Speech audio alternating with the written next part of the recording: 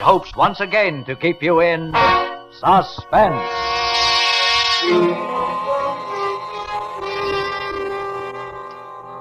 I never even met the guy.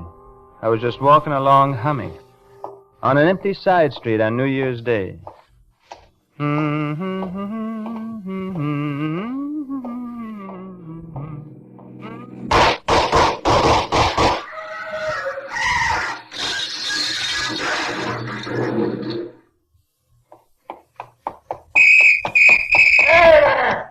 Hey, you! Stop!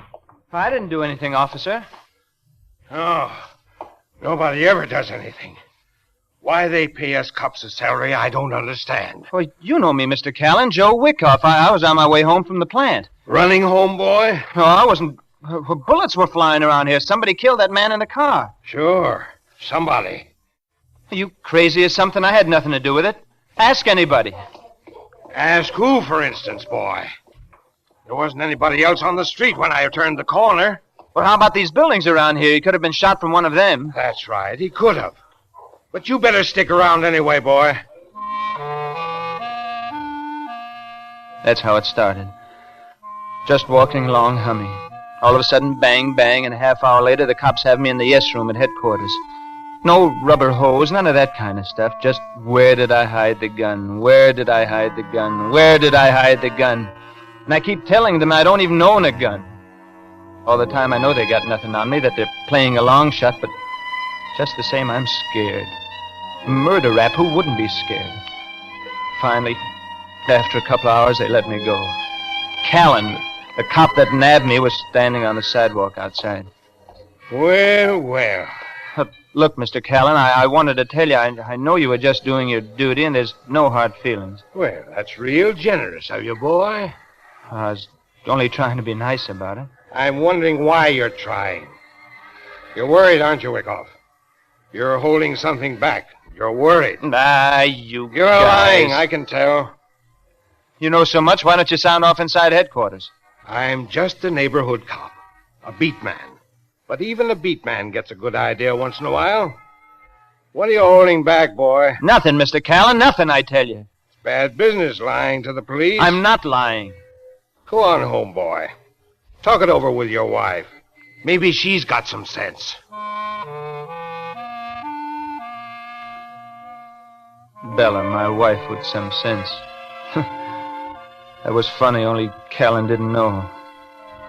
Bella's like a friendly kitten. Pretty and lovable and full of fun.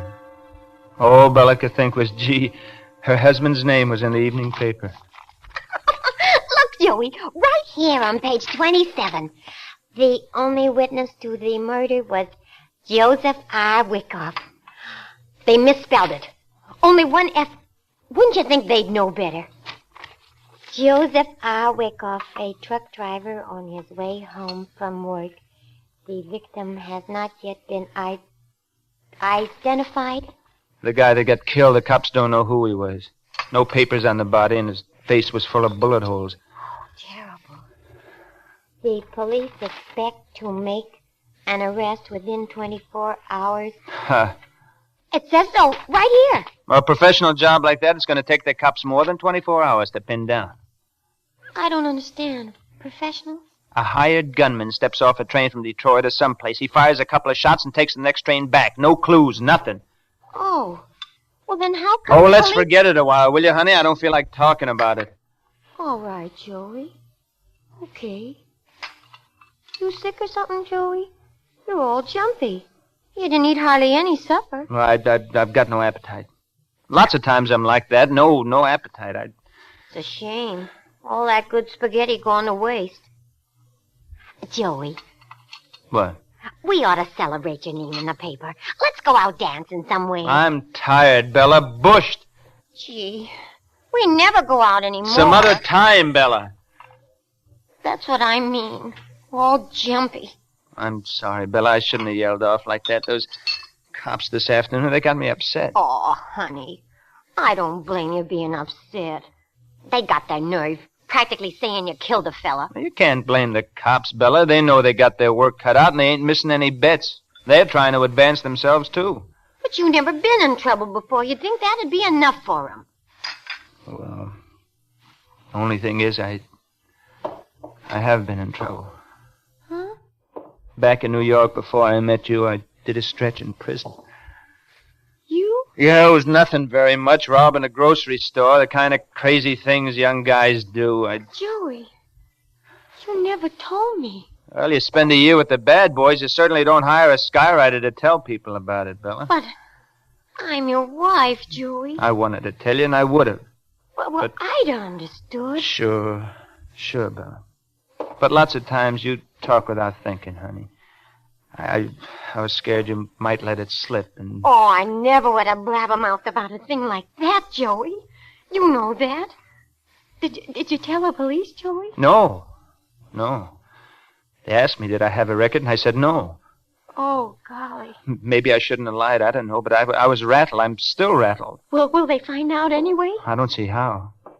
They didn't book me this afternoon, so... Well, there's no fingerprints to check with. Oh, well then. Well, the Callan, the comp I told you about, he worries me. He's the one. He knows I got something on my mind, and he keeps needling and needling. So let him needle. You know how it would look. Guy with a record spotted near the murder, and Callan. Mr. Callan's got plenty other things on his mind. In a couple of days, he'll forget all about you. You think so, Bella? Why, sure. And I'm supposed to be the dopey one around here.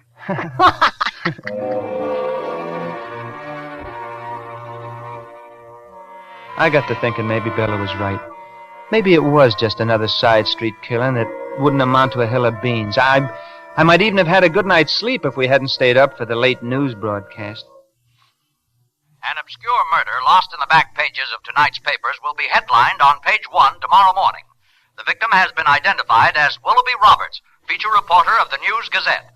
And that newspaper has already posted a $10,000 reward for information leading to the arrest of the killer. Willoughby Roberts, it was revealed tonight, had been engaged in an undercover investigation of the county's illegal gambling palaces. Today, President Truman made an address to... My luck. Now, Joey. $10,000. Every cop in town will be out for that reward. If they find out about my record, Oh, Joey, don't. Bella, what am I going to do? There was nothing I could do but wait and pray that the cops would let me alone. Next morning, I went to work same as usual. All day long, I sat behind the wheel of my truck, trying to act like nothing was wrong. Finally, I went back to the plant. Hugo, he was the boss of us truckers. He had left word for me to see him in his office.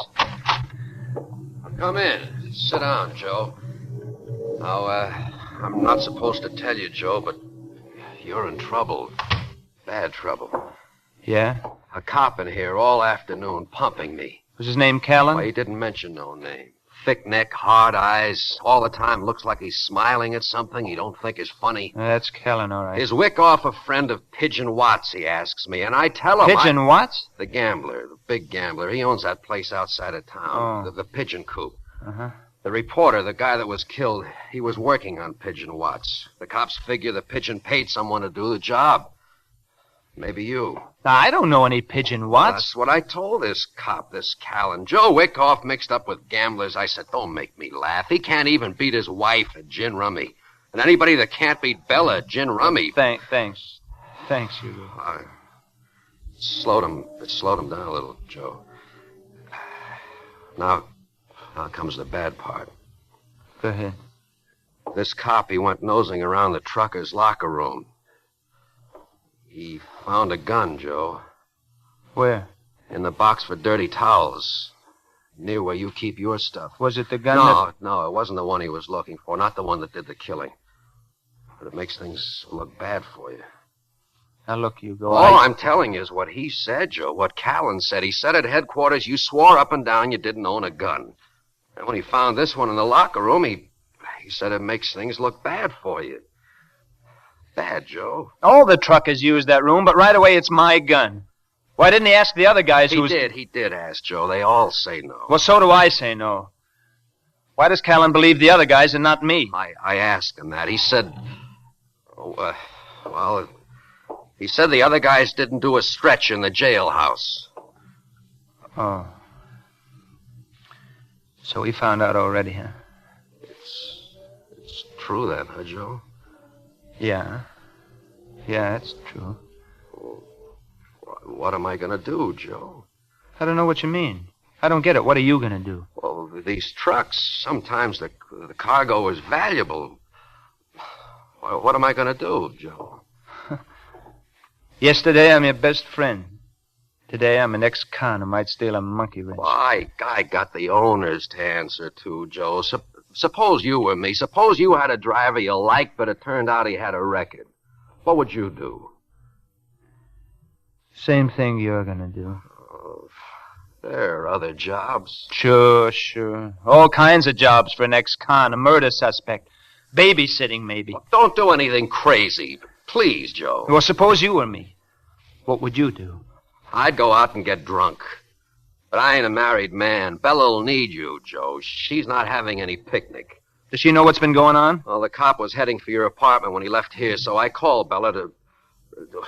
Well, just to call her. In case there's any evidence to hide. Was that it? Oh, Joe. My buddy. My trusting buddy. Ah, don't feel that way, Joe. Well, what way do you expect me to feel?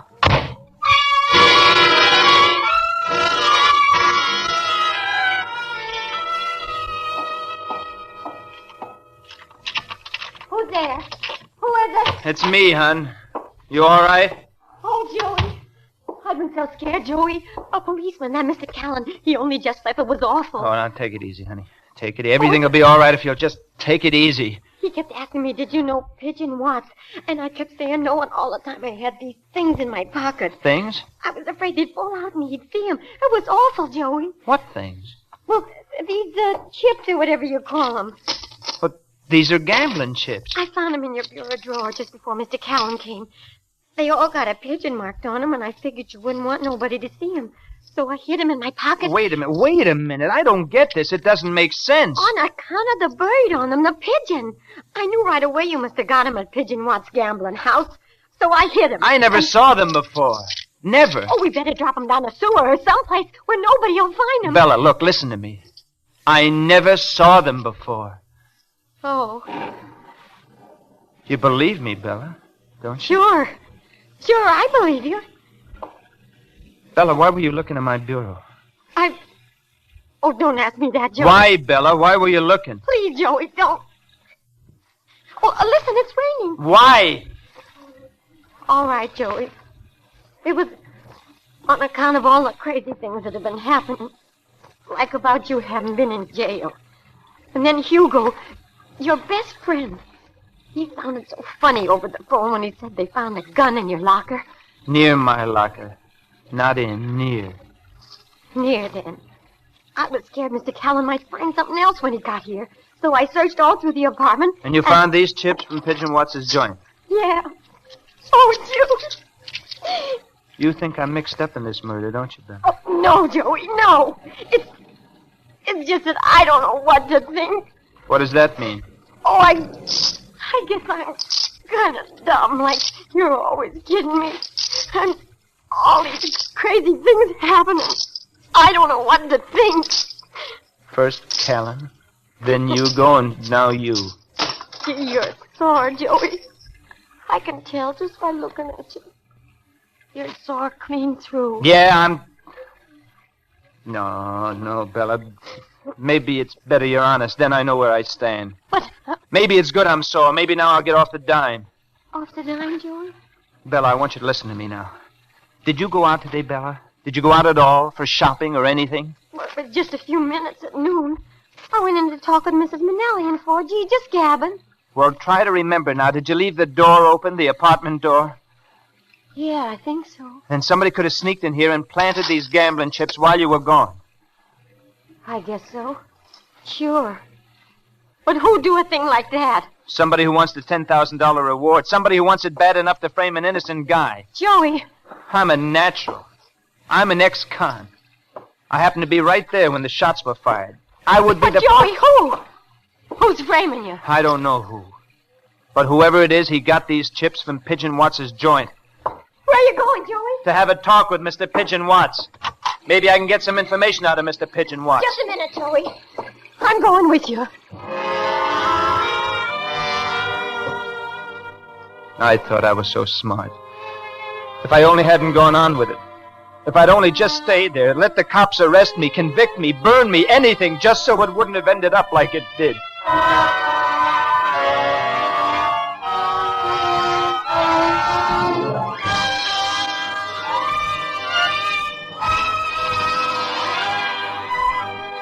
Autolite is bringing you Mr. Danny Kaye in I Never Met the Dead Man. Tonight's production in radio's outstanding theater of thrills, Suspense.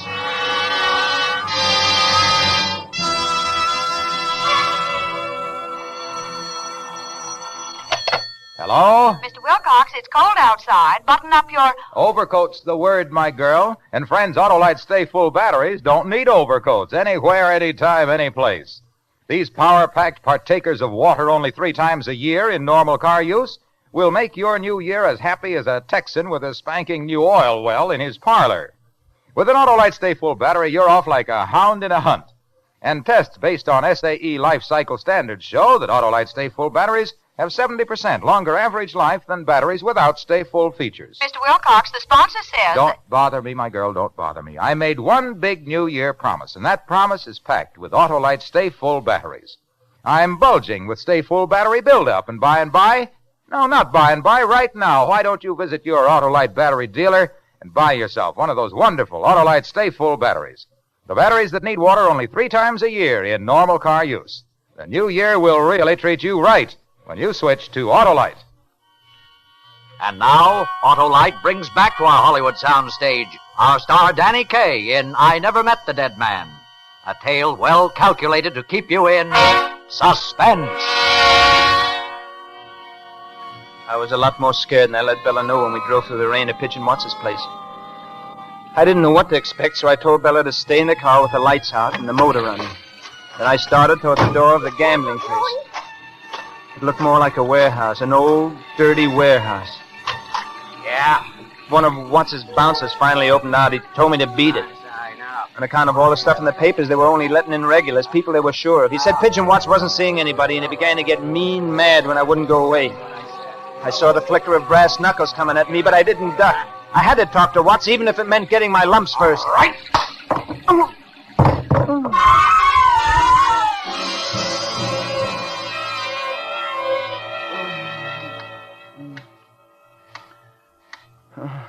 Still feel like a hard guy?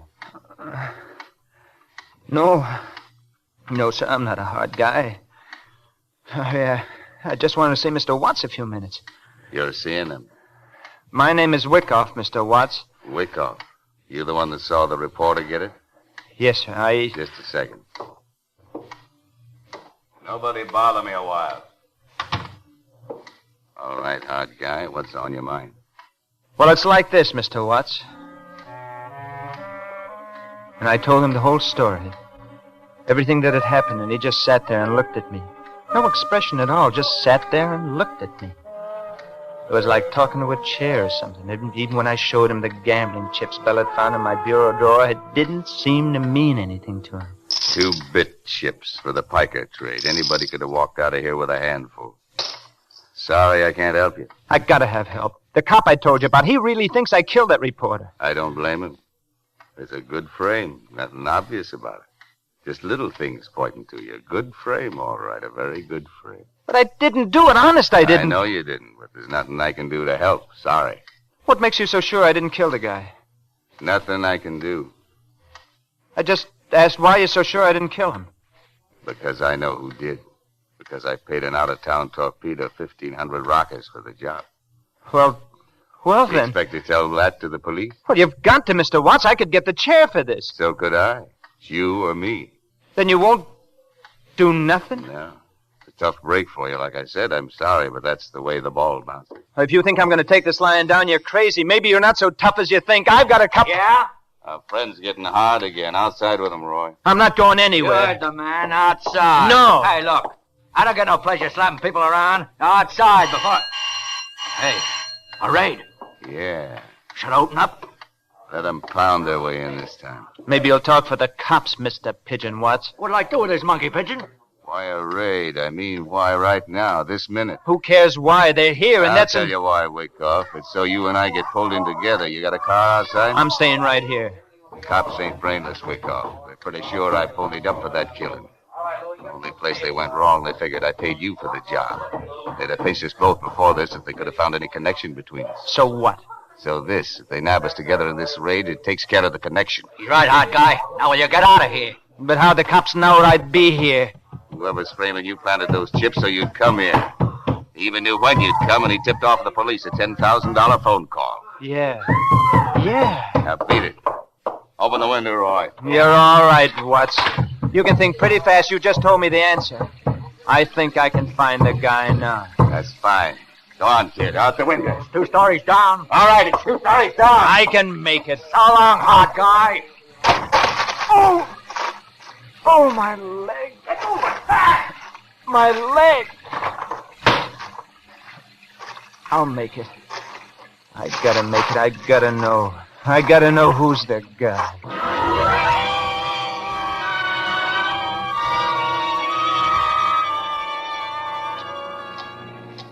Nobody's following, Joey.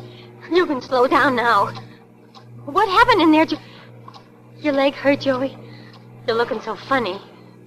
Who's the guy, Bella? These roads are wet, Joey. Not so fast. Who's the guy? What guy? What are you talking about? The guy, Bella. The guy you're framing me with. You crazy or something, Joey? Slow down. Not until you tell me the name of the guy. I don't know what you're talking about, even. I'm talking about you getting rid of your husband and collecting $10,000 at the same time. You weren't smart enough to figure it out yourself, Bella. Somebody had to tell you what to say, how to act. Who was it? Joey, please, you'll kill us both. Those gambling chips. You planted them in my bureau yourself. No. Then while I was in the gambling joint, you slipped away and telephoned the guy, and he tipped off the cops. Honest, Joey. There ain't no way out of it, Bella. You're the only one knew I was with Pigeon Watts. Oh, you gotta believe me, Joey. Who's the guy you phoned, Bella? Watch out,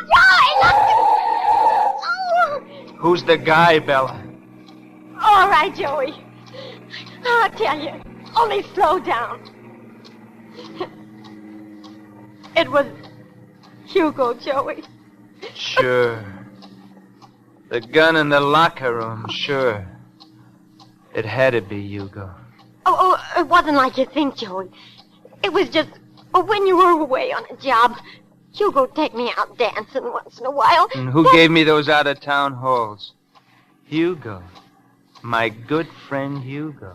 When I blabbed to him about you having been in jail, he got this idea telling Officer Callan. I didn't think what it would mean, Joey. I just didn't think. And then when it started, there didn't seem any way to stop it. You know I love you, Joey. Crazy kid. Can't we start all over, Joey? Like it never happened? Crazy kid. Please, Joey. Please. I won't never see Hugo no more. Oh, Joey, please forgive me. I forgive you. Crazy kid. Oh, Joey. Oh, my God!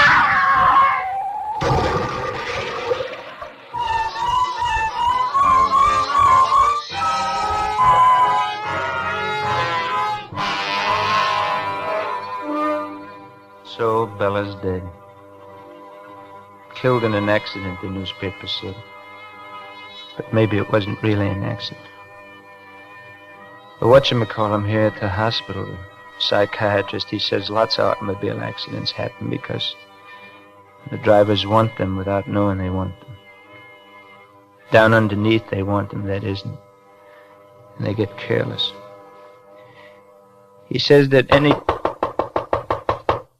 Yeah? It's me, boy. Officer Callan. Oh. You. The nurse said I could only stay a minute. I'm sorry, Joe. Sorry what happened. Not your fault. I wanted you to know. We got the guy that killed the reporter. Professional gunman. He's still singing down at headquarters. Pigeon Watts won't like the tune. Good. That's swell. And Joe, that guy, Hugo, he won't be getting any more bright ideas for a while. I talked to some people at the plant, and, well, Hugo's job is waiting for you when you get out of here. That's swell, Callan.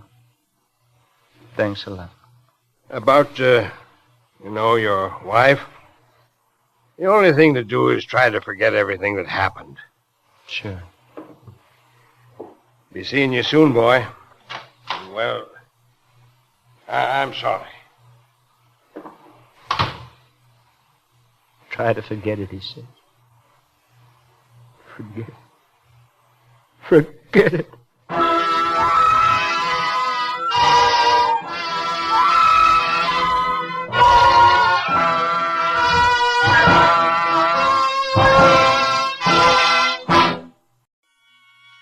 And now, with 4 hours to kill and the performance of Mr. Robert Taylor, Autolite hopes once again to keep you in suspense.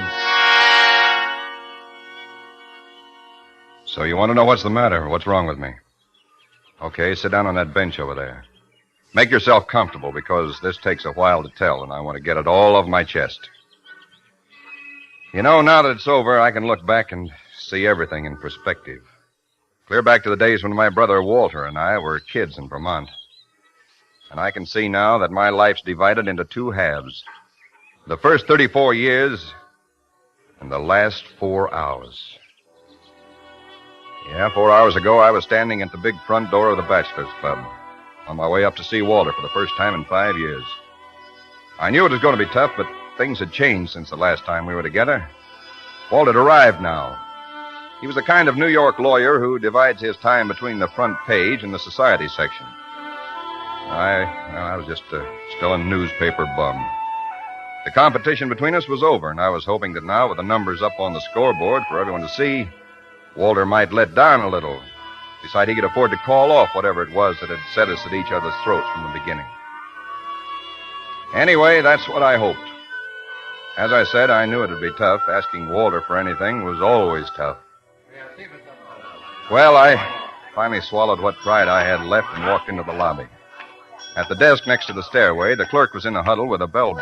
For the love of Pete, what is a guy... It's one of those clubs where you're supposed to put a call through the desk before going upstairs.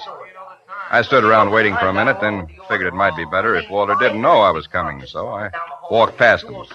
They didn't even see me. The guy nails me, blows higher than a kite because I ain't there with all 7 courses. So I say to myself, okay, so the guy's got a load of martinis. Well, I'd call him for you, but his phone's tied up. Well, I'll tell you one thing, Larry. Starting tomorrow, someone else is going to take care of Walter. So it was Walter, with a load of martinis. I should have stopped right then, turned around, and walked out. It's my exit cue, but I muffed it. Well, nothing can change that now. Anyway, I walked on up to the 2nd floor and down the hall to 206.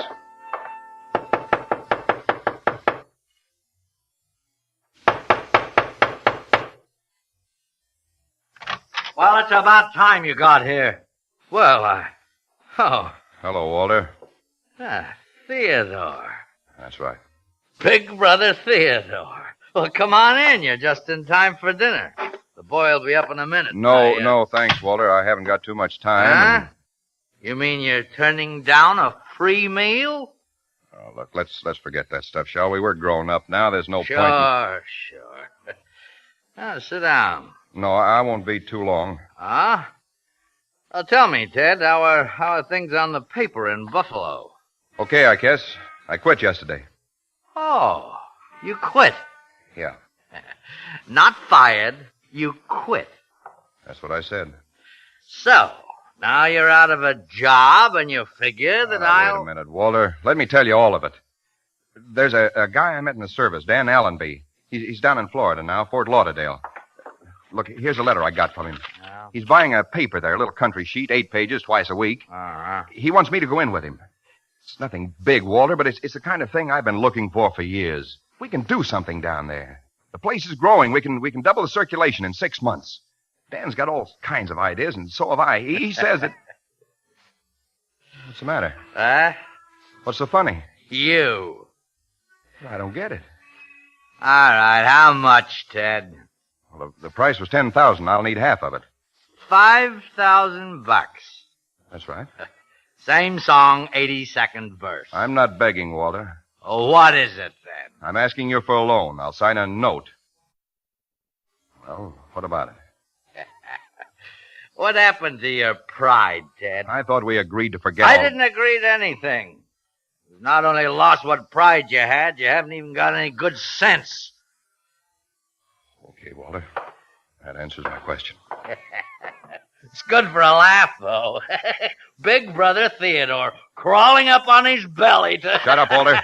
$5,000. You thought I just... I said shut up. Over.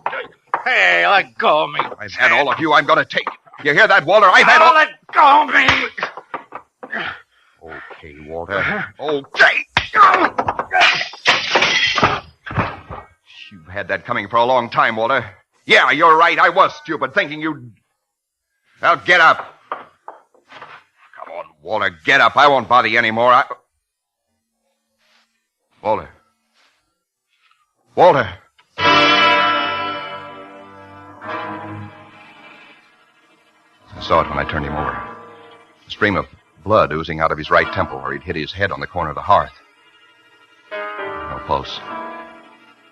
No breath. Walter was dead.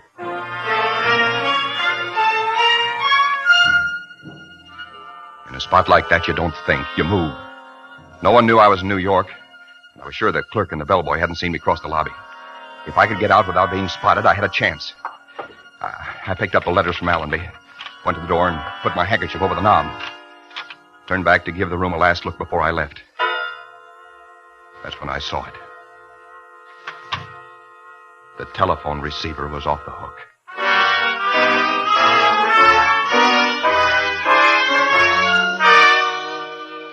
I remember I looked down at it like it was a poisonous snake or something. Started to hang it up, then changed my mind. Hello? Walter? Yeah, this is Walter. Really? Sorry I kept you waiting so Wait long. a minute. Let's have an understanding right now. When I want a good newspaper man, I'll call you. When I want impersonations, I'll go see the floor show at Leon and Eddie's. Now, why don't you call your brother and tell him I'm getting tired of holding this telephone? Oh, who'll I say is calling? You know, I made that pretty clear just before you barged into his apartment. What makes you think I barged in? Just a guess. Am I warm? Not very. From this end, the dialogue sounded more like a Donnybrook than a pink tea. Well, look, let's not go into... Don't apologize, Theodore. Walter's a Class A heel. He had it coming. Now go pick him up off the floor or wherever you left him and bring him to the phone. Well, he's out of the apartment right now. Why don't you just give me your name and number and He already has it. I gave it to him a year ago in a moment of weakness. Tell him I'll call him back in an hour or so when he's better able to talk. Hold it a minute. Your dinner, Mr. Pomeroy. Listen, Walter won't be back till late tonight. You'd better call him at his office in the morning. You got that? Yes, but he wanted... Mr. Pomeroy? If I'd had any sense, I'd have given up right then with the bellboy pounding on the door, with that girl on the phone who could send me to the chair with a word. But as I said, in a spot like that, you don't think. Something else takes over. You in there, Mr. Pomeroy? I had to get my hands on that girl. I knew he'd have her number written down somewhere. There was nothing on the telephone stand. Nothing in the drawers but a couple of bridge score pads and some other junk. I wiped the knobs of the handkerchief and turned back to Walter, began searching his pockets. The bellboy was wrapping some keys outside when I found it. A little brown, leather-covered book with some names and numbers in it. I jumped toward the door, slid behind it just as it opened. Mr. Pomeroy, I knocked and I thought... Holy cow! Larry! Larry! Larry! The minute he turned the corner, I took off for the back stairway. The pack was beginning to howl up front when I left for the rear door. Still unseen, safe, except for that girl.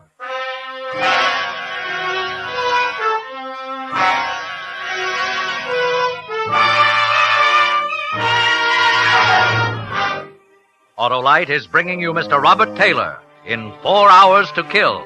Tonight's production in radio's outstanding theater of thrills, Suspense.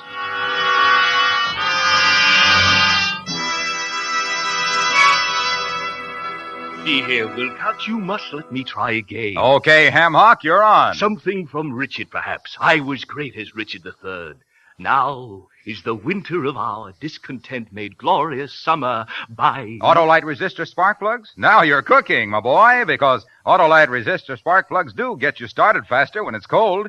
They let your engine idle smoother, run better on leaner gas mixtures, actually save you gas. The quality of Mercy is not strained. And neither is the quality of Autolite resistor spark plugs. With their exclusive built-in 10,000 ohm Autolite resistor spark plugs give 200% longer electrode life. Reduce spark plug interference with radio and television. Is this a dagger which I see before me? Could be. And the answer to your visibility problems, chum, is Autolite Bullseye Sealed Beam Headlights. A horse, my kingdom. For a horse? Oh, you'll never feel that way, pal, if your car's equipped with wide-gap Autolite resistor spark plugs. So see your friendly Autolite dealer and have him install a set of those wide-gap Autolite resistor spark plugs in your car. Remember, you're always right with Autolite. And now Autolite brings back to our Hollywood soundstage our star, Robert Taylor, in 4 Hours to Kill, a tale well calculated to keep you in suspense. I started across town toward Fifth Avenue, walking slowly, letting the cold night air work on my face. By now, the call was into headquarters, and a prowl car was on the way. In a half hour, the homicide men would be there with the police photographers. By 9, the story would be into the morning papers. They'd be out around midnight. Walter was front-page stuff. And that girl who'd heard it all on the phone, she'd be able to read the headlines. And once she added it up, I was through. I had 4 hours to find her. Then, somehow, somewhere, I knew I had to kill her.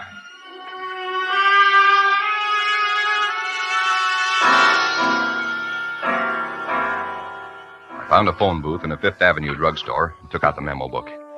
He'd scribbled first names and phone numbers on 4 or 5 pages. The rest of it was blank. No addresses, nothing else to go on. About a dozen of them belonged to women. So I started on number 1. Anna Lee had a Murray Hill number.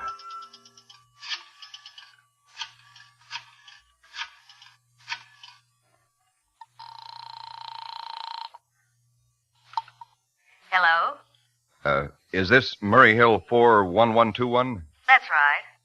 Is Joanne there, please? Joanne? I'm sorry, I don't know any Joanne. You must have the wrong number. Are you sure? Well, I guess I'd better check it again. I'm sorry. Now, Louise isn't in, and if you're that guy who's been calling her, let me tell you right now that... You say you're making a survey? Well, my little old head isn't much good at figures, but I'll surely be glad to help you all out.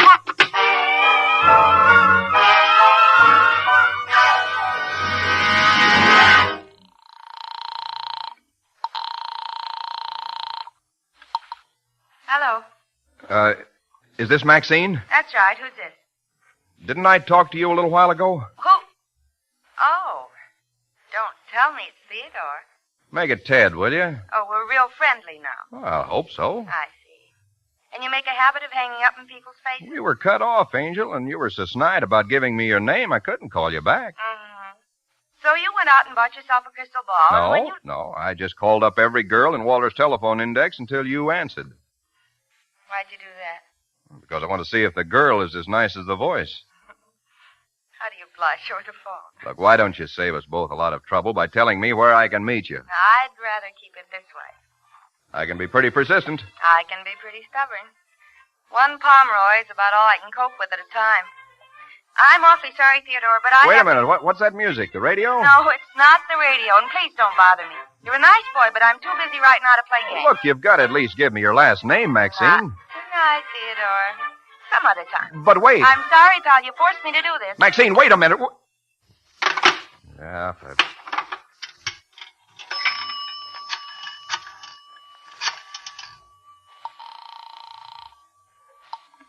Information. Would you tell me if you have a party by the name of Thomas P. Sherman at Plaza 2, 2376? Thomas P. Sherman. Sherman. That's right. Plaza 2, 2376. 1 moment, please. I looked at my watch. 9 o'clock. I could close my eyes and see that hotel room now. Jammed with the boys from the police beat. Crowding around the medical examiner, grabbing for the phone, shooting questions at the lieutenant in charge. Hello, sir. Yes? We have no record of a Thomas P. Sherman at Plaza 2, 2376. Oh, well, who is listed at that number? I'm sorry, sir. We do not give that information. What about the address of the number? I'm sorry, sir. We do Look, not... I've got to have it, operator. It's very urgent. One moment. I'll connect you with the supervisor. No, skip it. I started to get panicky then. Got a lot of wild ideas about running, grabbing the next plane for anywhere. But I fought it down. I'd been a reporter long enough to know what happens to guys who run. I had to get that girl. I had to. Yeah? You through with a phone? Yeah, go ahead. Oh, thanks, pal. I gotta get a hold of the little woman, you know. The more I explain to her now, the less I'll have to do when I do get home. Boy, they're sure going all out in that Legion parade, ain't they? Yeah. Parade? Excuse me. Yeah, sure. What's the matter? What was that you said about a parade? Legion parade coming up Fifth Avenue. Crosstown traffic is tied up for 2 hours. Coming by here? Yeah, the band is down the street now. Band. That's what I heard. Huh? Nothing. Thanks a lot.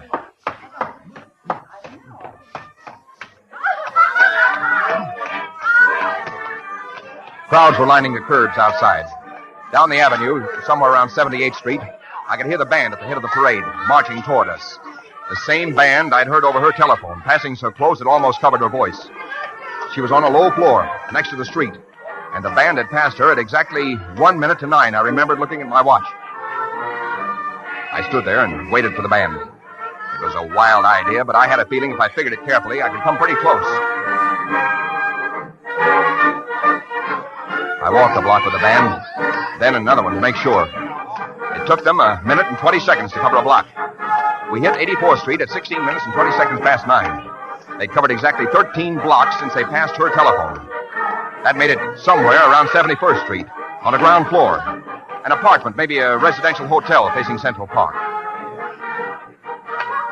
I turned and started running back down Fifth Avenue. I was getting close, and there were still 2 hours before the morning papers hit the street.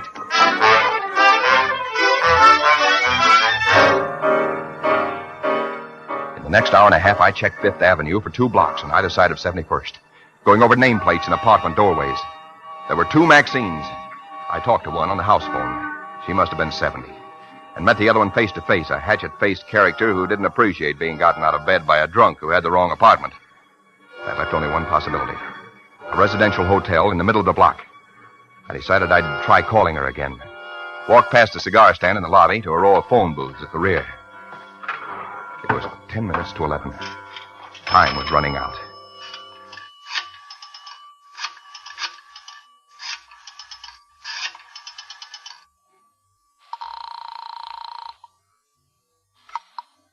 Hello. Hello, Maxine? Here we go again. What is it this time, Theodore? Well, I'm still trying to wear you down. Because you like my voice. Right. You think I'm charming. Practically irresistible. Right. And another thing. What? I think you live in the Grayson Arms on Fifth Avenue. Wrong. I live on the other side of town. Wait now. Be honest with me, Angel. Now, hold it a second, will you? She was lying. She knew what it was all about and was playing with me. The panic came back. I looked across the marble floor of the lobby toward the cigar stand. A customer was standing there. A girl had appeared behind the counter to wait on him. Then he left and another guy came in. My heart stopped. It was the distributor with a bundle of morning papers. Hi, Eddie. Hiya. Bob ready to fold? Mm-hmm. Leave him on the counter. Okay. Night. My mind was paralyzed. It didn't sink in. Not even when I saw the girl turn away and pick up the phone. Now, let's see. Where were we, Theodore? You were stringing me along about living on the other side of town. Listen, Maxine, you've got to... Hello? Ted, are you there? Yeah. Sorry. Maxine, have you got the time? Oh, just a second. I saw the girl put down the phone, hold her watch up toward the light. 5 to 11. When are you through work? Right now. Wait. How'd you know I was working? Stay put for a minute and I'll tell you. Ted. Ted, what do you mean, stay put a minute? Hello. I'll be right with you, sir. Hang on, Ted. Yes, sir. Package of those, huh? Yes, sir. 18.25. Thanks. Anything else? That's up to you. Oh, now look. Wait a Ted. minute. I told you I was the persistent type. You're Ted. Disappointed? Oh, not exactly. How did you I find was calling from the booth over there. But how did you find this place? My crystal ball. Oh, you ought to get yourself a booth at the county fair. You'd make a fortune. It's only a sideline. Do you really live across town? Worst-looking brownstone on 75th. But it's home. Good, then I can walk you home. Walter won't like this. He won't mind. Okay, Theodore, I'm whipped. Let me lock up and get my things. I'll be with you in a minute. I waited while she shut things down, threw a tweed coat over her shoulders, put a blue felt hat with a feather in it on the back of her head. The face matched the voice. Dark hair, wide-set blue eyes with laugh wrinkles at the corners. I wasn't thinking about that then. I was thinking what a break it was she lived across town on the other side of Central Park. Ted, Huh? mind if I mention something? No, go ahead. We're going the wrong way. Main path across the park's down there. Yeah, I know. I just don't want to meet any cops. The park's closed after nightfall, you know. You don't mind? No? I don't mind. At the last minute, she grabbed a paper off the pile, folded it, and stuck it in her pocket without looking at it. We turned into a dark byway. She moved closer and took my arm. The paper pressed against me like a hot branding iron in my side. My heart was pounding now. There was a choking lump in my throat. I hardly dared to talk. I'm sorry I gave you such a bad time tonight, Ted. Forget it. I guess I thought you'd be different. More like your brother. Why are we stopping? Why did you do it? What do you mean? You can let your hair down. Walter can't hear us. Why did I do what? You mean you do this every night? Huh? Call up strange women, tell them you've fallen in love with their voices? Oh. Well, let's not talk about that now. I don't get it, Ted. Look, I'll tell you later. Never mind. I just thought it was worth mentioning. Guess I was wrong. Night, Ted. I can make it the rest of the way alone. No, wait. I mean it. Let go of me. Shh. Quiet, Maxine. It's a cop. He'll hear us. I don't care. Hey! Anyone up there? I held her tight, my lips hard against hers. I heard the cop walk by on the main path 50 feet away. There in that dark byway, I could have done it. 10 seconds, maybe 20, and it'll be over. I'd be free. But I discovered something else. As I felt her respond, felt her arms tighten around me. I said it before, back in that room with Walter's body at my feet. I stopped thinking. Something else took over. I was like an animal, fighting for life, going on nerve and instinct. But there in that black pathway in the park, I began to think again like a human being. And I knew that whatever it is that's born into a murderer wasn't in me. That, love her or hate her, I could no more murder this girl in cold blood than I could fly to the moon.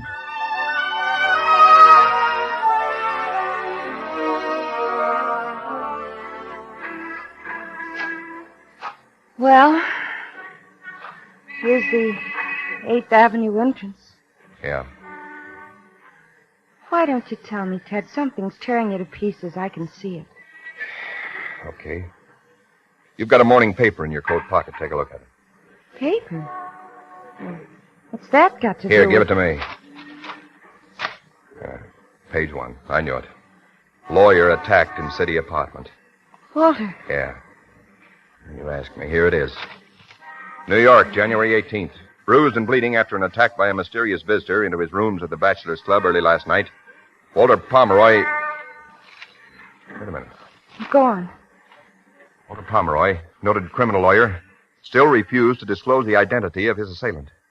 Dr. James Penrose, attending physician, said Pomeroy suffered a possible concussion from a severe blow on the head, but was otherwise progressing nicely and would be released from City Hospital in 24 hours. The attack came at... Good Lord. Severe blow on the head. Yeah, he fell. Listen, Maxine, this doesn't tell it all. There's something else. Then what is it? What is the matter? Okay. So you want to know what's the matter? What's wrong with me? Okay, sit down on that bench there. Make yourself comfortable because this takes a while to tell.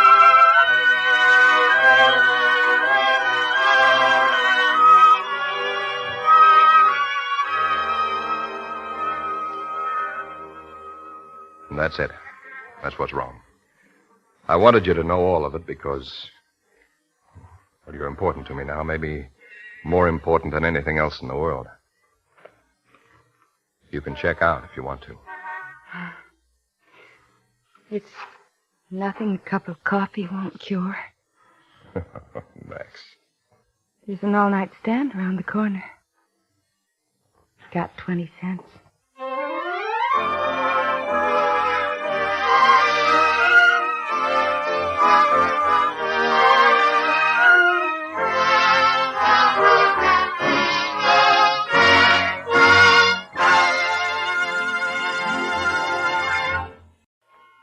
And now, with the escape of Lacey Abbott and the performance of William Powell, Autolite hopes once again to keep you in suspense.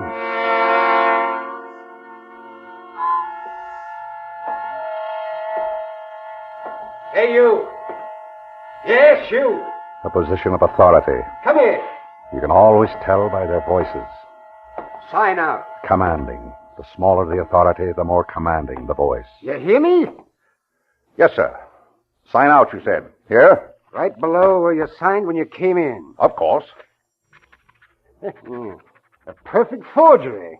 I beg your pardon. Well, I mean, your signature is almost an exact copy. You object? I know, sir. You think you're talking to one of your lunatics upstairs? No. Sir. Always call me sir. Good day. Good day, Mr. Westland, sir. Outside now, on the steps. There's the street, the traffic. Walk slowly. No need to hurry, no need at all. That's right. Light a cigarette. Must be some in the pockets, yes. What brand did the late Mr. Westland smoke? Excellent. Lighted. Might have carried a lighter.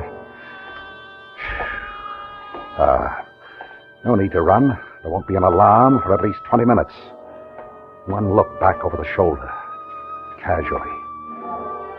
It's pleasant to be on the outside looking in after 2 years in the psychopathic ward in Bellevue.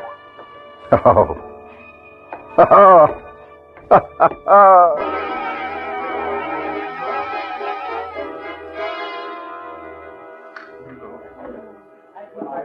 Well?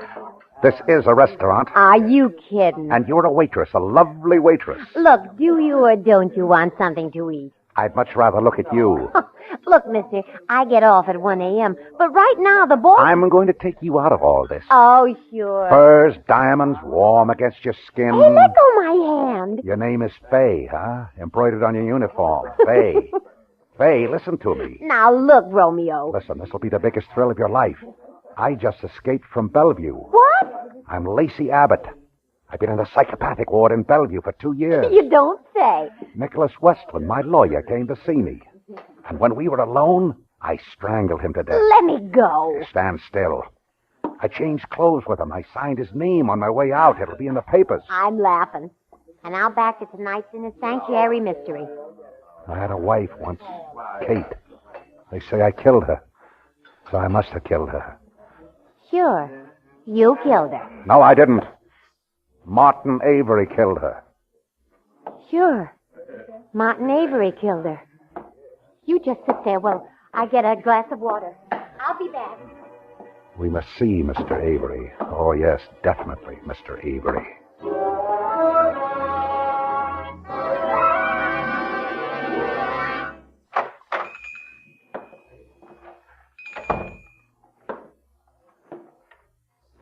Anyone home? All right. Hello, Pop. Now, what do you want? Got something you want to hawk? Don't bother me with it. Everybody's selling, nobody's buying. You got me wrong, Pop. I'm a buyer. I want to buy a .45 automatic. Got a permit? No? You from the police? Nah, Pop. Let's see your wallet. All right. Lawyer, huh? That's right. Okay. $15. Thanks, Pop. I won't forget this. And neither will a friend of mine.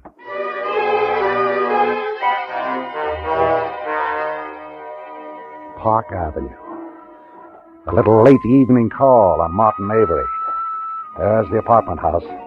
First class, Mr. Avery, very first class. May I blow your brains out, Mr. Martin Avery? Thank you, sir. How do they say it in the movies? You want it in the belly or the back? Extra, paper, murder in Bellevue, lunatic escapes, extra. Boy? Paper? Yes. Just out? Yeah. Extra. Keep the change. Thanks. Aren't you scared with a lunatic running loose? In New York?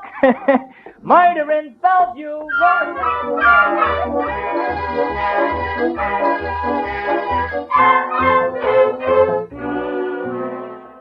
Door unlocked. How thoughtful. Lavish apartment, Mr. Martin Avery. Lush. Not like it used to be. All right, now, darling, you just go to bed. No need for you to stay up, but I got work to do. Now, let me get these toys off the floor. Johnny, had a big day. So you're not alone. Hi, darling. This must be the study, yes. Johnny, just about ready to talk, don't you? Come right in, Mr. Avery. Please do. Just mama, da. Or will I have to come out and get you?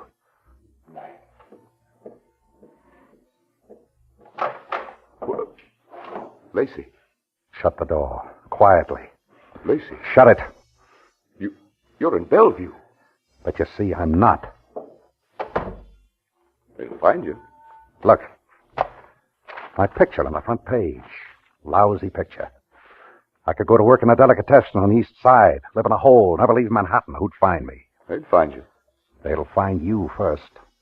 I don't expect anything from you, Lacey. You're a sick man. I feel sorry for you, but I have my wife and child, my son here in the apartment now. I don't want... This gun? It's just to keep your voice down. It's a toy. It can't hurt. It kills. Pull the drapes over the window. What? Cover the windows. Will there be any dawn? That's the question. If there is, you'll see it come up the way I had to see it for 2 years on thick, soft, blind walls. All right, now what do you want? I waited a long time for this, a long time. Put down the gun. Oh, wouldn't you like that? Wouldn't you just? All right. Now, after all, Lacey, we were friends once. You used to see better, Martin. What? Take another look at the paper. Westland? You killed Westland? Yeah, you can always find another lawyer. Shouldn't upset you. He wasn't your lawyer. He was mine. Never liked you. Always liked me. He was trying to help you. He did. What do you want with me? Company. Company? That's what I missed most of all, Martin. Can you believe that? Company. 2 years. No one to talk to. Oh, the doctor, sure, but not really anyone. 2 years, Martin. I'm sorry, Lacey. How is everything? Going very well. I have to admire you, Martin, standing there looking into this 45. You're not even blinking. It takes nerve to face a madman. See, in the paper, that's what they call me, a madman, with a gun in his hand. You never know what a madman will do, Martin. It takes nerve to stand there looking at me like that. No expression, cold. They should put a drink in your hand and photograph you. Oh, yes, we could read the magazines in Bellevue. Those that wouldn't excite us, with the staples removed. But, Martin, you're not listening to me. You're watching the door. Relax, Martin. It's going to be a long night. Maybe you won't see the end of it. It depends. Depends on whether you say the things I want to hear. Whether you do things I like. It's up to me. Yeah. I waited a long time. And now, it's up to me.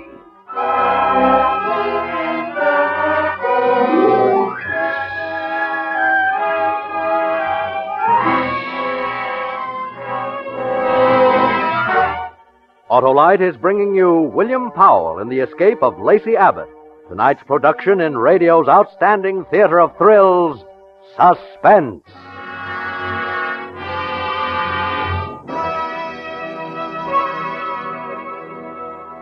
Well, Mr. Wilcox, have you made up your mind? About camels, you mean? You bet I have. And? You can tell your camel friends that Harlow Wilcox will never again shame them with Autolite Stay Full batteries, the batteries that need water only 3 times a year in normal car use. Oh, they'll be overjoyed. You can undroop the dreary dromedaries by reporting that Wilcox will no longer imply that Autolite Stay Full batteries are ruining Camel's go-without-water reputation. How elated they'll be. From now on, I'll merely mention that Autolite Stay Full batteries have fiberglass retaining mats at every positive plate for longer battery life. Recent tests, in fact, based on SAE life cycle standards, show that Autolite Stay Full batteries give 70% longer average life than batteries without Stay Full features.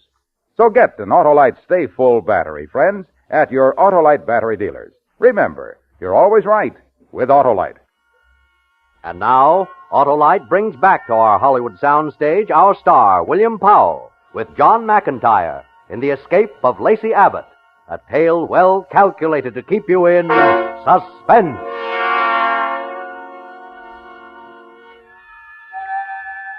Look at him. Look at Martin Avery, standing alone in the study of his Better Homes and Gardens apartment. Alone, with only me to keep you company. Yes, everything must be going exceptionally well for you. But I notice as I move about the study, turning off the lamps, that there's a trace of perspiration on your forehead. Does it affect you just a little? Being alone with a madman and a gun at night? What's taking place behind the steady eyes, Martin? Are you thinking? That would be fatal. That was my mistake, thinking too much. Watch me, Martin, that's right. I want you to keep watching me. But then you can't help but think about it. Think about what? Whatever comes into your mind as you watch me. The police will be here for you, Lacey. But why should the police want me? You killed a man. Yes. But you killed a woman. Now listen, Lacey. I can help you. I'll get you some of my clothes. I can call a cab. Get you to a small hotel somewhere where they won't recognize. Don't talk like that. Everybody talks to me like that. You just come along with me. We know best. Lacey, it's just a matter of time.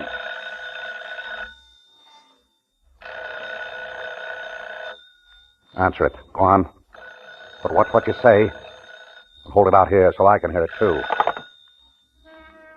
Hello? Mr. Martin Avery? Yes, speaking.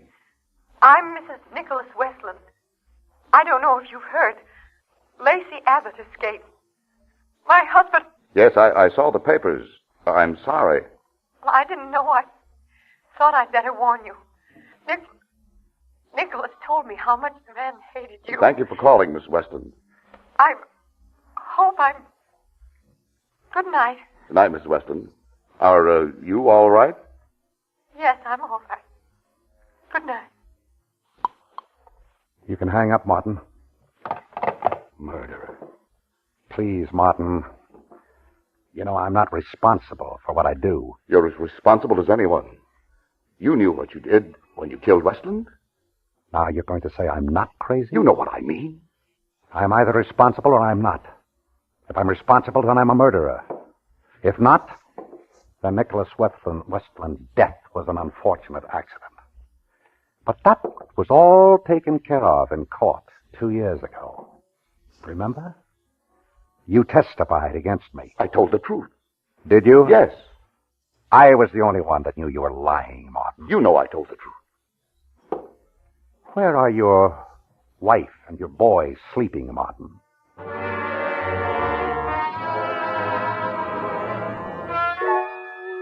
Oh, you're interested now. For the first time, there's something behind those cool eyes that I can see. Get at. What time is it? 11? 11 o'clock. 6 hours until dawn. We should find out quite a lot before then. Quite a lot.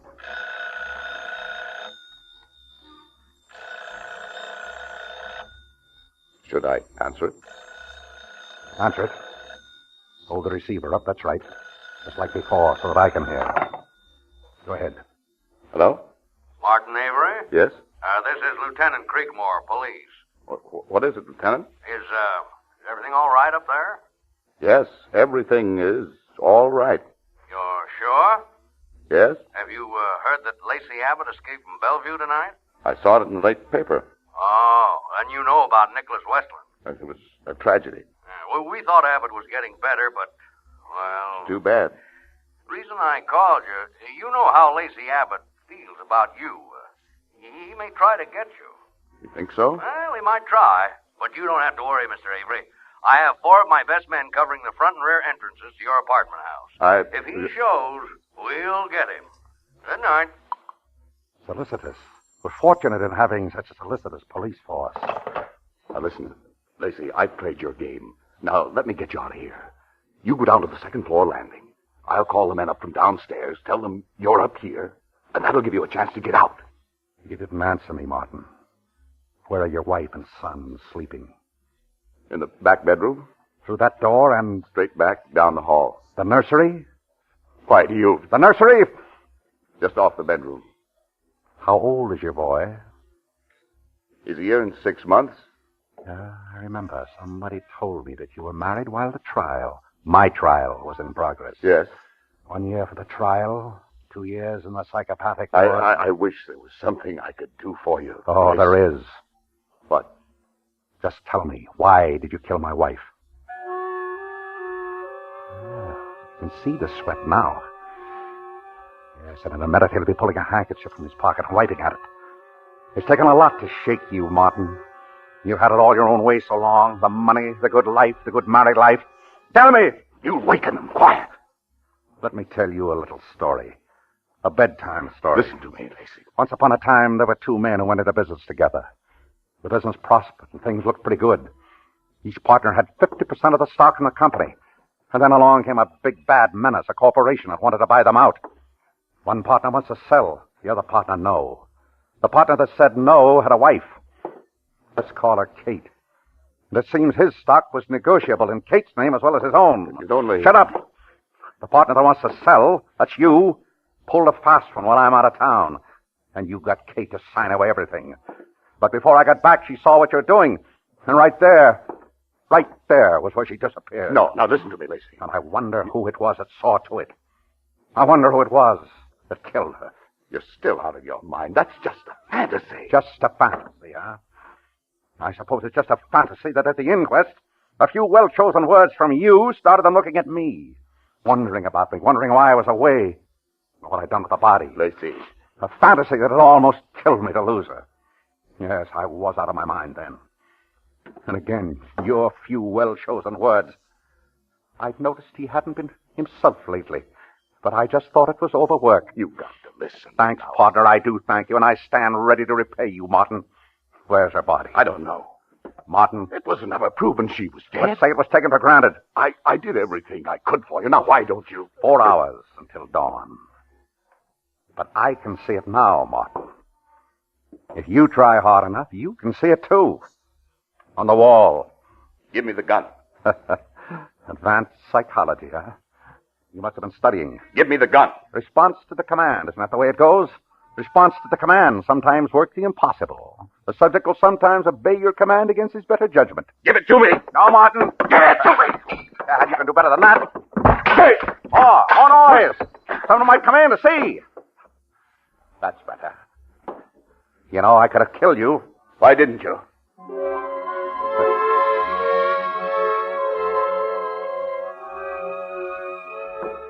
A brave man, Martin Avery. You can't take that away from him. That's why it takes thought. Watch me, Martin. I'm walking to the door. That's right. Don't miss a move. See, I'm locking the door. So there'll be no sudden intrusion. What would you do if I walked over to that door, unlocked it, walked out? First, I'd shoot you in the shoulder. Or the leg. And then maybe the other shoulder. I don't want you dead. Not right away. I'd never find out what I want to know. Lacey, can't you understand what you're doing? I never harmed you. I swear it. I swear it. No. Martin, can you hear me? better answer. Yes, I can hear you. Watch what you say. I can shoot right through that door. Are you all right? Martin? Yes. Please, honey, I'm finishing something important. Come to bed. In a little while. Why did you lock the door? Why? Why, I don't remember. I just did. Are you feeling all right, darling? Yes. Please, I'll be finished soon. Is there someone in there with you? Martin. No. Why? I thought I heard voices. I was... Go back to bed. Open the door, Martin. I want to see that you're all right. Open it, no. I'll stand right behind the door. Get rid of her. Martin!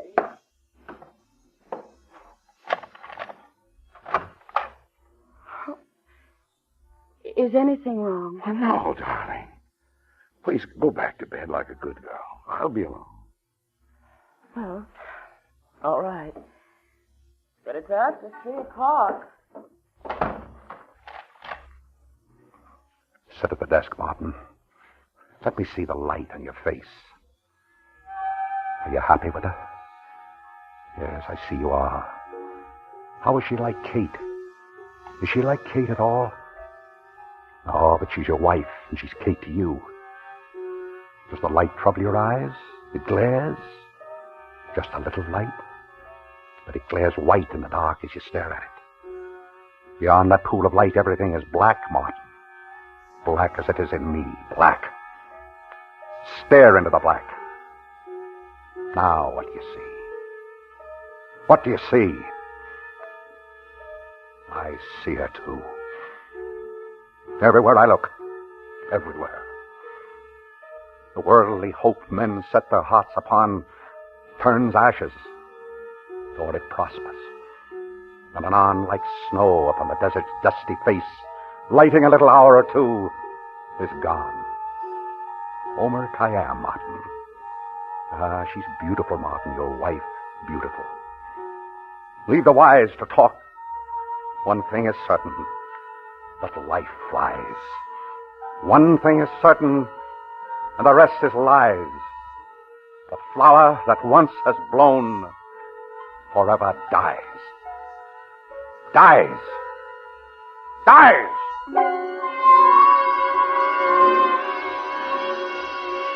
You wouldn't do that. You couldn't. I could, Martin, I could. No, she had nothing to do. Say it!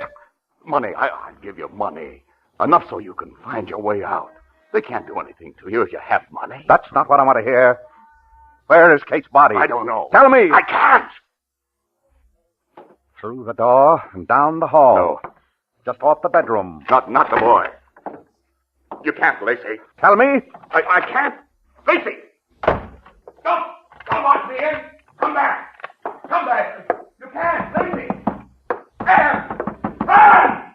Get down and lock your door. Anne! Lacey! Anne! No, Anne! Johnny! I'll help! Oh, God! I'll death.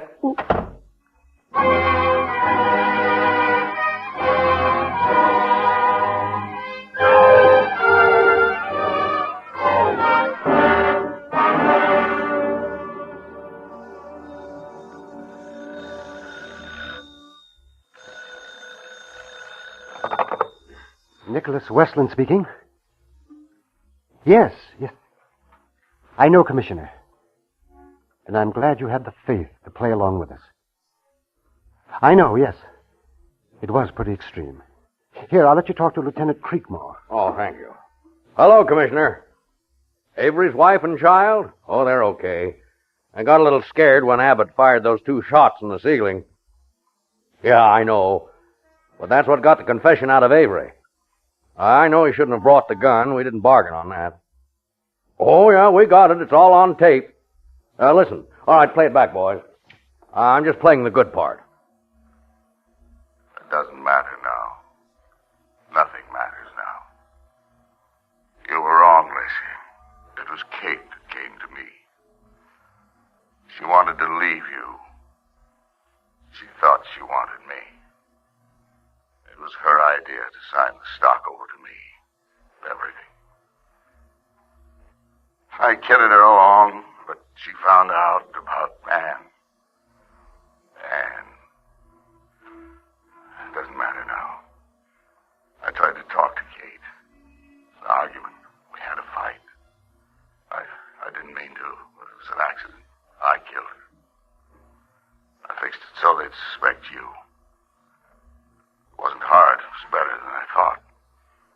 You seem to be out of your mind. Where did you put her body? I've kept it until... All right, boys, that's enough. Did you get that? Yeah. Well, we'd never have cracked Martin Avery any other way. Now, they wanted to release Lacey Abbott 6 months ago. Why, they said he was as sane as I am. But I'm glad we waited till he had this worked out in his head. You'll have my full report tomorrow. Good night, and thanks, Commissioner, for letting us try it. Well, what's the matter, Mr. Abbott? Well, you should be feeling pretty good about all this. Your plan worked out great. Well, you're clear. What difference does that make? He said Kate came to him. Kate came to him.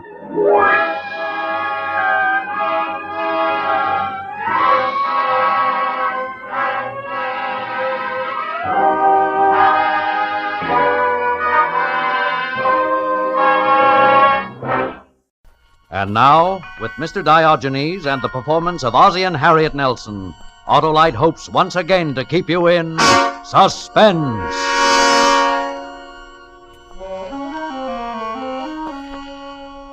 It was last summer. David and Ricky were at camp, and Harriet and I were spending a few weeks at our old apartment in New York.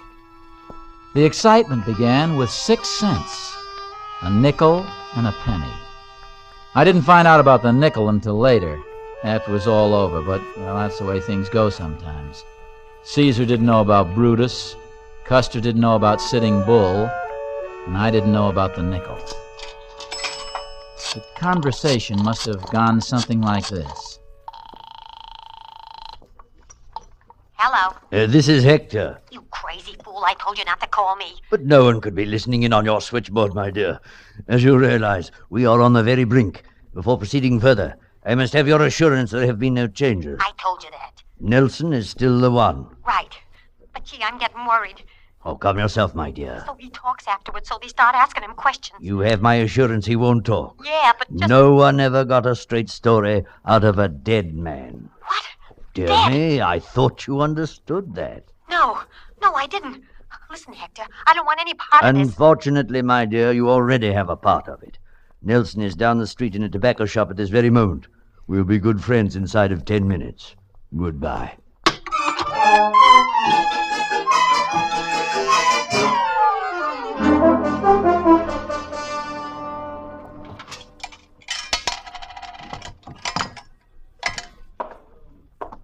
You lose the bet, Eddie. You haven't gained a pound. Take a look at the card. Oz, are you sure you had both feet on the scale? You mean you're questioning my word, the word of an Eagle Scout emeritus? Eagle Scout. Troop 3, Ridgefield Park, New Jersey. Scout's honor, see? Both feet on the scale. Now, as I recall, the bet was 2 bits against a can of pipe tobacco. I'll take gold nugget. No dice. All out of gold nugget ever since they started that crazy radio program of theirs. Let's see. How about some of this? What's the matter? See, that's a funny one. Look, I'll refund your penny. No, the card here. Hey, look at my fortune. Today will be the most memorable day of your life. So what? So it's memorable. Today's our anniversary, you know. Yeah?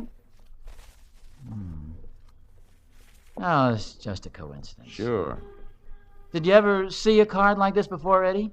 Oz, every time a guy gets weighed, I don't run right quick and peek over his shoulder. No, but the wording is so peculiar.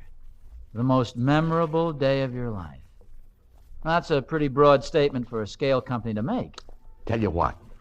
If it turns out a bust, come back tomorrow and we'll dope out a nasty letter to the scale people. Well, okay, Eddie. Thanks for the tobacco. Forget it. So long, Oz. So long. Most memorable day of your life. Oh. Kind of strange at that. Most memorable day of... I'm sorry. I was just thinking of sir. My fault entirely. In a hurry, didn't look where I was going. Forgive me, please. My fault entirely. Should have looked where I was going. Sorry. Hey, wait a minute. You dropped your wallet. Hey, mister. Hey, just a minute, will you? Oh. Here, you dropped your wallet. Wallet? Oh, yes, I know. It's lucky I caught up with I'm quite aware I dropped my wallet, young man. Thank you so much. You mean you make a hobby of dropping wallets? You hit the nail on the head, sir. This is a red-letter day on my calendar. The most memorable day of my life. Oh, well, it was... What did you say? The most memorable day of my life, Mr. Nelson. Ozzie Nelson. Mr. Nelson. Allow me to introduce myself, sir. My name is Diogenes. Diogenes? Hector Diogenes. I seek the honest man. Oh, well, that's very interesting, Mr. Diogenes. The wallet, you see, is full of stage money. I have dropped it at the feet of 100, oh, nay, 1,000 candidates, just as I did a moment ago. Allow me to congratulate you, Mr. Nelson. You are the first to pick it up and return it to me unhesitatingly. Oh, tell me, do you plan to be home tonight? Well, as a matter of fact, no. It's our anniversary, and Mrs. Nelson and I plan to celebrate. Oh, dear. Too bad, too bad. You'll simply have to change your plans. There's no other way. I beg your pardon? I admit, sir, my methods may seem a bit eccentric, but this I permit myself. With $5 million, a man may allow himself the luxury of eccentricity. My goal, my target, has never changed from the first. To discover the honest man, then to indoctrinate him with the wisdom of my ancient namesake, Diogenes the Cynic. Well, that hurdle passed, my fortune, my resources, everything are at his disposal. Well, but now, wait a minute, just a minute. Let me get the thing straight. It's very simple. Here, in this leather-covered book, are the discourses of Diogenes, the wisdom of the greatest thinker the world has ever known in 20 short pages. Now, you will take this with you, Mr. Nelson, and commit it to memory tonight. Tomorrow morning at 9 o'clock here at this very place, we shall meet, and I will hear you recite. Now, time is of the essence, sir. Spend it well, spend it gloriously tonight at the feet of Diogenes the Cynic. Your fortune, your future, nay, the world itself, are within your grasp. And now, good day, sir. Well, wait now. No, just a minute. Good day and Godspeed. Good day.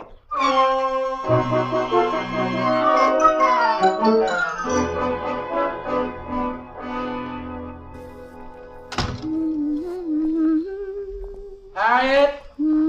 Harriet? In here, dear. Oh, hi. Home a little early, aren't you? Yeah, I guess so. How's the new hairdryer work? Oh, wonderfully. See? All dry. Oh, well, for once, I gave you something useful for Christmas. You certainly did. Oh, gosh, I'm so excited about tonight. Oh, that's nice. Dinner, a show, and maybe dancing afterwards. Shouldn't I be excited? Harriet, that brings up a very touchy problem. Oh? A strange thing happened to me today. Sort of weird, you might say. In fact, I don't know what to make of it. Well, you've heard about that already. About what? The tickets. Tickets? Oh, I thought that's what you meant. Everybody in the building here got a free pair of tickets to South Pacific tonight. You're kidding. No, sir. They were stuck under all the front doors. No note or explanation, just a pair of tickets in a plain white envelope. South Pacific? Holy small. They're worth a small fortune, you know. How come? Nobody knows. Well, but a thing like that just doesn't happen. There must be a reason. You say everybody got them? Well, not quite. 12 apartments, 11 envelopes. 3 guesses who missed out. Us? Uh-huh. But I took it gracefully. I told everybody we were still going to celebrate our anniversary, even if we had to buy tickets to something. Gosh. Harriet, does something about today strike you as kind of different? Well, sure, it's our anniversary. That makes it different. No, I mean something strange. You might even say memorable. Memorable? What I mean is if somebody happened to predict that today would be a very memorable day, all this would sort of bear them out, wouldn't it? Ozzie, has Madame Zaza been reading your palm again? Well, not Madame Zaza, but a scale. On my way to work this morning, I got on the scale at Eddie's. Oh, I'll get it, dear. Oh, hello, Mrs. Pearson. Mrs. Nelson, I hope you don't mind the intrusion. Hello, Mr. Nelson. Hello, I Mrs. guess you heard Lemuel told my husband, Captain Pearson. Ship got in last night, and as usual, Lem's completely done in, but completely. I couldn't get Captain out tonight with a team of wild horses, so I want you to have these. Oh, what's this? The tickets. To South Pacific? Yes, I heard you folks missed out, and it seemed such a shame being your anniversary and all. Oh, that's very sweet of you, Mrs. Pearson, but I should think your husband would Not love the captain. No, sir. Home he is, and home he stays. So take him and have a good time. No skin off our noses. We're going to stay home tonight and watch the television. The fights are on, and Lem's never seen our new set, you know. Oh, and speaking of television, there was something I did want to mention, Mrs. Nelson. I hope you won't take offense. Well, of course not. What is it? It's that thing over there on the table. The hairdryer? Uh-huh. It's strange, but every time you turn it on, we get buzzing on our television. I was hoping while Captain's home you could use it daytimes instead of nighttimes. Why, of course. I wish you'd told me before. Oh, I don't mind for myself, but now with Lem home. Oh, I'll remember, Mrs. Pearson, and thanks for the ticket. Oh, sure, it's nothing at all. That's what neighbors are for, you know. Have a good time now, and happy anniversary. Oh, thank you, and good night, Mrs. Pearson. Good night. Oh, boy, that was a 7-day blow. I know, but she is sweet. Isn't it wonderful, dear? Now we can go after all. Harriet, before we go any further, I'm going to have to ask your full cooperation. That sounds like a speech. It is, a short one. To state it as baldly as possible, I don't know whether we ought to go out and celebrate or stay home and study Greek. Harriet, Say it again. Slower. I said we have one of two alternatives. To go out to South Pacific or stay home and study Greek. Now that I hear, I realize it calls for a short explanation. See, while I was at the store...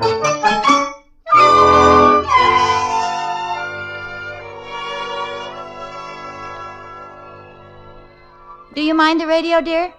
No. But what is Caesar to a cynic, but Zeus, who hath deputed him and whom he serves? I'm glad you asked that. Oh, please, It's 7:30, dear. I just thought you might like to know. Get this. Right on the subject. I'm listening. A woman came upon Diogenes sitting before his hut during the revels of Bacchus. "Foolish man," she said, "why do you turn your back on this festival? Why rest idly here while others go to play at the theater?" A very good question. What did Diogenes say? And the man answered simply, "Woman, I am Diogenes, the cynic." He was cheating. He didn't answer the question at all. Well, what do we do? I think it's a practical joke. No, not necessarily. Nothing unusual about a loony millionaire, you know. I read about a woman who left $6 million to a cat. It's a gamble. If we go out tonight and he shows up tomorrow, we lose a fortune. On the other hand, if I stay home with Diogenes, I'll lose it anyway. I couldn't memorize this thing for $10 million. Where's your coat? I'm in it. Here's your hat. You're always ahead of me. Here it is, the show you've been waiting for, the Gold Nugget Gold Rush. Get the radio, will you, dear? Yes, folks, here it is, the show that just loves to give money away. No refrigerators, no mink coats, no... We can grab a taxi down by the drugstore. Did you lock the back door? Yep. Say, maybe we better go down the stairs. It's quicker. All right. Hey, look, the elevator's coming up. Well, that's funny. I thought everybody was out to the show tonight. Well, maybe it's the Pearsons. No, they're on the first floor, right next to the lobby. Well, look who's here, for heaven's sakes. Good evening, Mr. Nelson. Harriet, this is Mr. Diogenes, the man I was telling you about. How do you do? And may I present my assistant, Mr. Mordecai Moran. How do you do? We decided to go out after all, Mr. Diogenes. I sort of skimmed through the book and, well, frankly, I could never get it down pat by tomorrow morning. Ozzy always was slow to memorize. Yeah. I have to write things down. That's right. But, Mr. Nelson, I thought I made that amply clear.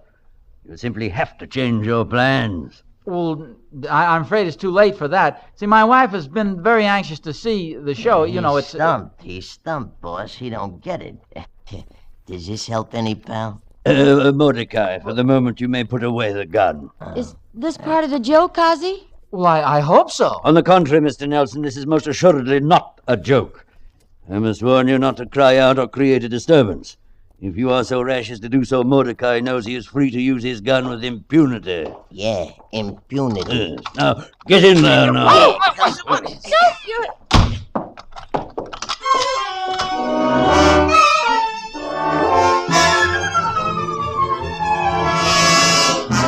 Autolite is bringing you Ozzie and Harriet Nelson in Mr. Diogenes, tonight's production in radio's outstanding theater of thrills, Suspense.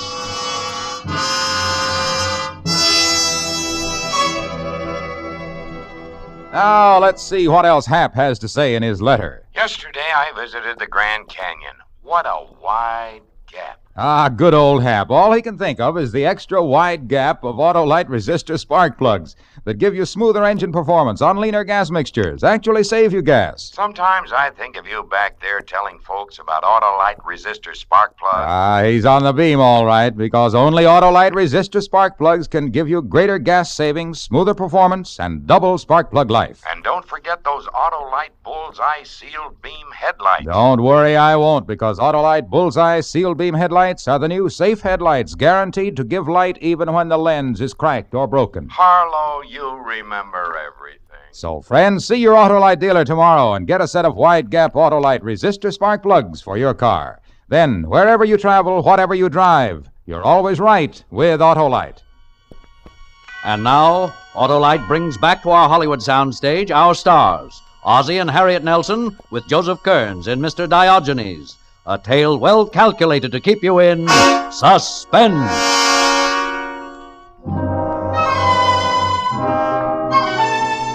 It took a little while to get rid of the notion that Mr. Diogenes was pulling a practical joke. He had just walked out of a comic strip somewhere. But he wasn't kidding. His little pig eyes had greed in them now. There was something cruel about his floppy, fat jowls and his thick lips.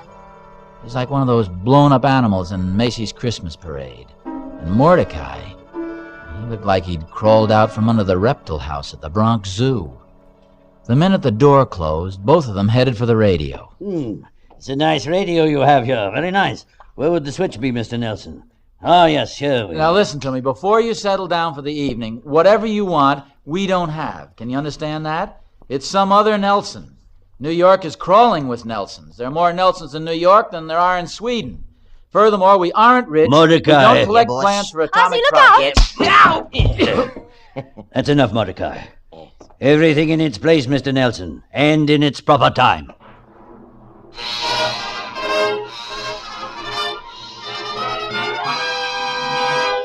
Now, here it is, everybody, the Gold Nugget Gold Rush.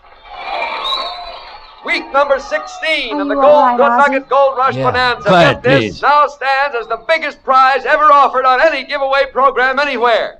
Tonight, after 16 weeks, nobody has yet identified poor Mr. Hackaway, the man who smokes the wrong kind of pipe tobacco. And our Gold Nugget Gold Rush Bonanza jackpot stands at the all-time high of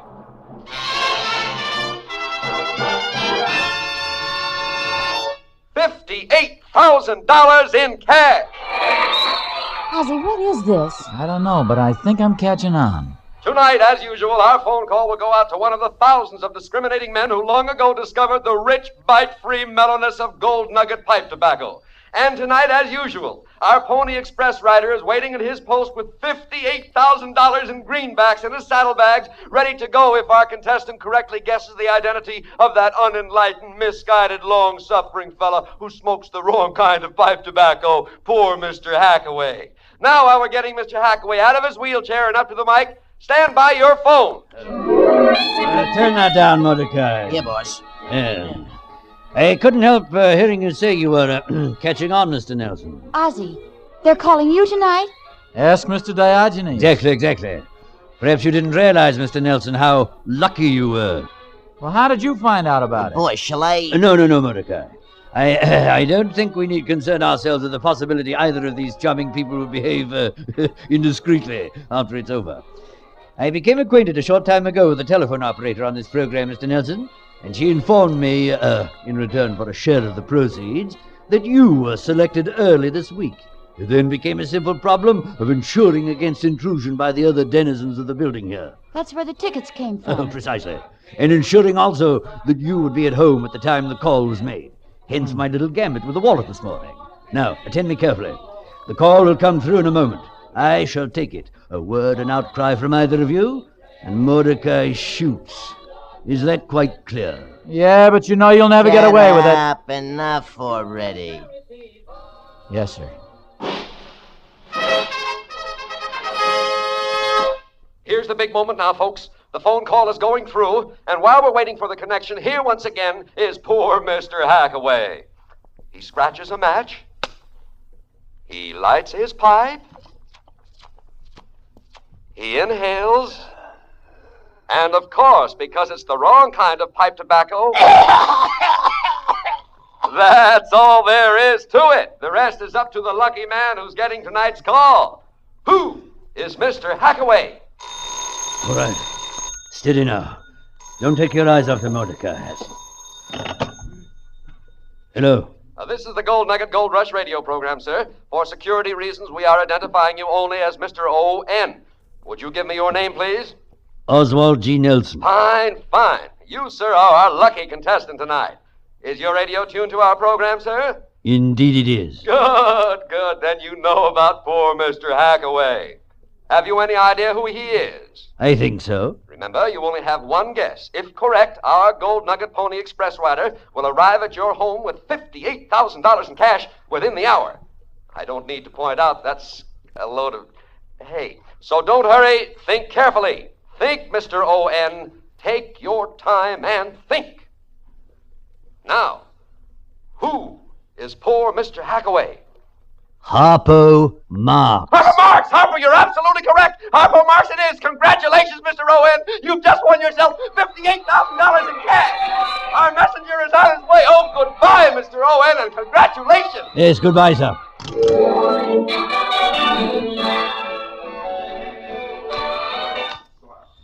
All right, what happens now? Mrs. Nelson and I shall remain here to receive the messenger. You will retire to the rear with Mordecai. All right, quickly now. Take him in back. Well, he shoved me in the bedroom closet and locked the door. And I heard his steps fade off a little, probably to the bed across the room. A string hit me on the nose, and I remembered the light in the closet.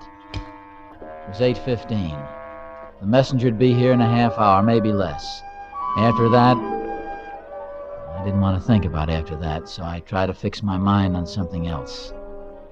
And that's when my eye lit on something lying next to a hat box in Harriet's side of the closet. It was the new hairdryer. For some reason or other, this made me think of Captain and Mrs. Pearson.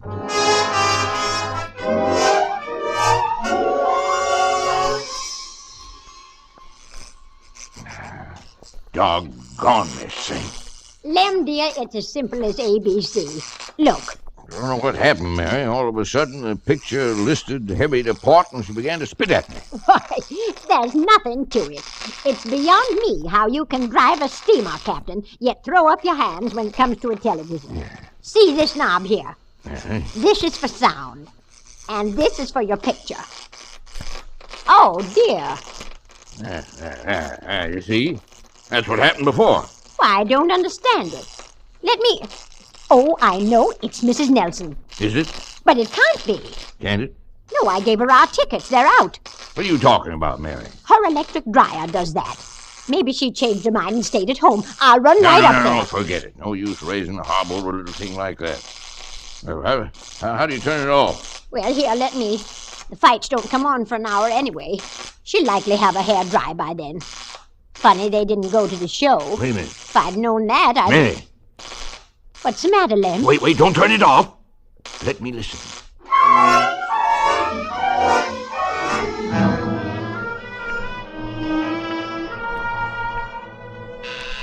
Ah, there's the messenger. Now remember, Mrs. Nelson, not a sign, not a move. Go ahead. Yes?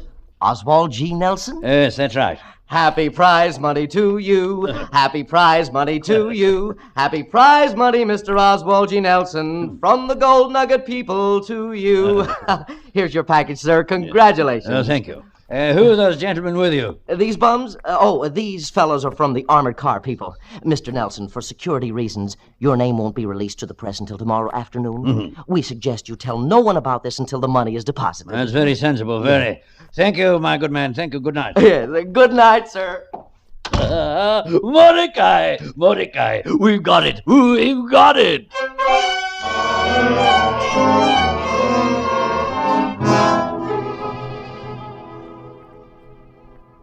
Ozzy, hold my hand, will you? Sure. Shut up, Mordecai. You bring the car around as quickly as possible, understand? Yes, sir. I don't want to seem nosy, but where are we going? Mordecai and I are going to Cuba. What about us? Where are you going? Oh, yes, indeed. Where? That's a good question, but perhaps a little beyond us, don't you think? More a question for a metaphysician or a philosopher, I should say. Yes. Now, if you'll step out into the lobby, we'll... Who's that? I don't know. Stand right there. Don't move lest I blow you to Davy Jones with this hair going 45. Ozzy, it's Captain Pearson. Ozzy! Oh, dear, he's passed out.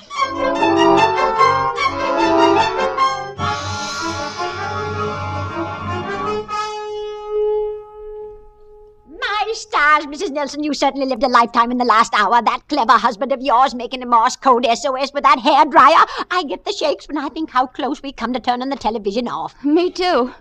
Who's that man with Ozzy? I don't know. He come up just as Lemon, the officer, took off in the patrol car. Oh, would you excuse me for a minute, Mrs. Pearson? Sure, go ahead. What are they doing? I guess I figured it wrong then. I get $2.25, but if you say $1.79, well, I guess you ought to know. Good. Shall I let you have it now? I just happen to have some spare change in my pocket. Yo, I guess I'll be all right. Okay. There's $1, 50, 75, and 2, 4. 4 makes 79, right? Right, and here's your package. All square. All square. Thanks a lot, Mr. Nelson. Good night. Good night. Ozzy, you gave him the $58,000. Well, sure, everything's settled now. It's all square. Who was it? Well, the income tax man. Oh, no. Come on, silly, let's find a taxi. We've still got time to make the second act.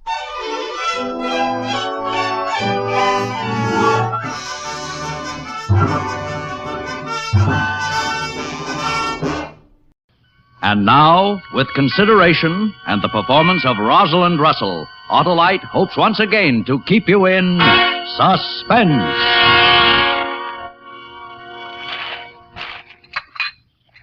Well, Gloom, don't I rate a good morning? I'm sorry. Good morning, darling. You know, the Masons have asked us to cocktails tomorrow. I told them I didn't know. I'd check with you.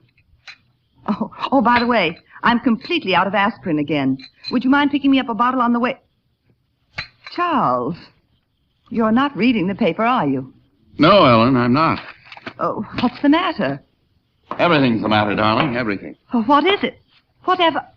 Oh, come, dear. Nothing could be as bad as the look on your face. I'm afraid it's worse. Well, dear, what on earth We're can... in bad trouble, honey. Charles, what do you mean? Business has been pretty bad since the war. Our contracts ran out, so you wouldn't have to go without. I took out a mortgage. Mortgage? On everything. House, car, even your jewelry. I figured on business getting better, but the note came due, so I paid it off out of company funds. Oh, don't look at me like that. Tom and I had a Navy contract coming up that would cover it, and I wouldn't have to dip into our savings. But the Navy canceled, and now next week the auditors are coming in to examine the books. I have to cover it. Oh, why didn't you tell me? I figure roughly we should have between $15,000 and $18,000 in the safety deposit box. I want you to go down this morning, take out $10,000, put it into a cashier's check, and bring it to my office before 3 this afternoon. Charles, I know all I can say now is that I'm sorry, but, well, just do it, will you, please? Charles, I've got to tell you something. I can't bring the money down to you this afternoon. Honey, you have to. Because there isn't any. What did you say, Ellen? Well, you know how I love to go to the races. You took me to my first one, remember, Charles? We went with Zell and Tom, and, well, you always used to say that if you lose, so what? You'd spend it on a nightclub and you'd hate the floor show, remember? Go ahead. Well, I don't know how it happened. I started betting here at home on the phone and I got in deep and began doubling up. Ellen, I'll go to prison if I don't have that All money. I had to catch was one winner. Just one, and I'd been even. Just one, Charles, but it wouldn't come in. I don't believe you. You couldn't do that to me. Charles, in 1 month, I'd gone through $22,000, including some money I borrowed from the bank. Charles, I didn't mean to. Oh, Charles, don't hate me. Charles! Oh.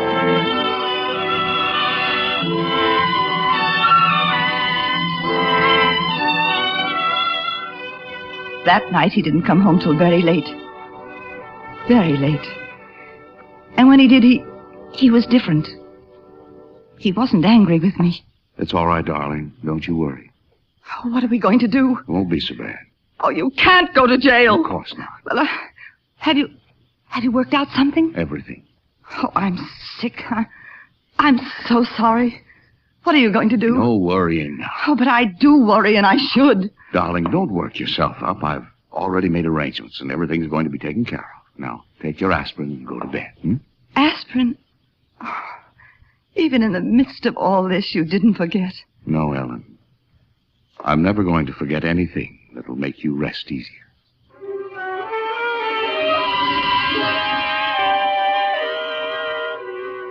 From then on, he began to work a great deal at night. Work for hours alone in his little laboratory that he had built out there in the garage. I could feel a tension mounting inside me, building and building and building till my nerves became so taut that I couldn't sleep. The least sound awakened me.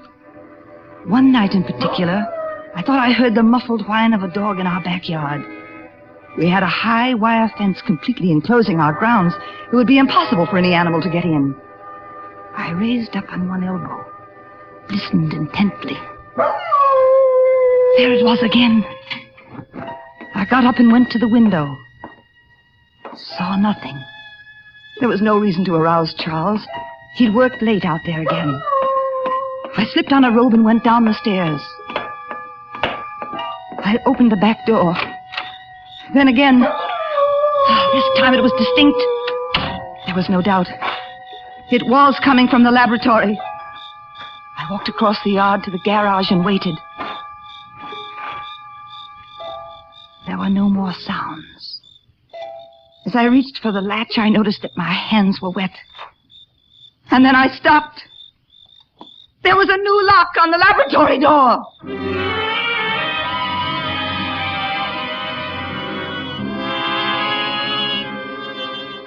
In the practical light of the next day, I convinced myself that I had a very bad dream and that I'd better watch my nerves. That evening, Charles brought home a dinner guest, Bill Dover, an old friend of the family and our insurance agent. After dinner, Bill leaned back, lit a cigar. Well, how about it? What, Bill? The insurance, darling. He's talking about increasing our policy. Oh, well, I don't know, maybe sometime. You've come a long way. Your standard of living is higher. If something should happen to either Well, of you... maybe things seem more prosperous than they are. Right now, I don't think we can even... Let him talk, Ellen. But You see, we have a new family plan. Talking to Chuck about it this afternoon. Where both of your policies could be increased to $30,000 apiece. In other words, trebled.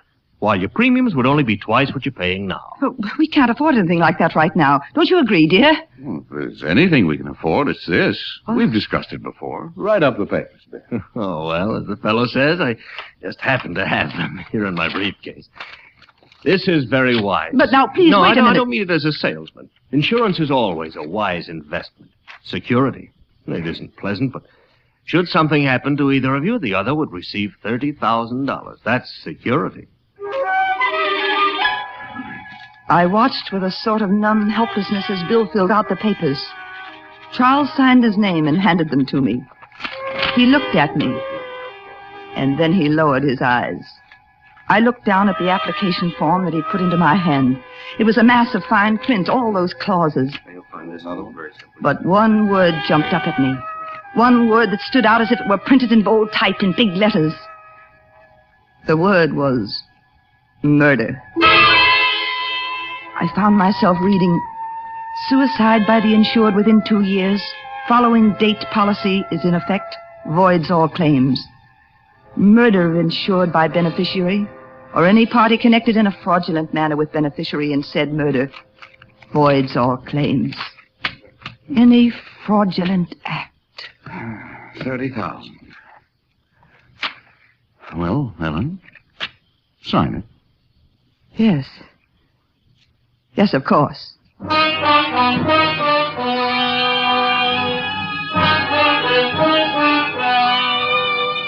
That night, Charles did something I'd never known him to do before.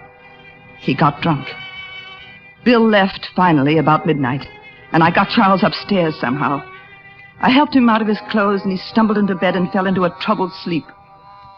I reached down and picked up a letter that had fallen out of his pocket. The letterhead said the City Health Department, Office of the Veterinary Surgeon.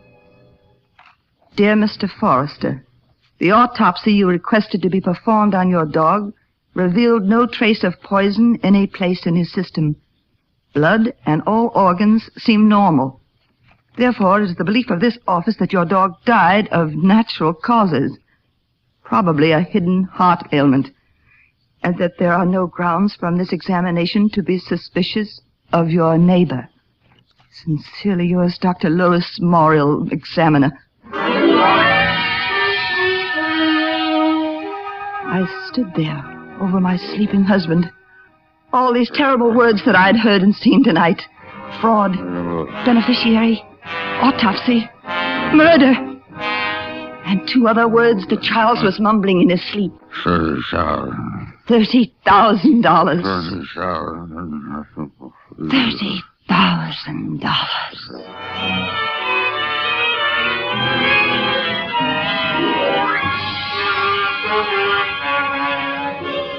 Autolite is bringing you Rosalind Russell in Consideration, tonight's production in radio's outstanding theater of thrills, Suspense.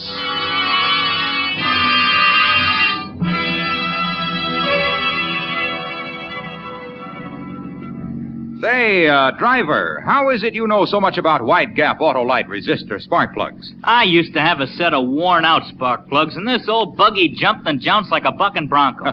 Then I heard a guy named Wilcox on the radio. Oh, did he say that Autolite resistor spark plugs let your engine idle smoother than silk, run better on leaner gas mixtures, and actually save gas? Yeah, And did he say that with Autolite resistor spark plugs, your engine starts like a whirlwind and gets off to a galloping start in cold weather? Yeah, he said that Autolite resistor spark plugs have double the life of ordinary spark plugs under equal conditions? Yeah. Everyone with old worn-out spark plugs should tell his dealer to install a set of Autolite spark plugs right away. Either Autolite regular spark plugs or wide-gap Autolite resistor spark plugs, because you're always right with Autolite. And now, Autolite brings back to our Hollywood soundstage our star, Rosalind Russell, with John McIntyre in Consideration, a tale well calculated to keep you in suspense. The next morning, I woke with a frightful sense of lurking danger. Charles was up and gone. There was a note that said, "Sorry, darling." As I got out of bed, I stepped on something cold. It was a key to a padlock. The key to the new laboratory. I went out there. I stood in the tiny room, a maze of odd-shaped bottles, test tubes, and boxes. I was about to leave when my hand brushed against the side of an old steamer trunk. It was ice cold and damp. It was locked, and I couldn't force it open. So I called a locksmith, and he came over. Please hurry. You just slip this little rod in like this, a little turn, and... Don't open it. I thought you wanted me... No, just open the lock. Don't lift the lid. Well, I can't very well... Don't lift the lid! There. Hey, you always keep dead guinea pigs in trunks? Oh, no, it was just part of an experiment. What killed him? There ain't a mark on him. Well, the experiment. Give me my money. Yes, of course. Thanks. After the locksmith left, I forced myself to look through the trunk. Nothing else in it. Nothing but a few pieces of wrapping paper. Wrapping paper with the words Frozen Carbonic Company, Dry Ice, printed on it. Dry ice. A guinea pig. A dog. I got in the car and went to our doctor's office. Dr. Hanson might tell me. Here you are, Ellen. I'll sit down here. Thank you. Now, what's our trouble, Ellen? Jay, maybe I'm being silly. Oh, nothing silly if it worries you. Well, Charles has been puttering around his laboratory. You know how he does. Mm-hmm. And he's been doing some experimenting with dry ice. And I've heard some things about it. Oh, what kind of things? Well, that it was dangerous. Say, if left in a closed room, it might even kill a person. Oh, now listen. Of all the chemicals he plays around with, dry ice is the least of your worries. Would it kill a person? Oh, really? Well, would it? Well, I suppose it would. It evaporates into carbon dioxide gas, would actually cause suffocation. The heart would go. There wouldn't be any trace of poison in the system. It would seem like natural causes. What's that? And then if it evaporated, there wouldn't be anything left, like water. No way to know. Nothing to trace. What are you driving at? Oh, I don't know. I'm upset. I guess you're right. I am being silly. Now, look, Ellen, Charles is really a brilliant man. He knows exactly what everything he experiments with can do. Yes, of course. Of course. You didn't sleep well again last night, did you? No, I'll take 2 of those sleeping tablets and get to bed early. Sleeping tablets? The ones I gave Charles for you. Oh, yes. Yes, of course.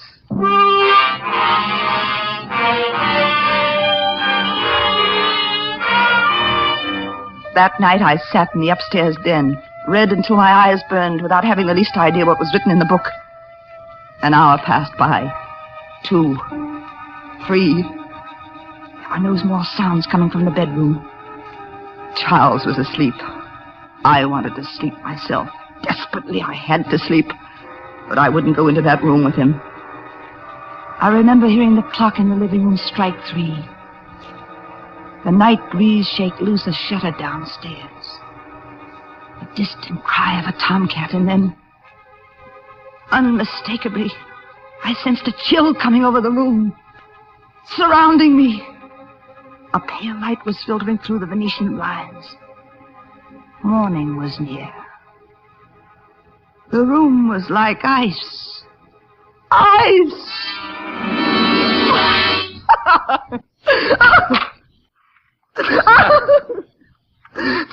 Charles, don't!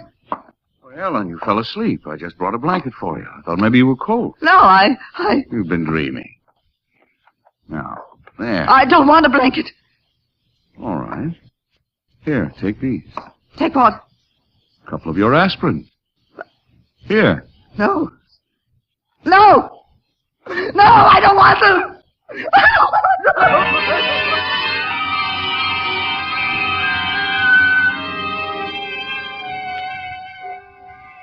I apologized an hour later for getting so upset.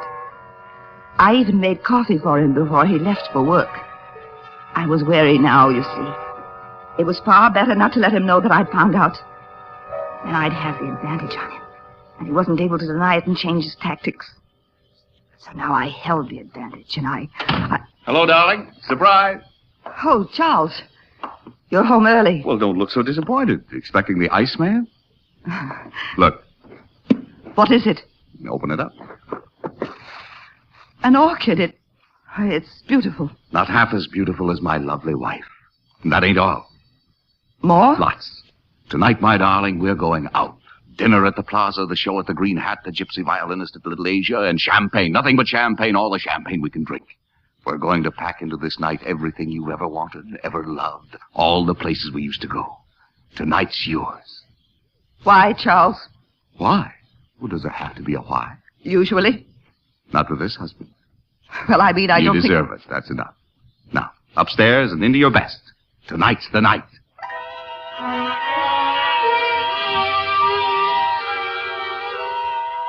We started on the merry-go-round, but all that I could think of was, tonight is the night. We went to all those places. Charles laughed a lot, but there was something horrible in the back of his eyes. They didn't laugh. It was very late when we got home. There was one of those notices on the door you get when a telegram has been delivered and no one was home to receive it. He called Western Union, listened while they read it to him, and then he put his coat back on, came over and put his arms around me. Ellen, there's a new contract that came in this afternoon. I've got to go down to the office. But it's nearly 3 a.m. I'll call you when I get there. Well, if you have to. It's a rush deal, and I've got to figure out a formula so the boys can work on it in the morning. So, go to bed, dog.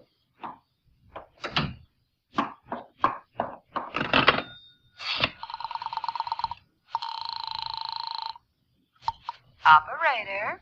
Western Union, please. Just a moment. Western Union. This is Mrs. Charles Forrester, 1552 Carlton Manor Way. You sent a wire that was just read over the phone. My husband wanted me to get the exact wording. Would you read it again, please? One moment, please. Here it is. Go ahead. Charles, tried reaching you by phone. Auditors still working on books. Call office immediately. Signed, Tom. Thank you.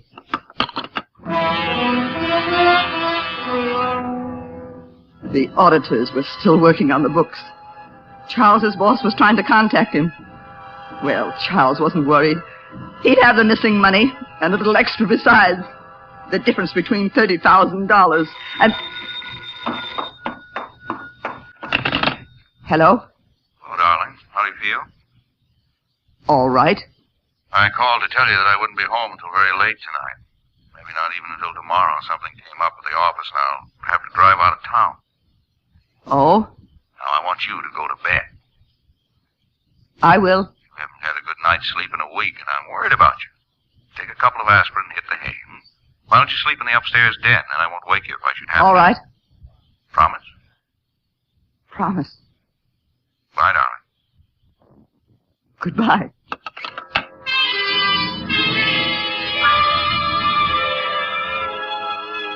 Tonight's the night. Yes, of course, he wouldn't be home when it happened. He'd be out of town. But then what? Where would it come from? Oh, my head was aching so that I could hardly see. I took 3 aspirin and sat down to wait for him. Hello? Is Charles Forrester there? Well, who's calling him? Well, I'm terribly sorry to bother you at this hour, but I'm not sure that this is the Forrester I want. This is the Frozen Carbonic Company. You wouldn't know whether your Mr. Forrester ordered some dry ice for tonight. Well, why? Well, the plant's shutting down for the night, and this fellow made such a fuss about it, said it was so important that I wanted to make sure he found it. He said for us to leave it on the back ramp, but he hasn't picked it up yet. I guess he'll find it all right. You must have the wrong Forrester. Oh, I'm sorry to bother you. The upstairs den. That's why he wanted me to sleep there. A small room where dry ice could do its suffocating faster, more surely, more believably. And realizing it, why wasn't I excited? My heart wasn't beating fast anymore. In fact, I felt quite cool.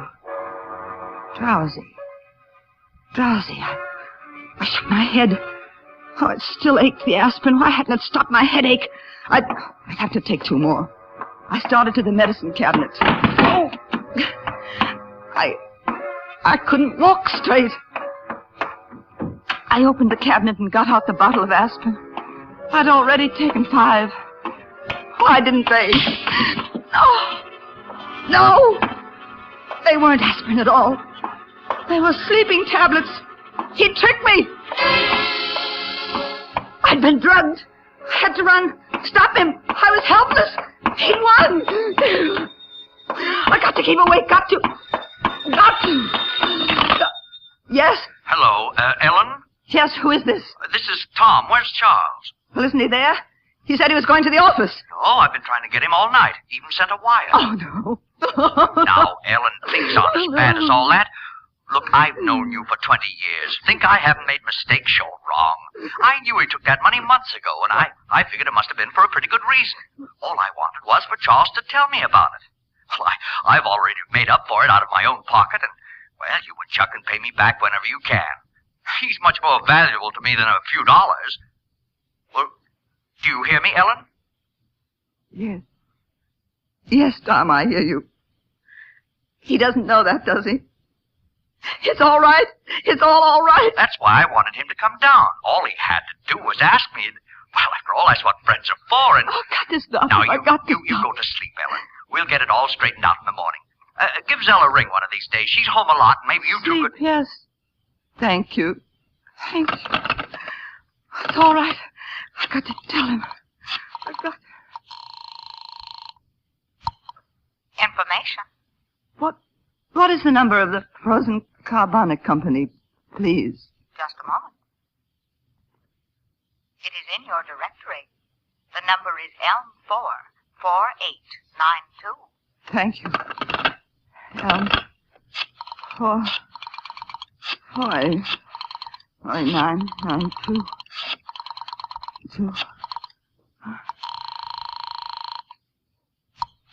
Frozen Carbonic Company. Hello. This is Mrs. Forrester. Yes? My husband is coming down to pick up some dry ice from you. I want you to tell him that I called and said everything was all right. Understand? Well, lady, your husband picked up the dry ice about 20 minutes ago. Hello? Hello, Mrs. Forrester? I hear you. If he comes back, I'll... Bill. Bill. I'll be home so...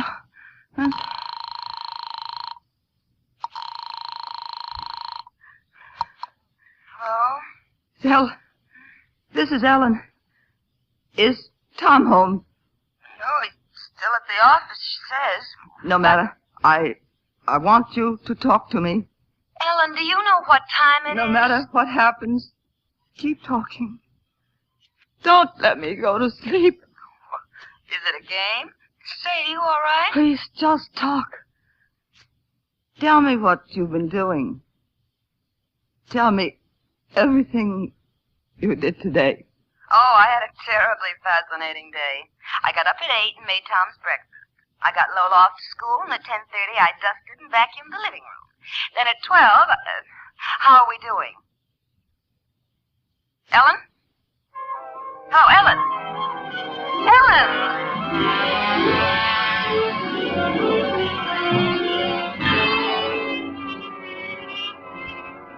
Ellen! Ellen! Wake up, Ellen! Charles? No, it's Tom, Ellen. What? Tom, Chuck's boss. Phil, what are you doing here? Well, you fell asleep while I was talking to you. I tried to call you back. Then when Tom got home, I told him about it. All and that he can wait, Zell. Listen, I have to talk fast. Are you awake now, Ellen? Yes, go ahead. Well, look, Charles is downstairs. I brought him home. He doesn't know anything about our conversation last night, and he doesn't want you to know that he wasn't at the office. Have you got it? Where was he? Well, the police picked him up in his car. I went down to the station and got him. He was so groggy they thought he was drunk. Crazy guy had taken a couple of sleeping pills, put off to the side of the road, and gone to sleep. They noticed his car because the windows were frosted up. Frosted up? Yes, all frosted on the outside. The cops couldn't understand. Oh. Come in, Charles. Come on, let's go, Zell. Yeah, sure. Hello, darling. $30,000. You wanted me to have the money. And you were going to die Hush, so that... darling, hush. It just seemed the only way to make things right. It could never be right without you. Oh, Ellen, I love you. I know, darling. I know.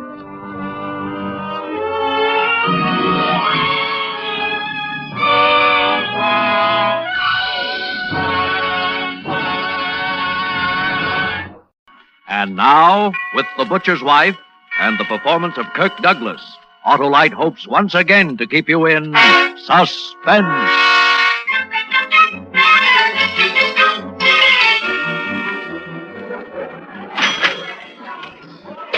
It started the first day of the job.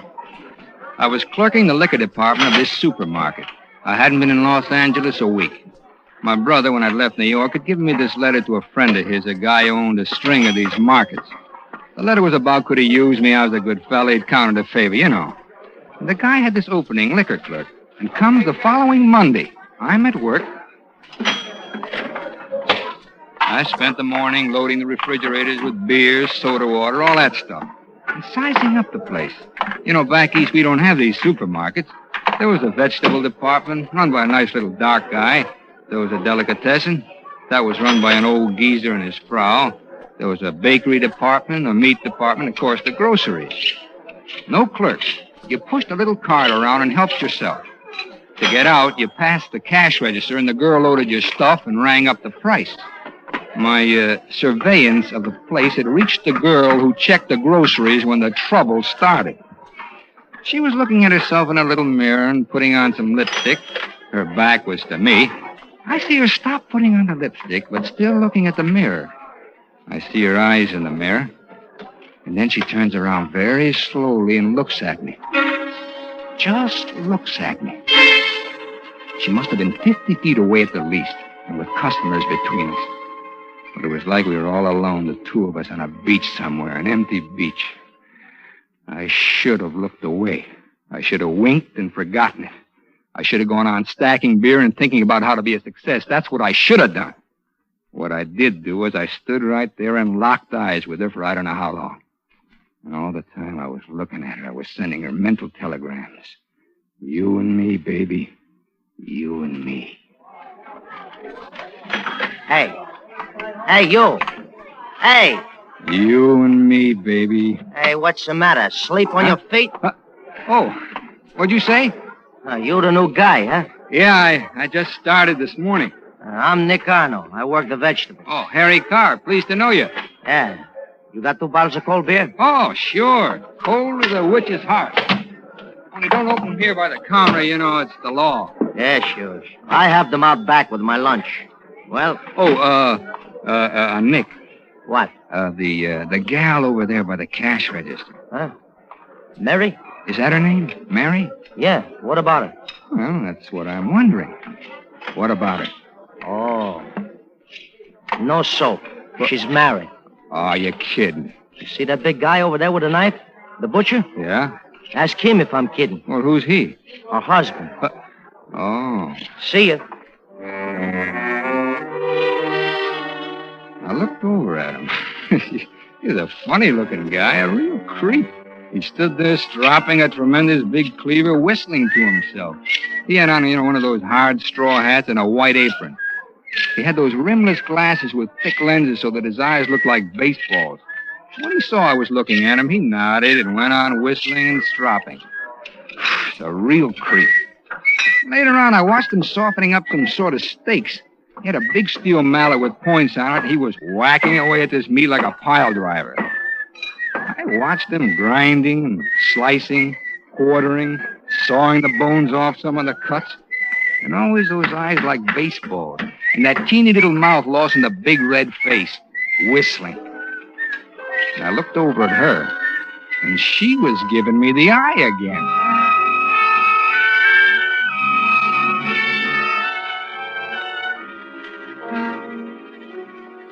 We closed at 7.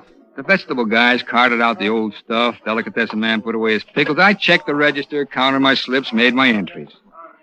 Krause the butcher was still there, packing and cleaning, putting stuff in that big refrigerator room back of the counter, but she'd left.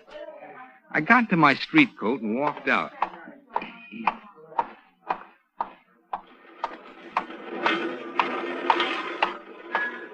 Hello.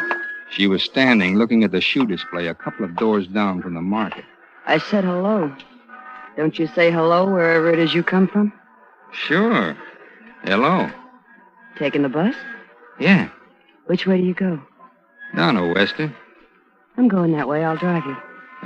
No, I don't think you'd better. What's the matter? I wouldn't want to trouble you. No trouble. Well, Come on. I'm parked right here. Yeah, but what about, Mr. Krause? He'll be there an hour yet. He takes the bus. Oh. Come on. Well, Come on. Don't be afraid. I'm not afraid of you. You're afraid of me. Come right. on. Get in.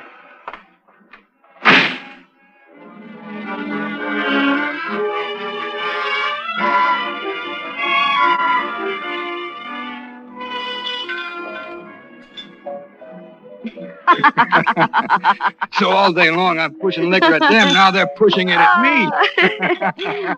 You're cute, Harry. I mean it. You're really cute. So are you, baby. You really think so? Sure, baby. Harry, let's get out of here. Go someplace else. Hey, wait a minute. I gotta work in the morning. Hey, silly, this is the morning. It is. Hey, Mac, what's the time? 2:30. Harry, you really think I'm cute? Oh, sure, baby. Look, but it's late, real late. Don't worry, sugar. Look, come on. I'll take you home. No. I'll take you home.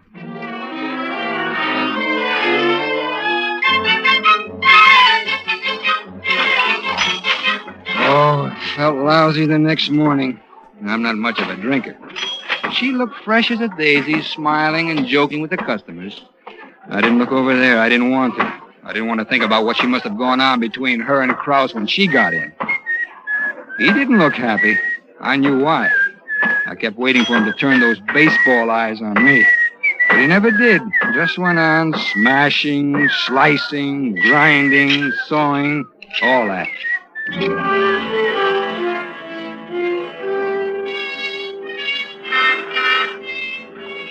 When I came out that night, she was there. I tried to disregard her, Harry. but she said she had something very serious to talk over. Well, the way she said it, I got in the car again.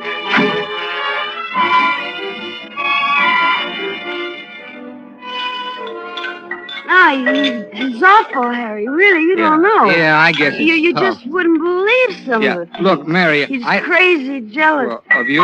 That's silly. Well, I guess it's... Jealous of me. Or should I say of you? Me?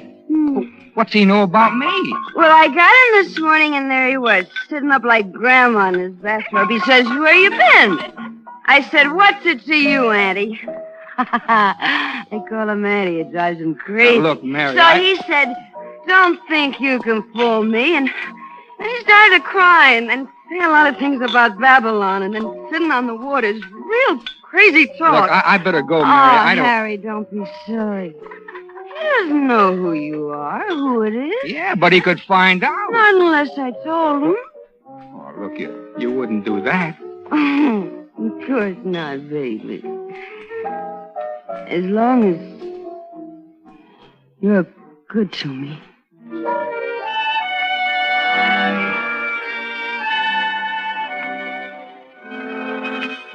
The next night, I stayed in the market. I was scared. I didn't want any more of that stuff. I did inventory, counted bottles, cleaned the refrigerator, changed the water in the soft drinks cooler. I kept busy. Across the market, Krause was moving around, cleaning up. After a while, he took off his apron and his straw hat, and he came over. Hello, Mr. Krause. Give me a bottle of beer. Sure thing. All right to drink it here? Sure. We're closed, aren't we? Yeah. Here. Here's an opener. Thanks.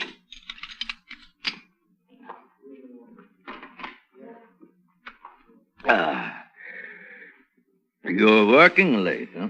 Well, you know how it is. Nothing to do evenings. No? Nah. I'm new out here.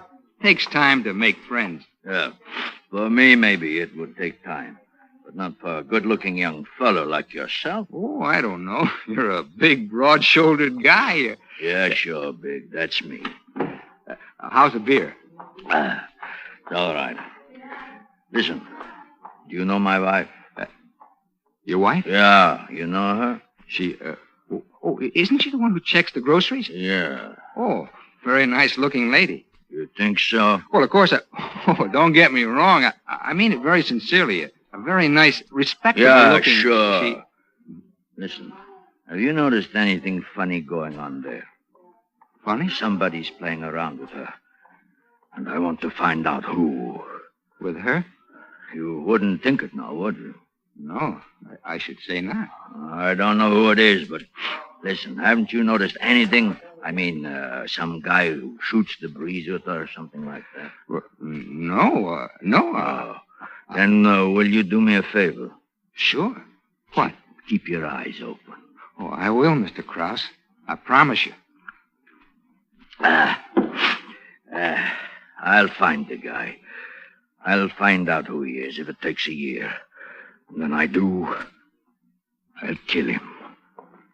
Good night. Good night.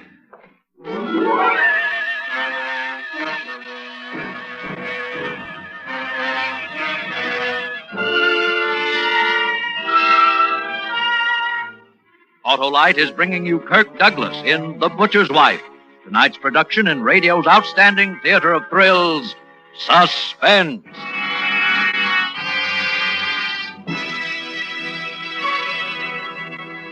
I say, Wilcox, you're keeping me in suspense. No, but not for long, Remingchester, old man. I'll tell you here and now, you just can't find anything, man, beast, or battery, to beat the liquid reserve of a genuine Autolite Stay Full battery. That's a powerful statement, Wilcox. That's a powerful battery, Remingchester. Needs water only 3 times a year in normal car use. Extraordinary. Well, I must be on my way if I'm to find a more capacious camel. After all, life is short. Not the life of the Autolite Stay Full battery. With fiberglass retaining mats at every positive plate, Autolite Stay Full batteries give 70% longer average life than batteries without the Stay Full features. That's based on recent tests conducted according to SAE life cycle standards. See your Autolite dealer soon, friends, because you're always right with Autolite. And now, Autolite brings back to our Hollywood soundstage our star, Kirk Douglas, in The Butcher's Wife, a tale well calculated to keep you in suspense.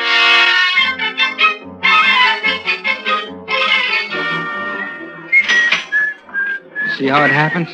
You go along minding your own business, trying to be a sweet guy, and a whammy.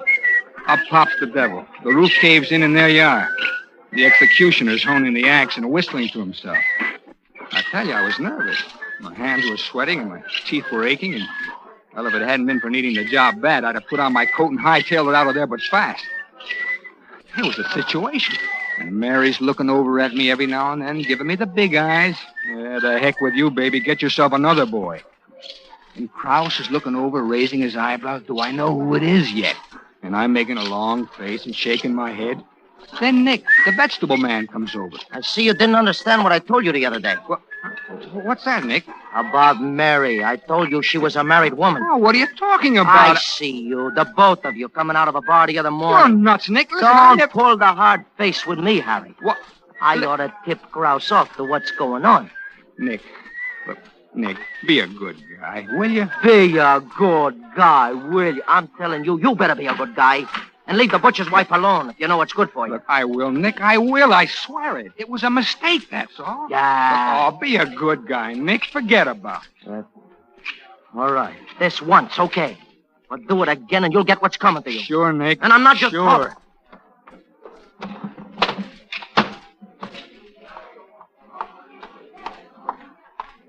Harry. What? Blow, will you? Blow. Harry, I wish you wouldn't treat me this Look, way. Blow, get away. Look at me, Harry. Don't you know your husband's watching you? He's got his glasses off. He couldn't see Hollywood Bowl. You better be nice to me, Harry. Please, Mary. Please go back to your cash register. I want to see you tonight. No. Oh, yes. Look, understand me, Mary. You're poisoned. Now get away. You'll see me, Look, Harry, I'm or not you'll see Krause. All right. Where? I'll be parked around the corner. Around the corner. Don't be late.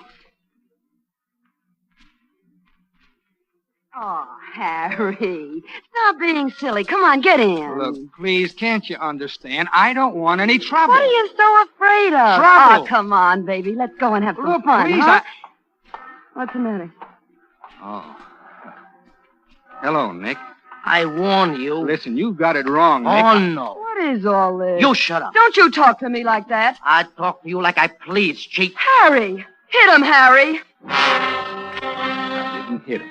He was looking down his nose at me, and he was a nice, wide-open target, but I didn't hit him. Because all of a sudden, I knew what I had to do, and I knew I had to do it fast. Harry! Hey, where you going, baby? I didn't turn. Nick was still back there beside the car. I went into the market.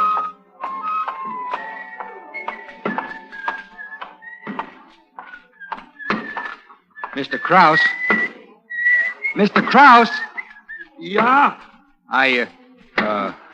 What? I found out. What?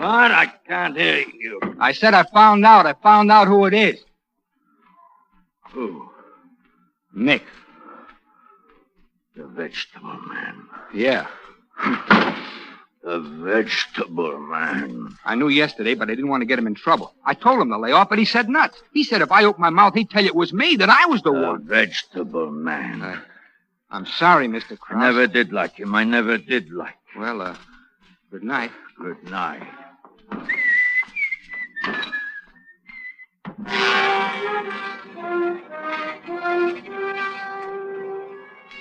I took a bottle of brandy home with me. No dinner. I just lay there on the bed about 3 hours, talking to myself. Finally, the heck with the job. I got up, started to pack. I was broke, but I didn't care. I'd have to skip out on my rent, but it didn't matter. I didn't care. I wanted out from Krause, from Mary, from Nick, and... Suddenly, I figured that even if Nick was a snooping little rat with his holier-than-thou, I ought to clear him. So I wrote a note to Krause. I said, I did it. Krause, don't blame anybody else. I took the note in my bag and the key to the market, and I tiptoed out of the rooming house. I caught a bus and went to the market. The boulevard was deserted. I looked in through the glass door. In the back of the place up high, there was a red neon beer sign that blinked on and off, on and off. I unlocked the door, went in, locked the door behind me.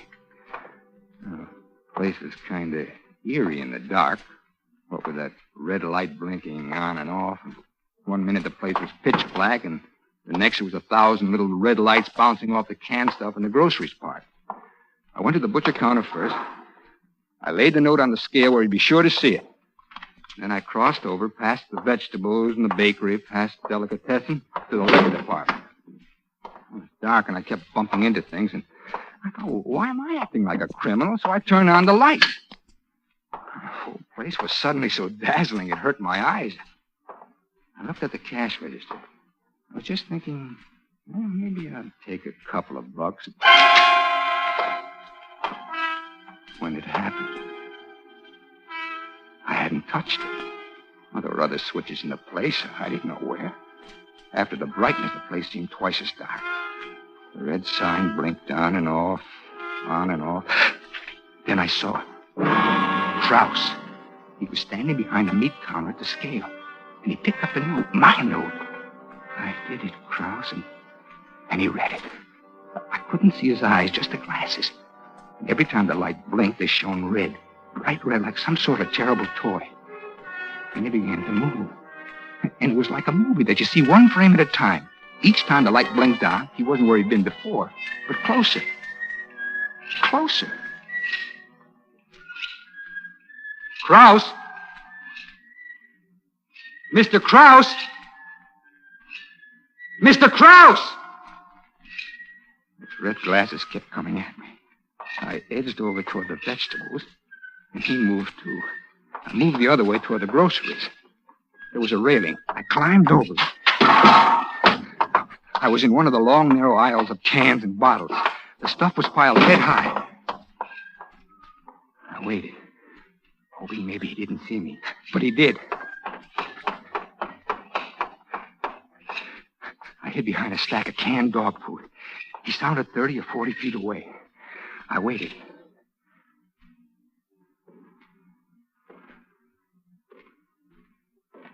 I looked around the corner.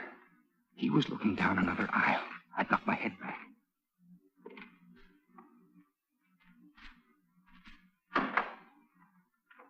Couldn't understand that sound. I looked again. The aisle was empty, but in the center where Krause had stood were his shoes. He'd taken them off. Very quietly, like that. He took mine off. And I began to tiptoe away from where I'd seen him. And then I rounded a corner. There he was, not 2 feet away with his back to me. And I lost my balance. I put my hand out to steady me. A whole stack of cans went over. I ran. I kept running, and there I was. I was at the end of an aisle, and there was the wall, the back wall. And I turned, and he was coming straight at me. My hand touched something cold, a bottle. I grabbed it. It was ammonia. Krause, get back. Get back, Krause, or I'll blind you. Krause, I warn you. I swear I will.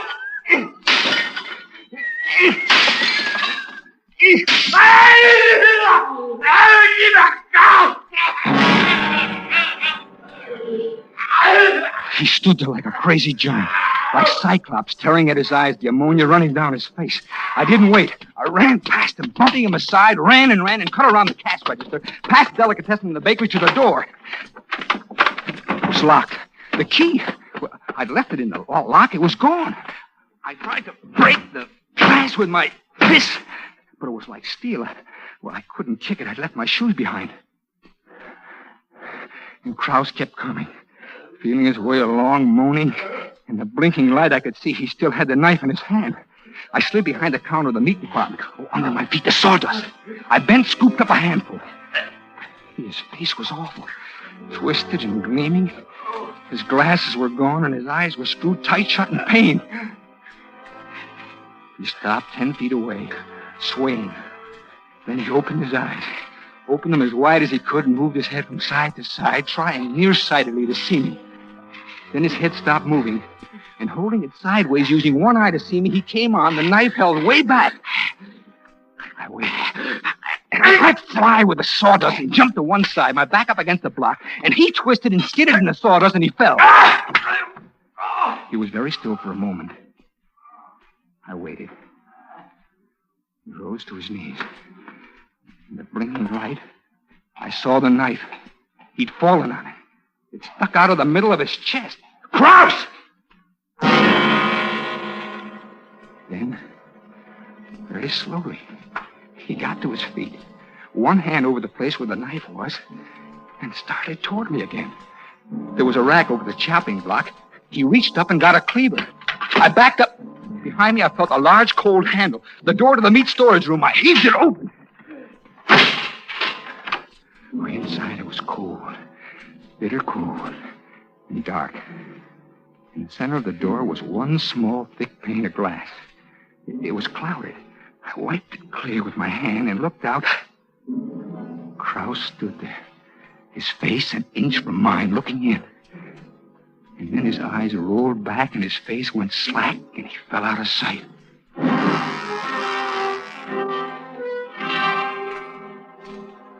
He was dead. I was sure of it.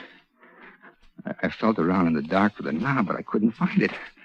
I felt the door from top to bottom. There were bars and bolts and something that felt like a handle. I yanked and tugged, but it wouldn't move. There was a knife on the slab there, a butcher knife. I felt around the door for a crack, slipped the knife in, and twisted. Broke off. Another door, I thought. Maybe there's... Oh, please. Another door out of this place. I began to search for it in the dark, feeling along the icy, damp walls. I walked into something cold that moved when I touched it. Oh, the side of beef. But no door. I moved farther. Another icy, cold thing. And I moved on and came up against another... As cold as the rest, but... And I'm crazy. I know it. I'm crazy. This one feels as though it's wearing silk stockings.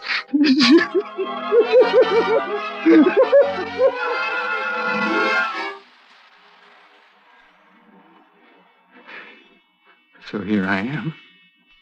It's awfully cold. Cold as a witch's heart. Cold as a tomb. This thing I have in my hand, this knife handle, I wish it had a blade. I know what I do, I know, but it hasn't. Anyway, well, I'm innocent of anything. They'll believe me. They will. There's a letter outside on the scale. It says, I did it, Kraus. Don't blame anybody else. And there's my suitcase. Well, that'll prove I meant to go away and not cause anybody a hard time. And there's... Oh, time goes slow. And while I'm waiting and waiting and waiting, I'll tell myself the whole story again. And again, it'll give me something to do, you know. Something to think about. You see, it started the first day of the job. I was clerking the liquor department of the supermarket. I hadn't been in Los Angeles a week. My brother, when I left New York, had given me this letter to a friend of his. You know, a guy who owned a string of these supermarkets. The letter was about could he use me. I was a good fellow. He counted a favor, you know. The guy had this opening a liquor clerk. It was the first day, and I'd come to Los Angeles. I could give you a short time.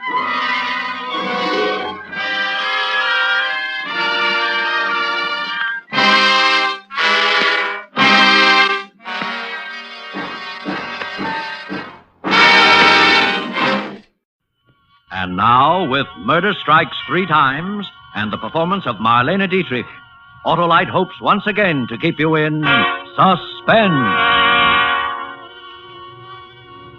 And so, John L. Lewis and the soft coal mine operators will be getting down to specific cases soon.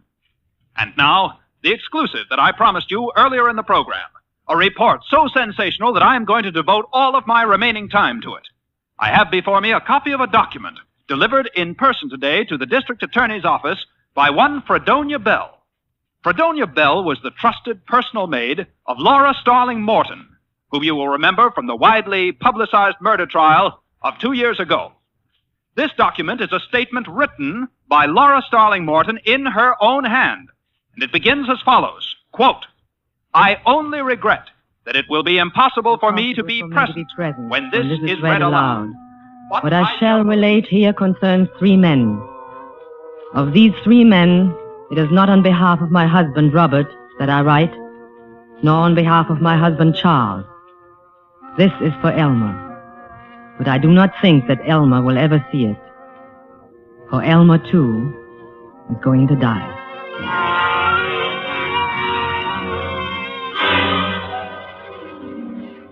Laura. Laura. Yes, Robert? Where's my electric razor? In the medicine cabinet, where it always is. Oh. Well, Robert, I wish you wouldn't shave while you're in the bathtub that way. What's the difference where I shave? I like to shave in the bathtub. I just don't like to see you meddling with electricity while you're in there. You might get a shock or something. Oh, sure. Mrs. Thomas Edison. All right, go ahead. I don't care. I like to shave in the bathtub. I'm relaxed in the bathtub. I read in the bathtub. I think in the bathtub. I'm not going to change my habits for you. I know, dear. I suppose that is a lot to expect. Oh, for heaven's sake. Why can't you understand? Robert! Robert!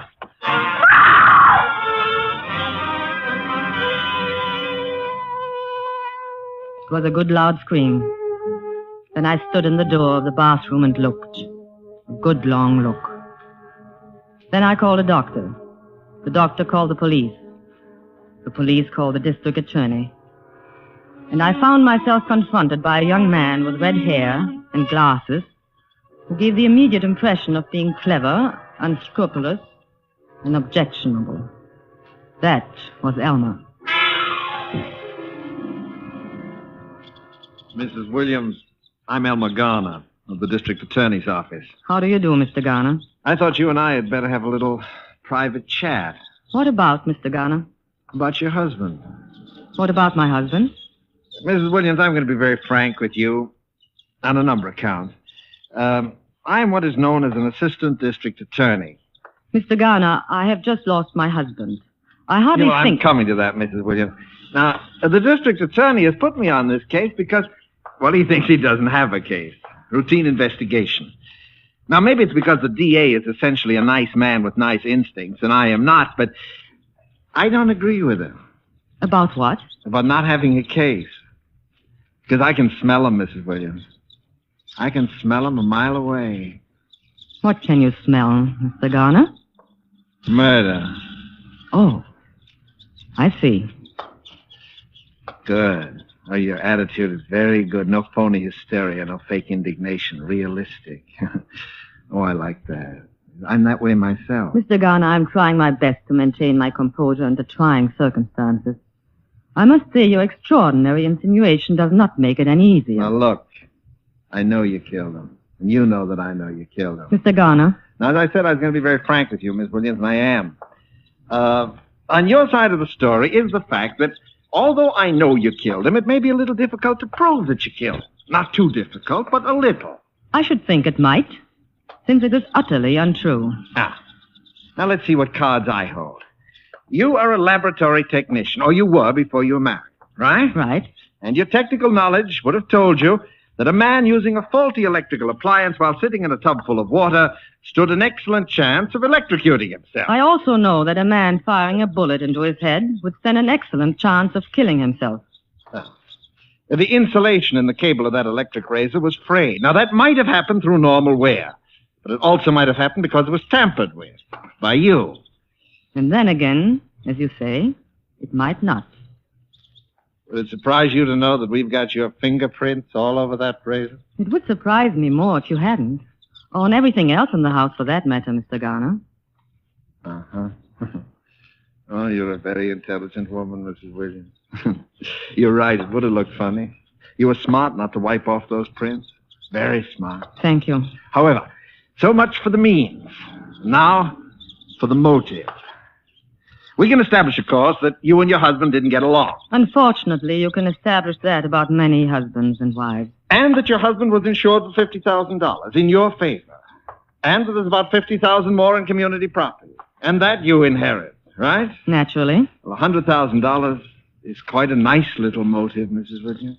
But it doesn't prove anything, does it, Mr. Garner? It depends on how it's used by the prosecuting attorney. And that's me, you know. I know. Tell me, do you have a lawyer, Mrs. Williams? Not yet. Uh-huh. Uh-huh. Oh, you are a very intelligent woman. That would have looked bad, too, if you'd had a lawyer right on tap. But you're going to need a lawyer, you know. So it would appear. All right. How about me? You? Sure. I'm a lawyer. You have just finished telling me that you would be the prosecuting attorney. Well, that's just the point. Why spend a lot of money on a lawyer who probably can't get you off anyway when you can spend it on me and have a sure thing? You see? Yes, I see. All I want is half. $50,000. No. What's the matter, too much? No. Well, look, sister, you don't seem to realize that I'm in a position, depending how I handle this case, either to set you free or to hang you. That, Mr. Garner, is where we disagree. You mean you're willing to gamble that I can't do it? If you wish to put it that way... All right, but $50,000 will look cheap. Cheap! When they slip that noose around your neck.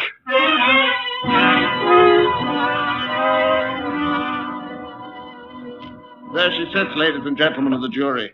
Cold, calm, emotionless. The same Laura Williams who carefully calculated, carefully planned, and premeditated the murder of her husband. I ask the death penalty. I must ask it. For ponder well, ladies and gentlemen of the jury. If you set her free, believe me, this will not be the last accident to mark the bloody trail through life of Laura Williams.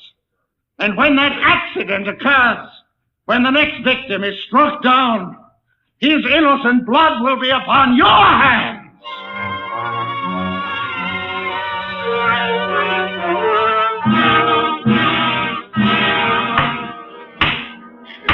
Ladies and gentlemen of the jury, have you reached a verdict?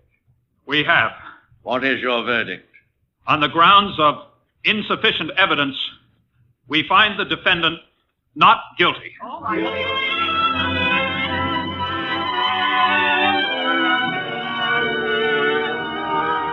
Well, Mrs. Williams, I guess the sporting thing to say is congratulations. Congratulations. Thank you, Mr. Garner. Say one thing, you've got what it takes. The jury was evenly divided that whole first day. Did you know that? Yes, I knew it. Yes, I wasn't too far wrong at that, was I? Just far enough, Mr. Garner. Say, listen again, just as a sporting proposition, tell me. Did you... Did I what? Oh, come on, we're alone here anyway. It doesn't matter because you can't be tried twice for the same thing. You know that, don't you? Yes, I know it. Well, did you? Yes. You cheap, contemptible blackmailer, yes. I killed him. How do you like that? I killed him.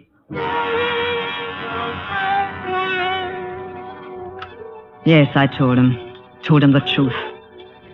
Just to see the smirk fall from his face. Just to see him actually snarl with frustration. Knowing that I'd gotten away with murder and he couldn't do anything about it. Yes, I couldn't have resisted telling him then. Even though it meant I'd die of it. Which I will.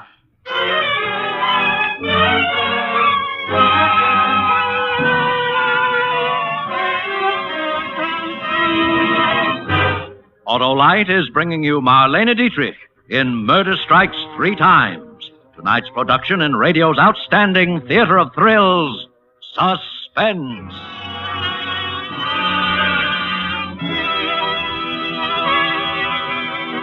Debbie, my dear director of elocution, you interest me strangely. First you're hoity-toity, then you're hoity-pollity. How come? Mr. Wilcox, I am leading a double life. Double life? Say, that's just what the new wide-gap Autolite resistor spark plugs offer car owners everywhere.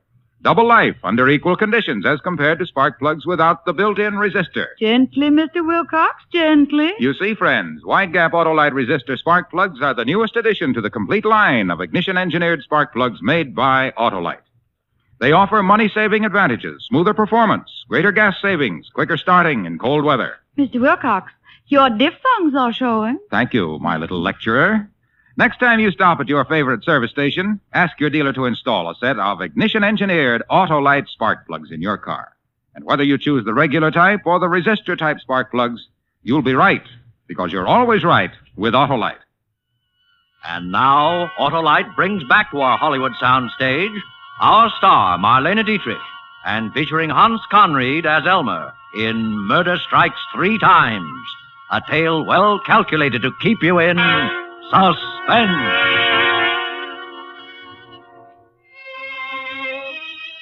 Perhaps I gambled too recklessly with Elmer.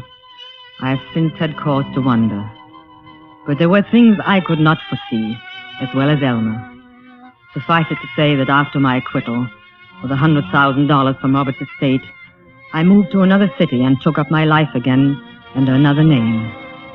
That there, as Laura Starling, I met and married Charles Morton, a charming and eccentric man whose genius as a research chemist accounted not only for those qualities which endeared him to me, but for a very considerable personal fortune as well. I was quite happy and completely in love. And as the years went by, I had seen, I thought, the last of Elmer.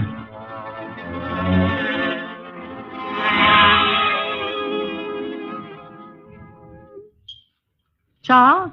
Oh, Charles, Yes, my dear. I have your coffee. Coffee? You said you wanted coffee. It's ready now. But I have some coffee. You took that out there 3 hours ago. Now come in and get your coffee. Yes, in a moment, my dear, as soon as I finish. Charles, you come out of that smelly laboratory and have your coffee. Besides, I have a surprise for you. You have? Well, I'll be right in, dear. And bring the other coffee cup with you. Yes. Now, what's all this about a surprise? Look. What? Oh, yes. I seem to have left my glasses in the laboratory. Oh, Charles, you're simply priceless. It's a cake. This is our anniversary, darling. Our 4th wedding anniversary. Is it? So it is. Laura, this is so thoughtful of you. I'm afraid I'm hopeless, my dear. I know it's the husband who should be thoughtful, but You're just you, darling. Now sit down and relax for a while. Yes. Oh, here's your cup. Thank you. Charles, what's in that cup? Coffee. Charles, I'm sure that even in the atomic age, coffee does not come in the form of white crystals. Oh, yes. I'd finished my coffee. And Charles, what is it? thiochlorate. You see, at the moment, I'm Charles. working... What? That's deadly poison. So it is. You see... Oh, Charles, I wish you wouldn't mix things up in the cups and dishes that way. It's dangerous. Dangerous? Suppose you got the cups mixed up. Suppose you Good drank... heavens, Laura. Half the stuff you use in chemistry is dangerous if you go to drink it. But who's going to do that? It's like eating soap. You wash your hands with it every day, but who'd think of eating it? Now, you take that cup right back out to the laboratory and empty it and wash it out. All right. Charles? Yes? I was wondering, since it's our anniversary, Yes? let's go out to dinner and celebrate.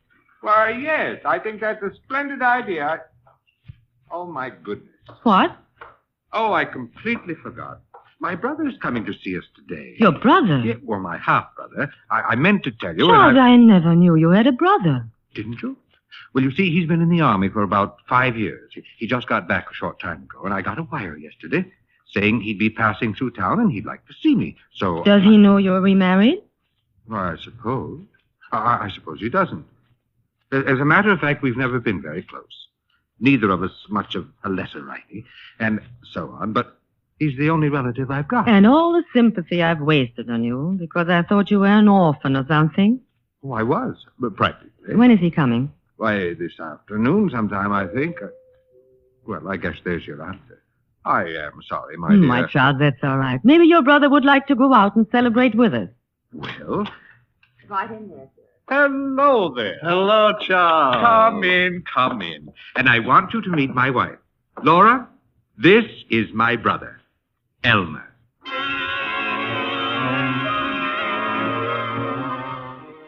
There was no doubt that it was Elmer.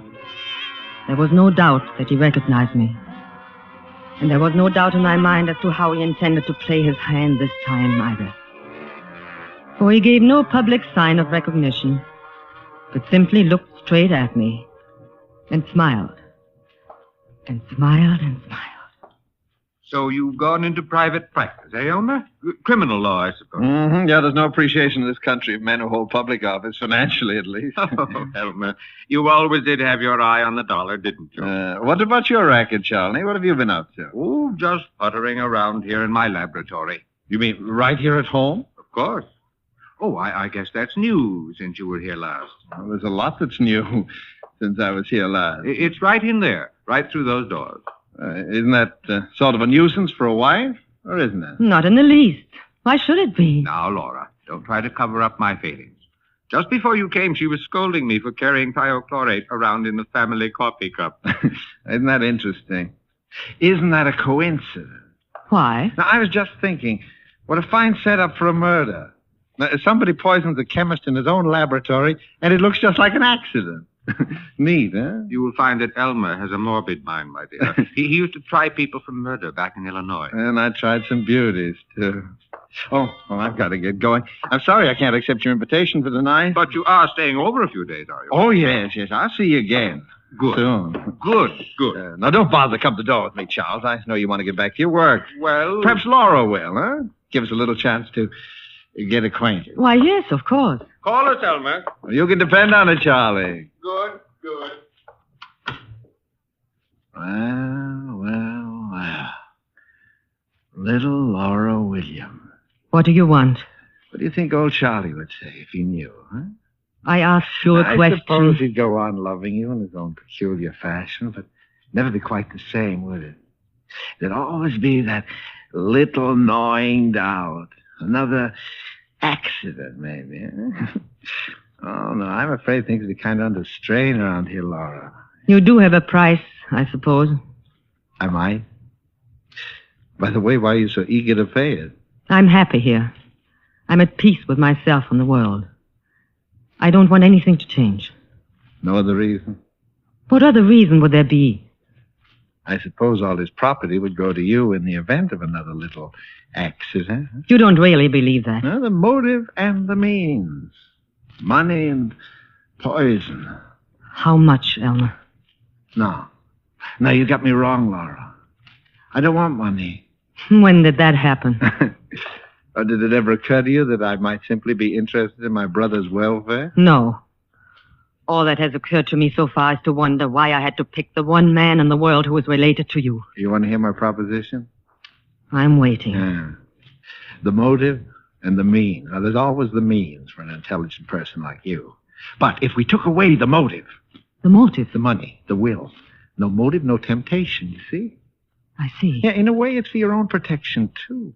Because if Charlie so much as slipped on a banana peel and you inherited that money, there's no jury in the world that wouldn't convict you, simply on your past record.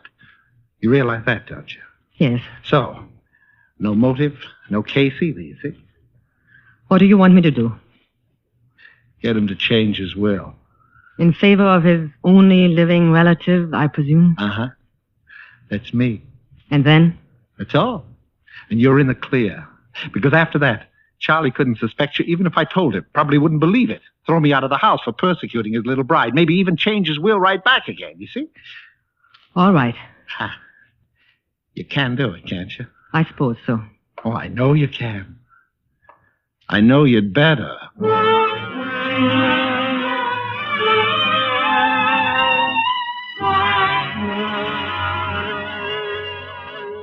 It seems such a strange request from me. Darling, I don't want your money. I only want you. I know, dear, but after all, I'm considerably older than you are, my dear, and chances are that someday... No, the whole idea of losing you and then profiting by it, it's just hateful. Well, who else would I leave it to?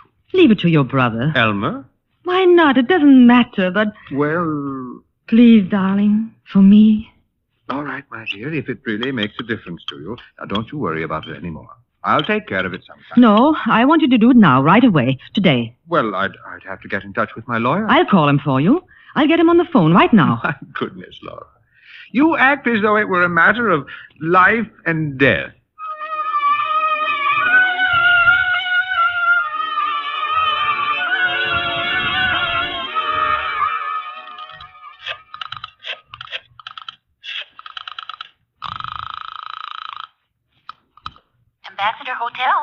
Mr. Elmer Garner, please. Thank you. Yeah. This is Laura. Uh-huh. It's all right. It's all arranged. Is it? Yes, the lawyer's coming tomorrow. Did he tell the lawyer the changes he wanted made? Yes, he did. Not that I think you'd ever tell a lie, Laura, but how do I know all this? Hasn't he told you? No. Then perhaps you'd better drop in this evening. That's more like it. I'll expect you after dinner. I'll be there.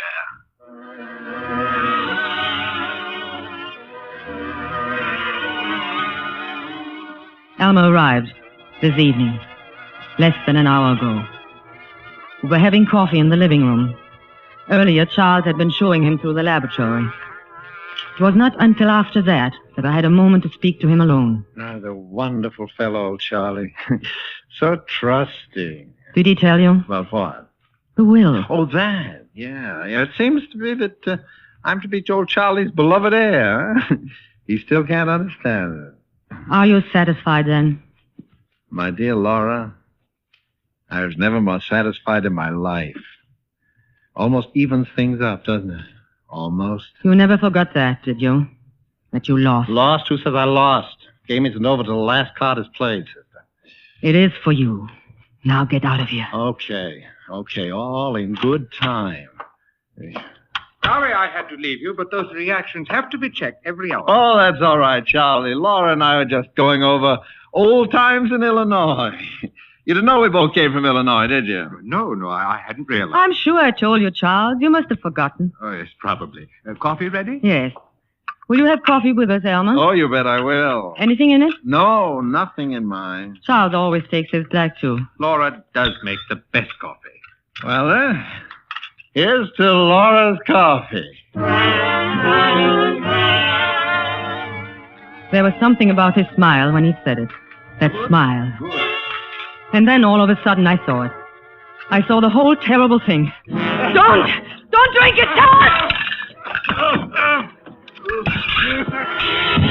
Charles! Well, old Charlie seems to have keeled over, huh? Wouldn't be surprised if that was thiochlorate poison. Charles! The motive and the means. And the motive's a real beaut this time, Laura, because you had to kill him before he changed his will. Neat, huh? You killed him. Sure, but that's not what the jury's going to think. No. And, of course, I'll get the money anyway. You couldn't very well collect it, because they're going to hang you. No!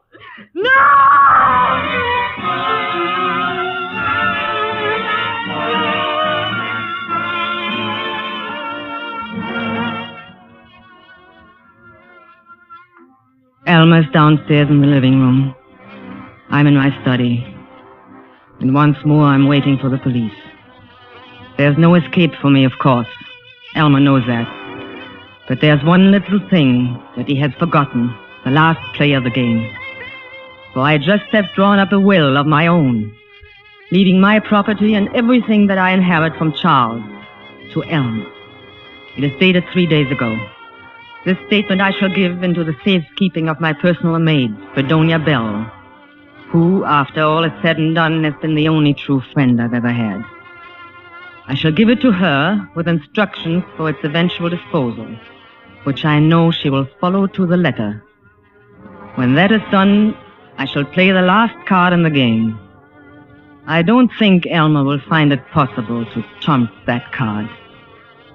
Because, you see, when the police come, it is Elmer who will have to do the explaining, not I.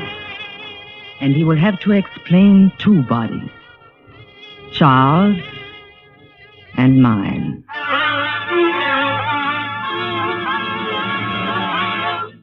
Charles and mine. Unquote. And as the world knows, Laura Morton was found dead by the same means which caused her husband's death in that double tragedy 2 years ago. And now we have this document. And the irony of the document, ladies and gentlemen, the terrible irony, is that it was delivered to the district attorney's office by Fredonia Bell this evening at 8 o'clock, 2 years later. And why did the good Fredonia wait until tonight?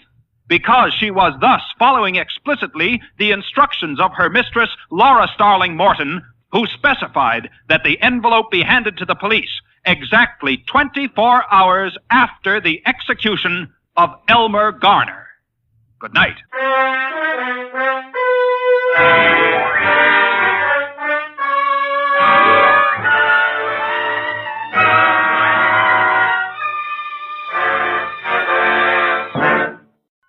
And now, with Slow Burn, and with the performance of Dick Powell, Autolite hopes once again to keep you in suspense.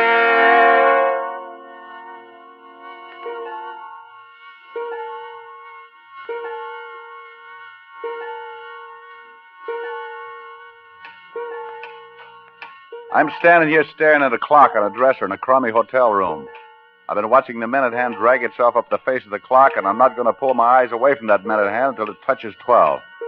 Because at 12, the slow burn that started in my insides way back 3 months ago, the slow burn that built till my whole body was on fire, is going to be soothed.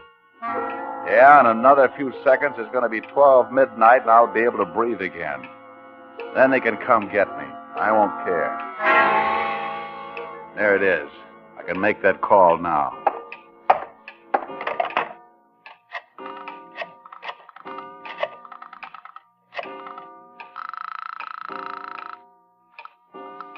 Morning, Harold.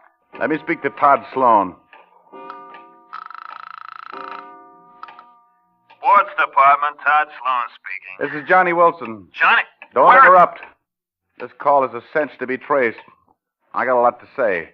The cops have a tight circle around this town, and I know I got no exit. But before they get me, I want to clear a few things up. Now listen to me. I did it. I'm not denying it. I'm telling you why I did it, and you're going to print it because you're a right guy. Look, Johnny, Shut up. I don't have much time. It all started the day I fought in Duville, Pennsylvania. Dania, my wife, didn't want me to fight, but to me it was the fastest way to make a buck.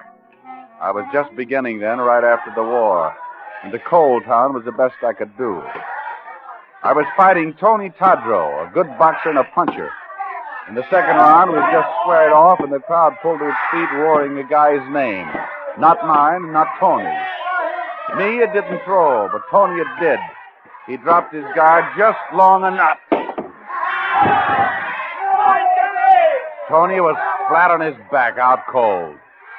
I let the referee raise my mitt. Then I walked to Lefty Wilkins, my manager. Nice work, Johnny. Oh, thanks, Lefty. What was you shouting about? Ain't you heard?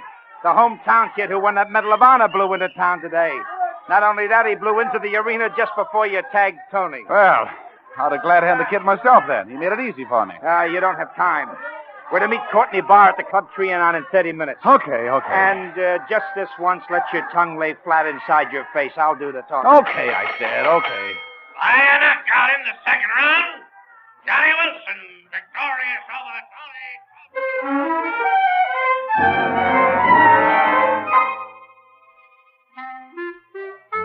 You saw Johnny fight tonight, Mr. Barr. He's good. It takes more than good these days. We know that, Mr. Barr. That's why I ask you in. All we need for him is the right build-up and the connection. Now, look, when I engine a show at a nightclub or a fighter, I want a reasonable chance to get my money back. Lefty, you never brought a fighter to the top yet. But this time it's different.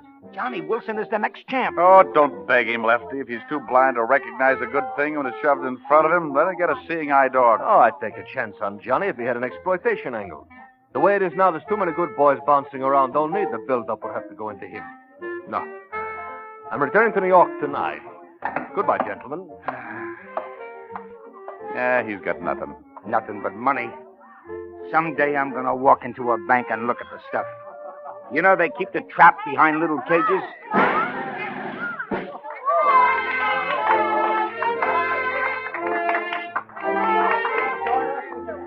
Uh-oh, there's that kid again. The metal boy. Name's Chuck Masters. They say he got 30 Japs. 30 Japs? Oh, I'd like to meet the hero. Well, it looks like maybe your Willie's coming right at us. Pardon me, but aren't you Johnny Wilson? Yeah, that's right. Oh, I got to the stadium just in time for the knockout. Sure like to congratulate you. Oh, thanks. 30 Japs, huh? You've been pretty busy. Me, I was in the medical corps, Walter Reed Hospital.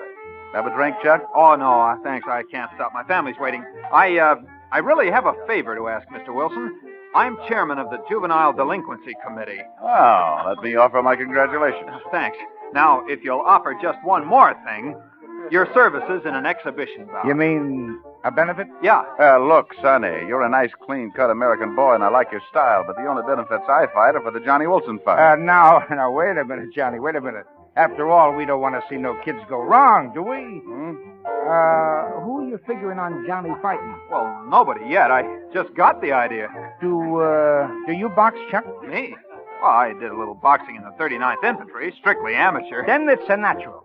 You box, Johnny. Oh, now, wait a minute. I couldn't. Sure you could. And you look like a welter, too. If you get into the ring with Johnny, it's a deal. Good idea. Good publicity. You don't understand. You can't ask a guy to fight unless you're willing yourself. Especially for nothing. You do, we do. You don't, we don't. Well, okay, it's a deal. Thursday night at the stadium. Yeah. All right, Lefty. What's the setup? In the ring Thursday, I want you to make him look good. I want the kid to think he's a wonder boy. I want to sign him. And then? Then I take him to Bar as my new fighter. Medal of Honor and all. No bar like that. Endorsed by Congress. Keep talking. We've got some of the exploitation angle he's talking about. And with the dough we make on Chucky Boy, we'll finance you to the title.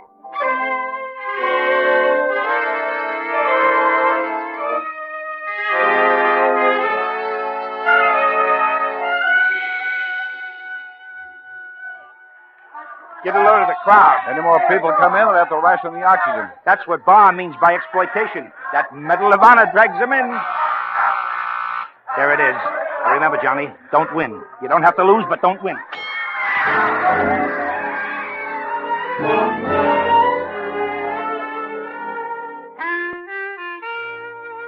Well, it was a fair enough fight. Like Lefty wanted. I didn't lose it, and I didn't win it. The kid was a cinch to sign, and Lefty wired Bar to find out if he was interested. He was, and now we were in New York in the Copa Club, signing the contracts. There's one thing, Lefty. Now that Chuck is signed, where does Johnny here fit in? Oh, Johnny's going to stop boxing for a while. He's going to groom Chuck. Me, I wasn't having any conversations just then. I was watching Chuck watch a long-haired, slinky dame come towards our table. She had on a gown that had no straps and didn't need any. There was sweet rhythm in her walk, and she wore a hands-off look that beat blood into a guy's head. She stopped at our table, and Chuck's mouth flopped open. I said, "Well, gentlemen, this is my wife." Hello. Danya, this is Chuck Masters. Sit down, baby. So you're the new fighter. Yeah. I hate fighters. Oh, you'll frighten the boy. And I hate the parasites who live off. No, have a drink, baby. Why do you take that, Johnny? Shut up. Hey, new fighter. Why don't you duck out before they knock that gentle look out of your eyes? I don't want to fight, Mrs. Wilson, but I need money. Johnny looked like you when he first started. And after only 4,000 push-ups a day, look at me now. Childhood sweetheart. Sweetness and light. Now he's not happy unless I wear gowns like this. There's nothing wrong with that dress. Hey, baby, have you heard?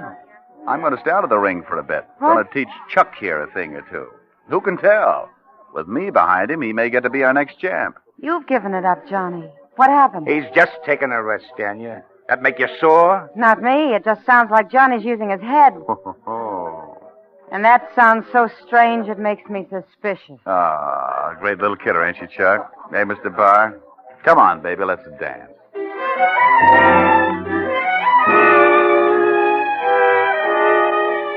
Now the publicity build-up started. Chuck was a hero. The story of the signing hit the papers coast to coast, border to border. The Fighting Marine. They traced his medals to every beachhead.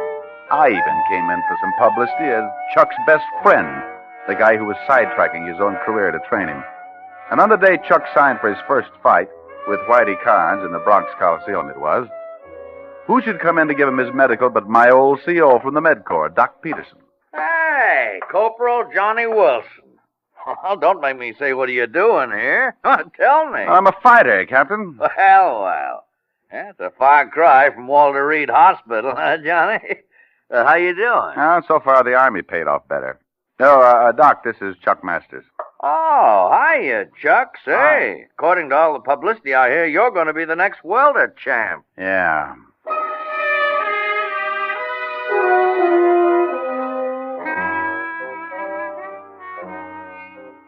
With Barr's money, we opened a training camp in the Berkshires. I taught Chuck to box, and he learned fast. His left wasn't too good, but his right was okay, and he was shifty.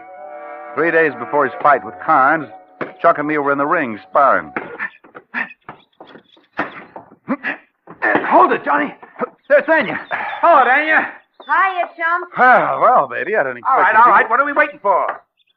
Oh, it's you, huh? Hello, Lefty. Training camps, there's no places for dames. You know that. Yeah, that's right. You never watched me train before. What's the magnet? I got the day off, and I wanted to watch the process whereby they turn a guy like him into a guy like you. I looked at her lips while she was talking, and the thought that she might be hoping for somebody else's lips on hers, Chuck's maybe, tore at my inside. The gong sounded, and I went for him. Take it easy. Cut it out, Johnny. Cut it out. What's the matter with you? You nuts? Why are you slugging like that? Well, I figured Chuck is about ready for anything. Come on, Chucky boy, put him up. Let's see if you can take it. Johnny, take it easy. I really cut loose then. I've been storing it for a long time. I belted him good. He went down and stayed there. Now you... When they carried him out, he opened his eyes, but he didn't look at me. He looked at Dania. And she looked back at him with tears in her eyes. I should have killed them both then.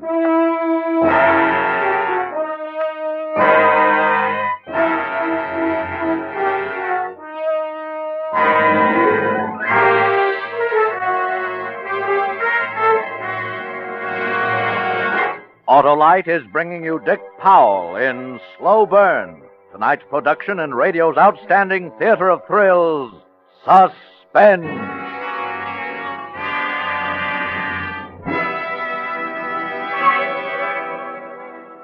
Well, your gas tank is full now, Mr. Wilcox. Let's see. 0.6 of a gallon, that'll be 14 cents. Now there's a car for economy. Like that Autolite Stay Full battery, it really gives you a long run for your money.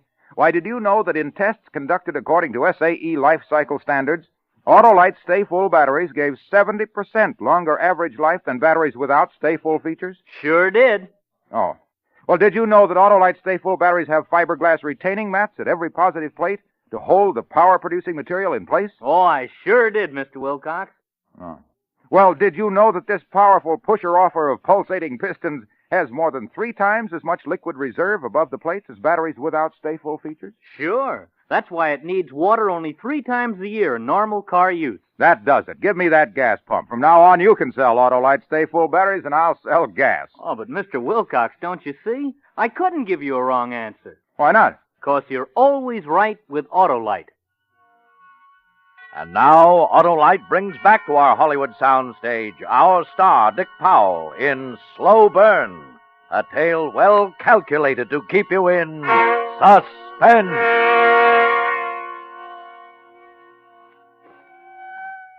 Still on the phone, Todd? Yeah. Well, hold it a second. I want to gander out the window.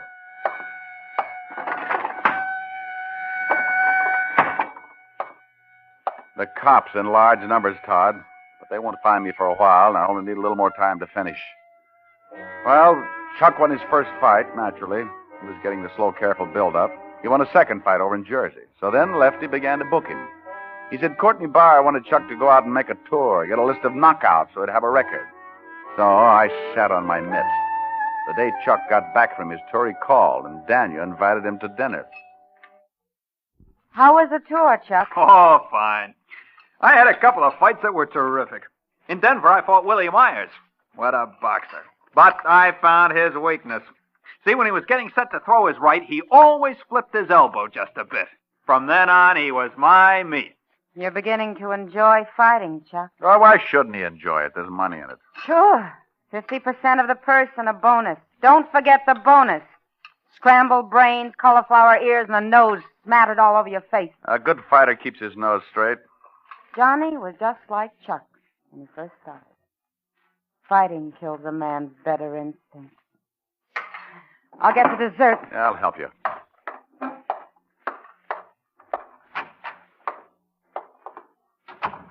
So I got no instincts. I'm just a bum, huh? Cut the pie, Johnny. Now, give me the knife. I'm not worth anything, huh? I stay with you because I'm trying to salvage what I think is still there. And that crack that I used to be like Chucky is Johnny, now. we can still save it. I want it to be the way it was. You stay away from him. What's the use? Come in and finish your dinner. You heard me. Stay away from Chuck or I'll finish him.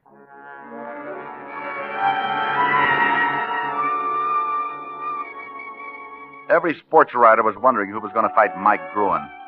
Nobody got a crack at the champ unless he fought Gruen first. I knew who it was going to be. Me. And with the money Lefty got out of Chuck's fights, that was the deal we'd made. But, well, I was getting itchy about it. All this time, I wasn't getting any particular build-up. We were on the lake cruising around relaxing after 2 weeks of hard training. Bar and Chuck were watching a kid horsing around doing handstands in a canoe. I took Lefty to the other end of the launch. Yeah? Yeah, look, Lefty. I know, Johnny, I know. Now, don't worry about the Gruen bout. Maybe it would be smarter, Lefty, if you gave up my contract on the surface. Then you could hold off Chuck while my new manager signed me for that match. I can't, Johnny. Oh, why not? Now, don't get mad.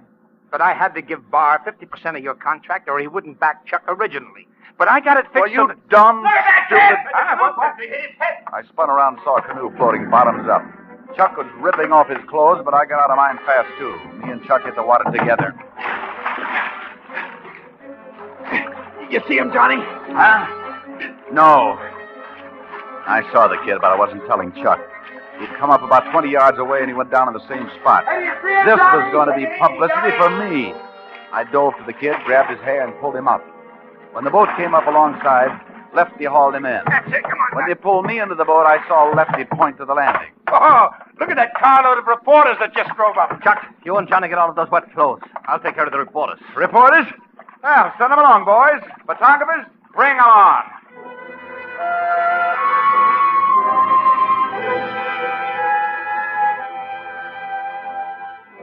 That evening, I was sparring with Chuck, sharpening his footwork, when Danya came up with the New York papers. Don't you two ever get out of that ring? Oh, and by the way, congratulations. Huh? Oh, you hear all about the hero stuff on the lake? Yeah, congratulations. But she wasn't looking at me. She was looking at Chuck.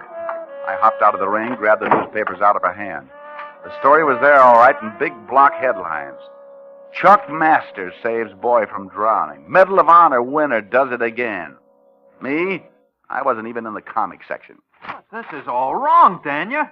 Johnny saved that kid. Yeah, Johnny saved that kid. Now Johnny's going to save himself. Where's that Lefty Wilkins? Oh, that's a dirty trick, Johnny. Chuck, you're trying to tell me you knew nothing of this. Your picture and life history on the front page. I swear Now your eyes open, Johnny. Look what they've done to Chuck. How they made him lie just for the sake of publicity. I didn't lie. And what publicity? Your fight with Mike Gruen on the sports page. The whole double cross opened up like a filthy sunflower. I was the patsy, the fall guy, the jerk, the dummy. I was going to be the next champ. Yeah, the next champ under the dunce cap. I wanted to pound someone, something, anything. My eyes focused on Danya. I'm glad this has happened. Maybe, Johnny, now you'll give up. We'll have a chance to live decent, normal lives. I'm glad this has happened. I spark-plugged this whole thing so I could get that Gruen bout. I fixed it. Stupid, stupid, stupid. Shut up! You hit me. You miserable skunk. Come back here. Let her alone. Oh, I've been waiting for this, Chucky boy. Johnny, take it easy. Wait a minute. Shut up, Johnny. Take it, boy. What's going on here? Come on, take it easy. All right, now. Throw Wilson off the ground. Yeah, throw the bum out. Throw him out. Get out of here.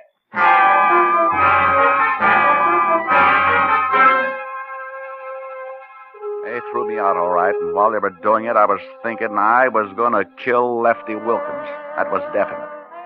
And I remembered that all Daniel worried about was Chuck. Chuck's character. Chuck's gentle look. Yeah, I was going to kill Lefty. And for Chucky boy, I was going to think up something special. Very special.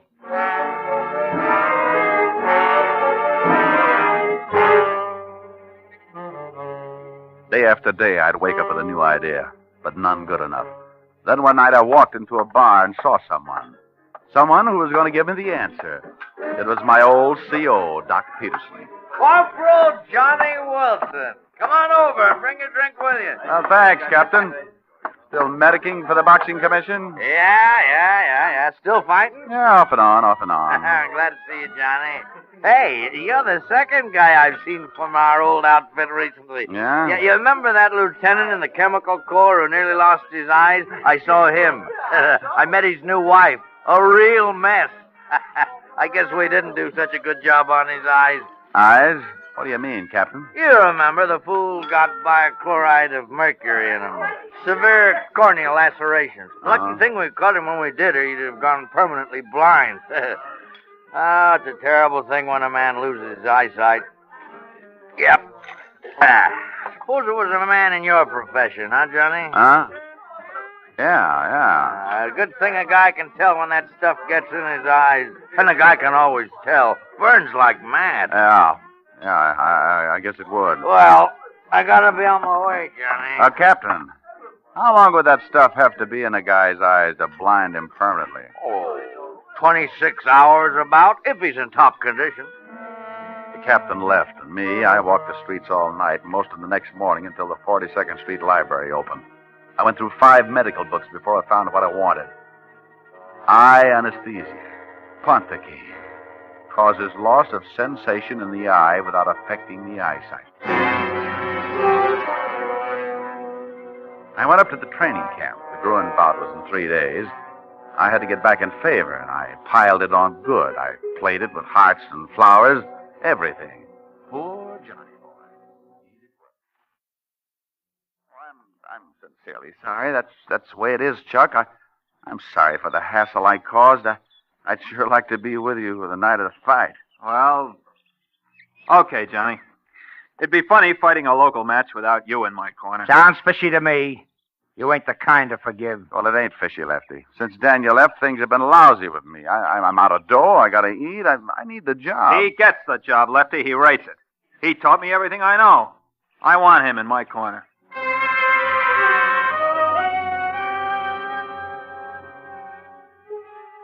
When we walked down the aisle in the garden for the ring, I had 3 things in my bag. A long, sharp knife for Lefty Wilkins and the Ponticaine and bichloride of mercury for Chucky Boy.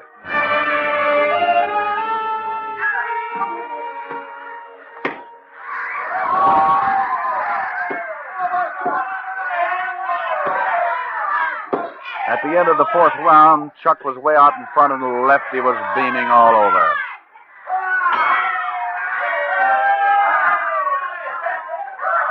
Well, nice going, Chuck. Hey, he's a cinch. Then I reached for the Vaseline that every fighter has smeared over his eyebrows to keep his eyes from getting cut. I had the Vaseline loaded with Ponticaine. I smeared it all around those eyes of his. Now all I had to do was wait until the Ponticaine took effect.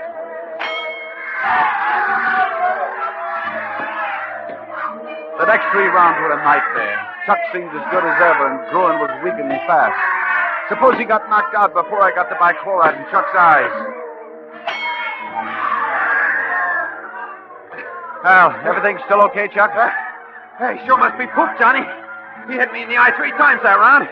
I didn't even feel it. Yeah? That's all? Oh, come on, Johnny. Swam my face. Little old cold water, boy. Next round, I'll kill him. He leaned back. I picked up a sopping sponge from the outer bucket, the one with the bichloride, and I swabbed his face and kept swabbing it while the liquid ran over his forehead and down in his eyes. This is it. He didn't even wince as the poison drained under his lids, into his eyes and over his eyeballs. He started the 8th round strong and cocky. He pushed Bruin all over that ring. And then all of a sudden it happened. He stopped and put his gloves to his eyes, trying to rub away the creeping blindness. Bruin played it cagey. He thought it was a trick. But as Chuck desperately hunted for him, Bruin caught wise and he piled into Chuck. Bruin tore his head off. He hit Chuck with everything but the ring post. Chuck kept going down and coming up for more. Oh, it was beautiful. I picked up my bag and left the corner. On the way out, I stopped for a moment where Lefty Wilkins bent forward, agonizing in his seat as he watched the championship go out the window. He didn't even move when I shoved the knife into his back. The crowd was screaming for the kill as I walked out.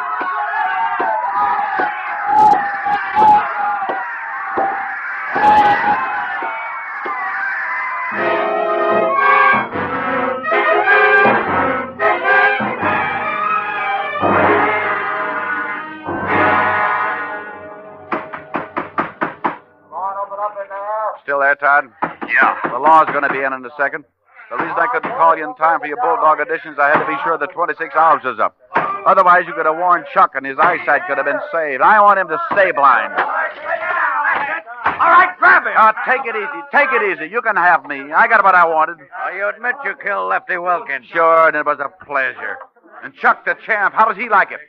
Got any jobs for fighters who can't see? Why don't you ask him? What? Hello, Johnny. Chuck. Well, what are you... Yes, Johnny, he can see. He's not blind. But you can't see. I don't believe it. You can't. Your old CO was at the ringside, Johnny. Doc Peterson. He knew what it was the minute it happened. He fixed up my eyes. You can't see. You can't see. You can't see. You're the one who's blind, Johnny.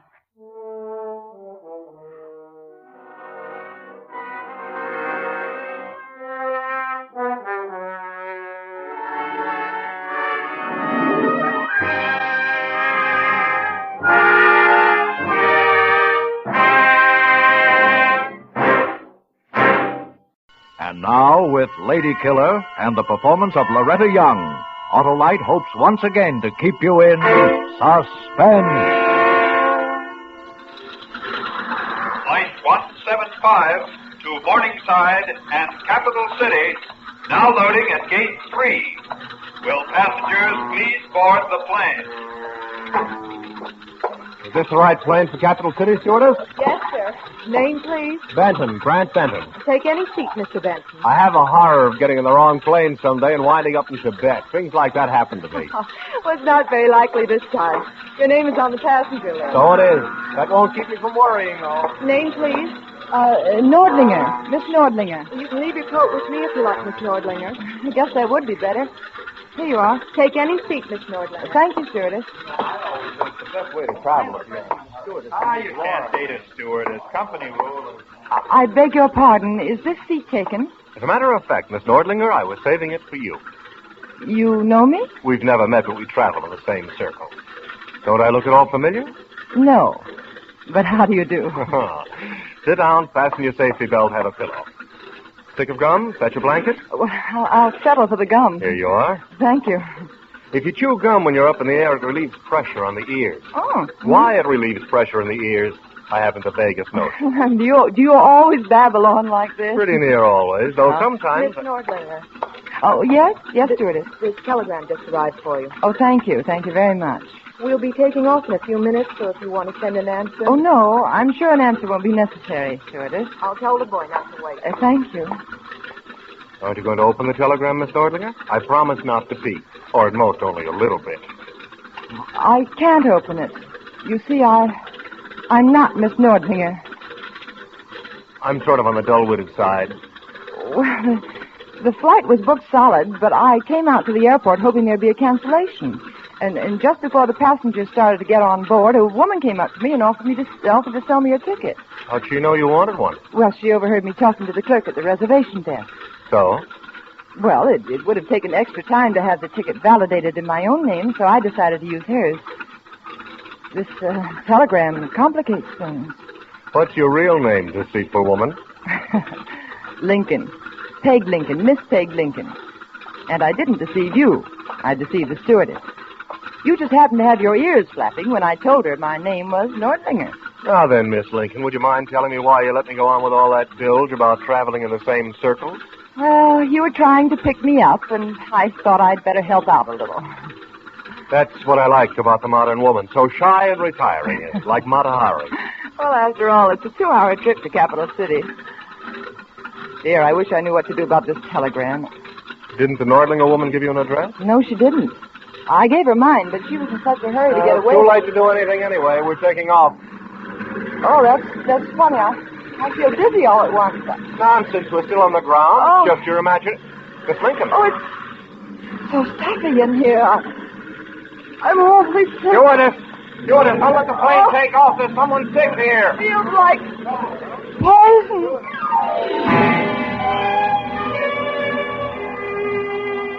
Sick? Oh, brother, was I sick. When I came to in the hospital after a nightmare in which stomach pumps seemed to be reoccurring, I was told that I could thank my handsome seatmate for the fact that I was still alive. He stopped the flight, carried me off the plane, and raced me into the hospital. Furthermore, he had engaged a private nurse and had telephoned every hour until assured that the danger was over. I bounced back fast. Next morning found me weak as a kitten, but sufficiently recovered to leave the hospital. The bubbling Mr. Benton was waiting to drive me home. So we bid a reluctant farewell to Rosemont Hospital, to its unsmiling nurses with their picturesque thermometers, to the pungent, unforgettable aroma of chloroform that lingers in its halls. Miss Lincoln. Miss Lincoln. Oh, yes?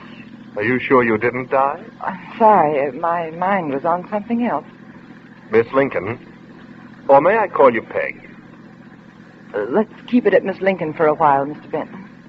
I wish we read the same books. Meaning? The books I read, a fellow saves the girl's life, she falls all over him. Yes? The ones you read, it's let's keep it at Miss Lincoln for a while. Maybe I should explain. I am an insurance investigator. And insurance investigators get to be pretty good at spotting phonies. I think you're a phony. Well, aren't you sweet? Not very. You know what I'd do if you were drowning right now? I'd throw rocks at you. I don't doubt it. A cryptic remark. I love cryptic remarks. Did Dr. Shiflin happen to mention what I nearly died of? He said it had some of the symptoms of food poisoning. Suppose I told you I never eat for 12 hours before traveling. I'd say you must have had something. Contaminated water, maybe. Or maybe a stick of poisoned chewing gum to relieve the pressure on my ears, eh? If you're getting at what I think you're getting I am. Do you know I canceled an important business trip just to make sure you were okay? Or you'd be at the embalmers right now if I hadn't run. Sure I would.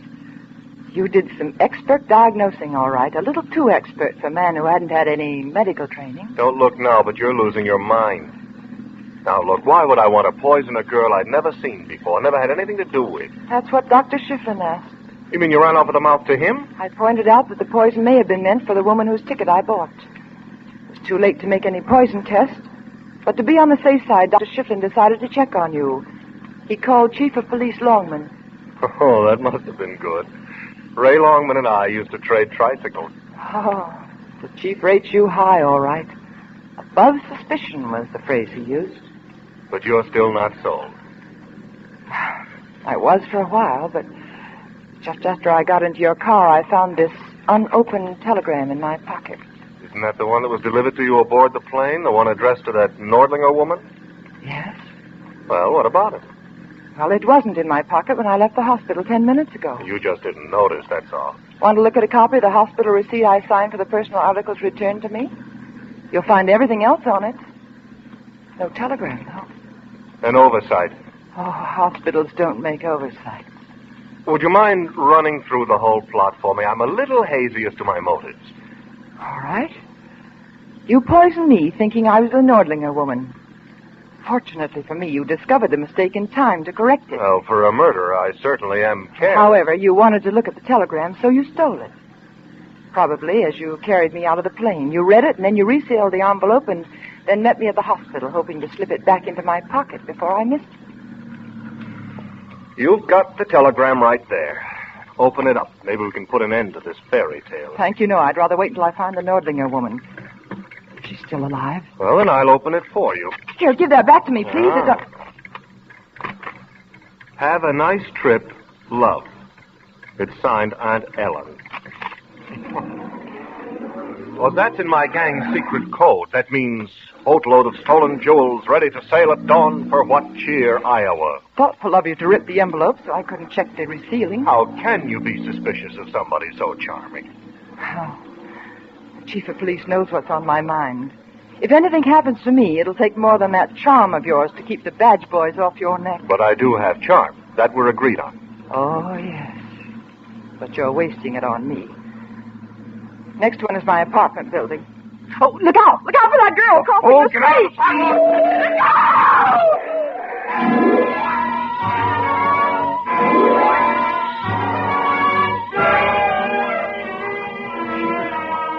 Look Miss Lincoln, see if you can swallow this water, please. Oh. What happened? Oh, it's me, Jack, the elevator operator.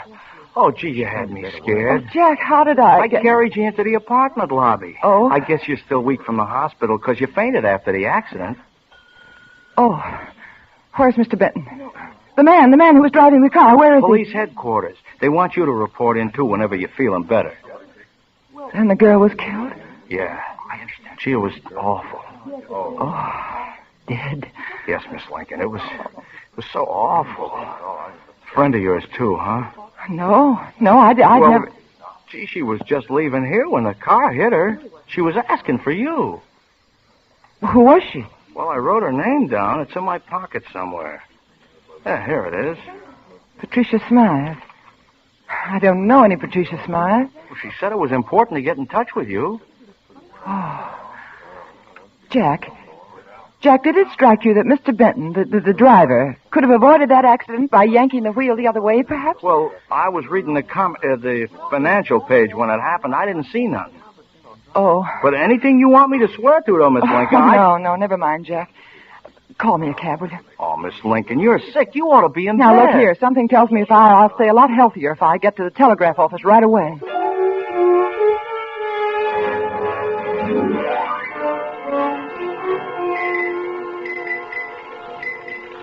I'm sorry. Now, what was that message again, miss? It was addressed to Kate Nordlinger at the municipal airport. And the message? Have a nice trip. Love, Aunt Ellen. Uh-huh. No, not sent from this office. Might I see the telegram? Certainly. Here it is. Why, this thing is fake, miss.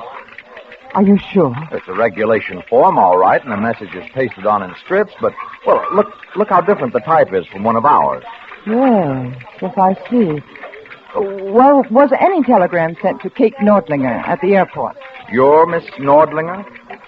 Yes, I am. Well, I can look it up in a minute. Thank you. That'll be fine. Mm-hmm. Just a minute here. I think I can find it right away. Oh, yes. Here's one. Let's see. It reads, on your return, we'll contact you at Hotel Ludwig. It's signed Patricia Smythe. Patricia Smythe? S-M-Y-T-H-E. Oh, what was the name of that hotel? The Ludwig. Hotel Ludwig. Right there, right across the street. Oh, yes. Well, thank you very much. You've been very helpful. You're quite welcome.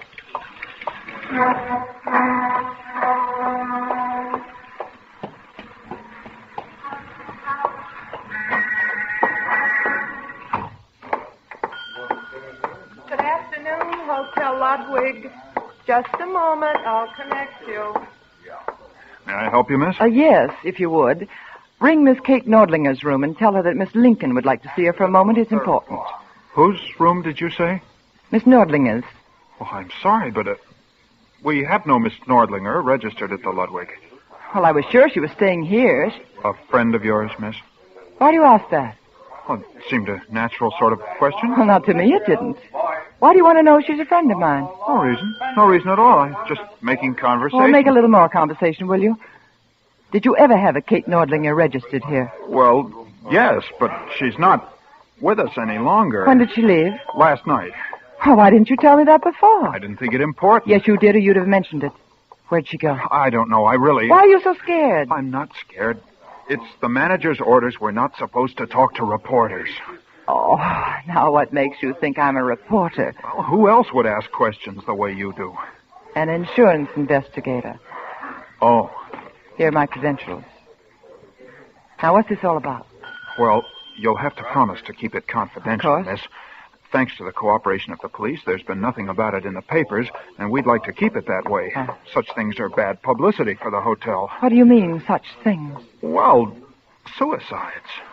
Oh. Last night, Kate Nordlinger threw herself out the window on the 14th floor.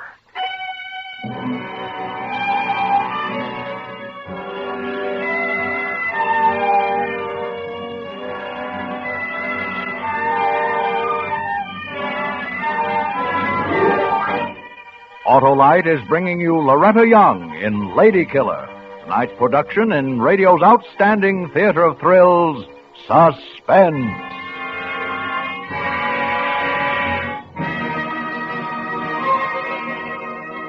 About that buffalo, Wilcox, I bagged him with a set of wide-gap Autolite resistor spark plugs. Redding Chester, that's a spark plug story, all right. But motorists everywhere can tell you stories about the money-saving advantages of wide-gap Autolite resistor spark plugs.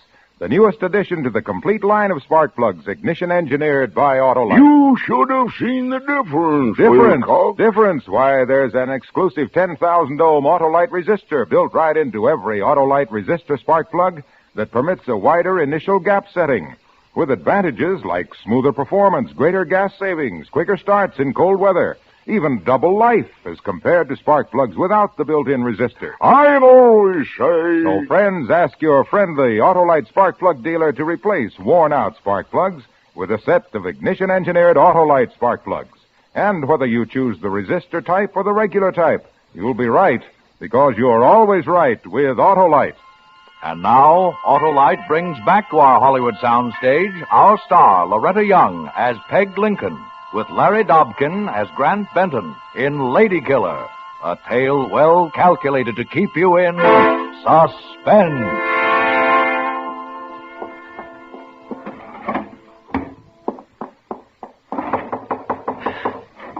Come in. Hello, Miss Lincoln. Taking over Kate Nordlinger's room as well as her name? How about a stick of chewing gum? No, thanks, Mr. Benton. I thought you were at police headquarters. The police didn't keep me long. Oh. It was obviously an accident, so... Obviously? Look here, Miss Lincoln. My car hit a girl and killed her. It was her own fault, but that doesn't make me feel any better about it. I could do without the cracks.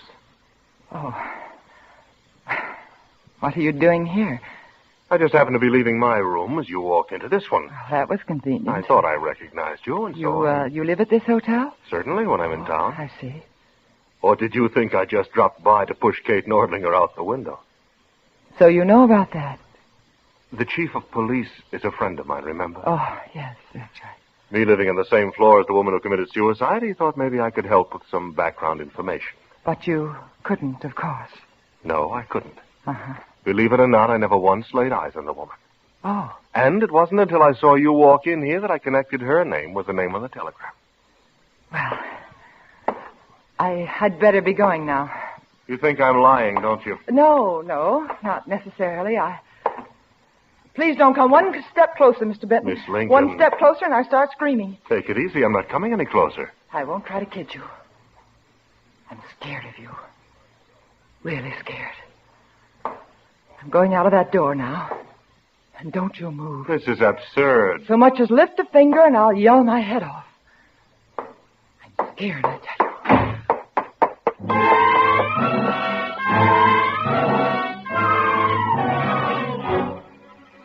And I kept running until I was out of sight of the hotel. At police headquarters, I suppose I looked just like any other psychopath with a persecution complex. But I was stubborn about it. Finally, I got in to see the chief of police himself. Ray Longman, his name was. Surprisingly young for his job, middle 30s, I should say, good-looking, patient, and reasonable. But when I told him of my experiences with the charming Mr. Benton, he laughed out loud. Why, Grant Benton was his best friend. The whole thing was impossible. In the first place, there was no connection between the deaths of the two women. Patricia Smythe, the girl in the automobile accident, had been a clerk at the police department. The chief had known her well. Kate Nordlinger had held a private detective's license for 5 years prior to her suicide, as he kept calling it. So far as anyone knew, the two women had never even seen each other. It wasn't until then that I mentioned the fake telegram. Mm-hmm. Well, I tell you what I'll do, Miss Lincoln. I'll check with the telegraph company, and if anything develops, I'll get in touch with you later. Get in touch with me later? I know. You're taking all this very seriously. Oh, what am I supposed to do? Sit around like a duck in a shooting gallery until you decide You tell me you're an insurance investigator. That's you right. know court procedure. Would you, under oath, swear that Grant Benton deliberately drove into Patricia Smythe and killed her? Well, Under oath. Well, no, I couldn't, but... Well, I know he did it deliberately. But I couldn't swear to it, if that makes any sense. It does. In order to swear to it, you'd have to know exactly what went on in his mind at that moment. Well, that's all very well and good, but don't you see I assure you that... there's nothing to link Grant Benton with the Nordlinger woman's suicide. And that brings us to the so-called attempts on your life. Would you care to press charges? Well, I can't prove anything. So where does that leave us? It leaves you thinking that your best friend is the victim of a few embarrassing coincidences. And it leaves me thinking that... That the chief of police is just a big, dumb flatfoot being taken in by a pal?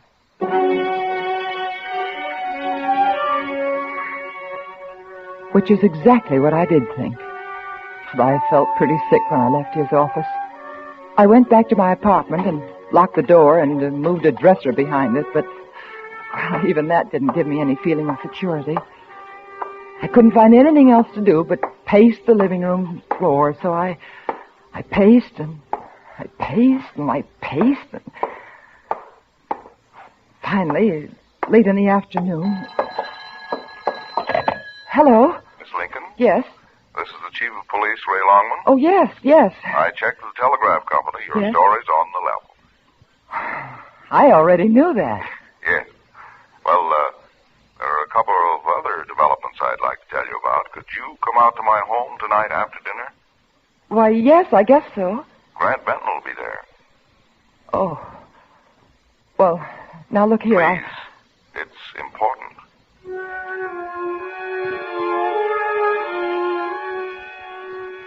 I wrote down the street directions, and there were a lot of them because the chief's home was in the secluded hill section on the outskirts of town. When I arrived there, my insides were doing push-ups. But I was calm enough on the inside, I hoped. Ah, Miss Lincoln. Oh, good evening, Chief. I was half expecting you to be late. Most people have trouble finding my house. Well, I started early. Won't you sit down? Thank you. Well, take the easy chair. Oh, thank you. Grant should be arriving any moment. I want you to understand that, well, I'm not out to trick him into a confession or anything. It's, well, I'm hoping that the three of us can talk things out. The situation's become uncomfortable all around.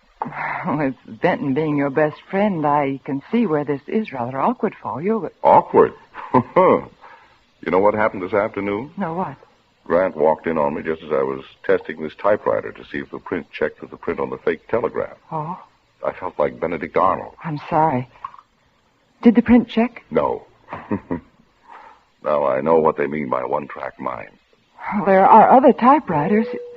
Oh, that must be Grant now. Now, you can take my word for it, Miss Lincoln. There's no need to be frightened. All right. Good girl. Come in, Grant. Thank you, Ray. Well, what a handsome couple you two make. Our forthright young chief of police and the lovely lady who was only recently voted Miss Unbridled Imagination of 1950. All right, that's enough, Grant. Sit over there and behave yourself. Oh, now then, Miss Lincoln, to business. What can I do for you? Chief Longland thinks you can convince me you're innocent. I have reservations. On what plane? Where would you like me to begin? Let's start with a fake telegram. Explain that away. You're starting with a butte. It's the one thing I can't explain. I haven't the faintest idea why it was done or who did it. But you didn't. No? Won't you even try to believe me? Yes, I'll try. I'll even concede it was an accident when your car killed Patricia Smythe. Are you willing to believe that blonde Miss, whatever her name was, committed suicide? Kate Nordlinger? Mm-hmm. How did you know she was a blonde? I read it in the paper with my big blue eyes. The whole thing was kept out of the newspapers, and you told me that you'd never laid eyes on her. Well, pardon me for interrupting, Miss Lincoln, but I questioned Grant right after the suicide. At the time, I probably mentioned that the Nordlinger woman was blonde. You did, Chief. I distinctly remember. Don't let him talk you into it, Chief. For heaven's sake, open your eyes. He's it. The explanation fits. What explanation? Well, can't you see? Patricia Smythe worked as a clerk in your office and happened on some information that incriminated our friend here. There was no sense her telling you about it. You were too fond of Benton to believe it anyhow. So she went to Kate Nordlinger, a private detective, and they worked together on the case. Benton found out what was going on. When he learned that Miss Nordlinger was taking a plane to Capital City in order to talk to the state's attorney, he decided to act. He'd seen Patricia Smythe around police headquarters plenty of times. But the Nordlinger woman he only knew by name, which is how he came to give me the poison by mistake, don't you see? I apologize, Grant. I thought Miss Lincoln understood this was to be a friendly meeting. Girls will be girls. But listen, Chief. That's all I ask. Just listen. Very well. Go ahead. Well, through the telegram, Benton learned that Kate Nordlinger was staying at the Hotel Ludwig. That night while I was at the hospital, he killed her. He pushed her out of our window. And later, he recognized Patricia Smythe coming out of my apartment building. She'd come to warn me of what I was getting mixed up in. And he murdered her. He ran her down with his automobile. Now, really, Miss Lincoln, your logic... Never mind, Ray. She's right. I've made a couple of slips, and the entire Supreme Court couldn't shake her loose now. Very well, Miss Lincoln, if it makes you any happier, I killed both women. You have the dubious honor of having proved your point. You'll still be trying for laughs when they strap you in, won't you? They're not strapping me. If you care to glance at our forthright chief of police, you'll notice a rather large gun in his hand. You'll further notice that it's pointed not at me, but at you. Sorry, Miss Lincoln. We did our best to talk you out of this. Now you've given me no choice. Let me tell you what our forthright chief of police means. He means that he and I run the gambling activities of this town. And people who interfere are apt to get hurt. Very hurt. Dead, you might say. I don't think the chief is going to shoot. There are two schools of thought on that. I think I should mention that the bushes outside are thick with men from the state's attorney's office. What? Easy, Chief, easy. When you telephoned to invite me here, Chief, you told me that you had checked with the telegraph company about that fake telegram, but later I talked to them again, and it turned out that you hadn't checked, which meant that you'd known about it all along. It was then that I decided to long-distance the state's attorney. You better leave the comedy to me, Miss Lincoln. That's not even a good stall. The men outside are under orders to demand entry at the slightest disturbance. Fire that gun, Chief, and they'll be here like a swarm of gnats. And if I don't fire? You'll take your chances in court. After all, it was Benton who actually killed those two women. If you have any qualms about this, Chief, just hand the gun over to me. Wait a minute, Grant. Stay right where you are for the moment, both of you. What are you going to do with that ashtray? Heave it through the window.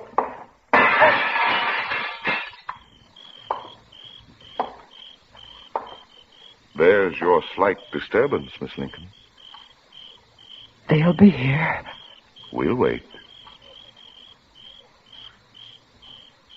That bluff went over like a lead balloon. Now, if you let me have the gun, Chief... Don't give it to him, Chief, please! Don't give it to him! I Miss Lincoln. Right. Quiet, Grant.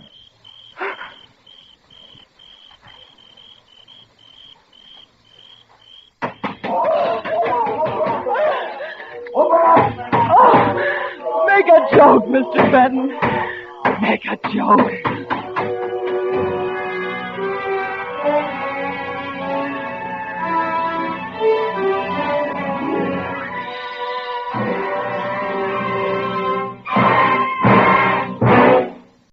And now, with Banquo's chair and the performance of James Mason, Autolite hopes once again to keep you in suspense.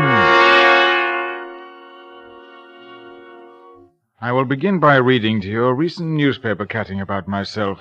It has a bearing upon the story I'm about to tell you. Please listen. The recent retirement of Sir William Brent from the English criminal investigation has given great joy to all the lawbreakers in our land. For more than 2 decades, Sir William has terrorized the underworld. The ex-head of the English criminal investigation has been the scourge of thieves and murderers. In but one single solitary instance has he been known to confess defeat or to express dissatisfaction with the outcome of his prosecution. This was the now famous Bedford murder case. That news item was written by Arthur Grange, a reporter who had been covering crime trials for years and whom I knew very well indeed. I had not, of course, given up the Bedford case. That, too, is now over. But that the case should be resolved as it was, no one on earth could have foreseen. I'd already made my arrangements with May Wakefield and, of course, with Bedford. Arthur Grange's call came on Wednesday. I just received your wire. I hope you're coming. Well, I am scheduled to go up to Woodsbury on Friday and dine with my sister. How important is this dinner? I don't think you will ever forget it as long as you live. Isn't Turret House the place where Bedford murdered his aunt? You have a good memory. What's it all about? Will you be here, Arthur? You make it sound so mysterious. It will be. Can I bring my revolver? Yes, I think you should, Arthur. Good night. But Sir William...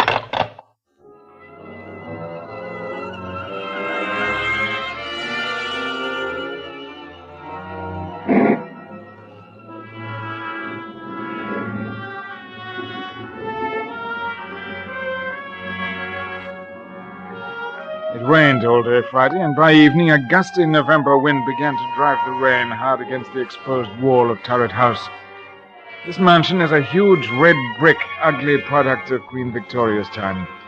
It did not stand gracefully, but squatted at the back of a private road, almost hidden from view by several dripping pine trees. The neighborhood was in decline. Its best days were over. Perhaps mine were, too, I thought as I came down the stairs. But after tonight, it won't matter.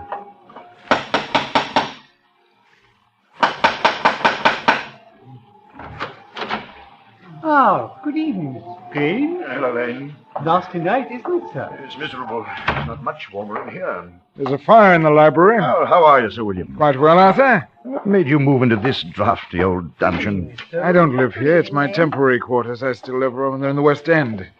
And here is Miss Stone. Miss Roberta Stone. This is Mr. Arthur Grange. Pleased to meet you. How do you do? Roberta is the famous mystery story writer. Oh, yes. I've read your books and enjoyed them. Oh, thank you, Mr. Grange. Perhaps you can tell me, Miss Stone, what mysterious event is going to take place here this evening? I was told to come armed. He told me the same thing. Here's my gun. I've never fired this monstrous, ugly thing in all my life. You're pointing it at me, Roberta. It's not at all polite. I'm sorry, Sir William. This house, Roberta, was the scene of a particularly unpleasant crime, as Mr. Grange can tell you. Oh, yes. In this very house, John Bedford murdered his aunt, Miss Martha Ferguson. Oh, how nice. Mr. Bedford couldn't have picked a more ideal place. Sir William, you must tell us what you're up to. We'll have a drink first, and then I'll tell you both all about it. Lane, will you serve the drinks? Oh, yes, Sir William. Good. Now I can tell you that tonight I am going to close the Bedford case. Mr. Green? Oh, thank you, Lane. You're going to close the Bedford case tonight? I'll give you the facts in an orderly fashion. I never arrested John Bedford for the murder of his aunt, Miss Ferguson, for two reasons. First, he had an absolute and perfect alibi. Arresting him would only be a waste of time and money. And secondly, according to English law, a man discharged can never be arrested again on the same murder charge. What's going to happen tonight? In a short while, John Bedford will be here to dine with us. And, oh yes, his victim, Miss Ferguson. What, you mean Miss Ferguson wasn't actually murdered? Miss Ferguson is most thoroughly dead and has been dead for years. You're going to have the body of old Miss Ferguson here while we... Please don't anticipate me. As you both know, I've never lost a case except the Bedford murder. I'm an egotist. I've resigned from the criminal investigation for the sole reason of trapping John Bedford. Well, I must say you have a great amount of patience, Sir William. Yes, I am infinitely patient. For 3 years I've been planning for this night. This is a moment of considerable triumph for me. I wanted to have some witnesses. A writer who will record this event, and an admirer who will appreciate the skill with which I will bring a notorious murderer to his proper end. I have an uncanny feeling that this is going to be gruesome. Come. You'd be ashamed to run away, wouldn't you? I'll stay, of course. So will I, as long as I have my weapon. Splendid. But before I tell you about my diabolical scheme, let me first acquaint Roberta with the details of the murder. I think I can recreate the circumstances for you quite accurately. Very well, then. Exactly 3 years ago tonight, old Miss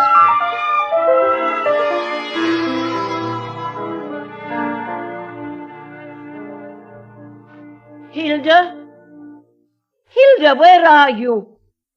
Oh, where is that foolish maid? Never around. Yes, Miss Ferguson. Why don't you answer when I call? I was in the kitchen, ma'am. It's after 10 o'clock. You should be on your way home. I was just about to leave. Has my nephew called? No, ma'am. Mr. Bedford hasn't called since yesterday. I told him he couldn't come here anymore, just like you told me. I don't ever want to see him again. He's no good, an evil man who will come to an evil end. You're never to let him in here, Hilda. He won't ever come in this house, not if I can help it. Now you'd better run along and make sure all the doors are bolted before you leave. Yes, ma'am. Good night, Miss Ferguson. Good night, Hilda.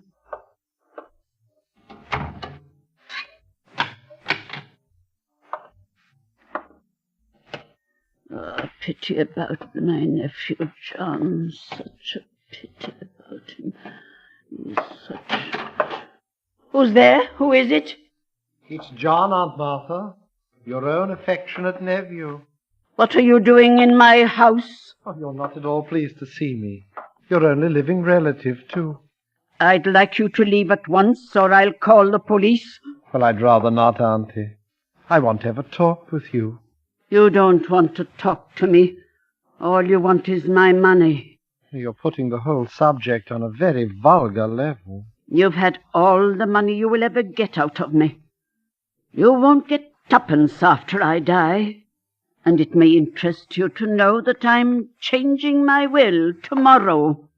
So I hear, Auntie. You're wearing gloves that... Yes, Auntie. Keep away from me. Oh, no, you're an old woman, Auntie. All that money's no good for you. You can't ever use it, but to me, money is life. And you're going to die soon anyway. No, you're not going to do that. Oh, yes, Auntie, I am, and I'd be doing you a favor. You're old and ill and lonely. Please, no screaming, Auntie. No screaming.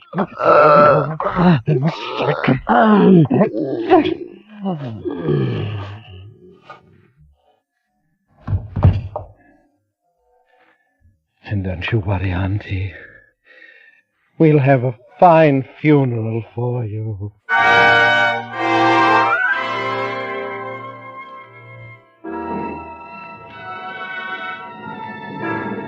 That's pretty much the way old Miss Ferguson was murdered. Her maid, Hilda, found the body the next morning. I immediately went to work on the case. All the evidence pointed to John Bedford. He almost admitted it himself. I had him brought to my office for questioning. How do you do, Sir William? Oh, hello. Please come in. Oh, thank you. Cigarette? Oh, thank you. Well, how does it feel to kill your aunt? May I have a light, please? Yes, of course. I wouldn't know, Sir William. You see, I never killed anyone. Have you? Yes, I've shot and killed lawbreakers who tried to get away. And I've sent many of them to the gallows. Yes, so I understand. What was your relationship to your aunt? I was her nephew. Very amusing. She didn't like you, did she? I'm a truthful man. She didn't. She thought I was a spendthrift and a parasite. She was quite right. Where were you on the night of the murder? In jail. I drank a little too much and got into a bit of a tiff with the police. Mm-hmm. Quite an alibi. Quite a fact. Now, it was hardly possible for me to be in jail and kill my aunt at the same time. Unless, of course, my aunt came into my cell and allowed me to murder her, after which she walked back to Turret House as a ghost, dragging her body behind her. That's hardly possible. Don't you think you ought to check my story? I already have. You're a skillful fellow. Why don't you arrest me then, Sir William? No, Mr. Bedford. I have time and patience. Oh, you'd better work fast. By the time you get round to me, I'll have spent all of my aunt's beautiful money. It's not her money I'm after. It's your life. Your beautiful life, Mr. Bedford. Good day.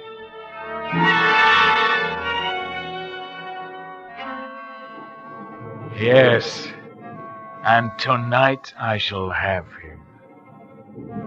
Tonight, in your presence, he will commit that murder again. And this time I shall arrest him for it.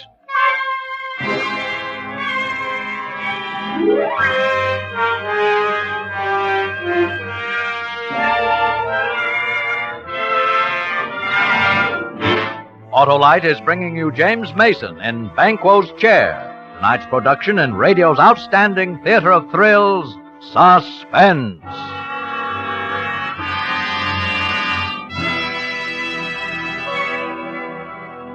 Say, Harlow, while I was on vacation, I used nothing but those miraculous new wide-gap Autolite resistor spark plugs in my car. And what a performance! That's the wide-gap Autolite resistor spark plug for you. They're the newest addition to the complete line of regular transport, aviation, resistor, marine, and model spark plugs, ignition engineered by Autolite. Harlow, let me tell you how those wide-gap Autolite resistor spark plugs worked like a charm. Why, of course they did, Hap, just as any Autolite spark plug. But with Autolite resistor spark plugs, you do get special advantages, such as smoother performance on leaner gas mixtures, greater gas savings, even double life under equal conditions as compared to spark plugs without the built-in resistor. And it's all due to the 10,000 ohm exclusive Autolite resistor built right into every Autolite resistor spark plug. So, friends, see your neighborhood Autolite spark plug dealer tomorrow and have worn-out spark plugs replaced with ignition-engineered Autolite spark plugs. Whether you choose the resistor type or the regular type, you'll be right, because you're always right with Autolite. And now, Autolite brings back to our Hollywood soundstage our star, James Mason, in Banquo's Chair, a tale well calculated to keep you in suspense. That's how matters stood. I refused to let my men arrest him. But how in the world could he have murdered his aunt while he was in jail? Well, he might have bribed the prison guard to let him out for an hour. You're right, Roberta. I believe that's exactly what he did.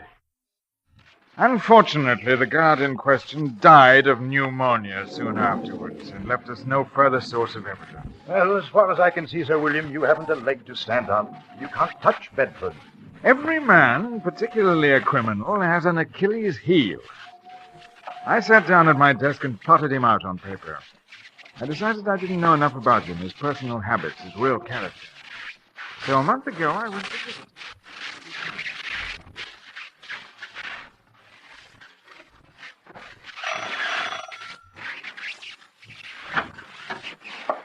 Sir William, what a surprise.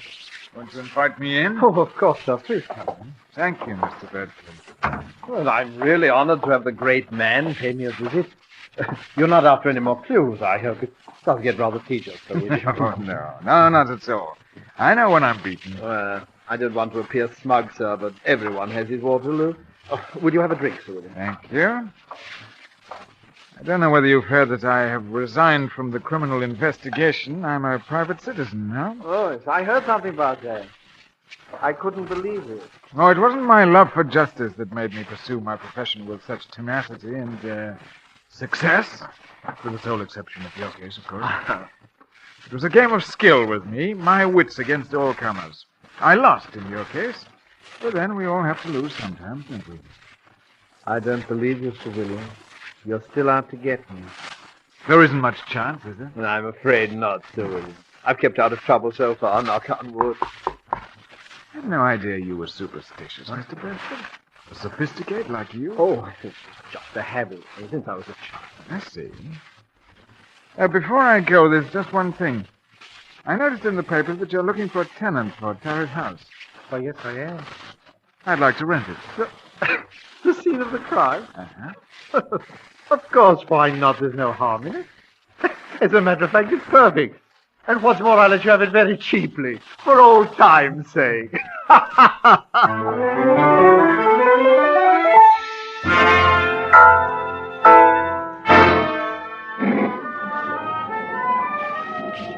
I saw Bedford frequently. Our acquaintance developed into friendship. An armed friendship, of course. He knew I was out to get him, and I wanted him to know that. But he was so pleased, so vain that he'd bested me that it gave him delight to see me. And that's how I got to know him pretty well. Fundamentally, he's superstitious and afraid. He's uncomfortable in the dark. He's an insomniac. He finds himself utterly unable to read horror novels. His sneering self-assurance is a mask for a nature that's subject to deathly fears. Well, tonight is the anniversary of the murder, and tonight Mr. Bedford dines with us at 8 o'clock. I asked you two to be here early so that we could have a talk. It's nearly 8 now. Now, this is the plan. You both know May Wakefield? The Shakespearean May Wakefield? Oh, yes, of course. yes. Wonderful. The greatest Lady Macbeth I ever saw. That's right.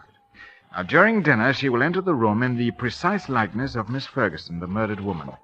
We, of course, will pretend not to see her. We'll remain outwardly unconscious of her. Only Bedford will be aware of her presence. Hamlet, the play's the thing. Exactly. Now, during dinner, the electric light will be switched off at the main, and candles will be lit. We must have the correct atmosphere.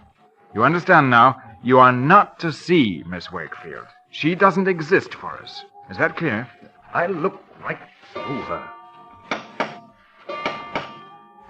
That will be Bedford.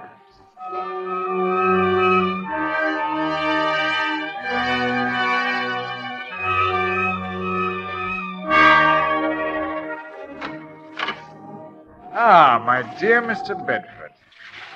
Good of you to come in this weather. But I never miss a meeting with you, Sir William. Oh, Lane, will you take Mr. Bedford's things? Yes. Miserable weather. Oh, indeed. This way to the dining room. Thank you. I almost forgot my way around in this ugly old place. Perhaps you have unpleasant memories associated with Turret House. Perhaps I have.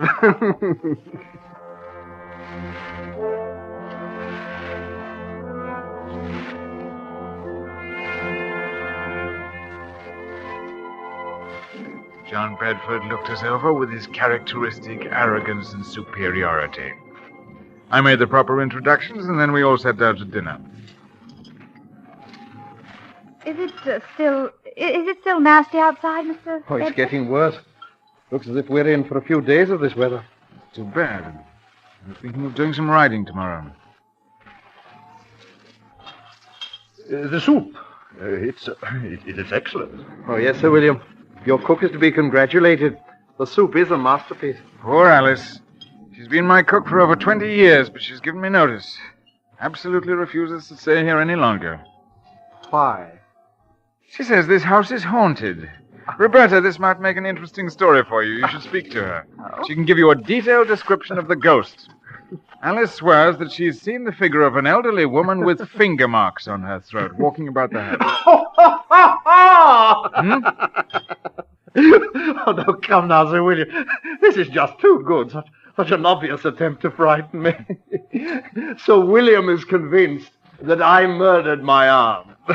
No, please, Sir William, a little more subtlety. Surely I deserve it. Huh? Perhaps the cook did see the figure. It might interest you to know, Mr. Bedford, that I don't believe in ghosts. And I'm sure my cook never saw this elderly figure, except in her frightened imagination. Well, I am afraid, sir, that your little attempt did not work. But I must admire your graceful acknowledgement of its failure. I suppose I should give up plaguing you, shouldn't I? Oh, no, Sir William, never give up. I may have a weak spot somewhere, you never can tell. If at first you don't succeed, you know. Do you live far from here, Mr. Bedford? Oh, thank you, Miss Stone. There's really no need to change the subject. I hope you find this game as amusing as I do. I saw a very exciting play last night, the Haymarket. Excuse me a moment. It's really fearfully hot in here. Do you mind, Sir William, if we get a little fresh air? I'm sorry, it is stuffy in here. Lane, open one of the windows, please. Yes. Yes, it's awful weather. Simply awful. Yes, I don't know how we will ever get home. Yes, I can't stand this weather myself. I think I'll go to the Riviera next week. I'm always so... Oh. Lane, what on earth's wrong with the lights? I don't know, sir. Well, don't stand around. Fetch some candles. We can't sit here in the darkness. And get the chauffeur. He knows something about electric lights. I'll call the chauffeur right away. I'm terribly sorry about this. We've had trouble with the wiring before. We'll have it fixed up in a few minutes. Now, let's get on with our dinner. Have some more wine, Mr. Bedford. I've had enough, thank you.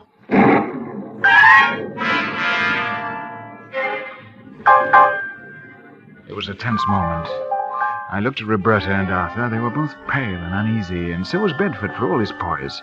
I believe that the only calm person in the room was myself. Oh, Mr. Bedford, you were saying something about visiting the Riviera. It must be lovely at this time of year. It is. I've been there before, you know. What's the matter, Mr. Bedford? Nothing. Nothing at all. I wish we could have some more light. It's rather difficult to see. I'm really terribly sorry this had to happen just at dinner. Please have a little more wine, Mr. Bedford. No, I don't drink much. The figure of a woman had entered the room. She'd come in silently like a ghost. It was done so softly, so skillfully, that her presence seemed completely unreal. It was a superb entrance. We all saw her, but we made no sign of recognition. In the dim candlelight, she looked ghastly. It was an incredible piece of makeup. Bedford looked at all of us to see if we'd seen the figure standing a few feet away from him, but we ate our dinner calmly. He looked again, shook his head, and then gulped the wine in front of him. Don't any of you see anything? See what, Mr. Bedford? You know perfectly well what. There she is, just as plain as... What's got into you, Bedford? It's my aunt. My aunt! Perhaps you've had too much wine. Your aunt is dead. You're not seeing ghosts, I hope. Yes. Oh, yes, that's it. I drank too much. I'm not used to drinking. Yes, you know? yes, of course. No, she's coming towards me. Calm yourself, Bedford. I've never seen you like this. There's no one else here. Do you see anyone, Roberta? No. No, I don't see anyone. No, neither do I. I can't stand it. I'm getting out of here. You're not wearing gloves today, John. But she's real. God, did you see? I can't to hear her. What's come over you? She's touched. She's touched. Sit down, me. Bedford. She's gone to the door. She won't let me out. I'm an old woman. Money is no good for me. I'm lonely, John. Let me by, Aunt Martha. Out of my way. Out of my way. Get away from that door. I'll murder you again. Do you hear that, Martha? I'll kill you again, you old witch. Please let me go. All right, switch on the lights. Officer Graham, come out. Arrest him. You heard his confession. Yes, sir, I did. Put the handcuffs on him. I've got him, sir. Well, Bedford, it seems that I've finally caught up with you. I'll kill her again. I'll kill her again. I'll kill her again. That wasn't your aunt. That was May Wakefield, the I'll actress. kill her again. I'll kill her again. Take him away, Graham. He's in a state of shock.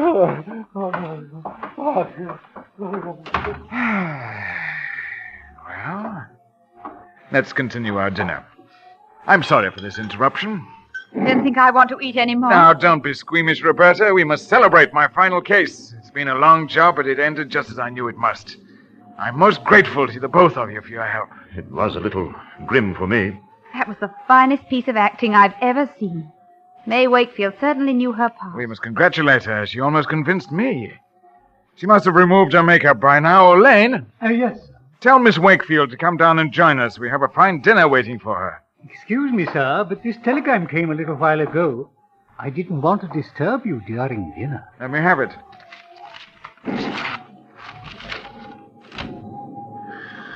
Why, Sir William, is anything wrong? I'll read it to you. Extremely sorry. Severe influenza makes it impossible for me to leave my bed tonight.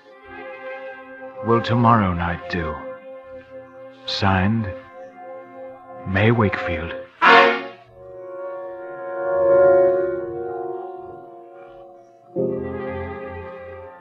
Lord help us. If it wasn't May Wakefield, who was it? I did not answer. I looked at the staring faces of Roberta and Arthur, and then I turned away. A vein in my temple began to throb. I put my hand to it, and it stopped. I think I'll have some wine. No. Lane. Yes, sir? Fetch a bottle of brandy and pour 3 stiff drinks. Better make it 4. I think you need one, too.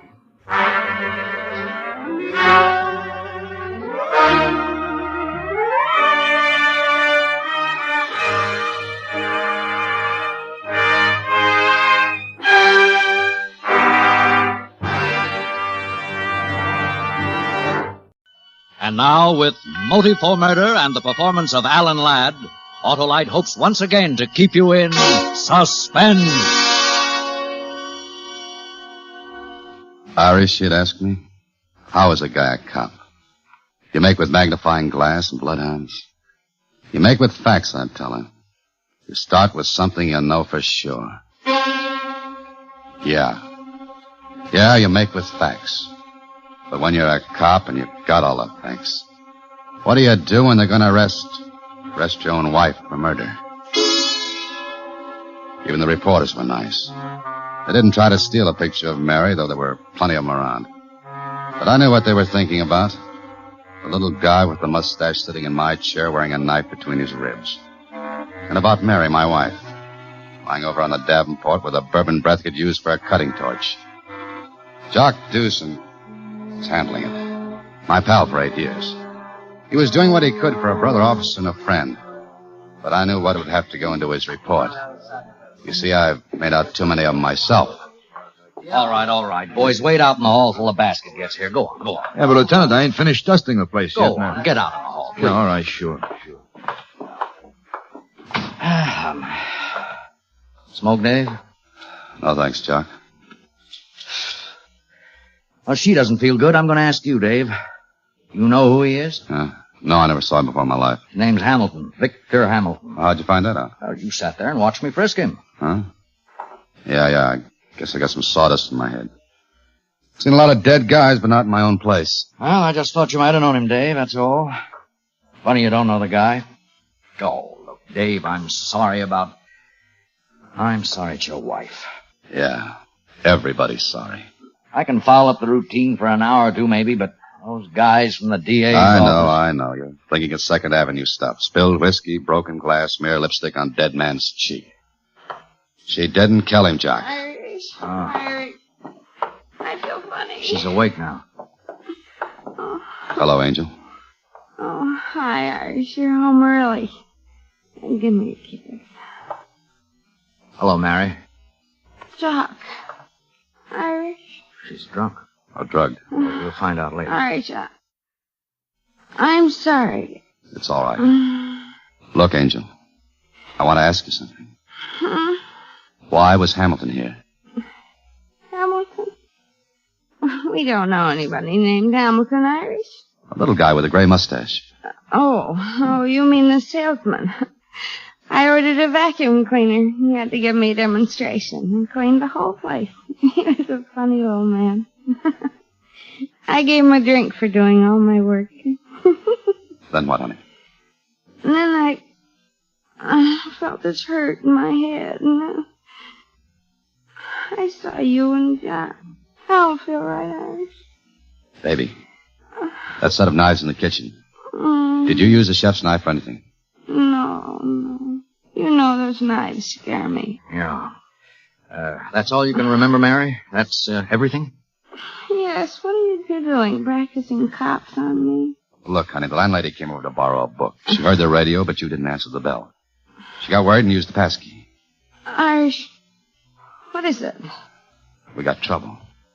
Somebody used that knife on Hamilton. Oh, Irish. Doc, what is this? Why, Mr. Hamilton's sitting right over there, right? Irish. Oh,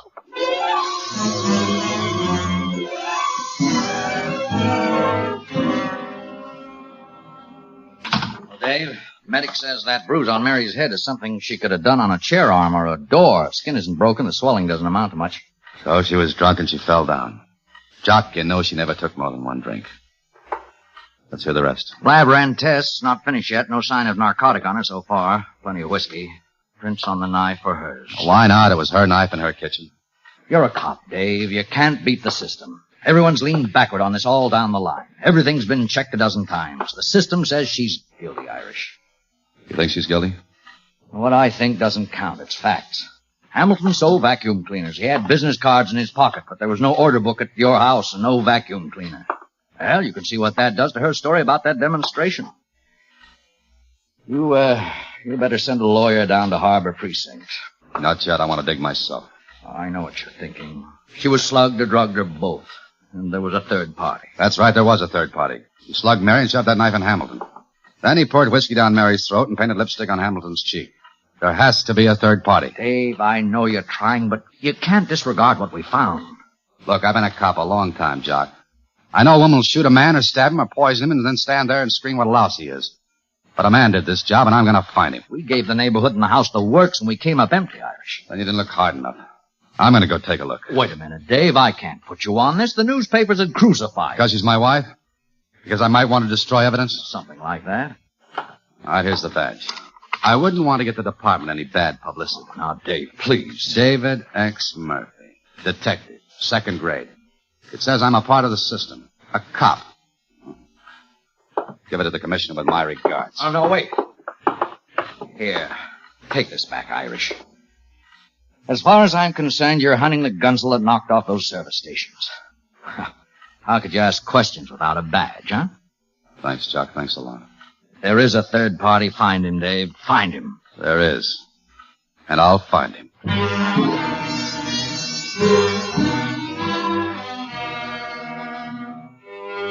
You make with facts, I told you. You start with something you know for sure.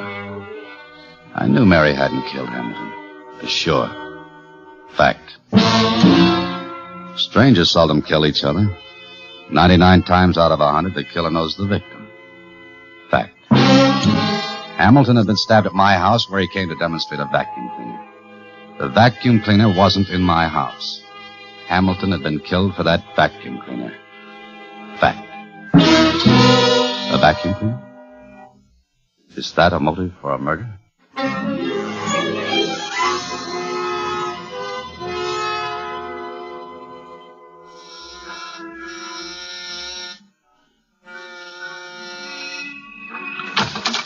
Yeah? Police, I want to talk to you. The police have been here. Well, they're here again. Victor Hamilton had an apartment here, and you're his landlady. I want to know about him. You do, huh? What do you want to know? The works, good and bad. Did he drink, gamble? Did he stay in nights or go out? Did he pay his rent? Start talking and I'll listen. How would I know so much about a tenant? I got my work to do. Yeah, no maid to keep me. Almost breaks my back sometimes. Yeah, come on, now tell me. Oh, he lived like a monk. Paid his bills and kept to himself. I never saw no friends with him. Go on. I can't tell you any more about him. What do you think I am? Harriet. Harriet, come here. Yeah? What is it?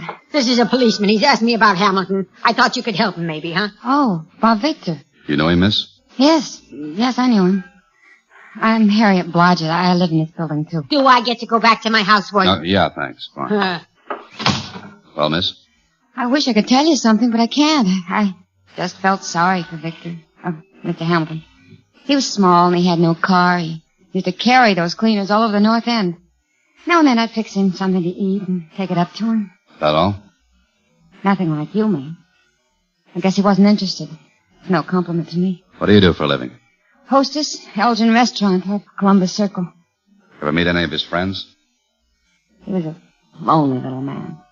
No friend, no enemy. You're wrong. He had one enemy.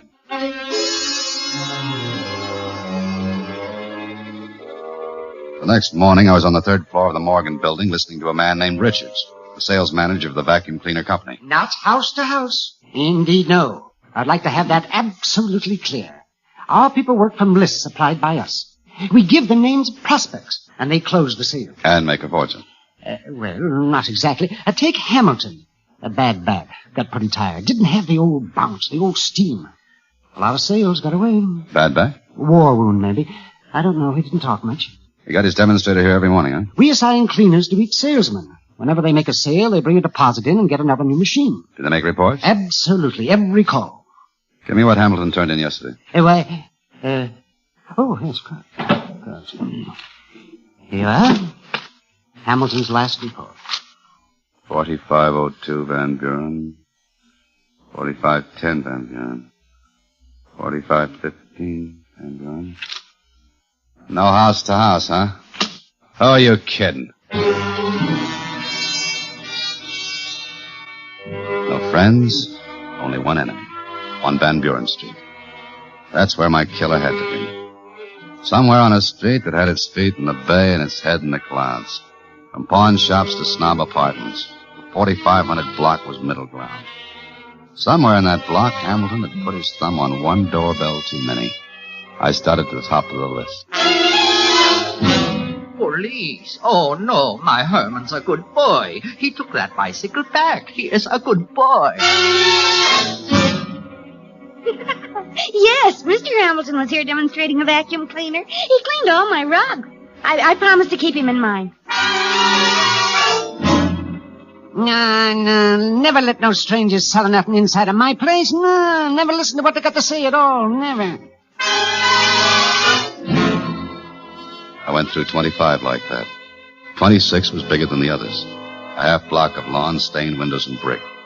Built by one of yesterday's fortunes when Van Buren Street was young.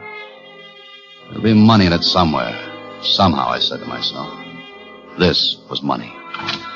He was tall, slender, and pretty. The mustache moved first. Please, my aunt's desperately ill. Police. But why? What do you want? We're checking. A little guy named of Hamilton came by here yesterday selling vacuum cleaners. He rang your doorbell with a lot of others. But he got himself killed. We look into things like that. Oh. Whose house is this? My aunt, Cecilia Breckenbridge. That chap was here. Hamilton, was it? An impertinent little fellow. He rang the bell several times, woke my aunt. I sent him away. You didn't get inside? Oh, no, not past the door. That's funny. The salesmen make reports. They list every house where they make a demonstration. Your house is on that list. Oh, it's a mistake. I sent him away. Mm-hmm. He didn't make any mistakes about his other demonstrations. He didn't lie. A mistake? But if you want it that way, I'll check the neighborhood. People see things. I'll find someone who saw him in here. All right. He was here inside. Then why the runaround? Well, my aunt, she's very old. It's my duty to spare her any unnecessary excitement. That's why I lied. And anyway, there's nothing she could tell you. He was here. He made his little speech. He went away. Mm-hmm. But I've got a report to make out. I know, but couldn't you make an exception? An imposition calling on people, bothering them. But it's better than having a murderer walk the streets. My aunt is really quite ill. I can be very gentle. Oh, it's embarrassing. Do you know what a persecution complex is? I read about them. Well, that's her trouble. She's old, senile.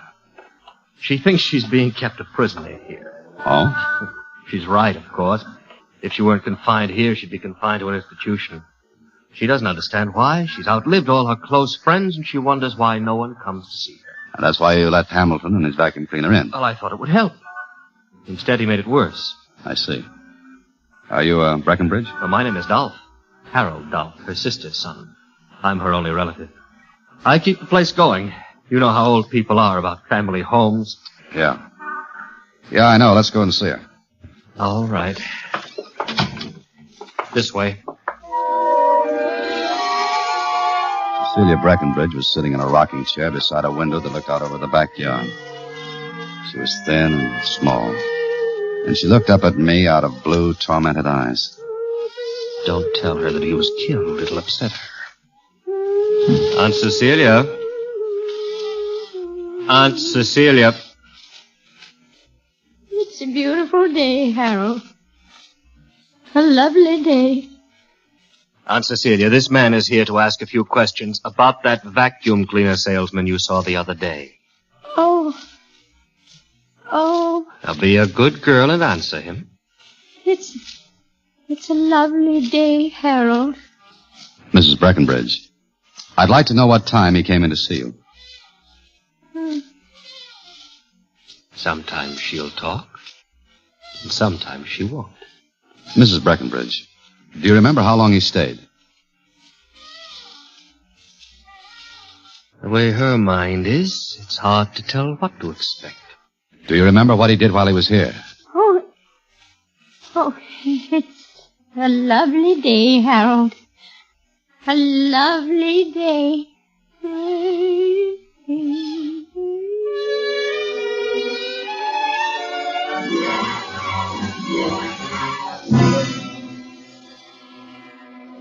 That you, Dave? Yeah, I'm in a drugstore at Van Buren and Hope. How's to coming out and give me a hand? What do you mean? I've spotted that third party. He's tall and pretty, and he's scared to death.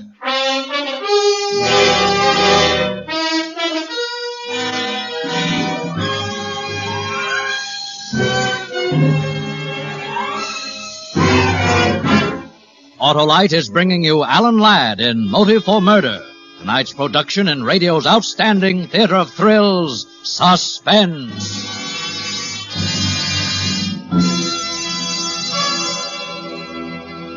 Say, Remingchester, were you in Limerick when you were hunting the Irish camel? Was I in Limerick? I invented the Limerick. Ah, but not this Limerick, old pal. Listen, a good name in Erin is Slattery. So's Autolite's Stay Full Battery. Its watery needs a teaspoon feeds. Only 3 times a year is no flattery. Alas, poor Limerick. I knew him well. Well, you know that the Autolite Stay Full Battery needs water only 3 times a year in normal car use. Why? Because it has 3 times as much liquid reserve above the plates as batteries without Stay Full features. Is it the leprechaun in New Wilcox? Why, every leprechaun in Ireland knows that the Autolite Stay Full Battery has a fiberglass retaining mat protecting every positive plate. That keeps the power-producing material in place, you see. In recent tests based on SAE life cycle standards, the Autolite Stay Full batteries gave 70% longer average life than batteries without Stay Full features. And remember, Autolite Stay Full batteries need water only 3 times a year in normal car use. Get an Autolite Stay Full battery and be right with Autolite.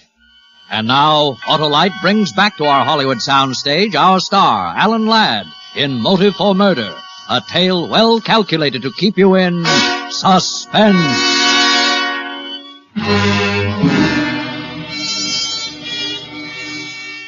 You start with something you know for sure, like the fact that Mary couldn't kill anyone. Then you go to people and you ask questions. You look for somebody who'll talk too much or not enough. Somebody like Harold Dolph in a big old-fashioned house in Van Buren Street. You meet his invalid aunt who only sits and dreams of 50 years ago. And you look at tall and pretty in his $30 shirt standing there. And you find out why he'd go out and kill a man named Hamilton and steal his vacuum cleaner.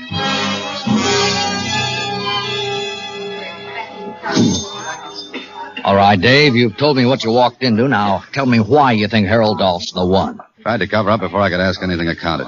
He lied once. Cut it, man. I've questioned people, too. All right, but there's something wrong in that house. Something wrong about him. He looked like he knew she wouldn't talk before I asked her questions. Explained she was ill, a little crazy. Suppose she isn't crazy, Jock. Suppose she's afraid of him. All right, Irish, suppose. Maybe he's keeping a prisoner there. Well, you said he admitted that much. She'd be in an institution otherwise. But really keeping a prisoner in there. Why, though? Why? Money, of course. Her money. He explained it.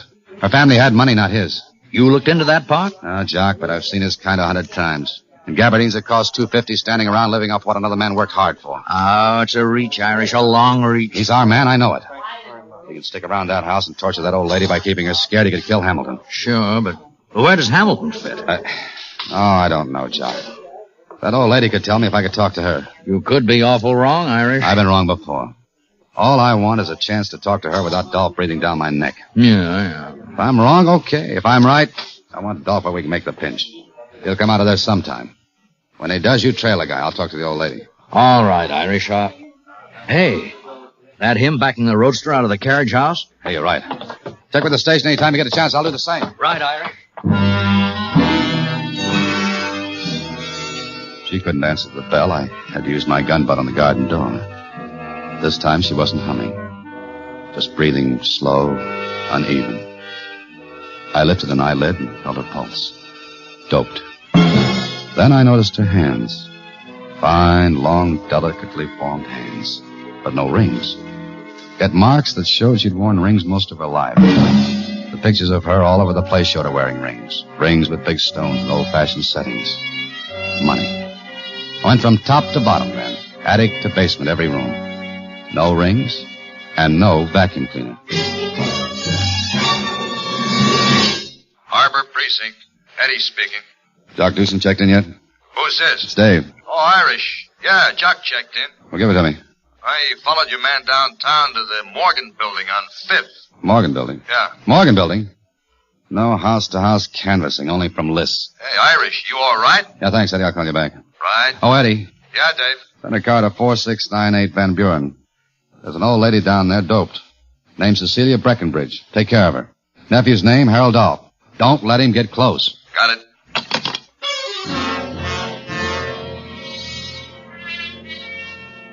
Mr. Richards left strict orders that he wasn't to be disturbed. All the salesmen were in for a big meeting today. Come on, skip the act. Now, you can't go in there. I don't care if you are the police. You can't go. What is this, Elsie? I told him, Mr. Richards, but he wouldn't listen. I left strict orders that...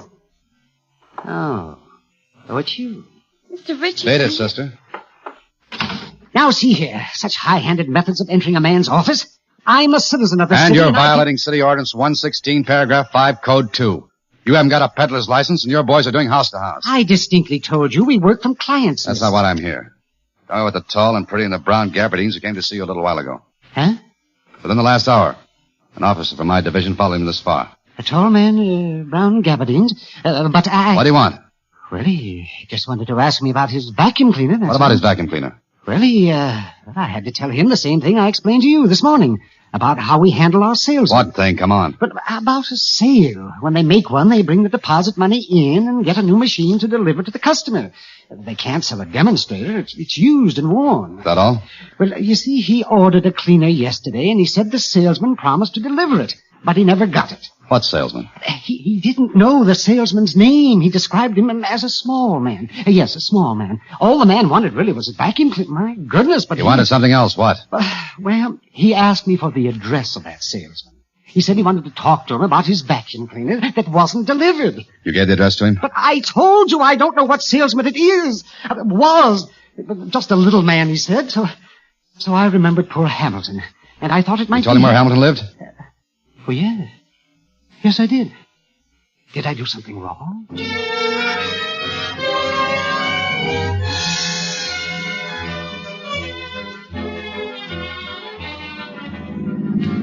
Driving across town towards Hamilton's apartment, I kept thinking of Mary and her question about how a cop works. No miracles, no magnifying glass, no bloodhounds hunting. Just facts. Facts to find a killer. An old house built with one of yesterday's great fortunes. Fortune that dwindled down to a handful of wedding rings. Diamonds. $20,000 or $30,000 worth of motive. Facts. A tall and pretty who was money hungry and liked expensive clothes and cars. Facts. A vacuum cleaner salesman apartment without a vacuum cleaner. Hey! You held out on me. What do you mean? What do you mean? This is a respectable apartment. You know how to throw the book at you?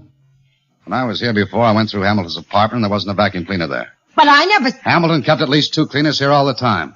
You kept still, hoping to grab one for free. But I never saw any... He didn't keep them in his place. He didn't want to lug them up 3 flights. He kept them somewhere on this floor. I didn't think you'd care. Where was it? The hall closet in back. He had a key. You'll give me yours now.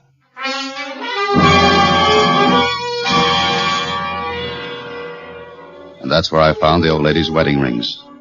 The sack on that demonstrator Hamilton used in her house. Facts. I had all of them now. And a minute later, I heard feet on the stairs. I left the cleaner sitting there in the hall and stepped back into the shadows and waited. Waited for my killer. Oh. Hello, sweetheart. I've been expecting you. We got business. Business? About your aunt's diamond rings. What are you talking about? Murder? Murder? It's an old lady waiting to die, and you've been helping her with dope. Well, that's ridiculous. That's why you never let anybody in to see her. But you wanted some fun yesterday. Jokes.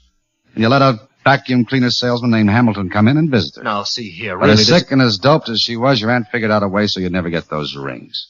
She beat you, Dolph. All right, you've got... When you weren't looking, she took them off and threw them under the vacuum cleaner. Now, we can come to some understanding. She wouldn't talk to you. Remember the salesman? Trailed him all over town. And you found him at one place. Along the line, you stabbed him with a kitchen knife, sapped Mary, and did Mary? the covering up with the broken glass, lipstick, and liquor. Mary? My wife, brother, and it's my place. Oh, well, now, look. I can get you money. $10,000, $15,000. Thanks. That's what I've been waiting for. Please!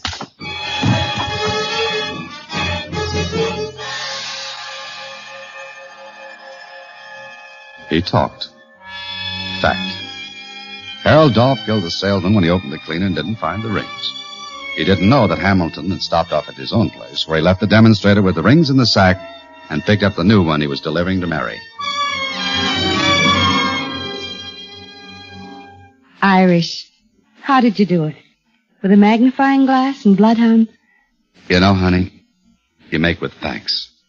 You start with something you know for sure. The fact that my wife can't be a killer. You see, I love her too much.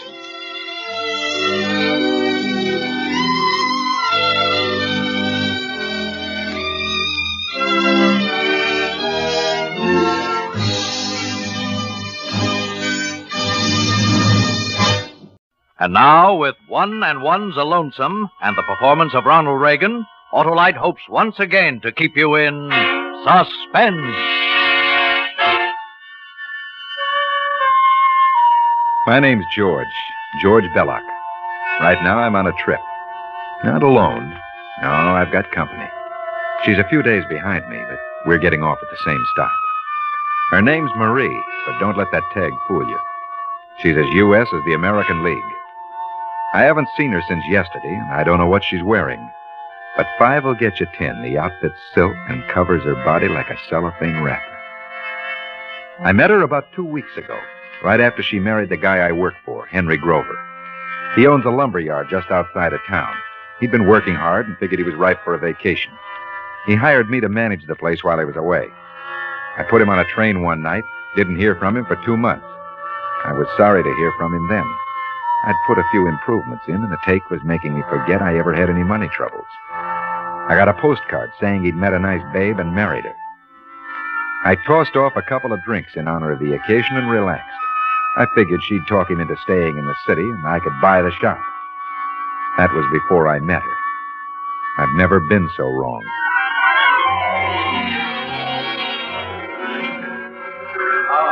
There he is, Marie, honey. Hello there, George. Welcome home, Henry. It's good to see you again, boy.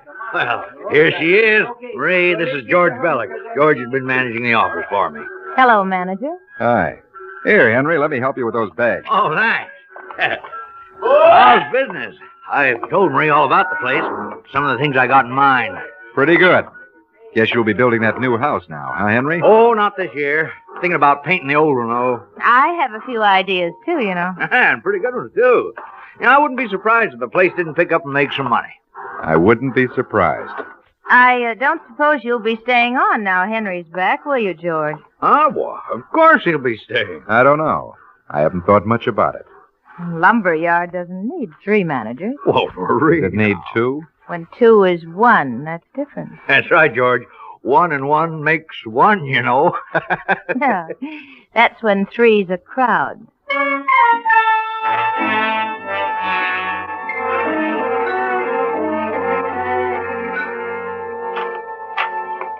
Oh, you. Come on in. Want some coffee? Yeah. Thanks. Thought you were with Henry. He's over in the warehouse. Alone? Yeah. I don't think you're glad to see us, George. Why should I be? My name's on your check. Your husband's name. Listen, tell me something, will you? Like what? Like how come you two got married? Love.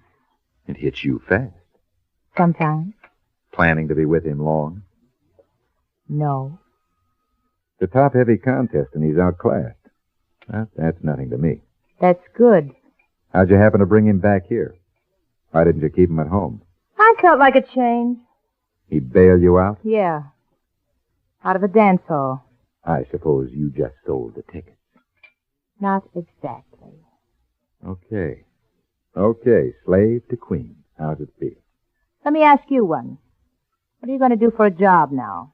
Manage this lumber business? No, you're not. You don't own it. Don't believe everything you read on a piece of paper. I own it. And there's no room for you. You know, your new husband's in for a kind of a surprise. What kind of a surprise? I mean, when he hits the warehouse. What about it? There's a room over in the back part. One of the walls is holding up a row of slot machines. A couple of tables on the floor that weren't made for checkers. Gambling? That's right. Henry didn't mention that. That's the surprise. Well, I guess I don't have to worry any about getting rid of you. Henry will take care of that. You think so? How's business in the back room? Like a girly show on Iwo Jima. Where's the money? In the bank. Your bank? My bank. George, can I see you a minute? Sure, Henry. Come on in here, why don't you? Well, I'd rather handle this alone, honey, if you don't mind. Come on, George. Oh, you told me I could help you.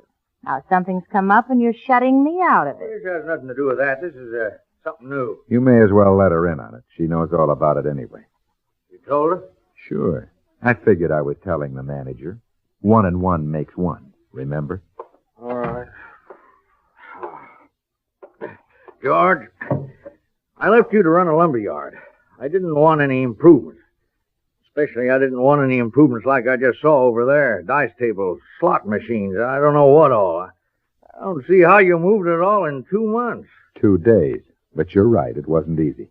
George, when I came back, I thought we'd all work together. There's a place for you here. And I'll go on paying you the same salary. Huh. Wouldn't be much compared to what you've been making on the side, is that it? Business has been pretty good. Up till now. Well, then it's all over. And this is goodbye. I'm sorry. No easy money for you, huh? Not when it's breaking the law. You can stay on here tonight, but in the morning, get those machines and dice tables together and get out. They're not going anyplace, and neither am I. But you're breaking the law. Tomorrow morning, I'm throwing out all that stuff. Where are you going to throw it? Out, anywhere. I don't know. I don't care where. If you throw it outside and leave it, somebody will see it and talk to the police. If you try and have it moved out, I'll call them myself. Any way you look at it, they're going to want the owner of this place for gambling. And you're the owner. George, you bought the stuff. I didn't know anything about it. I don't even know where you got it. I've been away. I can prove that. You don't scare me. In your name, I bought the stuff, and in your name, I ran the place. I'm just a hired man working here. They'll want the boss. And you're the boss, just like always, Henry. Well, then you're closing down tomorrow. If I can't run a decent shop, I won't run any. All right, close down. But if the police get a tip, they'll think all you do out here is gamble. Oh, what's got into you, son? 2 months ago I gave you a job, and you were glad to get it. What's got into you anyway? He found a way to make some money. Yeah, a lot of money. The take is good here. When I got your postcard, I thought I'd seen the last of you. I was going to pay you for the place and let it go at that. How about it?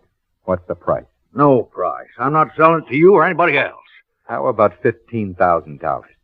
In cash? Sure, cash.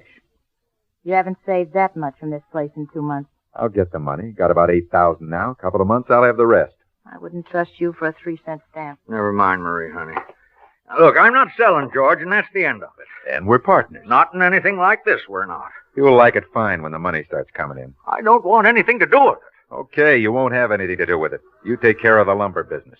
I'll handle the rest. I told you now, for the last time. Honey, listen.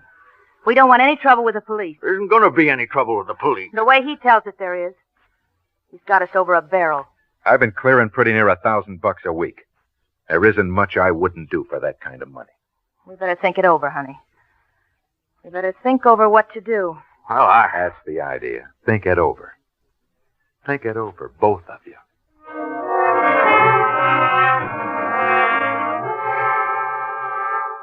The minute I saw her, I knew that was the way I was going to have to play it. I knew I wouldn't get far with him. But with her, it was different. There wasn't much I wouldn't do for that kind of money. There wasn't anything she wouldn't do. I knew I'd planted the seed, and I knew how it'd grow. I knew how she'd go to work on him that night, almost as though I'd been in the room. Henry, what are you going to do about George? Oh, I don't know, honey. He's a good man. He must be in with bad crowd, that's all. Yeah, that's likely. He's played the angles so long they're round. I like George. That's why I hired him. If he's in with the wrong bunch, that's all right. He'll come out of it. You going to let him go on gambling? I don't know what to say. You said yourself he has Henry, you could take him up on it. On what? His proposition. At least for a while. Oh, but I... You could pretend to. Oh, no, I don't like that. Anyway, where would that get you? It'd get you a 50-50 cut on $1,000 a week in the meantime. No, Marie, I don't want it. I don't want any part of it. You heard what he said. He said he'd do anything for that kind of money. Oh, he didn't mean anything. No. I know what I'd do. I'd put a bullet in his head. Oh, now, Marie, don't talk that way. That isn't even funny. What are you going to do? Let him take over your business right out from under your nose? He's a gambler and a thief. Henry, if you called him on it, if you had it out with him and he started anything, it'd be self-defense. Why, no jury in the world would hold you on it. What are you talking about? I'm telling you. Don't be silly. I'm certainly not going to do anything like that. All right, don't. See what happens. Wish I knew what was going to happen. Well, I'll tell you. You want to know? Oh, just let me try to think, can't you? Think. What do you suppose he's thinking about? Well, he said... I know what he said. Listen to me, Henry. It's him or you. Don't you see that? Three's a crowd. That's what he's thinking about. Murder.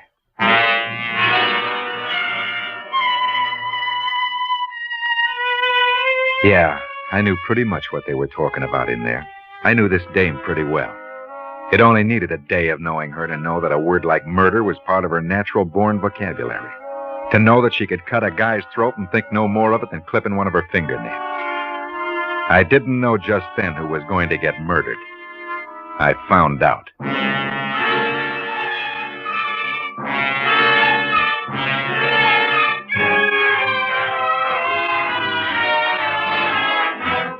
Autolite is bringing you Ronald Reagan in One and One's a Lonesome, tonight's production in radio's outstanding theater of thrills, Suspense.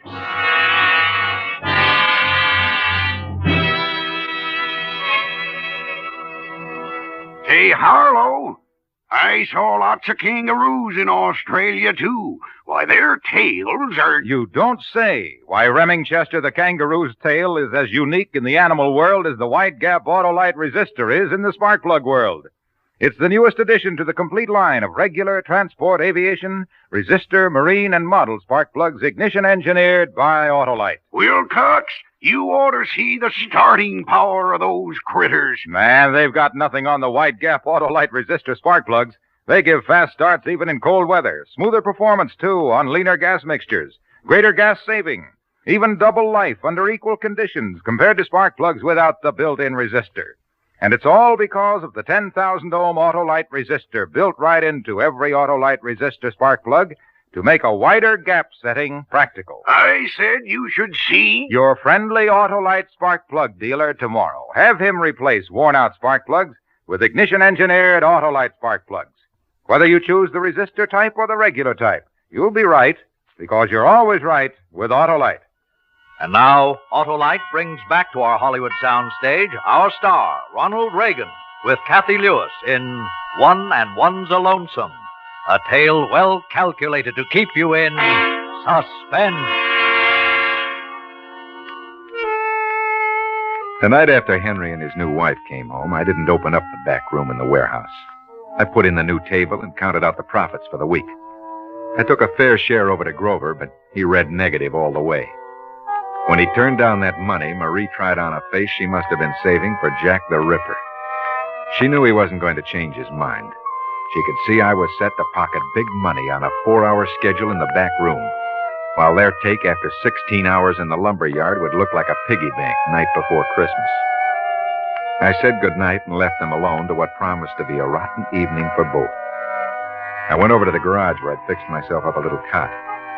I was mixing the paint we were using on the house the next day, but I hadn't been at it more than half an hour when I had a visitor. This is a surprise. I broke my fingernail. Thought you might have a nail clipper. See it? Isn't it pretty? Yeah? Do you have one? What? A nail clipper? On your keychain, maybe? Sure, here. Wait, let me do it for you. Long and pointed, like a pussycat. They can scratch, too. Like 'em? Sure. There you are. What'll I do with the victim? Keep it for a souvenir. Do you mind my coming to see you? Not if your husband doesn't. He doesn't know I'm here. He will if he thinks real hard. I don't care. I wanted to see you. Need more light? No, this is fine. Henry's not strong, you know. Well, he wasn't wearing a lion skin when you married him. It all happened so fast, and I wanted to get out of that dance hall. Oh, yeah, the dance hall. Well, that's the price of love. Or have you changed your mind? Yeah, I changed my mind. That's easy to do when it's all over. Is it all over? You married him. He's not strong. Maybe something will happen to him. Not likely. Nothing ever has. I did. Don't you like me? Huh? I like you. I like it here. I don't want to leave. I don't want to go anywhere. I don't want my head turning into a home for your husband's bullets. This, paint you're using tomorrow? Yeah. Your healthy husband and I. Using ladders? No, we'll swing a couple of platforms on pulleys with ropes. Why? Want to learn to paint? No, thanks. I'm worried about Henri up on one of those things. He's not as strong as you are. Yeah, I know. Happen to fall off, he might be hurt. If he fell on the cement drive, might break his neck. That's right. Do the ropes ever break? Not often enough to make the odds good for betting. Could you make them break? Huh? Could you fix the ropes so they'd break when he got to the top? Not on your life. I'm happy with my little racket. I'm not taking any chances killing anybody. Then he'll kill you. Take your choice. How long do you think he'll watch that money going into your pocket? How long do you think he'll take that gambling? Keep talking. It'll be accidental, no murder at all. When he's dead, I get the warehouse. And the house. You get me. What's in it for you? You are? As simple as that. And I'll take a cut on those backroom profits. Go on. Henry's been talking about painting the house. I got the idea when he told me about a fellow doing the same thing who fell and was killed. If anything like that ever happened to him, he said, I wouldn't have to worry. Everything was taken care of. Why do you cut me in? I told you. Because I like you. And because you couldn't cut me out. Can you fix the rope so it'll break when you want it to? No. But I could fix it so it would break. There'd have to be somebody else here, a witness, to see it was an accident. I already thought of that. A friend of his, Jim Brandon. You figured every angle, haven't you? You'll get your chance. Okay. The rope will break. Get it fixed up tonight? Okay. Where'll you leave it? There'll be 2 platforms, one for me, one for him. I'll take them both over to the house tonight before I go to bed. Put the one for Henri by the office. Put yours by the house. Yeah? I don't want you to be around tomorrow when Henri and Brandon set him up. That way nobody can say that you had anything to do with it. Don't worry, we won't have any trouble. We better not. I'm risking a lot for you. I won't forget it, baby. Don't. This is what the movies call love. You like it? I'm getting to like it. It's easy learning. I hope I won't have to forget. I'll worry about that. Let's talk some more. You got more to say? Mm-hmm. Lots more.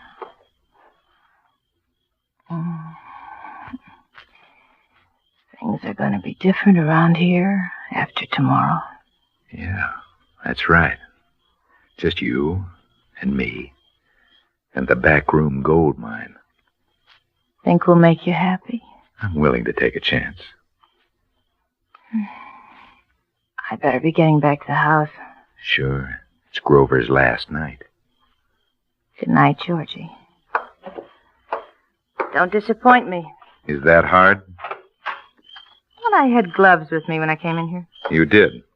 Here they are. Oh. Well? I think I'll keep them. What's the idea? I want a souvenir. I'm not going anywhere. Maybe I'll tuck them under my pillow.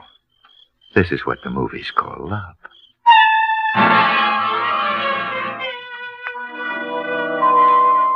After she left, I sat there thinking.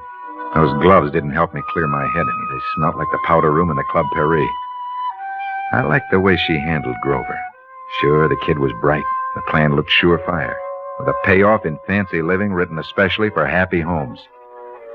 I strung together a couple of ropes and a pulley on 2 wooden boards and called it a platform. The next one took more time. I spent a few minutes burning the rope where it'd rest on the pulley when the platform was up near the top. I pulled it apart a little with my fingers, made sure it wouldn't hold much weight for long. I fixed it just the way I wanted it. Then I slipped it through the pulley, anchored it on the boards, and had myself another platform, different from the first, but looking just the same. I put the good one by the house and the other next to the shop. By the time I was through, it was nearly daylight, and I lay down in the cot. The next thing I knew, she was shaking me. Come on. Come on. Wake up. Come on. They're ready to start. Who? Him and his pal. They're out there now waiting for you. Oh, yeah. Yeah, where are they? Out in the yard. The platforms? Yeah, they've already got them set up. Okay. It won't be long now, baby. Are you nervous? Sure. Like a sack of laundry. Don't let me fool you. I'm scared when the time comes it won't work. Forget it. That rope won't hold 100 pounds 5 minutes. And anything that hits that concrete will be dead before you catch your breath. How did you fix the rope? I burned it. Nobody'll notice it. I pulled it apart a little. It's just enough to hold it together while he's getting to the top. We'll let Brandon pull you both up. Nobody has to pull us both up. We can lift our own. There's a rope from the pulley that'll hoist her lower. Okay. Come on. A few minutes and you'll be the new owner around here. And I'll be talking about Mary and my boss. Yeah. That's right, George. A few minutes, things will be swell. Which one of them picked up the rope by the shop? Brandon, his pal. Then it's on the right side of the drive. That's the bad one. Are you sure? Sure. That's the one for Henri. Wonder how long it takes to fall 3 stories. 3, maybe 4 seconds? I don't know. When the rope breaks, you count it. I'll be busy trying to look surprised. I want Brandon to go into town telling everybody about the accident we had out here. Don't overdo it. You're no actor. I'll keep my eyes on you, baby. That's a good idea. Matter of fact, I'm going to make a habit from now. Hi, George. You bring the paint? Oh, yeah, Henri. Right here. Oh, you know Jim Brandon, don't you? Yeah, we met. Hiya, George. Hello, Mr. Grover. Hello. Well, might as well get going. With all this waiting around, I've kind of lost the mood for painting. It's like gambling, Henry. Once you begin, you feel like you never belong anywhere else. Yeah, George, I got a couple of things I want to talk to you Not about. now, Henry. You've been talking about nobody being ready to paint. Now we're all ready, so let's paint. All right. But when we finish, George, come over to the house. I want to talk with you. Sure, Henry. Maybe I was a little hasty last night. Right after we get through, I'll be waiting for you. George must think he's a pretty fast painter. Gonna be all finished in the house before you get down off of the platform, Henry. Well, we'll see about that. I've done my share of painting, too. You'll have to jump some to beat me, George. I guess you're right. You two gonna stand there all day? That's right, Mrs. Grover. Neither of them can paint well enough to make this old place look any better. Oh, I don't know. I was telling Henry this morning it's time he bought a new house for his pretty new wife. Oh, thank you, Mr. Brandon. But as long as we have this house and the paint's right here, we may as well go ahead and paint, don't you think? Oh, sure. Oh, you're right, honey. Well, come on, George. Let's get going. Can I help you, Henry? No, thanks. We can pull ourselves up, can't we, George? Yeah, that's right. Come on, let's stand over here out of the way, Mr. Brandon. I want to watch this. Yeah, sure thing. You ever seen house painting before? Oh, yeah. Never anything quite like this. Yeah? Well, they're pretty good at it. Hey, this is kind of a rickety contraption. Is it gonna hold? Oh, sure. Matter, George, having trouble? No, just watching. Well, now you've seen how it's done. You come on up in the sky. Be right with you, Henry. Say, Brandon, when I get to the top, will you tie this rope to the bucket of paint and pass it up? Right, Henry. Keep pulling, George. He's beating you up there. Hey, easy does it, George. That's no elevator. Don't worry about me. You got your own problems. Okay, Jim, pass up the paint. You ready too, George? Hey, I think the rope is slipping on the pulley. I don't feel anything. I don't see anything wrong with the pulley. It's breaking at the pulley!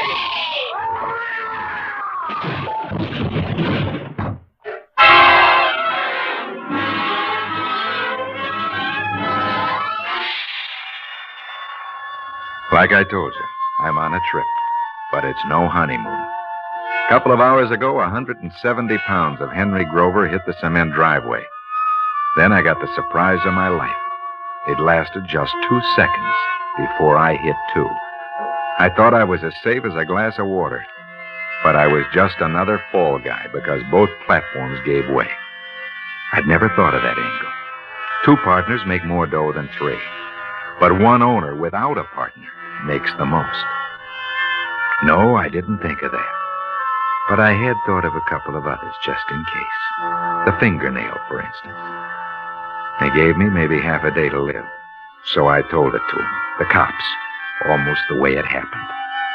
And when I got through, I didn't even have to hint at those other couple of angles. They found it out all by themselves. And then they brought in Marie. Oh, George.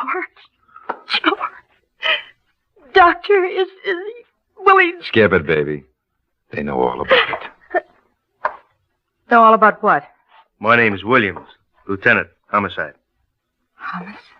These your gloves, Mrs. Grover? Yes, they're... We found them in sort of a funny place. In the tool shed where all those painting platforms were fixed up. I don't see how that... Did you know those ropes were burned and frayed? Somebody pulled them apart and burned them. George did it. It was all his idea. Sure, funny guy wanted to bump himself off. Let me see your hands. Nice hands.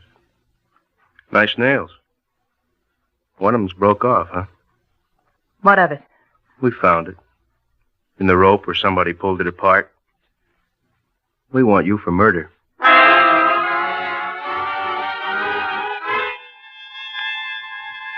Yeah, like I said, I'm going on a little trip any minute now, the doc says. But she'll be right behind me.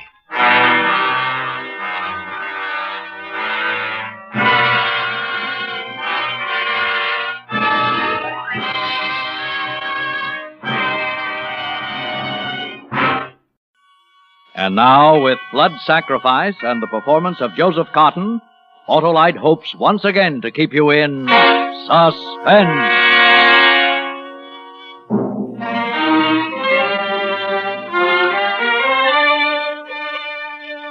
Scene, his dressing room.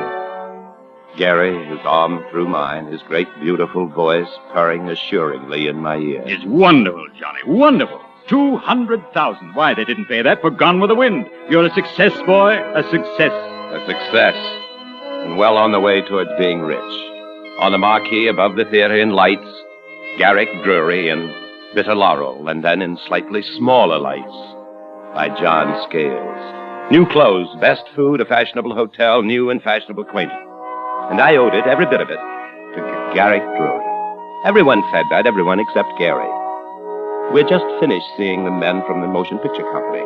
Gary had been charming, courteous, thoughtful, protecting my royalties, protecting his rights, and finally they were gone. Walters, Gary's valet, came into the room. Anything else, Mr. Drury? Not tonight. I'll pick you up in the car at the stage door at 5 minutes. Yes, sir. I'm going to see Mr. Scales to his taxi. Sure I can't drop you anywhere, John? No, quite sure, thanks. Glad to, you know. Oh, Walters. Oh, yes, sir. Bring along that play of young, what's his name, Ruggles, Buggles, you know who I mean. I promised Fanny Taylor I'd read it, but, well, it's perfectly useless, of course. We'll be playing Bitter Laurel for another 2 or 3 years yet. Eh, what, John? Well, come along. 5 minutes, Walters. Yes, sir. Now, look here, John. Don't you worry about this movie deal. I've handled these characters before. Before! Oh, listen to that, John. Wonderful sound. The empty theater. The empty, echoing, endless theater. John, you know what? Sure. There's a play in it. In the last scene, the actor dies in the empty, endless theater, pouring out his death on 8 pages to the ghosts of all the audience who didn't realize how great he was. Alone. His wife's gone to, Hollywood. Perfect. Well, what are we waiting for, Johnny? I'll put you in your taxi. You go home and write it. Bring it to me tomorrow night. We'll fix it, and there we are. I can read the notices now. They're sensational, aren't they? Garrick Drury does it again. Actor's death scene draws bravos. Sir Garrick Drury, maybe. Well, come on. We'll get you on your way. Good night, Mr. Drury. Thought your performance was exceedingly fine tonight. Thank you. Good night, Scotty. Waters will be right out. You can lock up. Good night, Mr. Drury, Mr. Scales. Good night, Scotty. Well, bless us, it's raining. There's a cab stand right at the corner. We make a run for it. John, look out!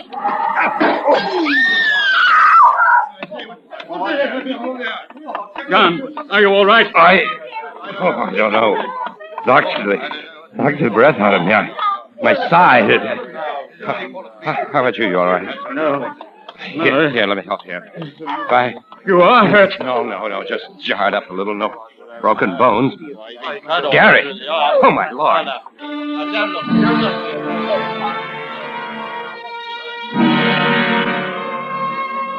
I picked myself up from the curb where the car had thrown me when it hit us. My side hurt and my head reeled, but Gary... I saw him stagger out from the other side of the car, saw the jagged pane of broken glass in the store window, saw the bright spurts dyeing the pavement crimson where Gary's right hand clutched his left arm. A policeman came running toward us. Yeah, what happened? It's Mr. Drury, officer. The car skidded over the curb, then knocked him through the window. Here, let's have a look now. Oh, catch him, he's going faint. They've got him now. Oh, and no wonder. He's got an artery. Hey, you, call an ambulance, get a doctor. This man will bleed to death if we're not quick. Are you all right, sir? I hurt the side a little, all. I feel a bit faint, but I'll be all right. Good. We've got to stop this bleeding here. Now, help me. You put your hand right here. That's right. Yeah. Now, squeeze hard. Yes. And keep on squeezing. You over there. Come on, give us a hand. I'll take his head. You take his feet now. Easy does it. Up.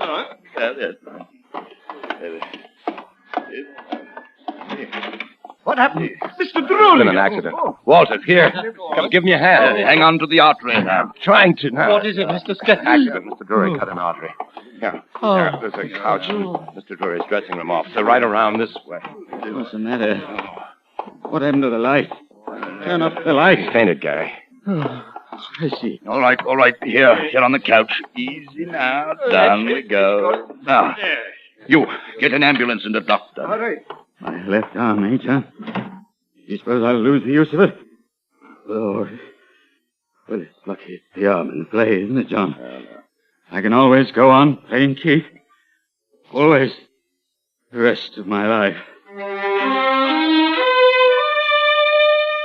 My play. All the rest of his life. Oh. It was the blood. I began to be sick. And the officer took his strong hand and gripped the artery in Gary's arm above my own shaking fingers. Now, you look peaking. Lie down, Mr. Scales. Let me hold that. Now, you help rig up a tourniquet. Well, Walters, whatever your name is. Will someone try to get a doctor? Just call for the doctor. There's no one on emergency. Everyone's out, and so are the ambulances. Then call a private hospital. This man is bleeding to death. Bleeding to death. This was the end, was it? No doctor on duty, and Garrick Drury bleeding to death. And then I came to. I'll find a doctor.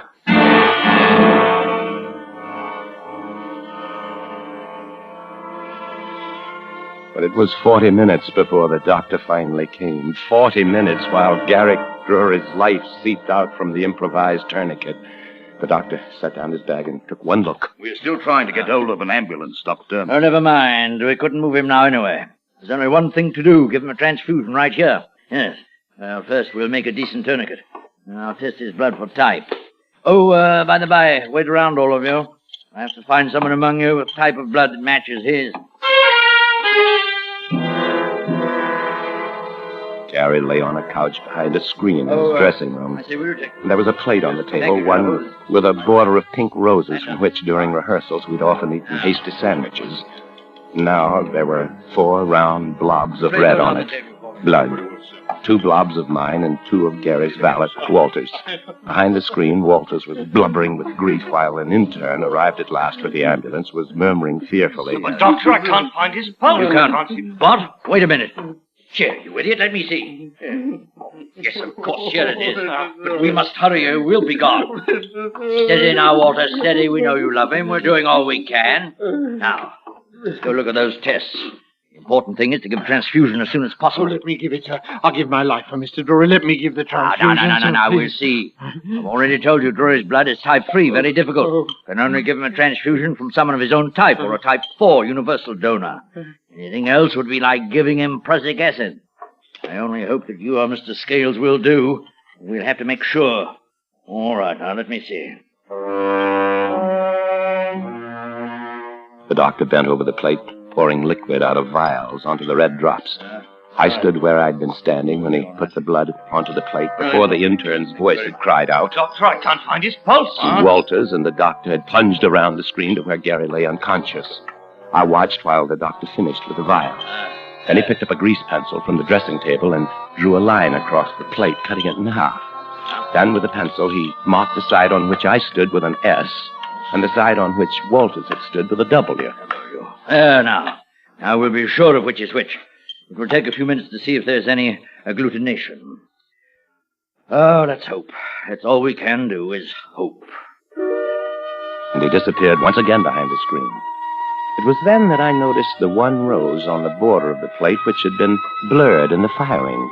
I'd noticed it before many times. I'd noticed it today in the last few minutes, looking stupidly at it, as you do at such things. But before the doctor had marked it, before he and Walters had gone running behind the screen, then hadn't the blood rose been on the left, my left? But now it was on the right. Might Walters, in passing, have brushed it and turned it around? I stood and stared at the tiny pool on the side marked W. Little hard purple crystals were beginning to form around the edges. I looked at the side of the plate marked S, my side, supposedly. The blood was clear and bright. But what if the plate had been turned around? Then the blood on the other side was mine. It was mine that was forming little purple crystals. I stood staring at the plate as the doctor came around from behind the screen. Let's have a look at this. Well, looks as though we're in luck. Is it mine? May I give him the transfusion, sir? Sorry, old man. Not unless you want to murder him. Oh. No, but Mr. Scales here, it looks as if he were that useful animal, a universal donor. All right, Mr. Scales, let's make ready. What? You're it, Mr. Scales. There's something I ought...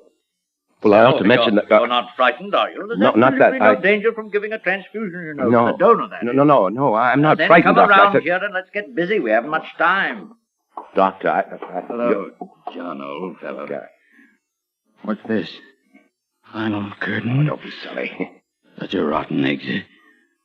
Dying, Egypt. Dying. Oh, yeah. Not dead yet, not by a long shot. Now take off your coat piece, Mr. Scales, and roll up your sleeve. Rotten exit. Rotten break for you too, John. I have to close the play. Close the play. Close the play. I'm ready, Doctor. Yes, to be sure. Now sit down, chair. Hold still. You will hardly notice this. Make a fist. Tight. Fist? That's it. Maybe feel a little dizzy for a minute afterward, but in an hour, you'll be as right as rain. That's all. Now still. Yeah. Not bad, was it? Lie back. That's right. Good old John. Give me... Lord, what a publicity story this will make. Playwright at actor's bedside gives blood to save famous star's life.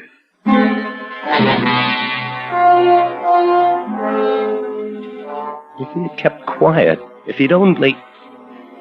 It might not have been too late then. But then I knew that I would never tell the doctor. I would never tell anyone. I would only wait and see.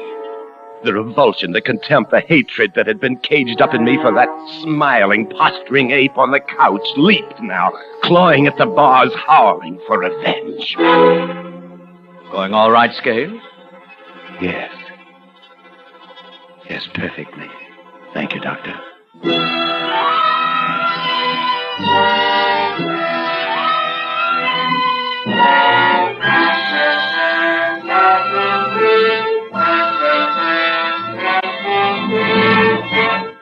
Autolite is bringing you Joseph Cotton in Blood Sacrifice, tonight's production in radio's outstanding theater of thrills, Suspense.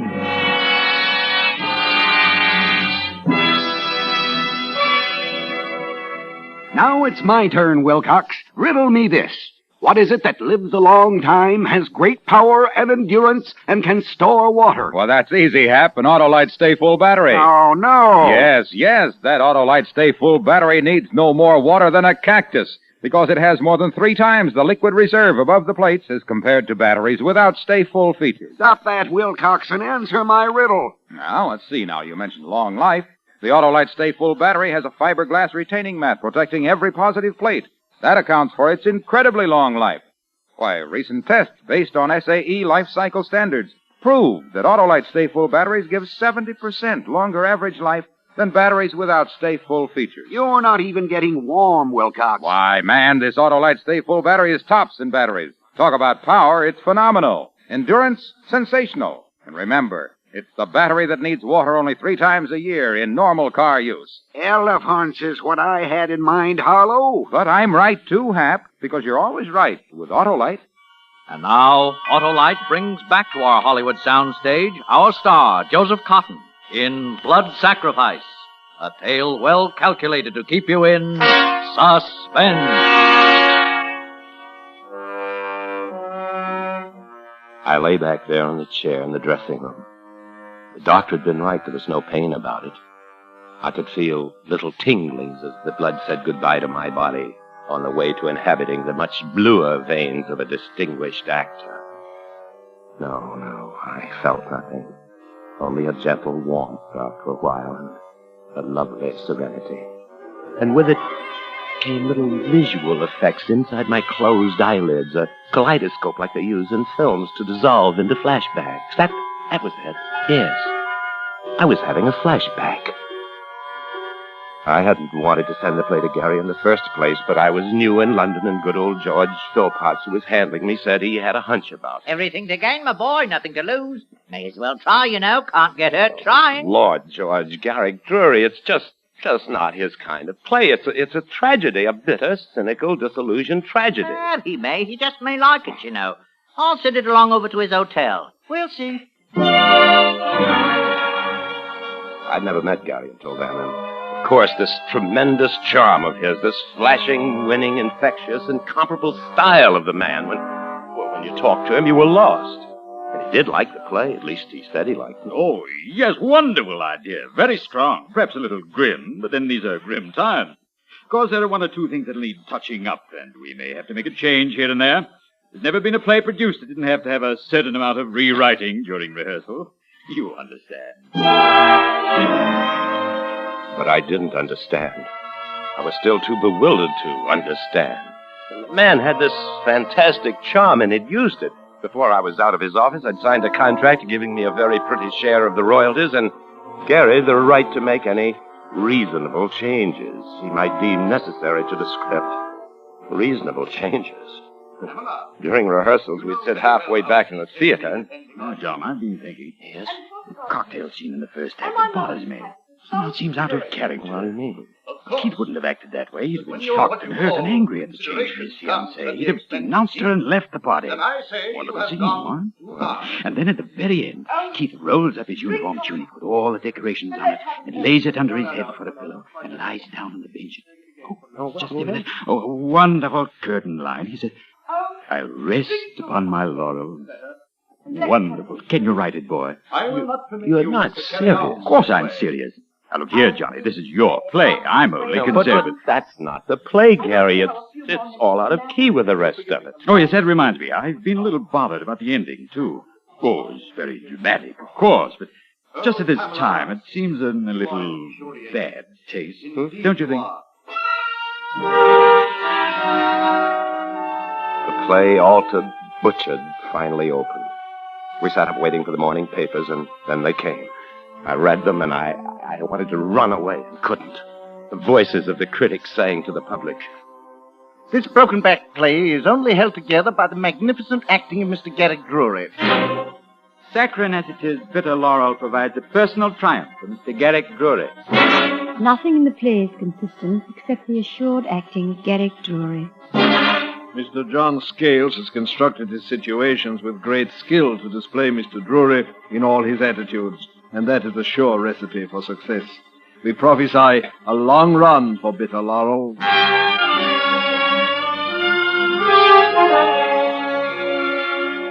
And run it did. There was no stopping it. I caught myself wishing Garrick Drury would die or lose his looks or his voice or his popularity so that the whole thing could be buried and forgotten.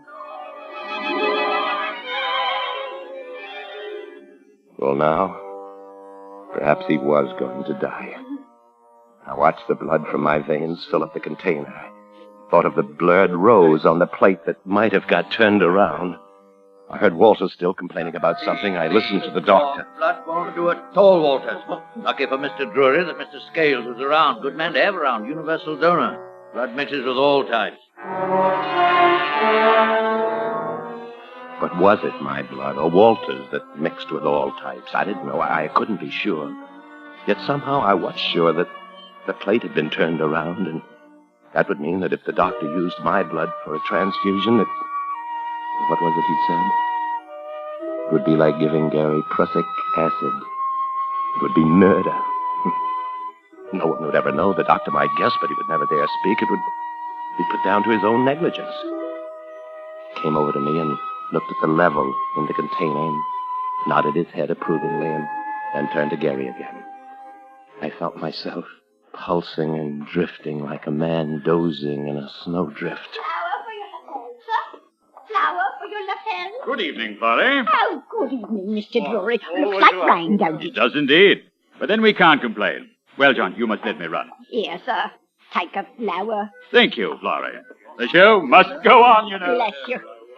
Oh, good evening, Mrs. Scales. Florrie, let me have a carnation. Yes, sir. 2 shillings, sir. Here you are. Pin it on for you. Oh, thank you. It's wonderful about your play, Mr. Scales. It's been a wonderful run.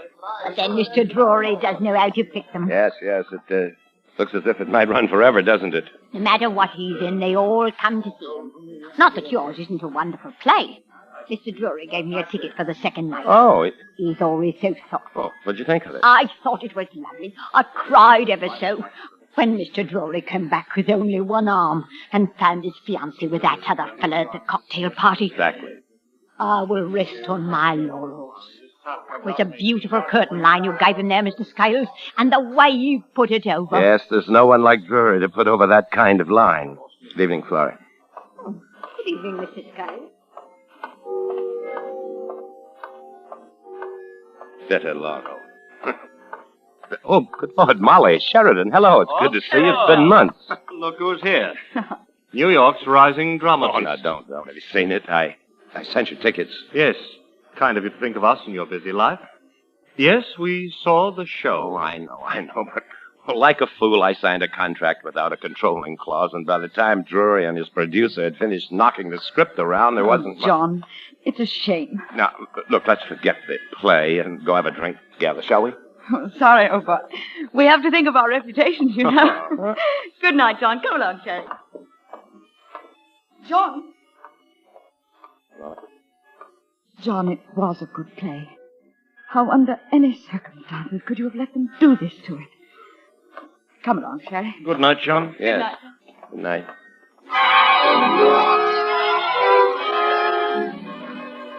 Ah, fine. Almost full quart. That ought to do it. Feel all right, Mr. Scales? Yes. Good. Now we'll throw you out of here and go to work. The doctor ushered me out of the room onto the stage. I saw him disappearing around the screen with a flagon in his hands as I closed the door. Just as I thought. There were the reporters waiting. I sat down. I felt weak, not right at all. Mr. Scales, how is he? Yes, Will he live, do they think? Well, they think he may. They're giving him a transfusion. Oh, with your blood. Oh, what a story. No, please don't use that. Oh, yes, we know how you feel, but after all... I'm just doing what anyone else would do. He was my friend. I owed him everything. Well, of course, but you're a hero. You don't know how people feel about Garrett Drury. Don't I? Oh, incidentally, Mr. Scales, we hear you sold the screen rights of the play. Oh, no, not yet. It was, we'd been talking it over tonight. But if anything happens to Mr. Drury... You mean we won't sell, huh? If anything happens to Gary, Bitter Laurel will never be performed again. My hands were wet and cold, and I could feel the perspiration running down my back. My head was light, and I seemed to be walking on air. The voices of the reporters were distant and indistinct. I felt the sudden need to lie down, to rest, sleep. And the door to Gary's dressing room opened, and I saw the doctor standing there. His face and his voice were blurred. Scales, will you come, please? What is it? He is complaining of a pain in his back. He did almost immediately. We started the transfusion. He's asking for you. Of course. I don't understand it. I don't understand. We all did our best. So much hemorrhage, shock, cardiac strain. It's always a gamble, you see, when the operation is left so late. Sometimes there is a particular idiosyncrasy. I should have preferred a direct test, but that's no good if the patient dies while you wait to make sure. Mr. Drury. Oh, Mr. Drury.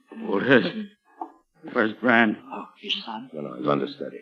He'll be here in a minute, Mr. Drury. They're waiting. Bran. Fetch Bran. The curtain must go up.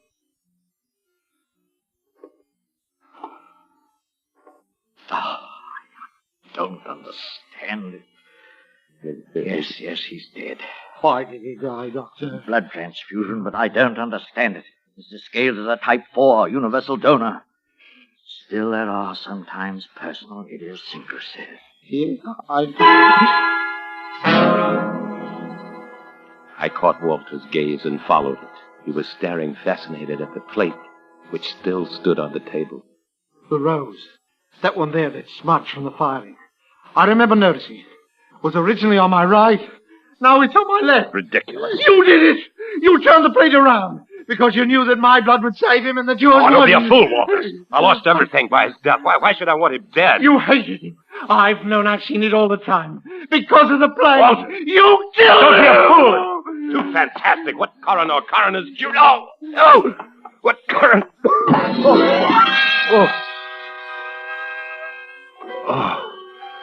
It happened.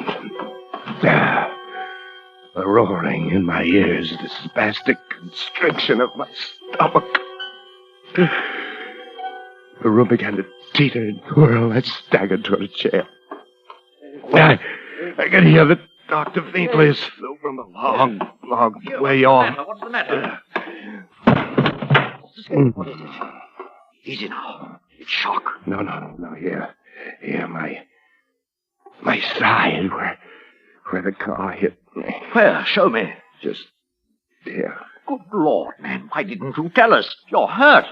Walters. Yes, sir. Tell them to bring in the stretcher from the ambulance. Quickly, man. Yes,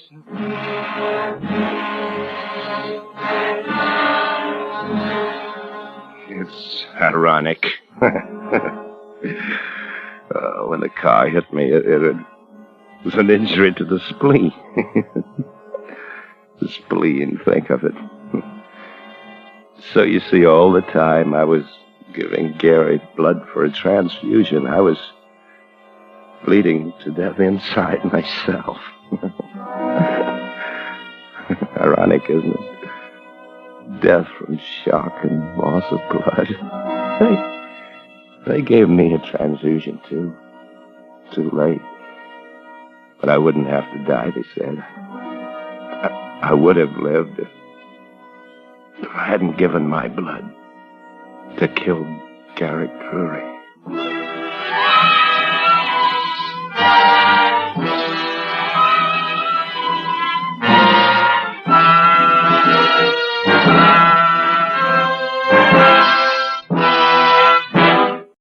And now, with Salvage and the performance of Van Johnson, Autolite hopes once again to keep you in suspense. So it's gone up in smoke. Oh, I'm not complaining.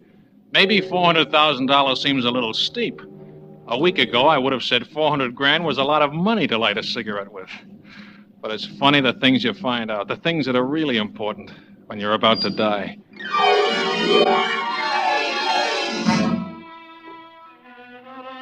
She came in without knocking and sat down on the edge of my rooming house bed, and it was so quiet you could hear the springs creak, both of them. I went on packing my suitcase after a quick look for the changes marriage sometimes makes in a woman. I found none. She was still as approachable as a park bench. She sat there watching me, and suddenly I realized that love can be as close to hate as the two sides of a thin dime. Going somewhere? No, I just pack a suitcase to keep in training. Someday I may have to skip out in a hurry. Miss me? Beat it, I'm busy. Just as I thought. You still love me, Danny. Deep down. What did you come up here for, to excavate? No. Thought you might be interested in a job. Any job you could offer me wouldn't pay enough. It might. Then my income tax would be too high. Beat it. It's a job flying a plane. Whose plane? If you're interested, you can get the details tonight. All I know is that there's good money in it, and it's temporary. What isn't? Are you interested? Where do I get the details? How about Mike's on 59th Street for dinner? 8 o'clock? I'll think it over. You always said you like adventure better than money. I never said that. I like them both. Well, you get them both if you get this job. If I get it, who'll I be working for? My husband. Who else?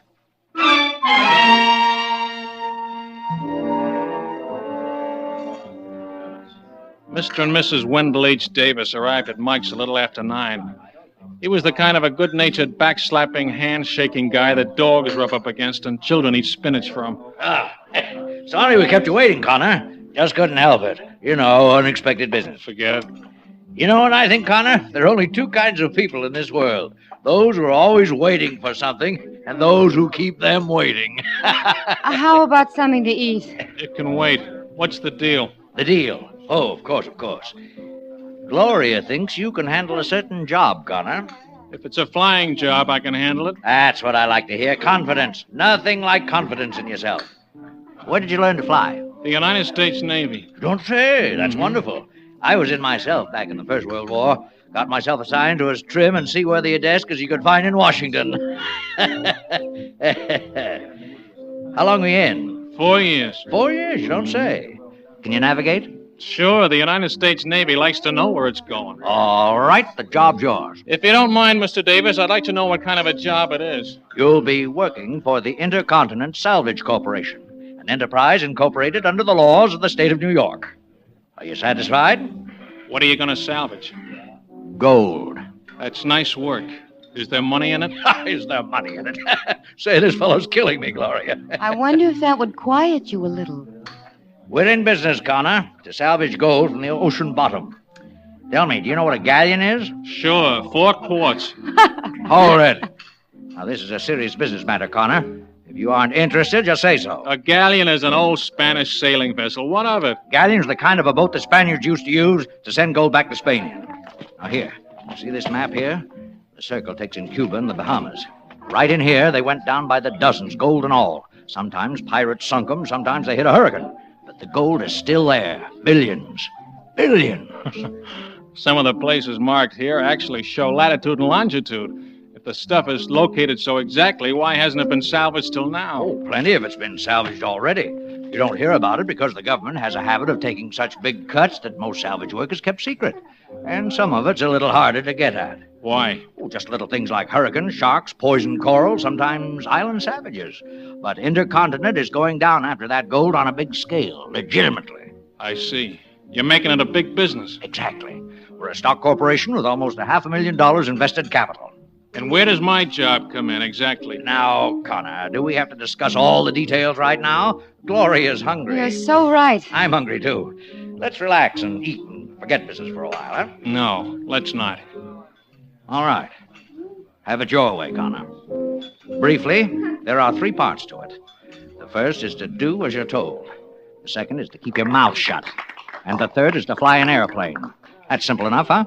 How much does the third part pay? It's not piecework, Connor. The whole job pays $10,000. So far, so good. Your job is to scout the area ahead of the salvage vessel. The only way to cover that much water is with an airplane. Does that satisfy you?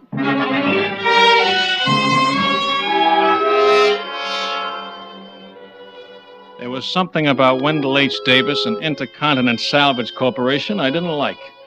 And when I saw the tub chartered by Intercontinent, I liked it even less. She was built back in the 90s. Her original boilers had long since been replaced with a pair of pocket-sized oil burners. There was nothing left of her bright work, and the varnish had peeled off topside. She didn't look safe enough to sail in a fish pond.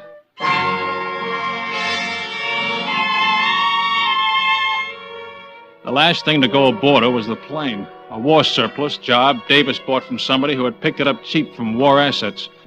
It was fitted with pontoons and extra gas tanks, and I took it up to the Cape and back on a trial spin with Wendell H. Davis accompanying me. Think she's good enough to fly nonstop across the Gulf of Mexico? The Gulf of Mexico? You ought to brush up on your geography. Just answer my question, Connor. Don't worry about my geography. My geography's fine. And your sense of direction's not so good. We're not going that way. Answer my question. If you want to fly out of the Gulf of Mexico, I guess she'll oblige.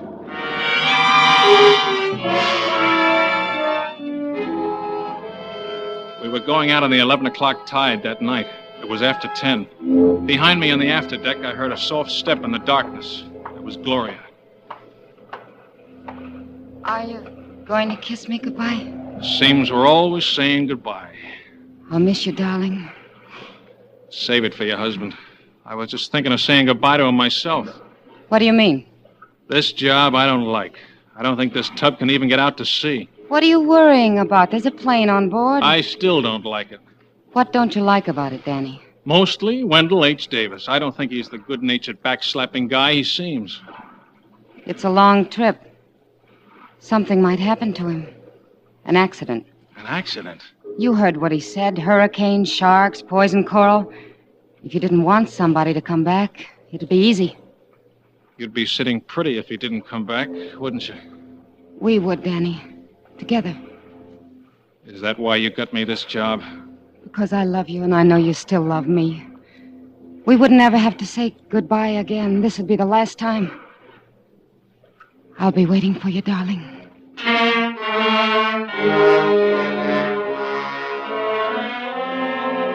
She walked away. There was a smile on her face like a cat that swallowed a bowl of cream. I stood there. Everything was the matter with this setup. My smiling employer, whom I didn't trust, a tub of a ship to sail in, and a plane that wouldn't have passed inspection in World War I. And Gloria, whose real name was Trouble. What sense was there to taking a job like that? No sense. Maybe that's why I took it.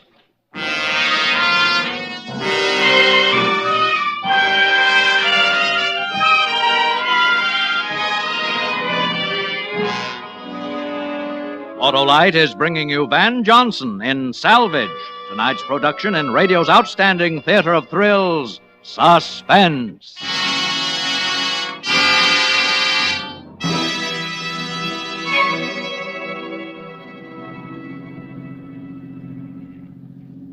Get any Easter eggs, Mr. Wilcox? Eggs? Yes, sir. Half a dozen, assorted colors. And what do you think was in them?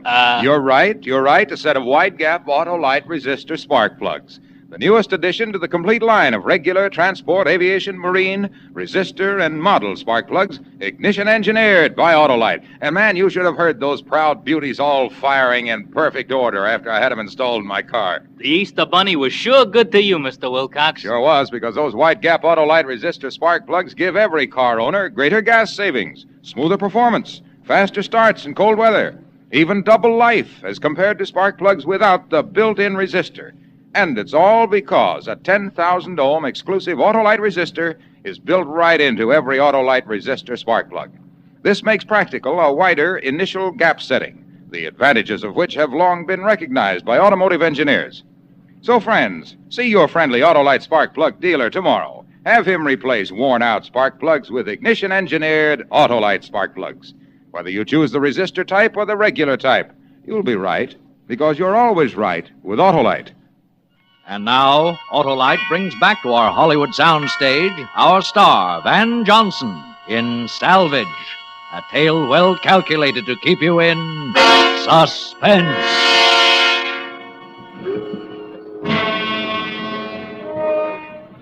When the tub went out on the 11 o'clock tide that night, I was on it. I kept thinking about Gloria and why she got me that job. I kept wondering if the tub could stay afloat. I kept wondering why Davis asked about flying the Gulf of Mexico. And then I found something else to wonder about. It took me a couple of days to realize that there was something funny about the crew. There were 6 Chinese who slept below deck aft, and none of them could speak English. The cook was a Korean, and his conversation consisted of a wide grin. The 3 deckhands were fresh from Portugal. The mate was a sullen German, and the captain was almost completely deaf, and a boozer besides. It took me a couple of days, but suddenly I realized what it was. There wasn't a man in that crew I could talk to. See anything of Mr. Davis? The big boss. I sneeze. Look, you don't have to talk my ear off. Just answer yes or no. Listen, you're the mate on this tub, and we're off our course. I tried to tell the captain, but he's so tanked up we'll be in Galapagos before his head clears. Hey! Oh, nuts.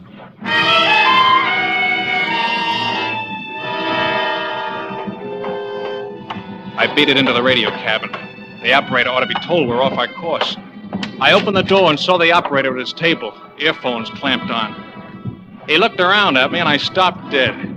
The operator in the radio cabin was a skinny, red-headed kid with a frightened look on his baby face. The only one in the crew who could speak English was a badly frightened kid. Hello. My name's Connor. I'm the pilot for that crate out there. Mine's Scott. Come on in. If I can get in. This cubbyhole must have been built to hold the captain's toothbrush. What I wanted was to check the time from Arlington. Sure. They'll be on in a few minutes. You're not exactly an old sea dog, are you? Well, this is my first job. You look nervous. Well, I want to make good, but Anything wrong? Do you know exactly where we are? Somewhere along the coast of Florida. Why? What's the latitude and longitude of where we are now? Well, let's see now. The latitude is about 30, and the longitude is around 78. That's right. So why does Mr. Davis tell me to send a message that our latitude is 25 and longitude is 72? What? We aren't within 500 miles of there. Why does he want anyone to think we are? I wonder. Did you see the diving equipment?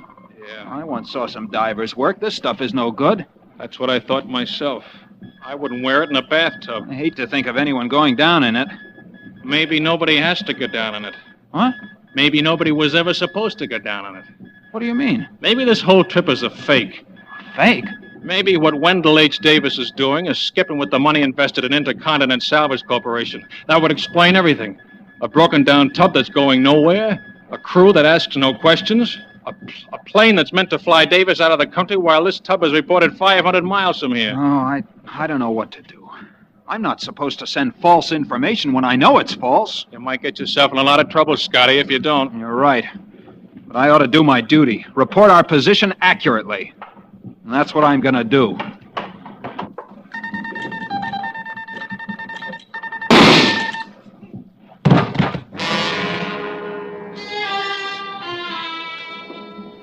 The dirty little rat.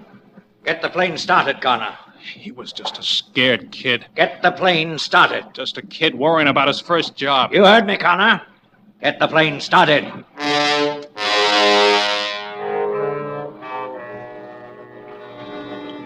I looked down. There was blood oozing under my shoe. I looked at the table at the dangling earphones. Then I went out with Davis following me, the gun trembling a little in his pudgy hand. He got a black valise like bank messengers carry out of his cabin. On deck, the crew got steam on one of the winches. They freed the boom, and Davis climbed into the plane beside me. I turned on the ignition.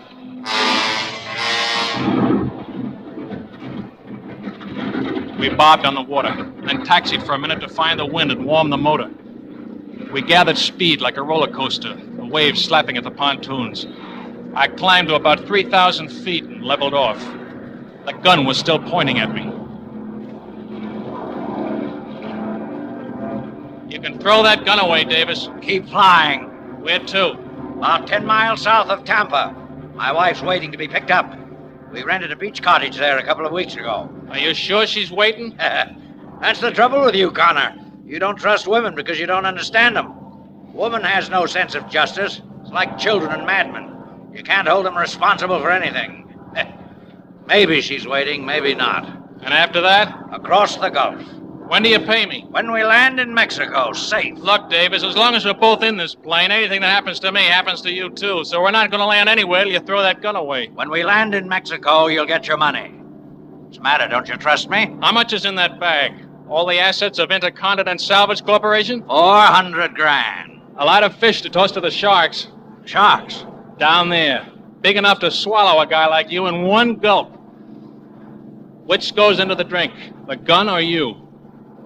The gun stays where it is. Okay. We climbed to 6,000 feet. I looked at him and his hand was steady, the gun still pointing at me. I cut the throttle and we drifted a moment, then lurched and nosed straight down. The wind screamed louder and louder past the wings. I looked at Davis again. He was pale, but his hand didn't move an inch. At 1,000 feet, it twitched. At 500, I stopped breathing. The plane was twisting out of control, the water coming at us like a tidal wave. At 300 feet, I threw open the throttle. The plane clawed for altitude, but the wind was hitting it like a pneumatic drill, trying to crack it wide open. It was a miracle that I leveled off.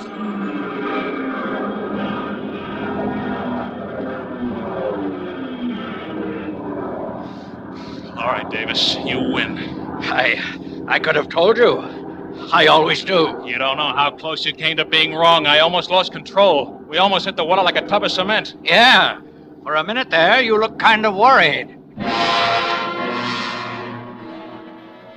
It's easy to make a mistake about someone like Wendell H. Davis.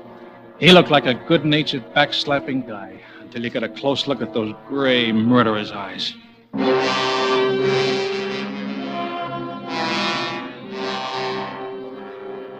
On a dark beach with the dimmed lights of a car, I brought the plane down on the water and taxied as close as possible. I climbed out with Davis behind me. We waded in. He was grinning as Gloria came toward us. Got a rented car? Sure. Got in Tampa, like you said. Well, start it. I don't like flying with Connor. He almost spilled me in the drink.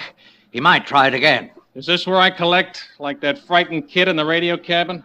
What happened? The less a woman knows, the smarter she is.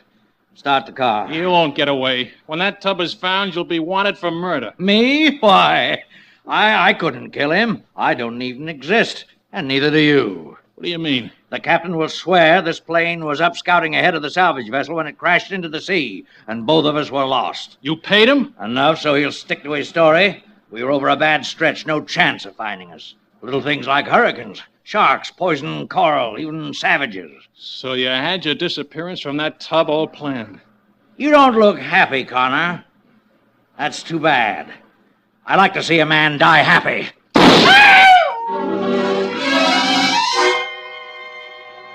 I stood there, paralyzed. She tried to hold on to his arm after knocking it aside. Blood was crawling down her face. He wrenched his arm free and she sank down on the beach. I don't know how I got to him, but I heard the crushing sound as I hit him. I could feel his nose spread under my fist like unbaked dough. The gun dropped from his limp fingers, but I didn't stop to look. I threw myself at him. His heels kicked up in my face, and I stepped back. The look on his pudgy face was more astonishment than pain. He sank to one knee and tried to get up and fell. He lifted his head like a lizard in the sand, but there were no more words before it dropped again. She was still firing the empty gun at him. I took the gun gently from her hand. I lifted her head, smoothed back her hair. Is he dead? Dead enough. Just put your head back. Everything's blurred. You'll be all right.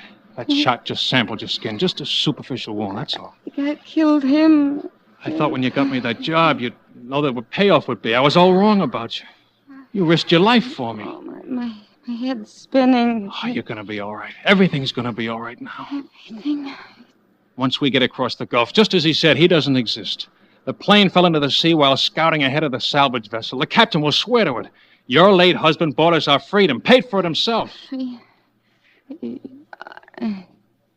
Gloria. Gloria! She blacked out. I thought of getting her a doctor right away, but that would be too risky. It was just a superficial wound, mostly shock. I tore off part of my shirt and wet it at the water's edge. I washed the blood from her hair and face and bathed the wound. I lifted her gently in my arms and carried her out to the plane and made her comfortable. Then I went back for Davis. I searched him, but he wasn't carrying anything. No identification, just a claim ticket on an express office in Mexico City. I took it, and I got his body into the plane and climbed in after him with the black bag. I turned on the ignition, and the plane moved out into the Gulf. I got rid of everything in my own pockets, everything that could identify me, just to be safe. All I kept was an old cigarette case with no initials, a pocket compass, and the express ticket. Then I began prying open the lock in the black bag. I felt good. A strange feeling of being completely detached from the world down there, free of it. To them, I didn't exist anymore. 400 grand could make a world of its own, a world for just Gloria and me. A bright moon rode between broken patches of cloud as I got the lock open. I stared in. I heard myself breathing hard as if somebody else was grinning over my shoulder. The bag was filled with strips of newspaper.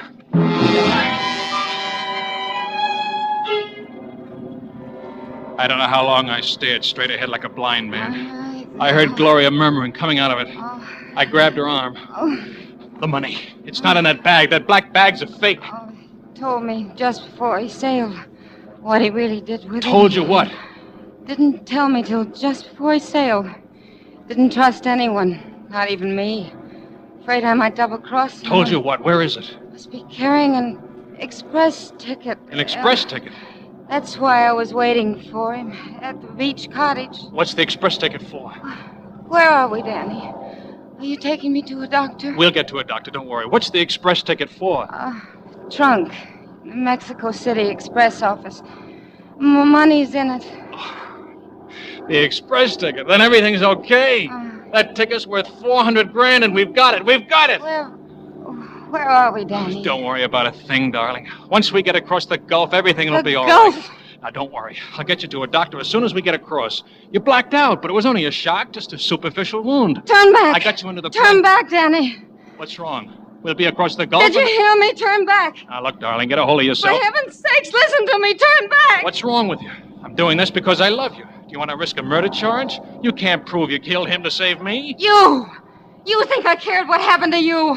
I did it because I hated him. Because he killed... Who? You don't mean Scotty? Turn back, please, for the love of it. What's that poor kid got to do with you? Oh, poor kid. That baby face could fool anyone. It always did. We once had a dancing act together. I got him a job on that tub. Job? We had it all planned. It was so simple, we thought. All we had to do was switch black bags, and once you took my husband across the Gulf... Something's wrong. That first night out, Scotty drained the extra gas tanks. He left enough gas to take this plane about halfway out over the Gulf.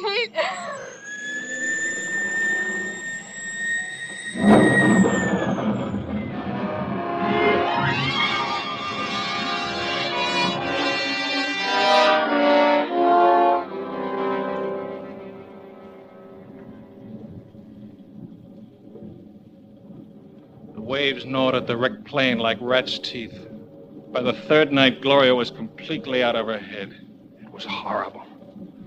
You You were in pretty bad shape yourself when this freighter picked you up. By the 7th day, I gave up all hope. Till then, I figured I had a chance, maybe one chance in 1,000. Chance worth 400 grand. You made it. If you kept quiet about that express ticket... There is no express ticket. I found a soaked cigarette in my case. It didn't take long to dry. So I had a cigarette. But no match. Till I remembered the compass in my pocket. Compass? With a little magnifying glass on it. You know how the sun's rays through a glass like that can set fire to the paper? And I had a piece of paper. Just one piece. That express ticket? I didn't touch it. Day after day, I clung to that one chance in 1,000 for 7 days. 7? We picked you up on the 7th day.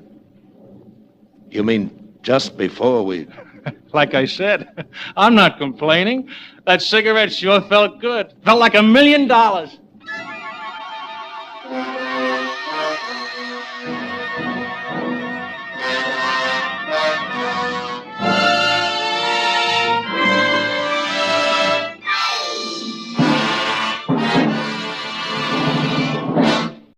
And now, with 6 Feet Under and the performance of Dan Daly, Autolite hopes once again to keep you in suspense.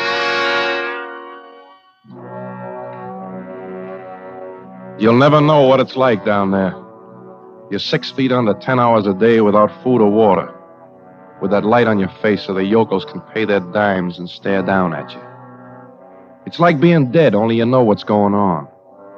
The pump that feeds the air down to you seems to be keeping time with your heartbeat. And you can't help thinking that if it ever stops, the heartbeat will stop with it. You get a lot of time to think down there, to think of all the things that can happen. And when the show closes for the night and they dig you up, you head for the nearest bar to forget all the crazy things you've been thinking. Yeah, what'll it be? Double whiskey beer chaser. Hey, you with the carnival? Yeah. Must be interesting. What do you do? Got a sideshow. Fill this up, will you? Sure. What's your trick, sword swallower? Now I roll over and play dead. Oh, you're the guy that's buried alive. Yeah, I saw you this afternoon at the matinee. Took the kids over. Yeah? What are you raising, a couple of undertakers? Oh, I didn't take them into your tent. Seemed kind of a morbid thing for kids. But not for you. Huh? What do you mean? Skip it. How about hitting this glass again? Okay. Now that people see that act of yours, tent was crowded. I kind of thought it'd be different. How different? Well, paying a dime a head just to look down at you through that glass. It's not a bad racket you got there. Yeah, big, fat, happy racket. Not tough like standing behind a bar and breathing and eating and moving whenever you want to. Well, if you think it's so hot, dig yourself a hole and pull up a cough and nobody's stopping you. If you want another drink, call me. Just leave the bottle. I'm still alive. I can pour my own. Suit yourself, friend. They were all the same. They paid a dime to look at you down there. But if they saw you later above the ground, they acted like you were cheating them. Like you owed it to them to stay buried or they weren't getting their money's worth. I used to do another act. A juggling act. An act that took me years of sweat and practice to learn. But nobody came to see that. You had to learn a dog's trick to make a living. You had to trust people. People you wondered about. Hello, Jack. Get Looking for you. Go on, get lost, Cliff. Don't follow me around. Miriam sent me out to find you. She knows where I am 10 hours a day. That's more than most wives know. Miriam was my wife. I'd spend a little time with her. You spend quite a little time with her as it is, Cliff. Quite a little time. You're talking through that bottle, Jack. Miriam and I are old friends. Yeah, I heard about it lots of times. You were a stage door Johnny when she worked on burlesque, weren't you? I used to laugh about you. That was before you came to work for us. But now I don't laugh anymore, Cliff. Now I wonder. You're drunk. Am I? What's a guy like you doing around a carnival, Cliff? You were a big-shot accountant with a good business. And all of a sudden you chuck everything to learn to be a barker for a pitch like mine. And to dig me out of that hole every night. I'm not complaining. Why should you? Because I figure you gotta have a reason, Cliff. I figure that maybe some night you're gonna forget to dig. Oh, you're being ridiculous, Jack. Sure. Only you still haven't told me why you joined the show, Cliff. That's my business. Well, never mind, I'll tell you. Because you're in love with Miriam and it's killing you to see her married to me. All right, Jack, that's part of it. Sure, I love Miriam, but that isn't what's killing me. A bad heart is the thing that's killing me. What do you mean? I chucked my business and joined the show because I've only got about a year to live. Miriam is the only thing in the world I care about, and I wanted to be near her. That's a very touching story, pal. What am I supposed to do, break down and cry? Jack, I'd do anything to see Miriam happy. And if it meant killing you, I could do it without batting an eye, because I've got nothing to lose. I want you to know that. That's good, Cliff. Now we understand each other. Have a drink. I don't want one. Oh, well, this ain't just an ordinary drink, Cliff. This is a toast to one of us. To the guy who buries the other one. For good.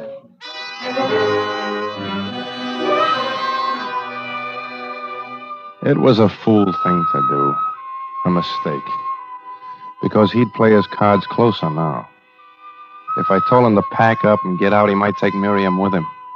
And I was crazy about Miriam. Something was wrong between us, but I was still crazy about her.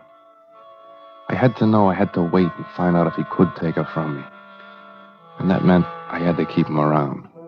And every day he'd have me helpless down there in that hole like a baby. I didn't want to drink anymore. I went back to the tent and tried to sleep, but I kept having that same dream over and over again.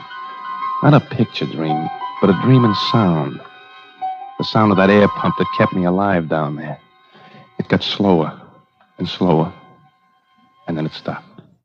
And I woke up choking. I jumped out of bed. Jack! Yeah, Jack, is that you? yeah, Miriam. You go back to sleep. Is something wrong, dear? Oh, I had a dream, that's all. Go back to sleep. Oh, well, maybe if I made you some I don't hot want any milk. hot milk. I'm going out for a while. Jack, I hope you're not... Where would I get it this time of night? I'm not going to drink, so save the lecture. Well, you don't have to snap at me like that. That's all you've been doing lately. Have I? Well, nobody's died from it so far. I don't get you at all. Don't you? Well, maybe you're not trying hard enough. I'm going for a walk. Jack! Jack!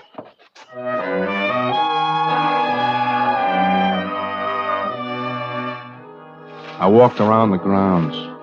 The moon was doing trick things with the shadows around the tents and the pitch signs along the midway. I loved it. A cheap two-bit carnival, but I loved it. When Miriam and I were first married, I used to dream about owning the works someday. Yeah, I was going to do big things. Clean up with the juggling act, then write the Becker brothers and offer to buy them out. The Ferris wheel, the rides, the whole show. I was going to own the world. But instead, I wound up with 6 feet of it. They could dig me up out of that hole every night, but I couldn't dig my dreams up anymore.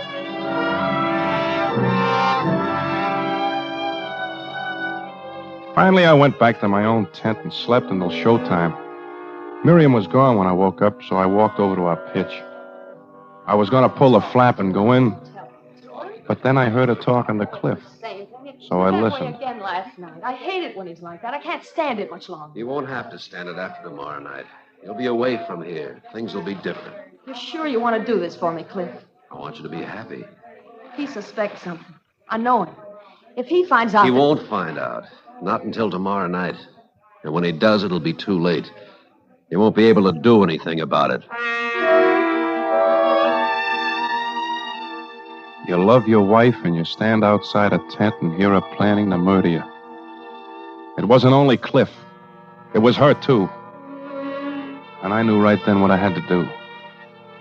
I had to kill them. I had to kill the both of them. And tonight, right away.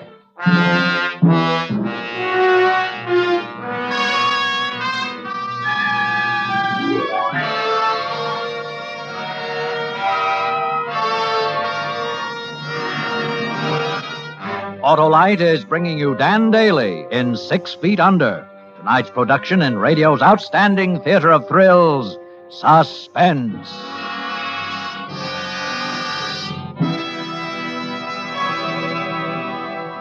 Say, Hap, who knows more about law than a lawyer? You sure got me this time, Harlow. Well, then who knows more about the best spark plug for your car than Autolite Ignition Engineers? The men who designed the complete electrical system for many makes of America's finest cars. They engineer spark plugs just as they engineer coils, distributors, and all other ignition parts to work together as a perfect team. Go on, Harlow. Well, it's the skill of the same Autolite Ignition Engineers that made possible the practical development of the Autolite Resistor spark plug. the greatest advancement in spark plug design for automotive use in the past 20 years. And the newest addition to a complete line of transport, aviation, marine, and regular automotive spark plugs engineered by Autolite in sizes and heat ranges for every purpose. I guess I've learned my lesson. So, friends, see your friendly Autolite spark plug dealer. Have him replace worn-out spark plugs with world-famous ignition-engineered Autolite spark plugs. And whether you choose the resistor type or the regular type, you can't buy a better spark plug for your car, because you're always right with Autolite. And now Autolite brings back to our Hollywood soundstage our star, Dan Daly, in 6 Feet Under, a tale well calculated to keep you in suspense.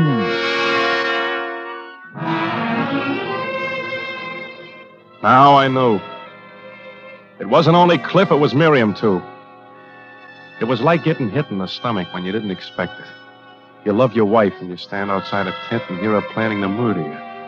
I walked around the grounds in a daze. I tried to tell myself that I was wrong, but your own ears can't lie to you. Jack! Oh. Hey, Jack! Oh, hello, Bonnie. Hey, I've been screaming my head off at you. You hypnotized or something? Sorry, Bonnie, I was thinking. Oh, call for Cliff on the phone in the office wagon. You want to take it for him? All right.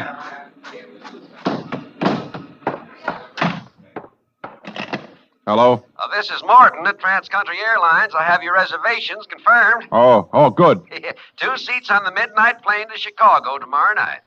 Thanks a lot. I know you said you'd come in to pick up the tickets this afternoon, but I wanted to call and let you know it's confirmed. I'm glad you did. You'll never know how glad. Just part of our service there. I'll hold the tickets for you.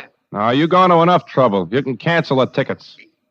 But I thought I'm changing somebody's mind. Nobody's going to Chicago tomorrow night. Nobody.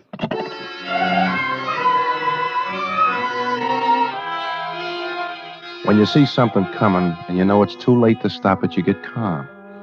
You watch it like it was happening to somebody else. I had to kill them. I had to kill the both of them. Tonight, after the show. After they brought me up. I'd have 10 hours down there to think of a way.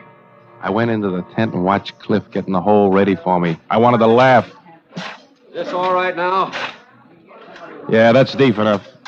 Cliff, I want that speaking tube hooked up today. What's the matter? Getting lonesome down there? I thought you didn't like to talk to the customers. Today I feel sociable. I had a glimpse into the bright and cheery future. Hook it up. You're the boss. Where's Miriam? Getting a new roll of tickets from the wagon. When there's a crowd out there on the Midway Cliff, Calliope going on the merry-go-round and all, can she hear my buzzer?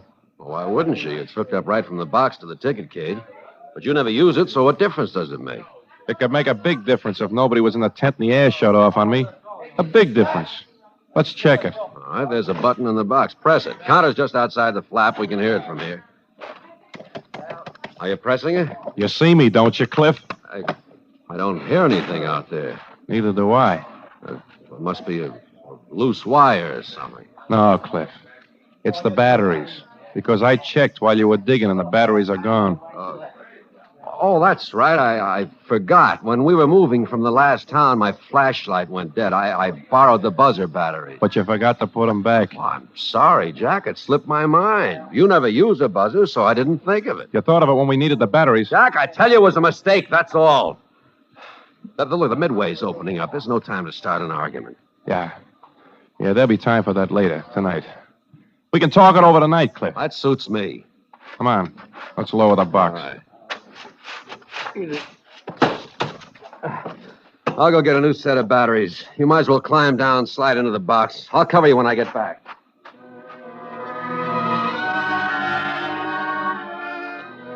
I lit a cigarette. My hands were wet and shaking. Suppose he didn't wait until tomorrow night. Suppose this was it. I couldn't tip my hand by refusing to go down, but I had to make sure I'd come up again. Just this once. He'd be gone a couple of minutes, long enough. I ducked out of the tent and across the Midway to the pitch of old Anna, the fortune teller. Oh, Why are you so jumpy about, Annie? You act like you've been seeing ghosts. I was communing with other world. Say that for the suckers. I want you to do something for me. I want you to promise, and I don't want you to forget. Is it evil thing? No, Anna, it isn't evil. When we shut down at night, I want you to come over to the tent, that's all.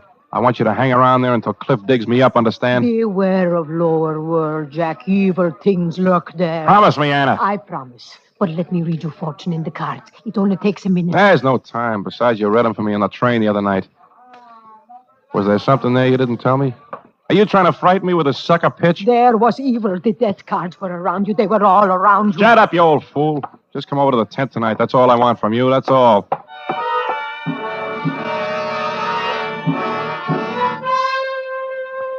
I had to grab a hold of myself. A crazy old woman with a deck of greasy cards. I'd been with tent shows too long to let a thing like that get me. I went back to the tent, got down into the hole, and slid into the box. Cliff lowered the narrow view shaft that the customers looked through. I fastened it to the hole just above my face. Then he started to shovel the dirt in on top of me. I could hear it hitting the box. There isn't another sound like it in the whole world. Then it was all done. Cliff looked down at me through the glass, and the smile on his face made me cold. Then he was gone, and I was alone with the sound of the air pump. In a few minutes, the customers started to come in, and it wasn't so bad. If anything went wrong, they'd be able to hear me through the speaking tube, just as I could hear them. Come on, Mother. Come on, look at it. Oh, you look. It gives me the creeping whizzle-dizzle. Well, you're the one who wanted to come in. Come on, it can't hurt you. Look, you can talk to him right through this here hootenanny. Well, can you hear me down there? Yeah, I can hear you. Is it... Well, are you all right? Yeah, I'm all right. See, just like I told you, there's nothing to it. That's all we see for our money? Sure, the whole darn thing's a gift. Well, so long down there. We'll all join you someday, sooner or later. Oh, Dad, what a thing to say. I think they'd give you a little more for your money, though. That's the way it was. Hour after hour, face after face, until all the faces blurred and ran together. Their voices came down with the same questions and the same disappointed wisecracks. But they kept paying and they kept coming. It was getting on to late afternoon because the crowd was beginning to thin out. Everybody would be headed home for dinner by 5:30, and the gang working on the midway would knock off and go to the commissary tent for chow. At 6:30, the crowd would drift back again. The big crowd with the men home from work. And by the time they were gone, old Anna the fortune teller, my insurance policy, would be standing by, and Cliff would have to dig me out whether he wanted to or not. I was glad to see the crowd go for a while. It gave me the next hour alone to think and plan things out. Then it hit me. The next hour alone. I'd forgotten that part of it. I looked up. There were no faces in the viewing glass. I felt around with my hand, and I found a buzzer button in the ticket cage. I pressed it again and again, but Miriam didn't come. Sure. This was it. They were up there now, getting ready to do whatever they were going to do. Then they'd walk away over to the commissary tent. They'd eat and laugh. Nobody'd suspect them. It'd be an accident. I tried to think of something else. They wouldn't have the nerve to go through with it. And then I knew I was wrong. Because all of a sudden, there was complete silence. Somebody had cut off the air pump. I twisted and turned, and I pushed against the lid of the box like a madman. But it didn't budge. There was more than a ton of earth on top of me. The pressure on my chest increased. I couldn't breathe. Flashes of red and blue color were whirling around in my head. I looked up, gasping for air. And there was a face staring down at me. A child's face. See my baby turtle, mister? What are you doing down there, mister? Kid, get somebody quick. Go outside and get some help. I'm smothering. Don't just stare at me. Call somebody. You hear me? Stop looking at me. Get somebody. He kept staring at me, his eyes wide and frightened. He moved his mouth once, but he was frozen with fear. And all of a sudden, his face was gone. He was gone. I made one last hopeless try at the lid, and then suddenly I didn't care anymore. I relaxed. All the colors in the world exploded in my head. And then they all ran together. There was a roaring sound, and everything went black.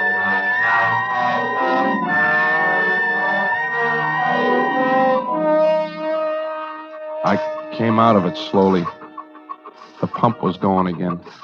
The beat of it keeping time with the throbbing in my head. And they were digging for me. I could hear the sounds of the shovels in the earth. And then finally against the wooden top of the box. We'll get him out.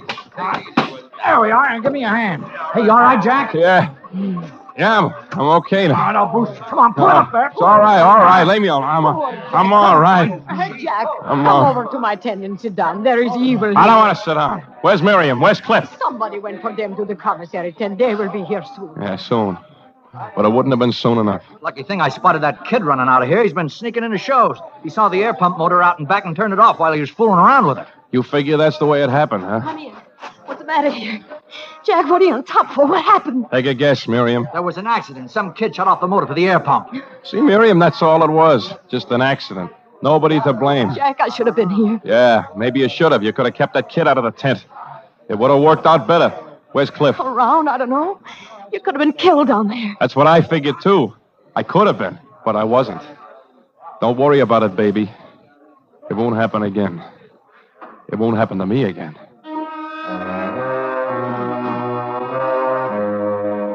It was my game now. I was up walking and breathing. It was my game.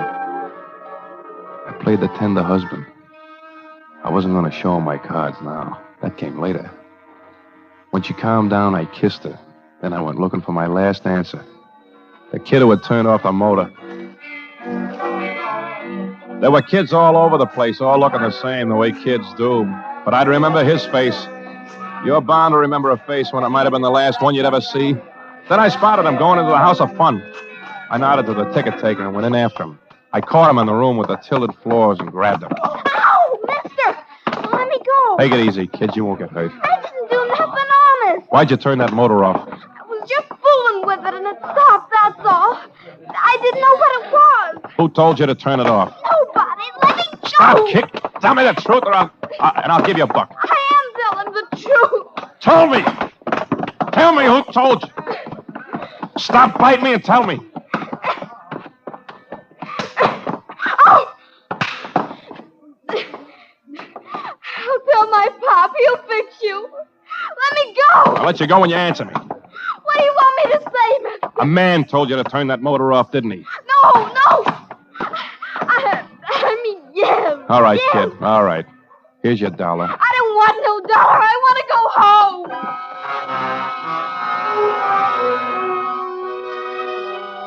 I went into town and drank until the show closed down, until I was sure they'd all be asleep. Then I went to the first aid wagon and nosed around until I found what I wanted. A can of ether. Cliff was bigger than I, much bigger, and I had to be sure. I soaked a handkerchief in the stuff, and then I let myself into Cliff's tent. He was lying there, quietly. He was sleeping. He wasn't making a sound. I crept over to him and pushed the handkerchief over his mouth and nose. I held it there. Held his face right into it. He didn't even murmur. And when I let go after a while, his head dropped back. He was out. I picked him up and carried him to the pitch tent. I put him down in a box, and then I shoveled the dirt in on top of him.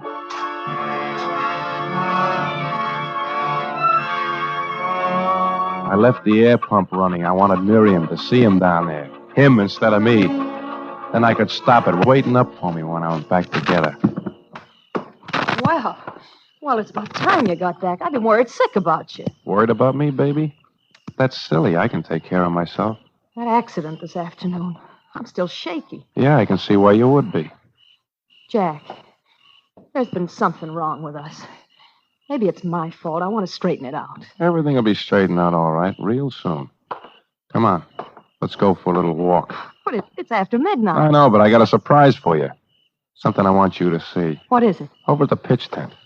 Come on.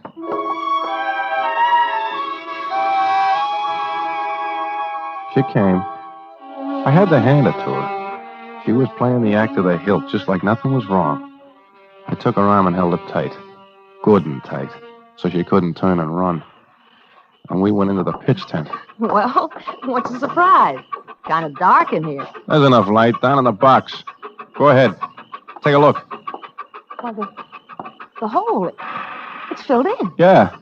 The show has a new star for a one-night stand. Go ahead. Look. Jack, what... No! No! Yeah, baby. Yeah, how do you like it now? That's the way I was today when that motor cut off. Get him out! Get him out! Oh, it's my turn to cut the pump off. Only nobody will be able to fix it this time. No, don't you please! Sure, I just ripped these wires out and he gets what I almost got. What are you killing him for? Why? I knew what you were up to.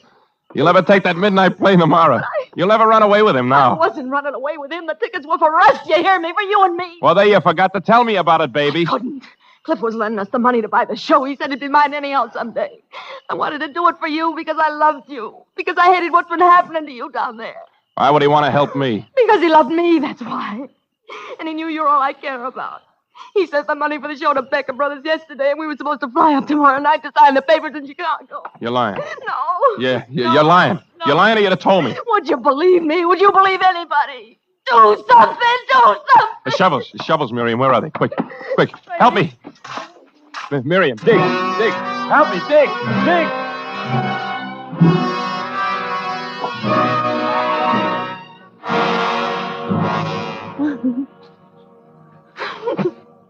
And that's it, Sheriff. You'll never know what it's like down there. You have nothing to do but thinking. Well, you get to thinking crazy things. That's why it happened. And when we got to him, he was dead. I see. Mm-hmm. If you want to have that typed up as a confession, I'll sign it. Isn't much good that'd do. My deputy that came in a while ago gave me a copy of the coroner's report. Cause of death, coronary thrombosis. His heart. No strangulation. He was already dead when you stopped that air pump. He was dead even before that, before you give him the ether. You mean Jack didn't kill him? Not according to the coroner. Death from natural causes. Then you're not going to charge me with murder? You can't murder a dead man, mister. Just like you can't lock a man up for being a fool. Oh, Jack. It's all right, baby. You heard him.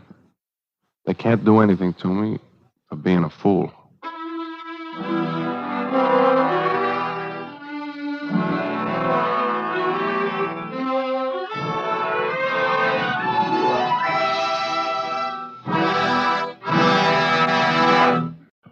And now, with Pearls Are a Nuisance and the performance of Ray Milland, Autolite hopes once again to keep you in suspense.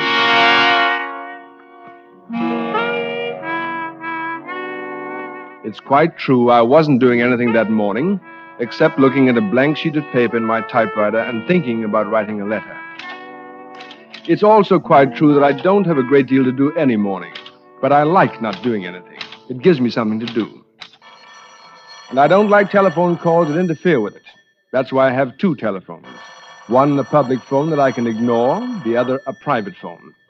Which I'd better answer if I know what's good for me, and I do. What'd you say, darling? I said good morning, dear. How are you, darling? Busy? Yes and no. Mostly no. Why? Somebody has stolen Mrs. Penruddock's pearls, and I want you to find them. Stolen pearls? Well, possibly you think you have the police department on the line. This is the residence of Walter Gage. Walter Gage speaking. If you aren't here in less than a half an hour, you'll receive a small parcel by registered mail containing a diamond engagement ring. I'll tell Mr. Gage when he comes in.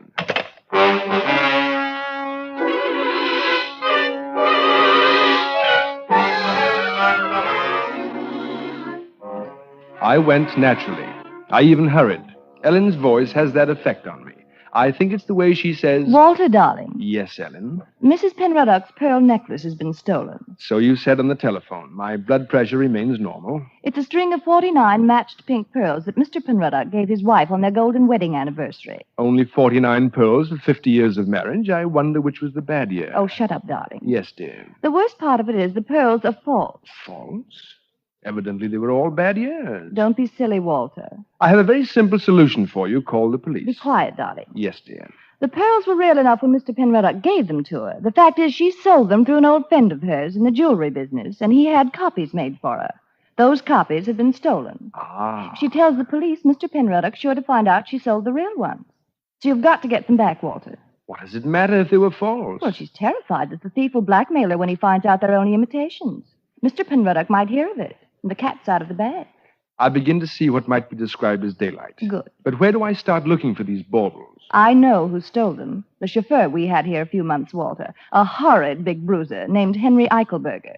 He left suddenly the day before yesterday for no reason at all and without a word. I'm sure he stole the pearls. How big did you say he is? About 6 feet. In that case... 3. 3? 6 feet 3? 3.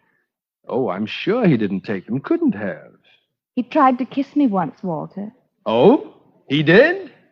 Tried to kiss you, eh? Well, where is this big slab of meat, darling? Here's the address he gave when he first came here to work. Sounds like an unpleasant neighborhood. Not half as unpleasant as it'll be for Eichelberger when I arrive. Tried to kiss you, did he? The pearls are the important thing, darling. And be careful. He's 6 feet 3, remember. I find it difficult to forget.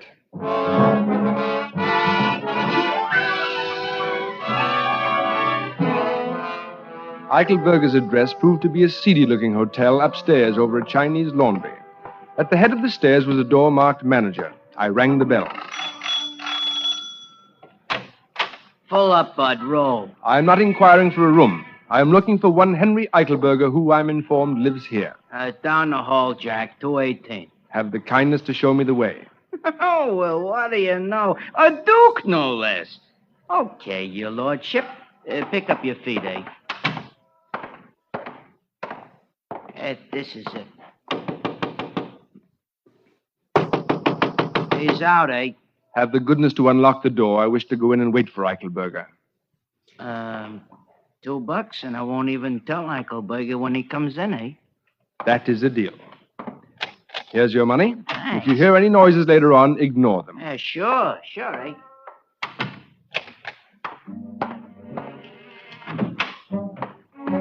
I searched all the likely places where he might have hidden the necklace. Then I searched all the unlikely places.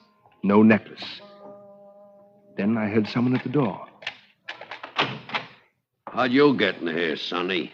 The explanation of that can wait. I am looking for one Eichelberger. Are you he? Get you a real comedian. Well, I loosen my belt before you make me laugh. My name is Gage, Walter Gage. Are you Eichelberger? Give me a nickel and I'll tell you. I am the fiancé of Miss Ellen McIntosh. I am informed that you tried to kiss her. What do you mean, try? I hit him rather severely in the left eye. Then the right. Then I gave him a crushing uppercut to the jaw. He looked at me with an air of patient resignation. Oh, well. And then he hit me. Oh.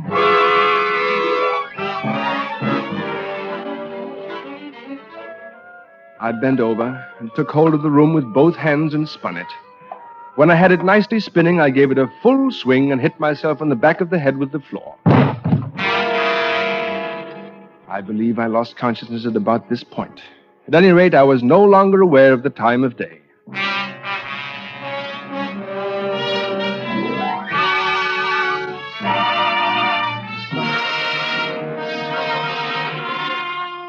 Autolite is bringing you Mr. Ray Milland in Raymond Chandler's satirical detective story, Pearls Are a Nuisance.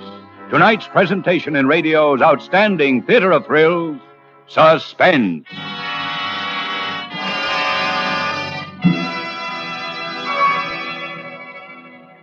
See now, a pinch hitter is a substitute. Ah, but there's no substitute for that famous Autolite Stay Full battery, the battery that needs water only 3 times a year in normal car use. Mr. Wilcox, we weren't discussing those batteries. Why, Dora, they're the batteries for today's car. This power-packed Autolite Stay Full battery has a fiberglass retaining mat protecting every positive plate to hold the power-producing material in place and lengthen battery life. Why, recent tests conducted according to SAE life cycle standards prove that the Autolite Stay Full battery gives 70% longer average life than batteries without the Stay Full feature. Oh, I give up. Nobody would give up an Autolite Stay Full battery. The battery that needs water only 3 times a year in normal car use. That marvel of engineering know-how has 3 times as much liquid reserve above the plates as batteries without Stay Full features. That's why the Autolite Stay Full battery needs water only 3 times a year in normal car use. So, friends, see your Autolite battery dealer and have him install an Autolite Stay Full battery in your car. And remember, you're always right with Autolite. And now, Autolite brings back to our Hollywood soundstage Ray Milland as Walter Gage with Hal March as J. Henri Eichelberger in Pearls Are a Nuisance, a muscular drama replete with situations well calculated to keep you in suspense. While I was thinking about the possibility of getting back to my feet in the very near future, a wet towel began to slap at my face, and I opened my eyes. Boy. The face of one Henri Eichelberger was very close to mine. I thought maybe you was killed, Jack. You got a stomach as weak as Chinese tea. Oh, what happened? As if I didn't know. You tripped on an itty-bitty tear in the carpet. Feel like getting up? Here. Oh, thank you, Henry. May I call you Henry? There's no tax on it. You look okay now. Why don't you tell me you were sick? Eichelberger, you swine. That does it. Oh, cut it out, will you? You muss my hair. I wish you'd fall down when I hit you, Henry. Just once. It would work wonders for my morale. You and me could get along, Jack. Look, I never kissed your girl, even if I ain't saying I wouldn't like to.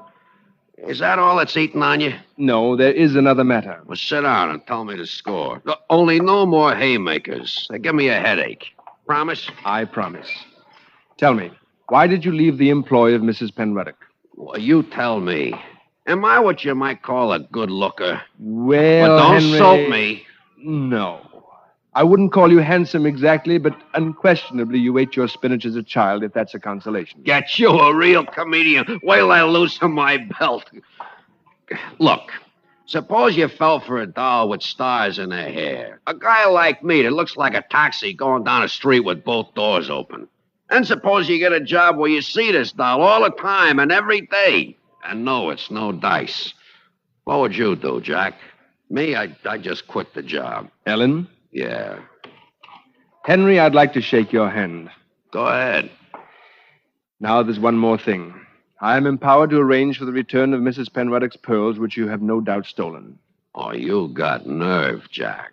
You think I stole some marbles and I'm sitting around here waiting for a flock of dicks to swarm me. The police have not been told, Henry, and you may not be aware that the pearls are false. False? You mean they're false? Exactly. And you think I would bother myself to hook some phonies? You didn't mean to steal the necklace, Henry? No, look. If they was ringers, I wouldn't be bothered. And if they was real, I wouldn't be holed up in no cheap flop in L.A. waiting for a couple of carloads of bulls to put the sneeze on me. Would I? That is exactly what I thought, Henry. Well, as long as you didn't steal them, how would you like the job of helping me recover them? You kidding? No, Henry. It's obvious that if you didn't snatch those marbles, I believe that's the expression, someone else did, and you can help me find him. Now, how about it? Well, why not? Why not, indeed? You got any ideas where to start? Yes, I have. I feel that we must, as they say, tap the grapevine. When a string of pearls is stolen, all the underworld must be seething. Yeah, well, maybe you got right. But this underworld that's doing all this seething ain't going to seethe much over a string of glass beads. Or am I punchy? I am thinking, Henry, that the underworld probably has a sense of humor, and a thief who went to the trouble of stealing some worthless trinkets would be the butt of considerable coarse humor. Yeah, there's a nucleus of an idea in that, all right. I would say something like that could get around the pool rooms and start a little wholesome chuckling, all right? Yes. Now, all we need to do is to locate a reliable crook. Yeah. Let's see, there's a guy named Lou Scandisi that runs the Blue Lagoon downtown might be interested in some marbles, but he don't like being asked questions. He sounds dangerous. We'll turn him inside out and take a look at his liver. Very well. Let us go and beard this Scandisi character in his malodorous den. Yeah. Leave us do what you said.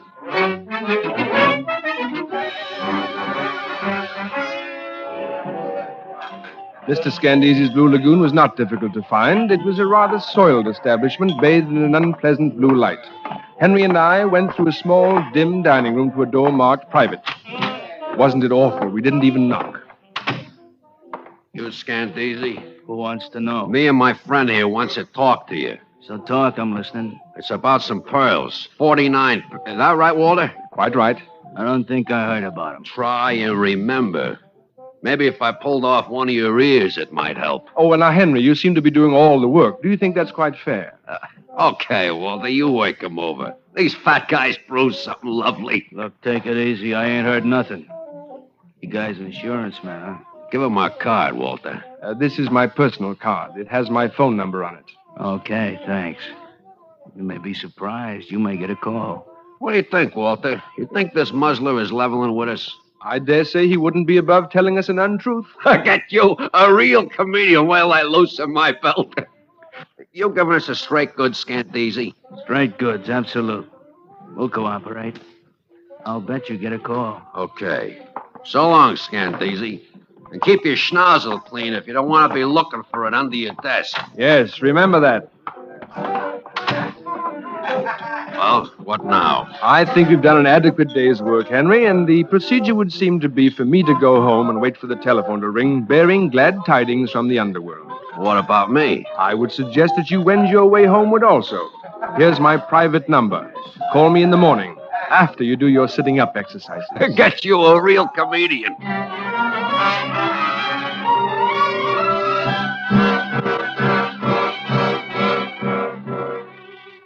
I went home and waited for the phone to ring. I must have fallen asleep after a while. It was quite dark out when the call came through. Well, here goes. Walter Gage speaking. Walter Gage, Acme Insurance Company. Well, when did you become an insurance company? Oh, it's you, Ellen. Well, why didn't you call on the private phone? I didn't have the number handy. You haven't found the pearls yet. How did you know? We just got a phone call. From whom? He wouldn't say. All he said was he heard from somebody named, Scandisi? Yes, that's it. That we were looking for the pearls. Has he found out the pearls are false? No, and I didn't tell him. All right. Now, don't worry. We have an idea how to get them back. We? Who's we? Henry and me. Henry? Henry who? Eichelberger. I've hired him to help me find the pearls. Are you out of your mind? Didn't Henry take the pearls? Of course not. He only left because he was in love with you. Oh, Walter. That big brute. How could you say such a thing? But, Ellen, I thought you'd be flattered. Flattered? I never want to speak to you again, Walter Gage. Goodbye. Ellen! Ouch. Women, I sometimes wonder. Oh, honey, I'm so glad you called back. Now, listen, darling. Who are you calling honey, sweetheart? Who is this? I'm mine. Your name Gage? Yeah. A guy named Scandisi says you're looking for some oyster fruit. And a frail named McIntosh says you're the guy to talk to. Possibly. Well, I got 49 of them. Pink ones. $5,000 the price. Why, that is entirely absurd. Those pearls happen to be false. Quit your kidding. You heard me. 5 G's. I'll give you until tomorrow afternoon to scrape it together. Then I'll call you and let you know where to meet me.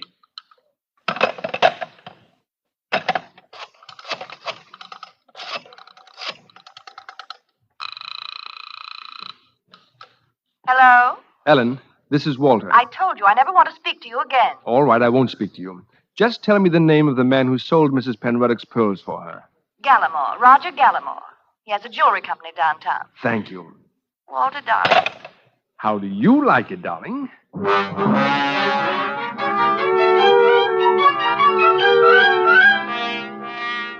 I went to see Mr. Gallimore. He was a tall, pink man of about 70, and he listened to my narrative of events with considerable interest. 5,000 seems like a great deal of money for a string of false pearls. Yes, indeed. That, Mr. Gallimore, is why I came to see you.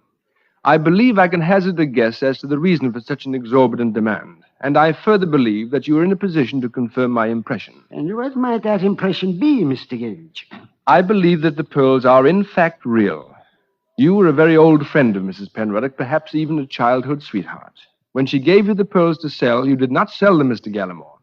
Instead, you gave her $20,000 of your own money and returned the pearls to her, pretending that they were imitations of the original necklace. Son, you think a lot smarter than you talk. Then I am correct? Embarrassingly so, Mr. Gage. The pearls are real. Now, what would you like me to do? Entrust me with $5,000 with which to retrieve them. Son, it is so long since I heard anyone talk the way Jane Austen writes that it is making a sucker out of me. Thank you, sir. I know that my language is a bit stilted.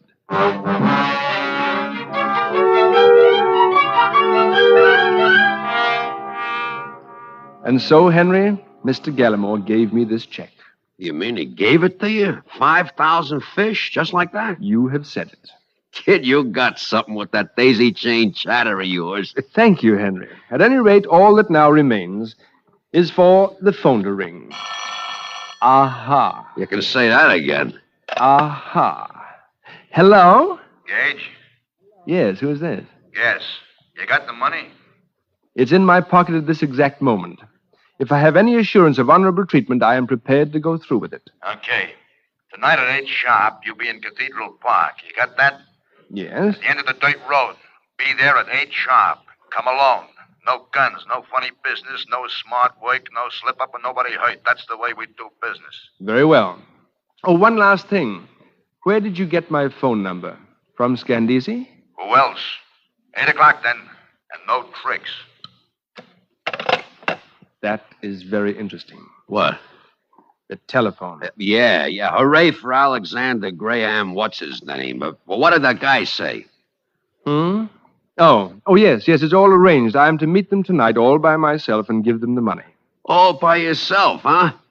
Get you a real comedian. Wait till I loosen my belt, but they'll take the dough and leave you laying there bleeding all over yourself, and they'll still have the marbles. I ought to go with you. Henry, it is my duty, and I must brave these monsters and human guys alone and unattended. Of course, I do have a big car, and you could hide on the floor under a rug. It's a cinch. But maybe... Walter, the only thing wrong with you, as far as I can see, you got holes in your head. All I'm trying to do is keep you from getting another one. I'm going with you. So it was settled. Henry was to go with me. That afternoon, I stopped at the bank, 4,200. where I cashed Mr. Gallimore's check and changed it into $100 bills. 4,600, 47, 48. You counted as though it were your own. 5,000. 5,000. Now, a roll of quarters, please. A roll of quarters, please. There's an echo in here. Leave them in the wrapper. Quite heavy, aren't they? Yes, aren't they?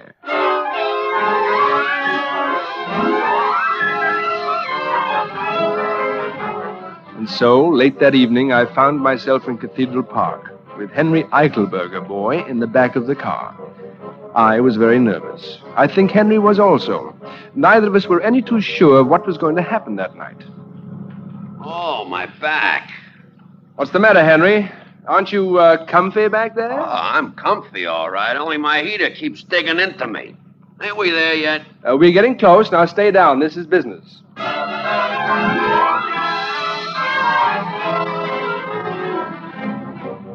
This is the end of the line, Henry. Be careful. They're probably watching me. Okay. What's that? Me, Walter. My gun is breaking my back. Well, stop sitting on it. I did. Anything stirring? No. Keep quiet. I'll make like a little mousey.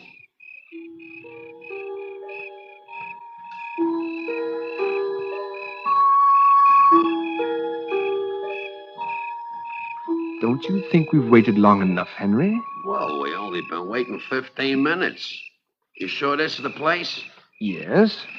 Let's get out of the car and see if anybody shoots at us. Then we'll know if somebody's around. That seems to me the difficult way of finding out, but let's try it, as I personally feel sure that there is no one here but you and I.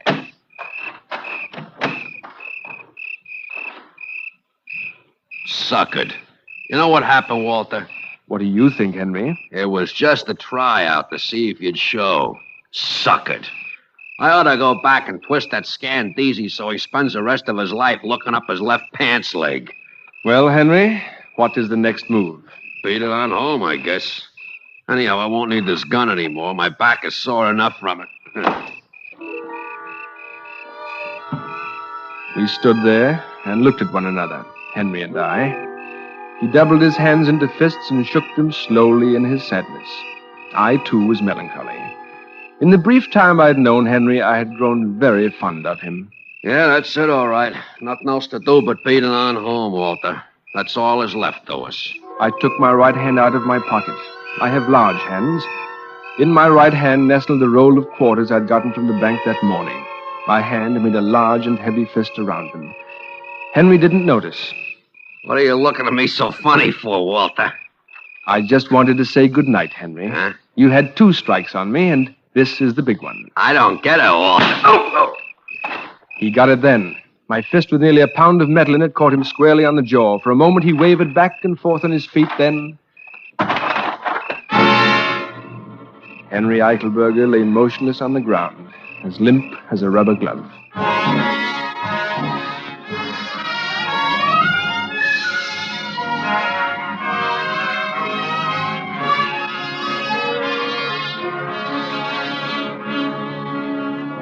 I found the pearls twined around his ankle inside his left sock. Well, Henry, I said, although he couldn't hear me, you are a gentleman even if you are a thief. You could have taken the money 12 times today. You could have taken it a little while ago when you still had the gun, but even then that repelled you. You threw the gun away, and we were man to man, but still you hesitated. In fact, Henry, I said, for a successful thief, you hesitated just a little too long. But as a sporting man, I can only think more highly of you. Goodbye, Henry, and good luck, I said. I put a $100 bill in his chubby little fist and withdrew. End of story. But how did you know it was Henry, darling? You told me so, little lemon cookie. You were quite sure of it. Well, I know, but you must have had proof of some kind.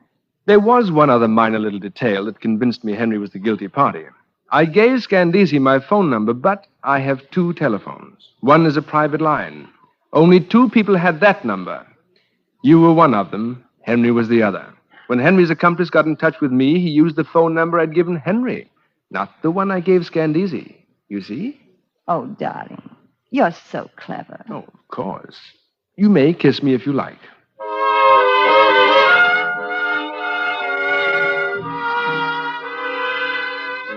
Months after Ellen and I were married, we received a letter postmarked Honolulu. It was from Henry. My dear Walter, due to the Bulls finally putting the squeeze on me, I have only just received the joyous tidings that you and Ellen are embarked upon a happy tide of holy matrimony. I am so glad for you.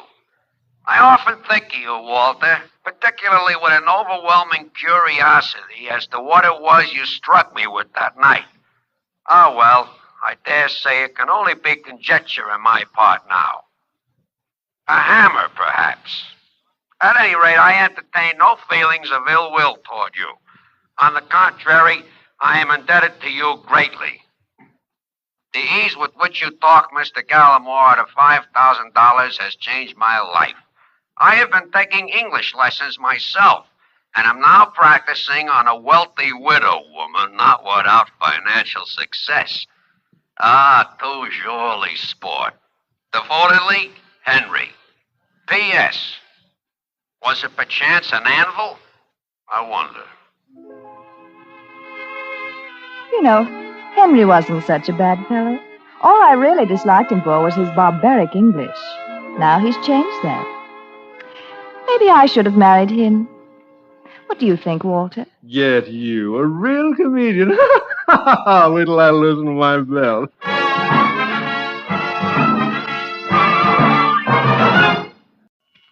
And now, with The Chain and the performance of Agnes Moorehead, Autolite hopes once again to keep you in suspense. All I did was write a letter, that's all. You can't blame me for what happened. I didn't start it. It came to me, and I followed the instructions because I was afraid. Hundreds of people do it every day, so how can you blame me? Everybody in town knows me. They respect me. I've always been a good wife. By the morning it started, I was fixing George's breakfast. Not just toast like some women fix, but bacon and eggs and hot biscuits. Coffee ready? I asked you not to wander off. Your bacon is burned to a crisp. I told you I only wanted fruit juice and coffee. I went down to the road to pick up the mail. Why do you always run for the mail? Are you expecting something you don't want me to see, George? If there was anything I didn't want you to see, I could have it sent to the office. Oh, could you? I didn't know you were important enough to be permitted to receive personal mail there. Leonora, that's enough. Burt Reynolds was appointed district manager. I should have gotten the job, but I didn't. Now, let's forget about Well, maybe you can forget about it, but Abby Reynolds won't let me forget. She has a hired man to do her work now. She can spend half her day in town, but not Leonora Carpenter. No, poor Leonora is bottled up here without a car, without anything. Here's your coffee. After all the trouble I've gone to, I guess I can throw the rest of the breakfast out. What was in the mail?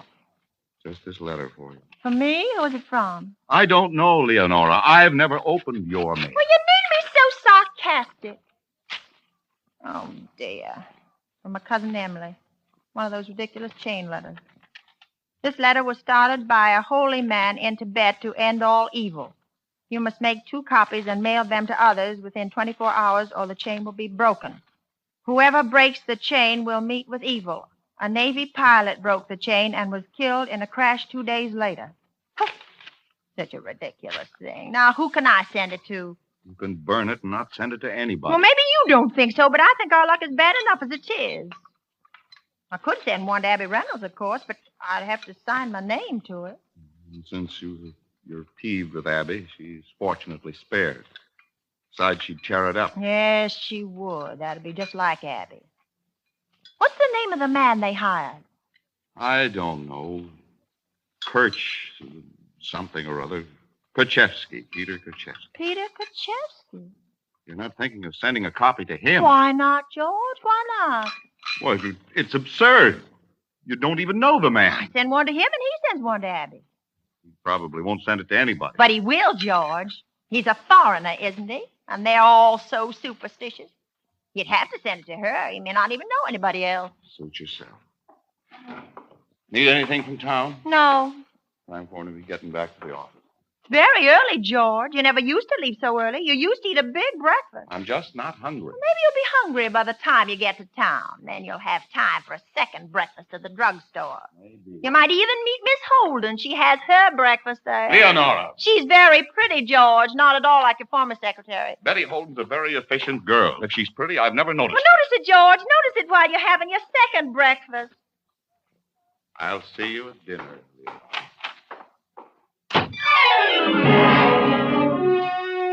George didn't fool me a bit. He never did. Some wives can't see the signs, but I could. I cleaned up the house spotless. That's where I kept it. Then I sat down with the letter. I made a copy and addressed it to Mr. Peter Kuchevsky, care of Mrs. Abby Reynolds. Then I made the second copy. Whoever breaks the chain will meet with evil. Hadn't spoken to George about this copy. I sealed it in an envelope and addressed it to Miss Betty Holden.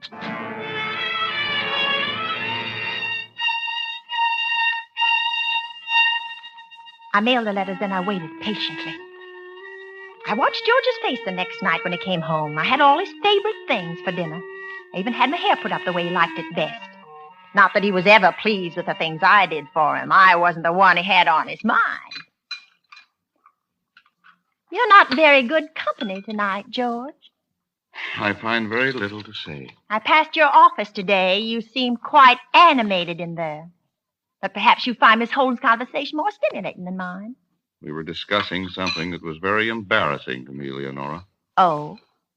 Why did you send her that letter? Well, it said send 2 copies, and that's what I did. Well, why Miss Holden? Why not? Because it was a stupid and childish thing. Is that what she said? She's too much of a lady. That's what she thought, and so did I. Oh, you and Miss Holden seem to think very much alike. It's a pity you're not married to her. Yes, Leonora. It is a pity. So it's true, then. You agree that I'm stupid and childish. What other agreements do you have, George? Why do you twist things so? I said... I know what you said. You think I'm deaf, George? I'm not. I'm not blind either. She's my secretary, that's all. If that's all, then why don't you fire her? For what cause? Because I don't want her there. That's cause enough, isn't it? I'm your wife. Isn't what I want important? Not when it can cost somebody a job without reason. Oh, you're so noble, aren't you, George? But that isn't like you. I know because I live with you. You're a liar, George, and I could get her fired without your help. I'll go to Burt Reynolds and tell him... Leonora, if you do that, I'll... Go ahead and hit me, George, because the secretary means nothing to you. No. That wouldn't do any good with you, Leonora. You're not worth it. You stay here and talk to me. Where do you think you're going? I'm going out to the guest room over the garage. Where I go from there, I'll decide later. You mean you're going to stay out there? That's exactly what I mean. You want to make a fool of me. You want people around town whispering that you left me. You want them to laugh at me. They'll never know unless you tell them, Leonora. You'll make sure that Betty Holden knows it, though, won't you? George, come back here. Do you hear me? George!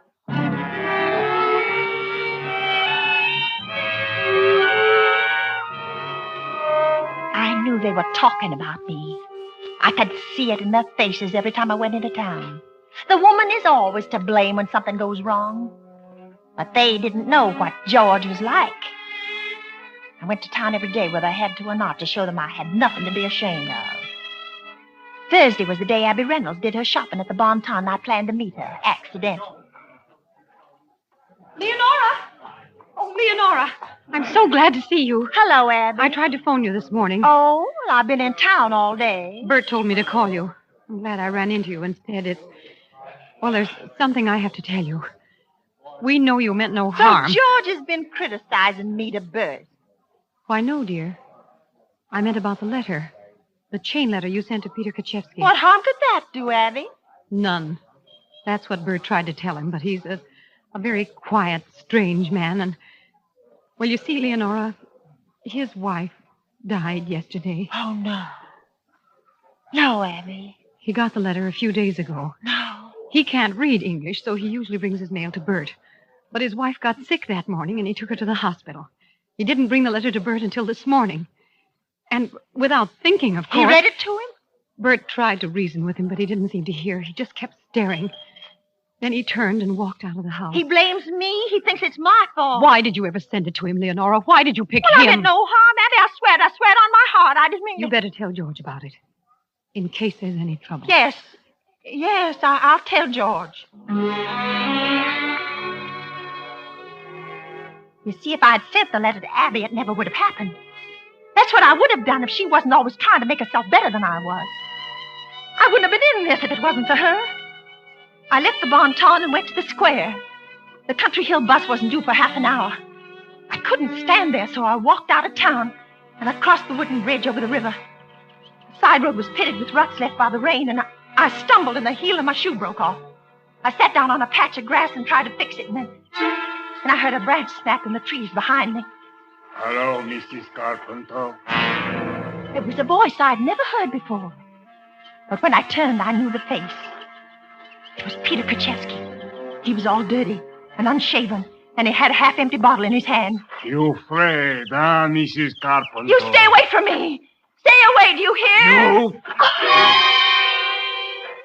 He started for me. I threw the shoe. It caught him in the face, and a nail tore a gash in his forehead. I turned and started to run up the hill. I got you. I could hear him behind me. He was getting closer and closer, and the house was still a quarter of a mile away. A quarter of a mile away! I got you, Mrs. Carpenter.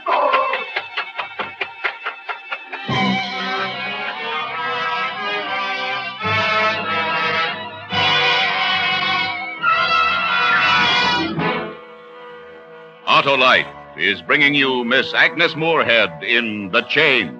Tonight's production in radio's outstanding theater of thrills, Suspense.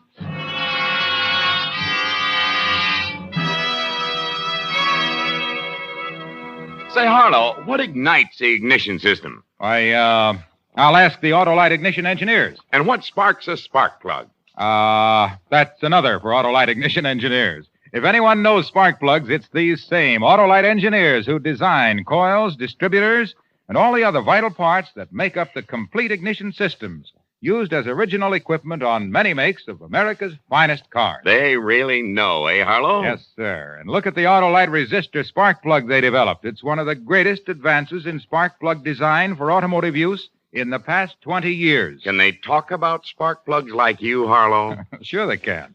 And your friendly Autolite spark plug dealer can tell everyone listening to this program as much about world-famous ignition-engineered Autolite spark plugs as I can. No. Sure. So go to him and have him replace your worn-out spark plugs with world-famous ignition-engineered Autolite spark plugs.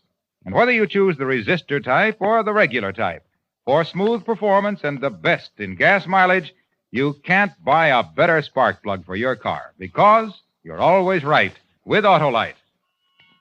And now, Autolite brings back to our Hollywood soundstage our star, Agnes Moorehead, in The Chain, a tale well calculated to keep you in suspense. My lungs were ready to burst. I wanted to scream, but no sound had come. And there was nobody to hear me. Nobody but Peter Kaczewski. He was stumbling along after me. I heard the bottle drop and break. I could see the house now in the clearing through the trees. I started to cry. I couldn't run any faster. I just couldn't. He was almost up to me. He reached out and I felt his hand tearing at the back of my coat, and then he fell. He fell. I heard him go down, but I didn't turn to look. I crossed the clearing, up the steps of the house. I tore at the clasp on my handbag to get the key. Oh, it was stuck. Kaczewski staggered into the clearing. I remembered the spare key under the doormat, got it, and opened the door. He'd reached the porch steps. I slammed the door and locked it in his face. Come out. Come out, Mrs. Carpenter. Go away, do you hear me? Leave me alone. Get away from me. Nobody runs to help you. You don't get away. I go wait for you. I leaned against the door, trying to get my breath. I could feel Kaczewski on the other side of it like a big crazy ape. What did he want to hurt me for? I took a chair and braced it under the doorknob. Then I heard him move. He padded down the porch steps, but he wasn't going away. He was moving around to the back door. I raced through the house. The door was locked. So were the storm windows on the lower floor. I ran upstairs to the bedroom. George's service revolver was in the bureau. I got it and opened the window. Come down, Mrs. Carpenter. Get off this property! No, come down. Look, I've got a gun and I know how to use it, you understand? Will you go? You killed my wife, Mrs. Carpenter. I didn't. I never saw her. I never knew her. You sent me the letter. Then she died. You go away, I warn you. I shoot. Go ahead. Shoot! I didn't hit him. He started to back away across the clearing. I fired again and again. He kept backing away, looking at me with that mean, horrible face. I tried holding the gun with both hands and squeezing the trigger as George had taught me, but I couldn't hit him. He backed into the trees at the edge of the property. I'm going to pay for what you do, Mrs. Carpenter. I'm going to come back. I'll see you again. You're going to pay. I held the gun in my lap and waited till I could see him going down the road towards town. Then I unlocked the bedroom door and slipped down the stairs to the telephone. Number, please. Town 3417. A minute. Castle Insurance Company, Reynolds speaking. Bert, this is Leonora. Oh, yes, Leonora? Is George there? I must speak to him. He's out for the afternoon making some calls. Is Miss Holden there? No, I think George gave her the afternoon off. Oh, I see. Is anything wrong, Leonora? No. No, Bert. Did you tell George about Kaczewski and the letter? Yes, Leonora, I told him. And he told me why you sent it. Is there anything else I can do for you? Well, if George comes in... I'll tell him to call you. Goodbye, Leonora. Bert, I meant the...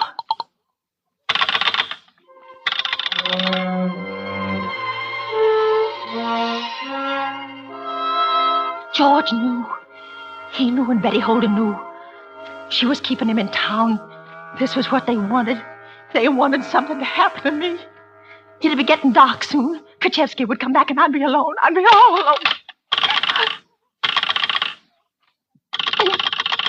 Number, please. This is Mrs. George Carpenter of Country Hill. Will you call the police and ask them to send a car out? Somebody's trying to kill me.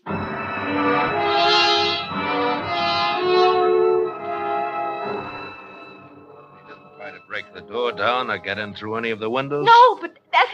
Well, Mrs. Carpenter, he wasn't carrying a weapon and he never actually touched you. I can't arrest him for attempted murder. There isn't even enough evidence for simple assault. I want that man arrested. Do you hear me? Well, what you want has nothing to do with the law, Mrs. Carpenter. You're supposed to protect people. That's what we pay taxes for. Kaczewski pays taxes too, Mrs. Carpenter. You fired a gun at him. If you're smart, you'll drop this. Haven't I the right to protect myself in my own house? In the house, yes, but Well- you were behind locked doors firing at a man out in the open. Oh, If you'd killed him, you'd have been charged with murder. Now, take my advice and don't use that gun again unless somebody breaks but in. that man is crazy. He's just crazy. If I had a simple mind like his and the same thing happened to me, I might be crazy, too. But I can't locate my husband. I'm alone here. You've got to find that man and arrest him. I demand it. All right. But all I can charge him with is trespassing.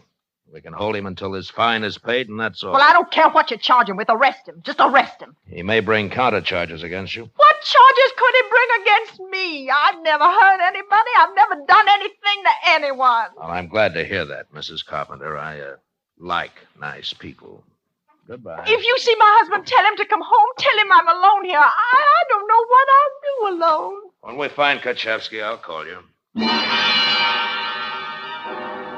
It started to get dark, and I sat there listening to every sound. And then it started to rain. I heard it pounding on the roof. It frightened me. If somebody came up to the house, I wouldn't be able to hear them. 7 o'clock came, and then 8, 9, 10. I didn't dare light a light. Then I thought I heard a car. George. It had to be George. The headlights flashed through the windows as the car turned into the drive, and a moment later I heard his key in the lock.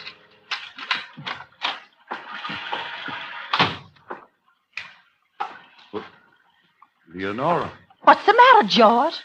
Are you surprised to see me? all the lights were out. I thought you were in bed. Oh, is that what you thought? Is that why you waited so long to come home? Where were you? Where I go is no longer any concern of yours. You were with her. All right, Leonora, I was. For the first peaceful evening in 10 years, but not the last. What are you saying, George? I'm going to divorce you, Leonora. I'm moving into town tonight. I'll be at the hotel. I'll stop you. There isn't anything I won't do to stop you. I know I can depend on you for that. A wife doesn't mean anything to you, George. You don't know what I've been through. You don't know what happened today. I know you tried to kill a man with a gun. How do you know that? Everybody knows it. The police are looking for Kaczewski.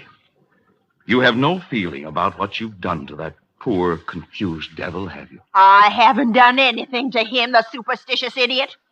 All I did was send a silly letter. That didn't kill his wife. I'm sorry she's dead. I'm sorry. I'm sorry. No, you're not. You're only sorry because you're afraid for yourself. How can you say that to me? Because I know you, Leonora. After 10 years, I really know you. You didn't send those letters the way other people send them. You sent them with a curse out of the evil of your heart. You can't kill people with a curse. Which is fortunate for me. I'm not talking about the act, Leonora. I'm talking about the intent. I want to get my clothes. You can't. You can't. I won't let you. All right, I can get others. Goodbye, Leonora. I forbid you to leave this house. Get out of my way. No, George, no, I'm your wife. Remember how things used to be with us? They can be that way again, George. Let go of you me. know I can make you happy. Kiss me. Just kiss me once. out of my way. No, George. Oh, don't leave me. Don't leave me.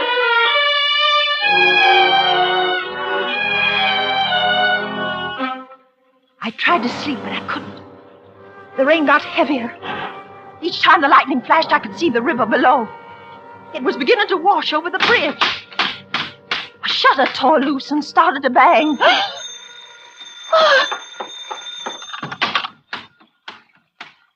Hello. Hello. Hello? Who is it? Lieutenant Marsh at police headquarters, Mrs. Carpenter. Have you found Kaczewski? Yes, the boys brought him in about a half hour ago. I did all I could. Well, what do you mean? Trespassing is a minor charge, Mr. Carpenter. Bail was set at $25.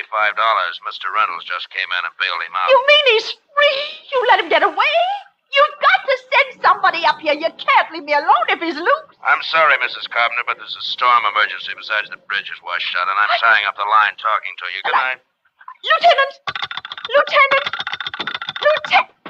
Operator. Operator, get me, Mr. George Carpenter at the Clearview Hotel. I'm sorry, but the lines are open for emergency service. But I must speak to him. I must. I'm sorry, but the storm has washed out most of the lines. We only have 3 circuits open for emergency. But this is an emergency. I tell you, it's a matter of life and death. Just a moment. I have a clear line. Oh. Please make your call brief. All right. Hello? Hello? Here's your party. Hello. George! Oh, George, it's Leonora. You've got to help me, please. They arrested Kaczewski, but Bert Reynolds bailed him out. I know it. Bert told me. You know it? You let him do it? You want me to be killed? He took Kaczewski home and put him to bed. But he won't stay there. He's crazy. Oh, come out here, George. I need you. The bridge is out. There's no road Well, open. he'll find a way to get here. Oh, do you want me to go mad, George? I'll give you a divorce. I won't fight it. I promise you, George. Only don't let me die. Leonora, you're hysterical. It's after midnight. I'll be... Go on, George. Go on. George, please, George. George.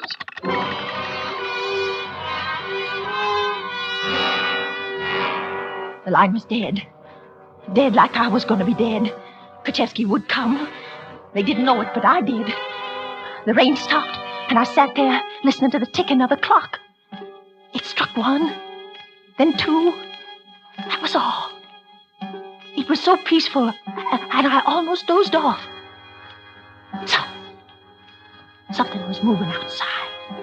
I went to the window and saw the figure of a man turning into the shadows behind the house. I found the gun where I'd left it under the sofa pillows. I couldn't shoot him until he broke into the house.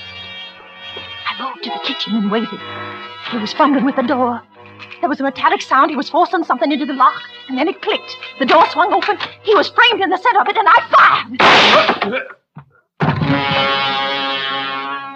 He fell. I backed through the house, opened the front door, and started to run.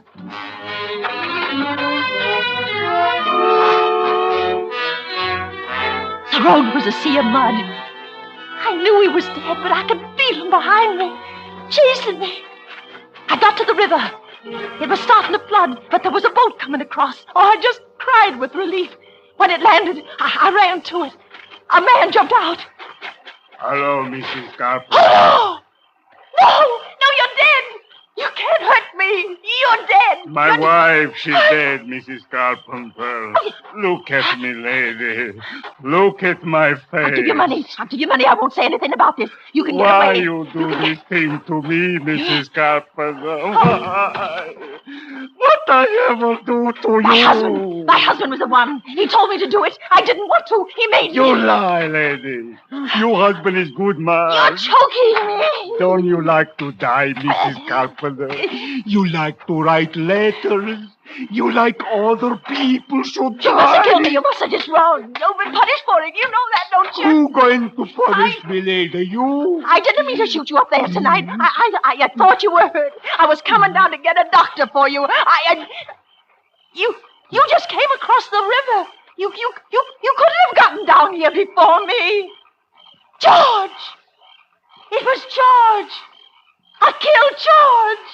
You kill your husband? I thought it was you. I don't know. You want to kill me, but you kill him. I don't know. You kill your husband, Mrs. Carpenter. You kill him. Now they're going to make you pay. It was an accident. An accident. I tell you, an accident. Run, It was an accident. It was an accident. It was an accident.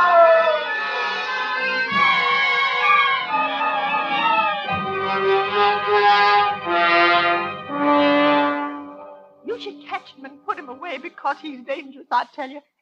I came back here to the house and I found George. I left him just as it was so you could see it was an accident, Lieutenant. I called you as soon as I got the phone line working. Yes, I see, Mrs. Carpenter. Did you get all that on the wire recorder, Chuck? Yeah. Good, shut it off. Well, you better get your coat, Mrs. Carpenter. You mean I'm being arrested? On suspicion of murder, Mrs. Carpenter. Oh, but you're making a mistake. All I did was write a letter. And kill your husband. But that was an accident. Why should I kill George? I had no reason. But you did have a motive for killing him. A very strong motive. He left you. He was divorcing you. He was going to marry another woman. And you knew all that before you shot him. But I didn't. It's on the recorder. Oh, you don't believe me. Well, don't worry about me, Mrs. Carpenter. It's the jury you've got to convince. All I did was write a chain letter.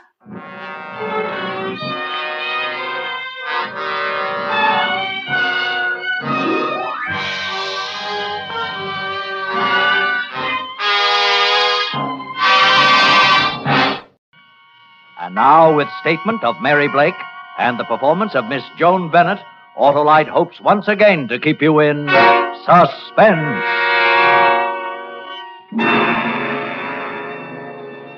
I found myself at the far end of a long corridor, the length of it stretching before me in a winding pattern, the walls of it a thick, impregnable cement. There were no windows, only a small opening high on the wall to my right. Through this, a single shaft of light fell into a pattern which told me there were iron bars on that one small window.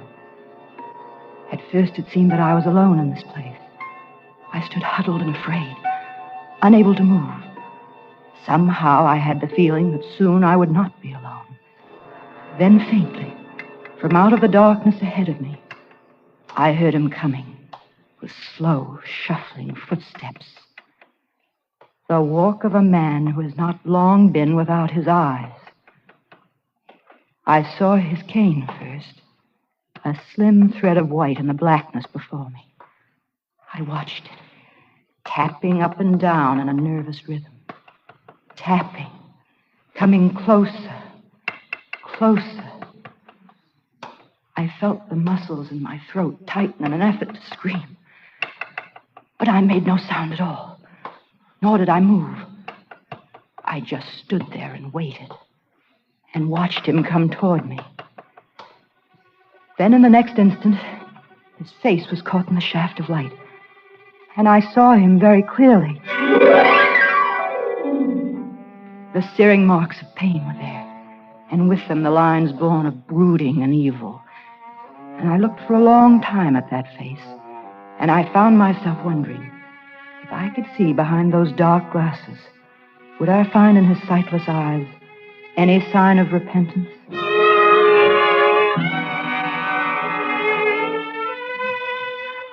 I remembered suddenly how Gregory Martin had looked the first time I saw him, his tall form standing with casual poise in the doorway, that handsome face creased by the broad smile that bid me welcome into his home.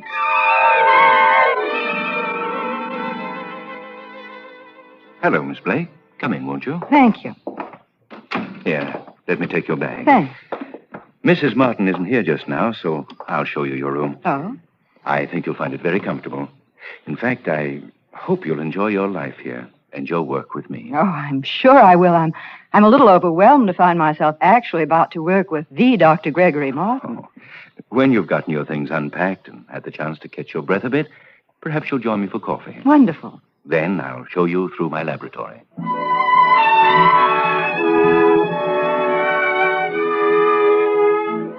I felt no fear at all that first day. My room was luxurious and beautiful, and the laboratory is beyond anything I'd ever imagined in its completeness. I didn't meet Lorna Martin during that first day as a member of the household, but in the evening her husband invited me to join the intimate group of friends that were gathered in front of a glowing fire in their living room. And how about you, Professor? Yes? Let me fill your glass. I have my customary toast to make. Yes, my boy, indeed. I want to join you on that one. Attention, everyone. A toast. The toast. To the lovely Lorna.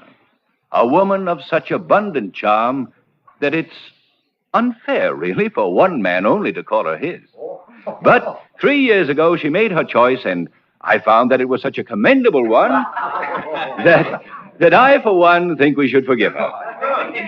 And so, here's to the lovely Lorna, my wife.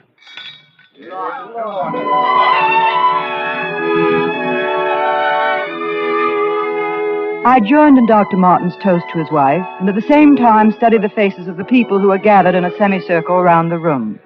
There was a glint on the glass of one man's pince-nez that gave his face a weird, somewhat supernatural look. He was smiling broadly in the direction of Mrs. Martin, and his teeth in the light of the fire seemed to be made entirely of gold. I looked then at Lorna. She was looking past the others at her husband, and although she was smiling, I saw that there were tears in her brown eyes. Beneath her polish and exquisite breeding, she was insecure and afraid.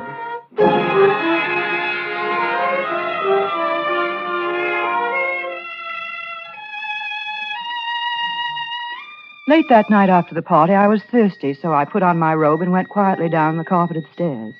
The big double door that led into the living room was closed, but I could see that a lamp was lit inside the room. And then as I passed by, I heard her. She was sobbing softly. I turned quickly to go back to my room. I didn't want to be placed in the embarrassing position of hearing something I shouldn't. But before I'd gotten out of earshot, I heard her sobbing stop suddenly with a noise that sounded like the flat of a palm hand hitting hard against a cheek.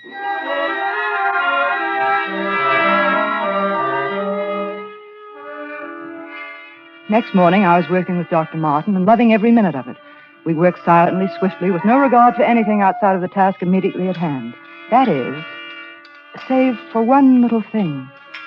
Dr. Martin seemed fascinated with a little vial of amber liquid which he kept on a desk. Twice he abandoned his work to walk over to it, lift the glass container up to the window, and study its contents, his lips forming a strange half-smile. Why, yes. Yes, that's it, of course. What? I beg your pardon, Dr. Martin. Were you speaking to me? Oh, no, Miss Blake. Talking to myself, I expect. Scientists frequently do, I understand. Yes, I've heard so. My formula, Miss Blake. I just realized it's almost the color of her hair, isn't it? Lorna's, I mean. My wife has very pretty hair, don't you think? I think Mrs. Martin is a beautiful woman in many ways. Well, that's a rather generous opinion to form in so short a time, isn't it?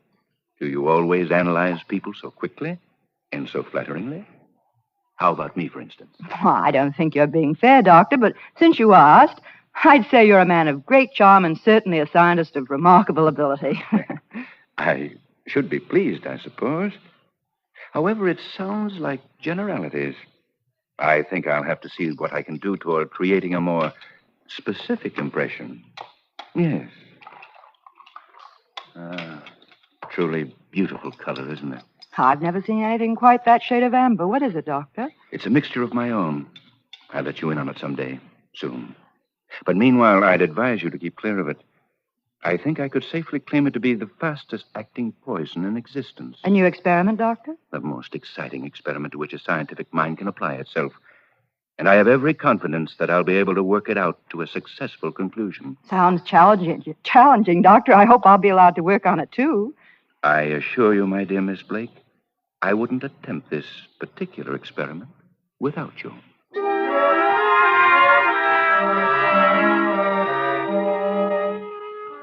Neither of us made mention of his poison again, and indeed it seemed that the doctor had quite forgotten it. We were both working hard on the completion of his current project. Lorna Martin worked with us part of the time, and it was only then that I learned she had previously always assisted her husband with his work. It was, in fact, Lorna who suggested the final step that led him quickly to the result he had been striving for. We worked from early morning until late at night, and on the third day towards midnight, the project was completed. We had a late supper, and after a glass of liqueur, I left the doctor and his wife and went to my room. Yes? I'm sorry. Were you asleep? Oh, no. No, I was just sitting here relaxing, Doctor. I'm still too excited to do any sleeping. Well, that's exactly how Lorna and I found ourselves feeling. So we decided to sit up and talk a bit over another glass of liqueur. We wondered if you'd join us. After all, this has been a three-way victory, Miss Blake. We want you in on our triumphal toast. Oh, that's a generous thought. I'm afraid I wasn't much more than a spectator in this instance. Oh, nonsense. Come along. Well, I am certainly eager to talk with Mrs. Martin. I had no idea she was an active colleague of yours in the laboratory. Oh, yes. Lorna's been of tremendous help to me. In the past, I would say she's been quite indispensable. Lorna's brilliant mind amazed me from the first moment I met her. Here we are. Lorna, my dear, Miss Blake and I were just having a most engrossing conversation, wholly about you. It seems Miss Blake has been greatly impressed by the work you've done on this idea of mine. Oh, Dr. Martin, you're making it sound as if I had minimized your own work. I didn't mean... Of course you didn't. I do understand. And you needn't make apologies in my direction for your appreciation of my wife's talents. Here now. A liqueur for you, Miss Blake. Same as earlier? Please. There you are. Thank you. Lorna, dear. How about you? Your glass can stand a little replenishing, I should imagine. Let me see. No. Why, you still have some that you haven't even touched. In the few seconds that had passed since Dr. Martin and I had entered the room, three distinctly sharp and clear thoughts had crossed my mind in sudden, quick succession. And each of them struck at my insides like the painful puncture of a thin, sharp blade. One, that Dr. Martin, professionally, was insanely jealous of his wife. Two, that it was totally unlike Lorna Martin not to speak to us as we entered the room. And three, that Dr. Martin had just gone over to his wife to make absolutely certain that she was dead.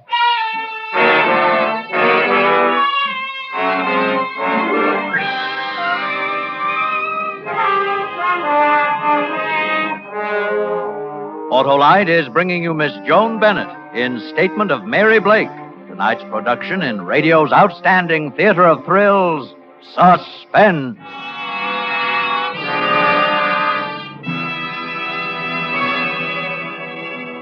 Say, Harlow, can I get a pair of those Autolite Stay Full battery suspenders? Hap, there's a catch to these suspenders. Of course. Wouldn't be suspenders without a catch. Well, to get a pair of these, you'll have to rave about that special feature of the Autolite Stay Full battery, the fiberglass retaining mat that protects every positive plate to keep the power-producing material in place for longer life.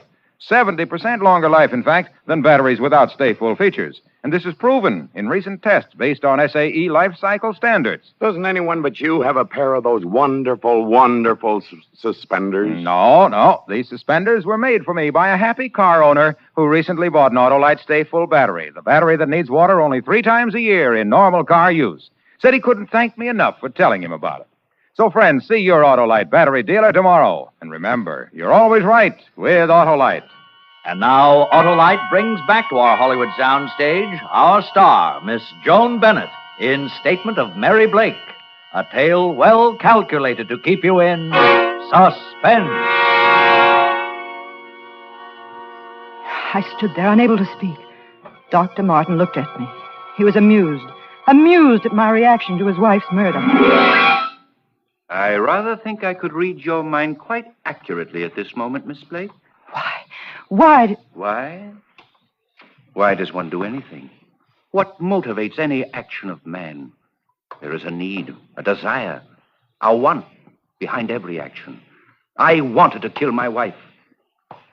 It's as simple as that. The poison. Yes. Come into the laboratory. The poison. We'll look for it. It isn't on your desk.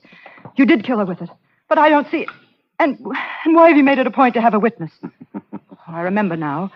You talked of this as an experiment, and you told me I would work with you on it. Just what... Patience, my dear girl, patience. And what is the next step, Doctor? To call whom? The police, and tell them what? When one discovers that one's wife has been murdered, one naturally calls in the authorities. Oh, yes, Sergeant. Listen carefully, please. This is Dr. Gregory Martin. My address is 12448 Pilgrim Drive. Would you send some men over immediately, please? My wife has just been murdered.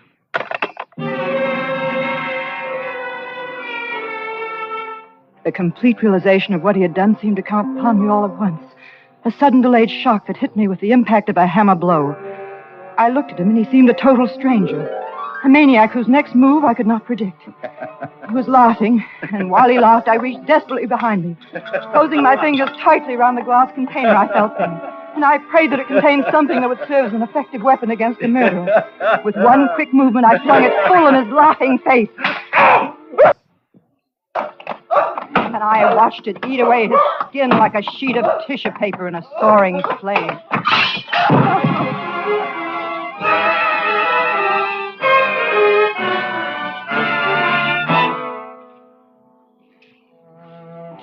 When the police arrived, they found Lorna Martin seated erect and beautiful in the chair in the sitting room, while her husband writhed in pain on the floor of his laboratory. I was at Dr. Martin's desk, they said. I remember lifting my eyes to follow mutely the movements of the men who streamed into the room. Through the door, I could see them bending over the body of Lorna Martin, and I watched with a strange, detached curiosity as 2 interns administered temporary treatment to Dr. Martin's injuries. Then they took us away. The 3 of us. I don't remember much about it.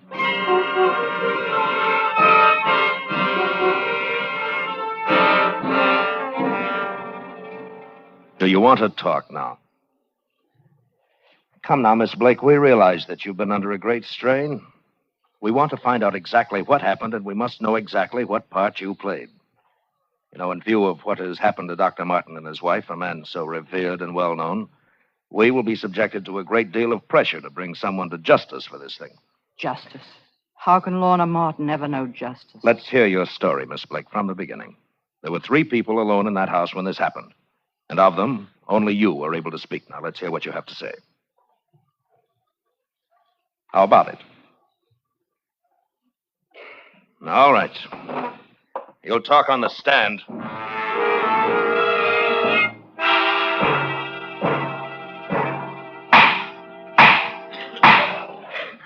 Will the witness please take the stand? Swear to tell the truth, the whole truth, nothing but the truth, so help you God. It was like a dream still. The setting now is a court of justice. And I sat numbly among strange faces and gesturing hands and questioning voices. Please tell the court. I could hear words tumbling How towards long me and and how then well float you have softly known away, Dr. only to return Gregory with Martin, renewed force. Please.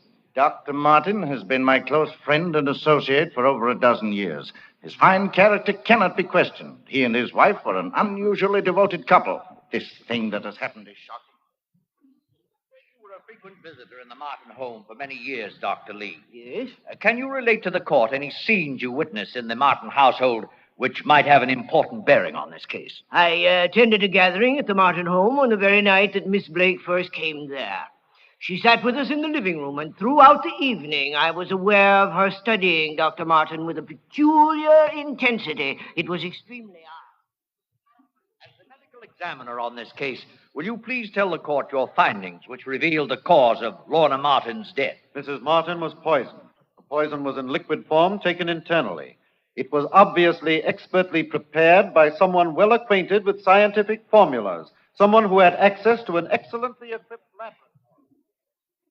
Please tell the court whose fingerprints were found on the liqueur glass from which Lorna Martin drank the poison that killed her. We found on the glass the prints of Mrs. Martin and those of Mary Blake. And no others? No, sir. No others. Did you discover any more of the poison like that which was used to kill Mrs. Martin? There were several drops of it left in the glass from which Mrs. Martin drank. Later, during our investigational search of the entire house, more of the poison was found. And will you please tell the court where the remainder of that poison was found? Yes, sir. In a perfume bottle on the dressing table in the room of Mary Blake. The voices floated in and out and around the room. And some of the words hit against the walls and echoed back at me. Then I rode on them to the front of the room, and the voices were loud and strange, and my senses seemed blocked by them, and by a hand that pointed towards me, and a face that swung down at me like an inflated comic balloon. I almost laughed. Perhaps I did. Can you, Mary Blake, in any way account for the fact that only Mrs. Martin's and your own fingerprints were found on the glass of poison? Can you give the court any explanation for the perfume bottle containing the remainder of the poison being found in your room? Mary Blake, can you in any way explain the testimony we have heard repeatedly during this trial of your unusually strong personal interest in Dr. Martin? The words were strung like beads on a string and wound round and round me until I felt them so tight it seemed I couldn't breathe. Then suddenly the voice that was strangling me with the words came through to me clearer and louder than ever before. And this time the words were built in a big stick, and it was carefully aimed and swung straight towards me. The prosecution at this time is able to bring forth its most important witness. We ask, however, that due consideration be given him by all those present in this courtroom, as his condition is still very serious. He has suffered from extreme shock, and as a result of the injuries he recently sustained, he is and will forever remain totally blind. Now, clerk, will you please inform the nurse outside that she may now bring the doctor into the courtroom? The prosecution calls to the stand Dr. Gregory Martin. He came in, seated in a wheelchair, his hands and almost all of his face, save an open slit across his mouth, swathed in thick white bandages. There was something about seeing so handsome and powerful a figure so completely incapacitated. An involuntary gasp escaped from my own lips as well as from those of every person in the crowded courtroom. Without a word being spoken, the prosecution had easily scored its most effective point. And after Dr. Martin had finished his spoken testimony, the big stick of words came down upon me with full force. Mr. Foreman, ladies and gentlemen of the jury, how do you find the defendant?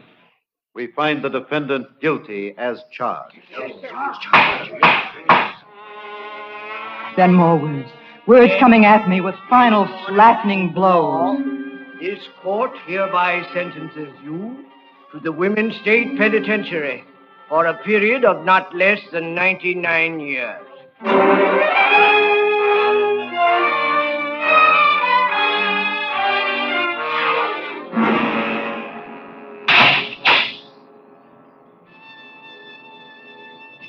I found myself at the far end of the long corridor, the length of it stretching before me in a winding pattern, the walls of it of thick, impregnable cement. There were no windows, save for a small opening high on the wall to my right. Through this, a single shaft of light fell into a pattern which told me that there were iron bars on that one small window. At first, it seemed that I was alone in this place. I stood huddled and afraid, unable to move. Somehow I had the feeling that soon I would not be alone. Then faintly, from out of the darkness ahead of me, I heard him coming with slow, shuffling footsteps.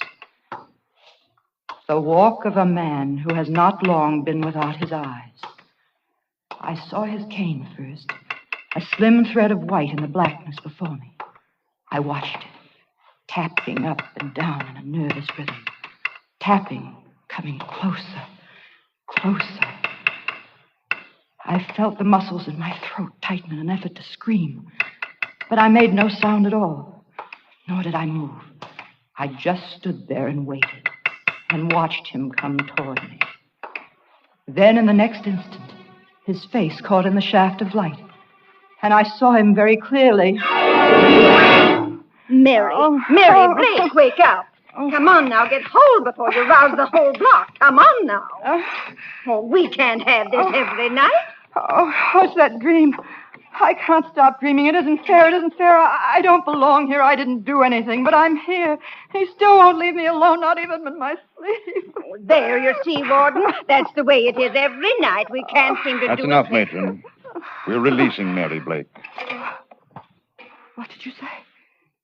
You're free, Miss Blake. The nightmare is over. Come with me, and I'll tell you what has happened.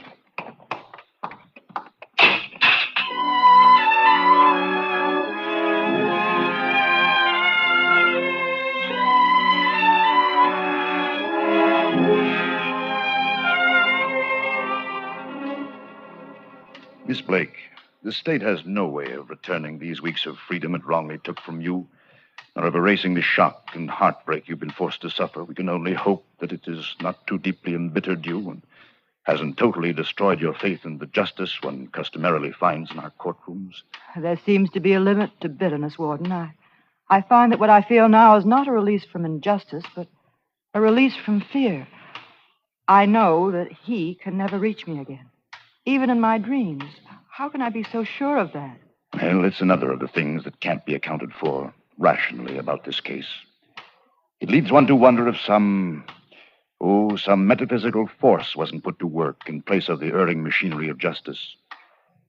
Miss Blake, when you blinded Dr. Martin, you limited his vision to mental images. And over the period of time that has lapsed since the day you received sentence, it seems the doctor's mind would not free him from one particular visual experience. He, too, suffered from a recurring dream, which, due to his impairment, was inflicted upon his waking as well as sleeping hours. The dream, did he describe it? Oh, he did, in detail. It seemed that there was slow, groping steps. I entered a narrow corridor. With my hands, I felt that the walls were of a thick, impregnable cement. The tap of my cane produced an echo that told me the corridor was one of interminable, winding lengths. I did not want to enter nor walk through it, yet it seemed that I was forced to. And the walking seemed endless. I wanted to cry out, but could find no voice. I wanted to see a single light from a window or an open door, to know that there was somewhere an end to the blackness. But there was no light and no end. I wanted to turn back, but there was no turning back and no end to my walking. And although I had the feeling of being alone in this place, I knew that I was not alone and never would be. And it was worse than being alone. For though I could not see her, and though she did not touch nor speak to me, I knew she was there. And for me, she would always be there. Mary Blake, my accuser. For she is the innocent, and I am the guilty. And for the innocent, there is always a freedom. And for the guilty, there is never an escape.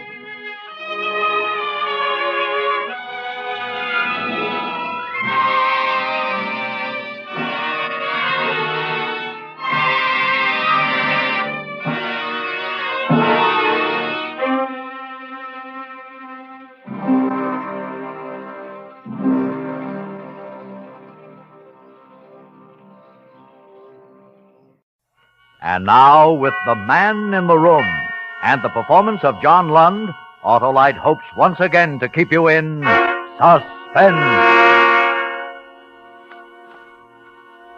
When I was 10, I first read Edgar Allan Poe's story of the miraculous room.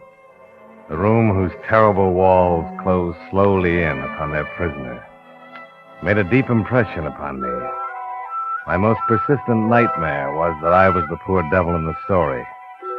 I didn't know then that he had been impressed by it too, and that someday I would actually be the man in the room.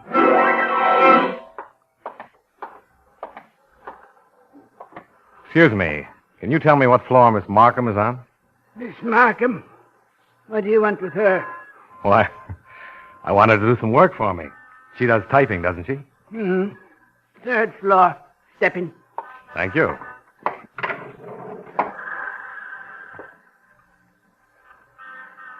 You're a writer? Yes. What do you write?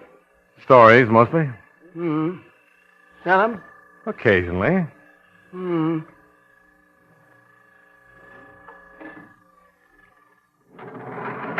She's down at the end of the hall, where you see the door open. Thank you very much.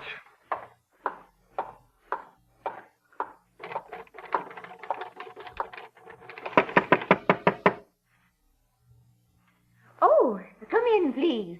Thank you. Miss Markham? That's right. What can I do for you? I saw your ad in the paper. I thought perhaps you could do some work for me. Oh, yes, of course. What is it? Typing? Mimeography? Typing. Manuscript. You're a writer? Yes. Oh. Would you shut the door, please? Oh, yes, of course. Thank you. You'll find that I do absolutely perfect work, and at the most reasonable rates. I've had many years of experience, although not in this city. I've just recently moved here. Will you have much for me to do? Well, that depends. Frankly, Miss Markham, the price is a factor with me. You see, I'm a freelance writer, and at best, that's a precarious occupation. I see.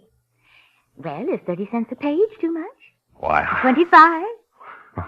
I was about to say that 30 seems extremely reasonable. Well, I've already said 25, so we'll leave it at that. You're very kind. Not at all. Excuse me, please.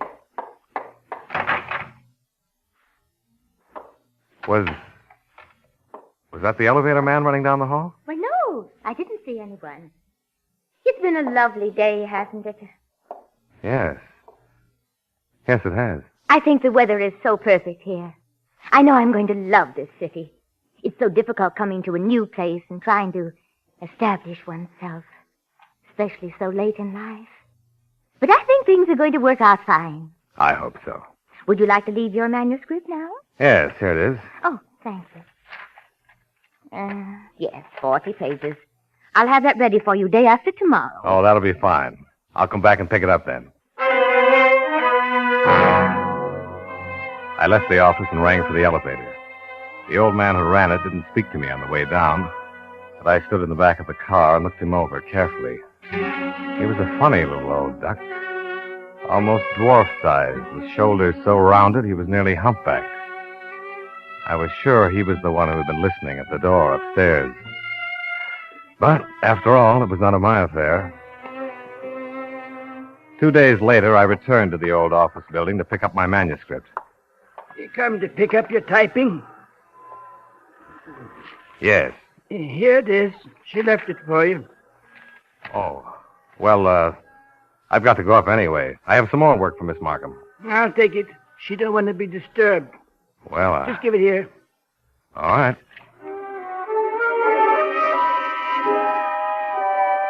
I gave him the manuscript and left.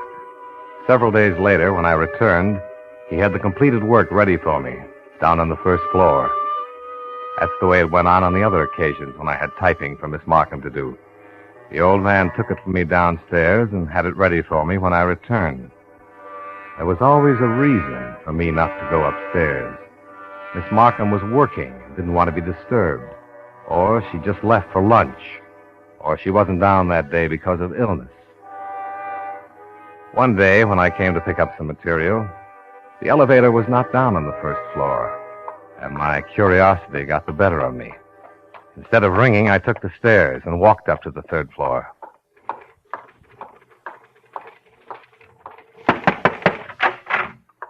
Oh, it's you. Where's Miss Markham? She ain't here. You can see she ain't. Yes. Are you typing? Sure. I help her out sometimes. She's sick today. Oh, I see. I just finished your story. That's fine. It won't sell, though. What? I say it won't sell. It's clumsy. Oh, you think so? Yes. It's all hodgepodge. You write too fast. Well, I'm sorry you don't like it, but if you'll just put it together, I'll send it off anyway. All right. But it won't sell. That night at home, I'd been working for hours on a plot for a mystery story. Was having absolutely no luck. I simply couldn't concentrate. Then I had a thought. How would it be to use Miss Markham and the elevator man as the basis for a story? Just take the situation as it stood now and fabricate the rest of the plot from there. Let's see. The old man could have murdered her and hidden the body. Possibly he'd done it immediately after I'd seen her last, and she'd been dead all this time. I even made up a fine name for the elevator man. I called him Gracklin. But for the life of me, I couldn't build a story. Why had he killed her? What had he done with the body? The plot wouldn't move. And yet somehow I couldn't discard it and try another. I knew that I was stuck with it until I worked it out. Well, how about the reality? What had happened to Miss Markham? Why hadn't I seen her for over 2 weeks? The only thing to do, I decided, was to find out more about the real situation. Perhaps I could evolve something from that.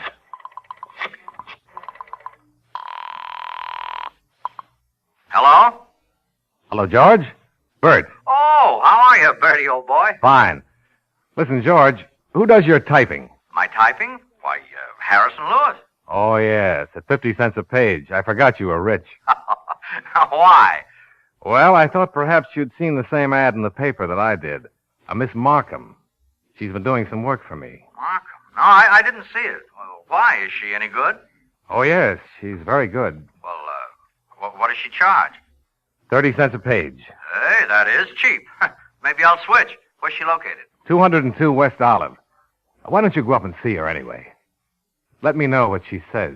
All right, I'll go in the morning. Fine. Goodbye, George.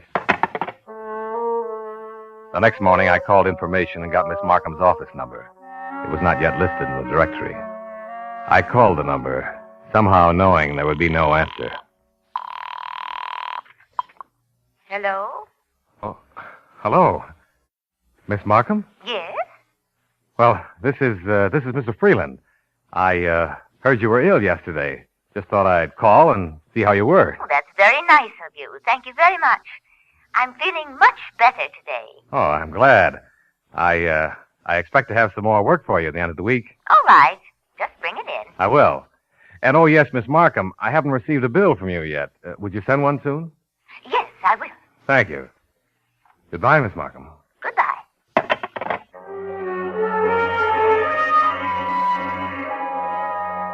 I hung up thinking, well, there goes my plot into a cocked hat. I realized then that I had begun to believe something had happened to Miss Markham. Talked myself into it, I guess. Confused the fiction with the reality.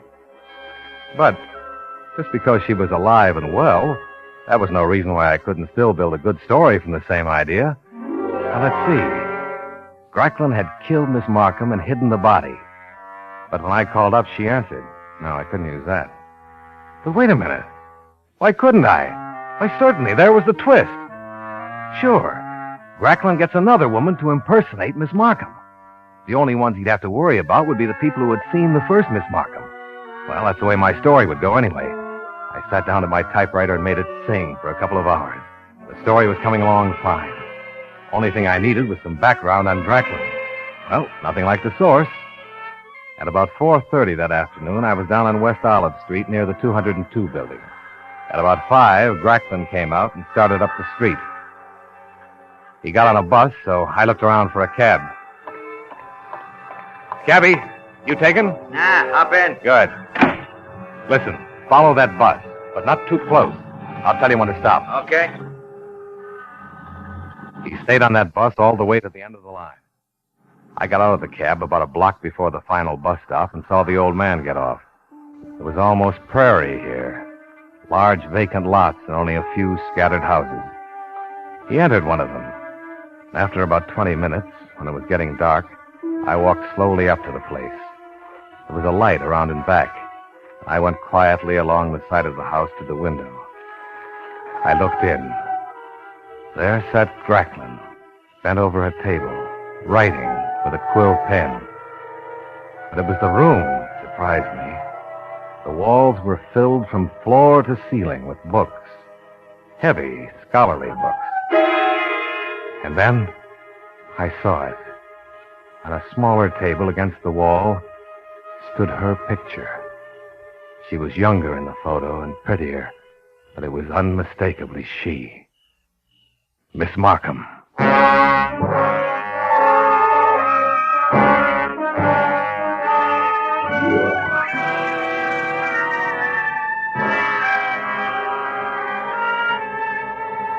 Autolite is bringing you Mr. John Lund in The Man in the Room.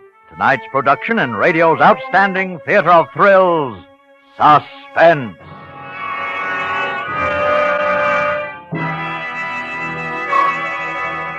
Harlow, do ichthyologists and zoologists have anything in common? Well, in a way, Hap, you see, any kind of an ologist is an expert in his field. Well, I guess that makes you a spark plugologist, hey, Wilcox? Well, not exactly. I'm more of a gabologist. The real experts are the Autolite ignition engineers. They design and build complete ignition systems for use as original equipment on many makes of America's finest cars. So naturally, they've built spark plugs that will work as a team with the ignition systems. Spark plugs that are unexcelled for quick starting, smooth performance, and gas mileage. Sounds logical. Of course. And these same Autolite engineers developed the famous Autolite resistor spark plug, one of the greatest advances in spark plug design for automotive use in the past 20 years. They're experts, all right, Harlow. So, friends, see your friendly Autolite spark plug dealer tomorrow. Have him replace worn-out spark plugs with ignition-engineered Autolite spark plugs. Whether you choose the resistor type or the regular type, you can't buy a better spark plug for your car because you're always right with Autolite. And now, Autolite brings back to our Hollywood soundstage our star, John Lund, in The Man in the Room, a tale well calculated to keep you in suspense. In the next morning's mail was her bill. But there was a mistake. She'd charged me 40 cents a page. So I put on my coat and started downtown. As I walked up Olive Street, I wondered if Gracklin would let me up to see Miss Markham. If it were in my story, he couldn't, because I'd immediately recognize her as another woman. 3, please. Watch your step. Miss Markham is in today? Yep. You know, I haven't seen her for some time. She's always been out or sick or something. That's so? Certainly it's so. You were the one who kept telling me. Oh. Well, I can't remember everybody who comes in here. Oh, I shouldn't think it would be too hard. I'll bet not over 10 people a day come in here. This is the most deserted office building I've ever seen. Well, sometimes it is a little quiet. You know where it is? Yes.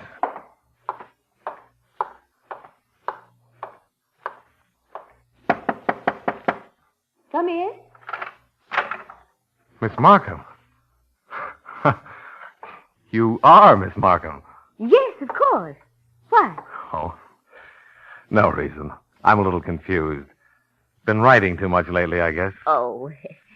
Well, the reason I came down is because of your bill. There's a mistake. But don't you remember you said you were going to charge me 25 cents a page? But your bill says 40. Oh, yes, I do remember now. That's right, 25. The error is mine. I'll change it. I'm terribly sorry. Oh, that's all right. I wasn't worried about it. If you'd like to refigure it, I can leave you a check right now. Do you possibly have the cash? Well, let's see. Yes? Yes, I think I do.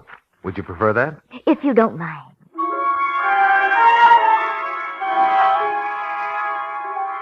I paid the bill and went home. Back to my story. My story that had turned out to be pure fiction after all. Miss Markham was alive and well and back in her office, looking just as she had the first time I saw her. Well, I had used all of the real situation I could, and from now on I was operating on pure imagination. Let's see. Hey, wait a minute. Just because she looks the same doesn't mean she's the same woman. She was a twin, see? The first Miss Markham's twin sister, and Gracklin was, their brother. Why had he killed the first Miss Markham? Well, for money, her life savings. That was always a good motive. And the twin sister was in on it and would split with him. Fine. I rattled off the story, and the next morning brought it in to be typed. Good morning, Mr. Freeland. Good morning, Miss Markham. Got another story for you. Oh? Well, I'm not sure that I can start on anything right now. I'm closing up the office, you know. Oh? Oh, yes, this climate doesn't agree with me at all. As a matter of fact, I never did like city life. You've evidently changed your mind about things. I beg your pardon? Remember the first day you came up here? You were telling me how well you liked our city and the weather? Oh, yes. Well, you can always depend on a woman, can't you? Yeah, I guess so. I really wish you could finish this story for me. It's not very long. Oh? Only about 28 pages. I see. Well, perhaps I can rush it out. I sort of feel that I owe you something anyway. Why? For being so nice about that mistake I made on your bill. Oh, that was nothing. Well, leave the manuscript here, and I'll try to have it done by tomorrow afternoon. Tomorrow is my last day. Come in about 2 o'clock. Right. And thanks a lot, Miss Markham. The next day was Saturday. And if the building had seemed deserted on other days, it had really been a beehive compared to 2 o'clock on Saturday afternoon. Now it was a morgue. When I entered Miss Markham's office, she was standing there holding a sheaf of papers. Mr. Freeland, where did you ever get the idea for that story? Oh, well, I hope it didn't disturb you, but I was desperate for a plot, and I guess I just let my imagination run wild. I see. Well, I'll just put it in an envelope. Thank you. And I'll pay you now because I probably won't see you again. That's right. You probably won't. Well, I guess I'll just say goodbye. Goodbye, Miss Markham, and good luck. Thank you. And the same to you. Gracklin was waiting for me there on the 3rd floor. He had probably just stayed there while I was in the office. I got in the elevator, and he closed the door. Get your story, Mr. Freeland? Huh? Oh, yes. Yes, I did. Not a bad story. Miss Markham let me read it. Oh? But it needs rewriting. Oh, is that so? Yes. Like I told you before, Mr. Freeland, you write too fast. You aren't careful enough with reality. I'm afraid I don't understand. Well, now that part about hiding the body in the elevator shaft, for instance, you almost had a good thing there, but I could tell you've never been in an elevator shaft. Have you? I know. You've passed the 1st floor. Let's go down a bit. I'd like to show you something. This is the basement. Yes, I see. You notice how the air gets closer as you go down? It's little touches like that that make a story real. Yeah. Sub-basement.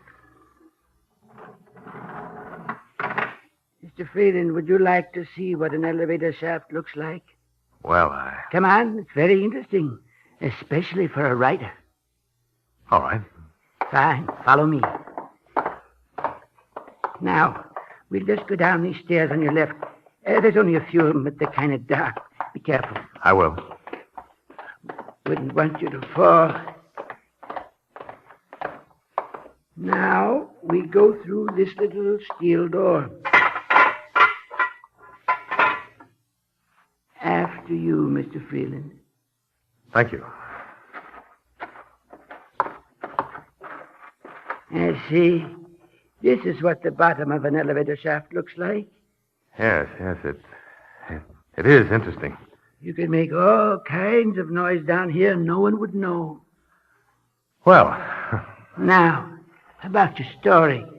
You had me, Gracklin, bury the woman in the floor of the shaft. Now, that would never do. No? No. If you dug a grave down here, the inspector would find it in a minute. Oh. Yes. The inspector's very sharp. Very sharp. But in the wall. The wall? Yes. See those bricks? Now, if I go to exactly the right place, look, I can pull several of them right out. And after I've got all the loose ones out, there's a regular cavity been dug out behind them. Come here. Look for yourself. Miss Markham! Yes. See how snugly she fits in there? I spent a long time digging that hole. She's dead. You killed her. Yes. Didn't you really know? I'll just put these bricks back now.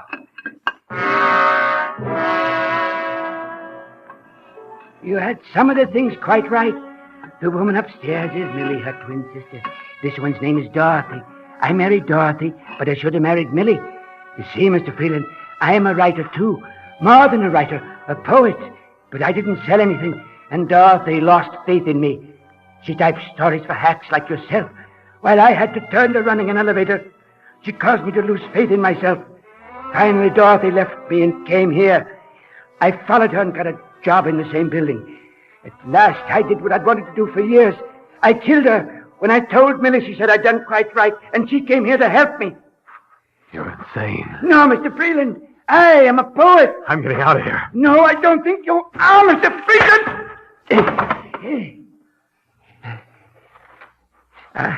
Are you surprised how strong I am? I've done many things in my time, even if it waits in a circus. You madman. No, don't try to get up, Mr. Freeland, or I'll just have to knock you down again. You see, I've got something quite interesting in store for you. You remember Edgar Allan Poe's wonderful story about the man in the room that got smaller and smaller until it would crush the life out of him? What are you talking about? Well, Mr. Freeland, I have such a room. You're in it now. The walls won't move, but the ceiling will. Look above you. Most elevators won't go all the way to the bottom of the shaft, but this one will. I fixed it. Get out of my way, you lunatic! I warned you, Mr. Freeland! He hit me a crushing blow, and I dropped to the ground, stunned. And you were wrong on my name. It's Al Jones. Then he jumped out of the door and slammed it shut. I staggered to it, but there was no knob or latch of any kind on the inside. It was smooth and flush with the wall. I heard his footsteps running up the stairs. Then I heard them above me, in the elevator. Then came a sound that drove me to panic. Racklin! Stop! You'll never get away with 2 murders! You'll go to the electric chair! Racklin! Listen! I won't tell anybody about Miss Markham. I'll tear up the story! Racklin! I sank to my knees till it came on. Then I fell flat on my face, and still it came closer and closer, only inches away now. Desperately, I flung out my arms to flatten myself close to the ground, and my hands touched the bricks of the wall, found one of the loose ones. Without knowing what I was doing, I clawed at the loose brick and pulled it out a little. Then, miraculously, the elevator hung suspended. The side of it caught on the brick. I knew it wouldn't be stopped for long. Already the side of the elevator was grinding into the brick, and in a moment it would break it and come pressing down upon me like an ant. But then I heard a new sound. The elevator stopped crushing into the brick now and hung motionless. He'd evidently shut off the power. He was trying to make up his mind what to do. Suddenly, the elevator lifted. I saw it going up and up, away from me. And then, I don't remember. I must have fainted. The next thing I knew, 2 policemen were holding me up, asking me questions. I told them something of what had happened, and then I asked them about the elevator man. Oh, him? Well, we sent him off in the wagon. It was a funny thing. You see, there was this guy from some publisher, I think he was, came here to tell this elevator guy they'd won some big poetry contest. Well, this fellow from the publisher waited around upstairs and finally started pressing the buzzer. When the elevator came up, the old man jumped out, knocked the publisher guy down, and then went running out into the street. That's when we got him. After we sent him off, we came back to investigate. And we found you. Really? Really?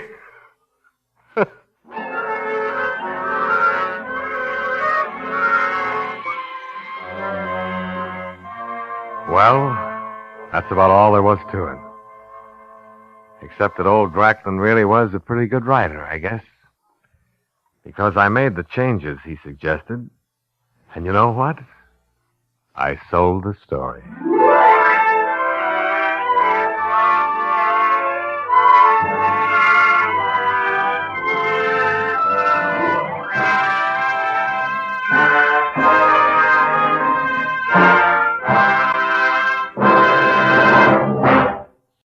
And now, with Angel Face and the performance of Claire Trevor, Autolite hopes once again to keep you in suspense.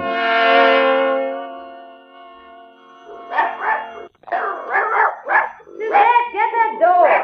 Jenny, wait a minute. Oui, madame? Whom did you wish to see? I see her already, if you don't mind. Out of my way. But, They've madame... got a doorman downstairs in this building. You're supposed to get yourself announced, honey. The name is Wheeler. Does it mean anything to you? Wheeler?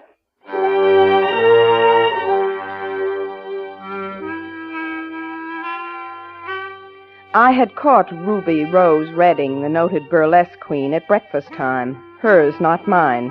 2:45 in the afternoon. Breakfast was a tomato and lettuce, untouched, and a glass of bromo seltzer. She banged her cigarette to death against an ashtray and looked me up and down, like auditioning me for her chorus line.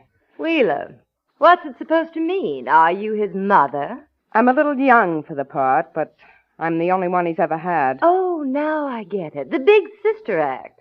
Okay, run through it once, then get out of here. Sure. I don't mind coming right out with it in front of your maid if you don't. Yeah. Suzette, take Fufu around the block a couple of times. Madame, I took him once already. Well, take him again. Maybe you can get him tomorrow already. But, madame... Get out of here! Oui, madame. Well? I'll give it to you short. I want you to lay off my brother. Your brother? Now, let's see. What am I supposed to have done to him? He's been spending money like wild. Money that doesn't come out of his salary. And another thing. He started wearing a gun about 2 weeks after you started wearing him. Did I teach him to shoot it, too? No, but I think some of your friends may have. Oh, you've been reading the gossip columns. Well, I read them, too. Some big gum from Philly is supposed to be paying my rent. Forget it, honey. That's my publicity. Now will you get out of here and let me get my massage? Look, give him a break, will you? Pick on someone your own size. Well, of all the... Hey, I've heard of wives pulling this bit, and even mothers. And once in a picture it was the old man. Now it's a sister. Well, send Grandma around tomorrow. Out, beat it! I walked out past her. If she'd touched me, I think I'd have murdered her.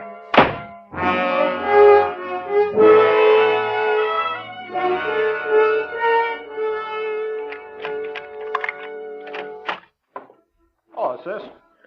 Where you been? Oh, I went for a walk. Why aren't you at work? I quit my job. You did? Chick, you aren't going to Chicago with that dame, are you? Why Chicago? Well, it's in Variety. Ruby Rose is opening a club there. It also says a big-shot gangster from Philly is backing it. Oh, what? Well, does he know about you? What are you trying to do, scare me off? Oh, no. You're such a big shot, that wouldn't work. All that about that guy, that's nothing but publicity. Ruby told me all about it. Oh, yeah, sure. Oh, look, sis, you don't know her like I do. Oh, Chick, I'm not going to let you get mixed up with Now, it. no cracks, Jerry. Look, Ruby Rose Redding makes good money, all right, but the rent on that plush-lined rat trap she lives in, if you can call it living, is around $3,000 a month. Now, somebody's paying those bills and... nuts. What do you really know about more her? than you ever will. Please. I'm in show business, too, you know. I'll lay off, will you? Chick, wait, listen. I heard enough. Chick, please. Get away from the door, Jerry. I never raised a hand to you in my life, and I don't want to now. I won't let you go, Chick. Not for her. Not for something that ought to be washed out of your hair with gasoline. Get out of my way, Jerry. Oh, don't go, Chick. You're heading straight for the 8-ball. Chick, don't go to her.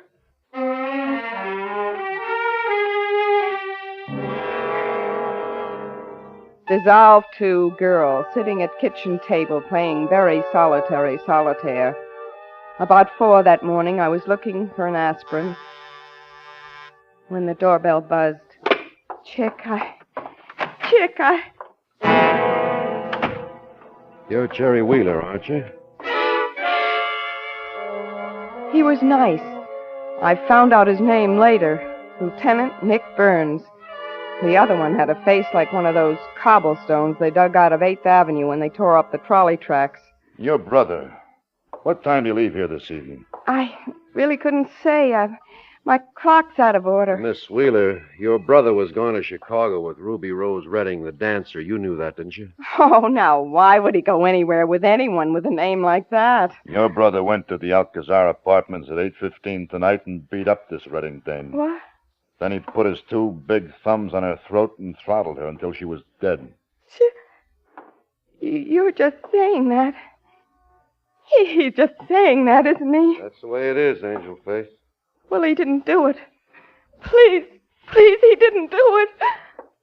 All right, I did know about him and Ruby Rose, but he couldn't have done that. I've been on the squad 8 years, Angel Face, and we never in all that time caught a guy as dead to rights as your brother. He showed up with his valise in the foyer of the Alcazar at exactly 12 minutes past 8 tonight. He said to the doorman, "What time is it? Did Miss Redding send her baggage down yet? We've got to make a train." Well, she had sent her baggage down, and then she changed her mind. She had it all taken back upstairs again. There's your motive right there. Well, that doesn't prove anything. The doorman rang her apartment and said through the intercom, "Mr. Wheeler's here," and she gave a dirty laugh and sang out, "I can hardly wait." I don't see that. So what? So she was alive at 13 minutes past 8. The doorman went out for coffee at 8:15. At 8:20, Ruby Rose asked the operator to give her the police. She was shrieking with fear. At 8:32, I arrived. Your brother was crouched over her, shaking her, and she was dead. Oh, no. There were 2 thumbprints on her neck, as well as the marks of a big signet ring where she'd been pummeled. The initial, W, for Wheeler. Is that a case, or isn't it? Was Chick wearing that ring when you arrested him? No, but there's a ring mark on his right 3rd finger where he got rid of a ring he'd been wearing a long time. He pawned it. He needed money. Told us he lost it. Well, even if he did hit her, how do you know somebody else wasn't in that apartment just before Chick showed up? Where was that French maid of hers? Discharged. Got her notice and 2 weeks' pay and left around 6. Story checks. Did Chick confess? Oh, no. He was crouched over, shaking her, trying to restore her, he said. All right, I'll tell you everything. Write it down. Yeah, that's more like it. I went there this afternoon. He told her if she didn't lay off my brother, I'd kill her. I came back home, found Chick packed up, ready to leave. I tried to stop him. He hit me. Ask the neighbors. They heard us rowing. He struck me, and I couldn't stand it. I beat it up to her place in a taxi. Got there first, went in the back way, and gave her one last chance to leave him alone. She wouldn't take it. She was all soft and squashy, and I just grabbed her by the neck and pushed hard. I've got big thumbs, too. Mm-hmm. Got all that, Coley? Yup. Well, that about puts the lid on it. Let's go. Yeah, let's. Hey, wait a minute. Yeah, Angel Face? Aren't you going to take me? Who wants you? Oh, you think this is one of those phony confessions? Well, maybe the newspapers won't think so, and they'll be right. Maybe you did do it at that. Maybe I'm underestimating you. What was she wearing? Pajamas. You're right. That was a good guess. See you later, Angel Faith.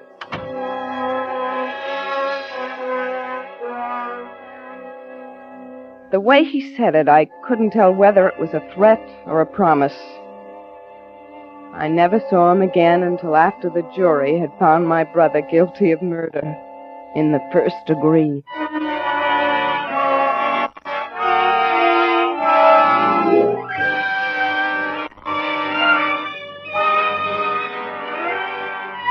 Autolite is bringing you Miss Claire Trevor in Angel Face, tonight's production in radio's outstanding theater of thrills, Suspense.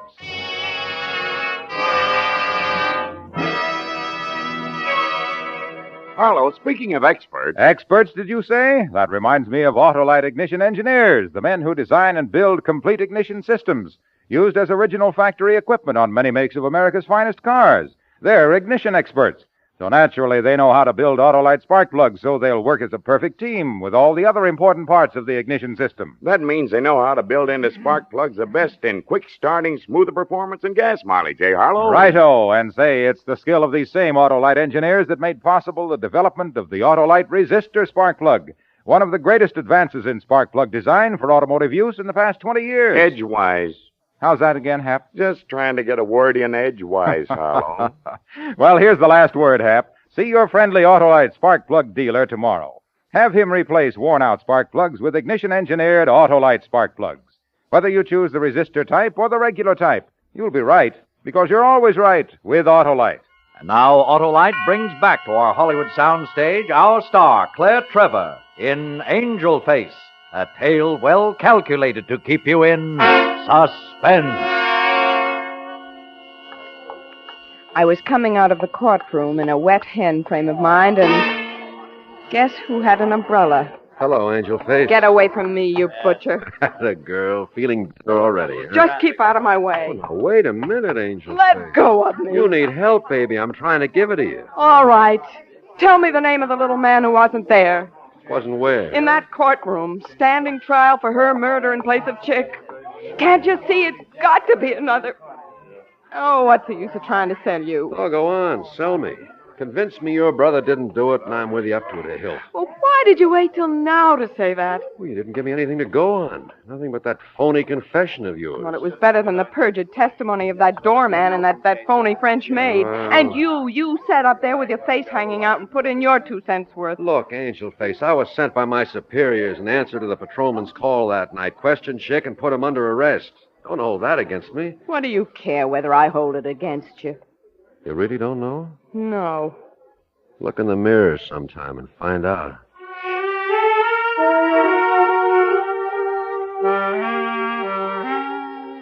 Right then, I decided to stop holding it against him that he was a detective. I kind of liked the guy, and maybe, just maybe, he could find a way to help clear my brother. And over a couple of Manhattans in a cheery little bar, I told him so. Uh-huh. Well, you got a plan, Angel Face, or are you going into it blind? I think I'll start with that French maid. Why her? She left 2 hours before the murder. That's level. Yeah, maybe so, but she was grease plenty to soft pedal the one right name that belongs in this case. She may not have been there, but she knew who to expect around. She may even have tipped him that Ruby Rose was throwing him over for Chick. But if she's been paid off enough to commit perjury, what makes you think she'll tell you anything? I'll club it out of her if I have to. Oh, wait a second. Here. Try this first. Use a little intimidation with it. It may work. $150. Mm-hmm. Hey, aren't you married or anything? Not yet, Angel Face. Now, here's her address. Suzette LeBlanc, real name Susie White, 435 West 54th.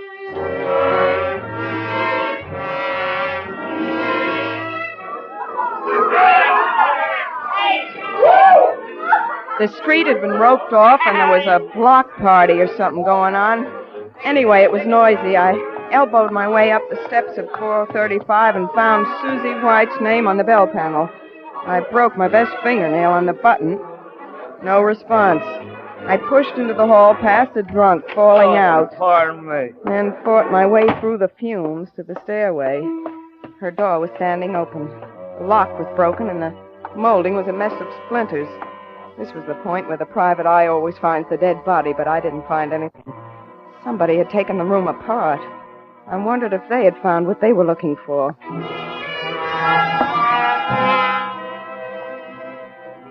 When I hit the street again, the ugly-faced drunk I had passed coming in was standing by the front steps. And there was a fresh wood splinter clinging to the elbow of his coat. I remembered the splinters on the broken door upstairs. I stopped next to him and made like straightening my seams. I looked good that way. Then I started walking, fast. So did he. I paused in some steps leading down to a basement apartment and waited for him. Hello, beautiful. Well, how are you? Just fine. Is this your house? Yes, indeed. How about a little drink, baby? Uh-huh. Invite me in. Sure. You go first.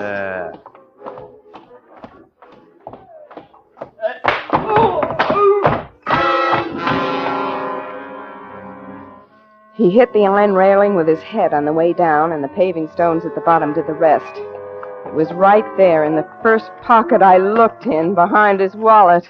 A letter addressed to Ruby Rose Redding and postmarked Philadelphia.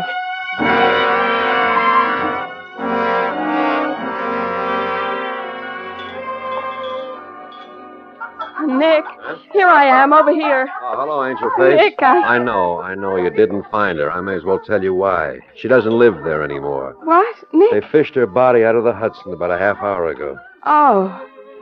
Well, what are you smart detectives calling it? Suicide? We might as well. Listen, she was being paid off to keep quiet about a certain friend of Ruby Rose's. Wow. He must have decided he didn't dare leave any bets uncovered. What certain friend, for instance? This certain friend, for instance. I watched his face as he read it. I knew every word of it by heart. It said, Dear Ruby, I hear you've been running around with some punk. I don't believe a word of it, but you better get rid of him before I hit town. We'll be in New York Friday night. Milt. P.S. The Chicago deal is off. I'm giving you featured spot at the Calcutta instead. About that punk, drop him or I drop you. Milt. So that's the missing name. Milt Miletus. Plays rough, too. Runs the Calcutta Club. And Friday night, Nick. The night she was killed. Miletus. The initial on that ring could have been M as well as W. Yeah, I never thought of that. But Miletus spells real dough, baby. Your brother wasn't even carfare to Ruby Rose. Oh, maybe she was scared of Miletus. And maybe she wanted out. Oh, could be. You could sell me, but I can convince easy from you, baby. You're not selling it to the grand jury. She had something on Miletus, and that's why he couldn't afford to lose control of her. Well, what Ruby Rose Redding could squeeze out of a man, I can. Yeah, what he squeezed out of her, he could also squeeze out of you, namely your breath. Oh, yes, but I have a friend on the force. Well, maybe Ruby Rose had a friend on the force, too. Why do you say that? If she didn't, it would be the only department she missed. Oh, what now? Come and catch my act at the Calcutta Club.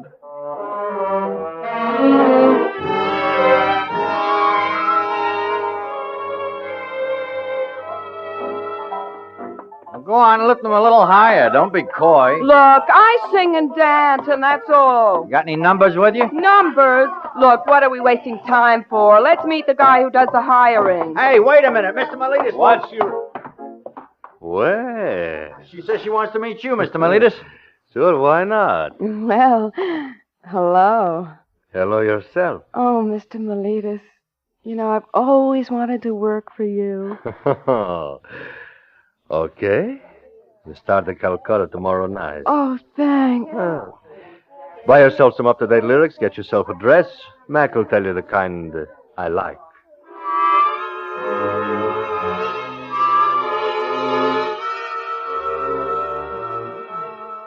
The silver dress they put on me fit like a wet compress. I wore it for 2 nights, and Milt Miletus sat at his table. On the 3rd night, after my last spot, after the orchestra had gone away, I got the message from Garcia. Hello, baby. Hello. Angel face, huh? Yeah, My name is Fay Angel, so I call myself Angel Face. Good tag. Sit down, Angel face. I gave him my warmest high-voltage smile and took out my compact. I saw my eyes in the mirror, and in each iris there was a little electric chair with chicks strapped in it. That made it a lot easier to keep the high voltage running through Milt Miletus. He was good-looking in a swarthy, loose-lipped sort of way. Nothing that tagged him as a gangster except his name and a habit of keeping his right hand in his coat pocket all the time as if he were holding a gun. We talked through the bottle of champagne, and he ordered another. I kept smiling because somehow I had to get into his apartment. We went back to what we'd been talking about, and I said, well, some night I might just feel like changing the scenery around me.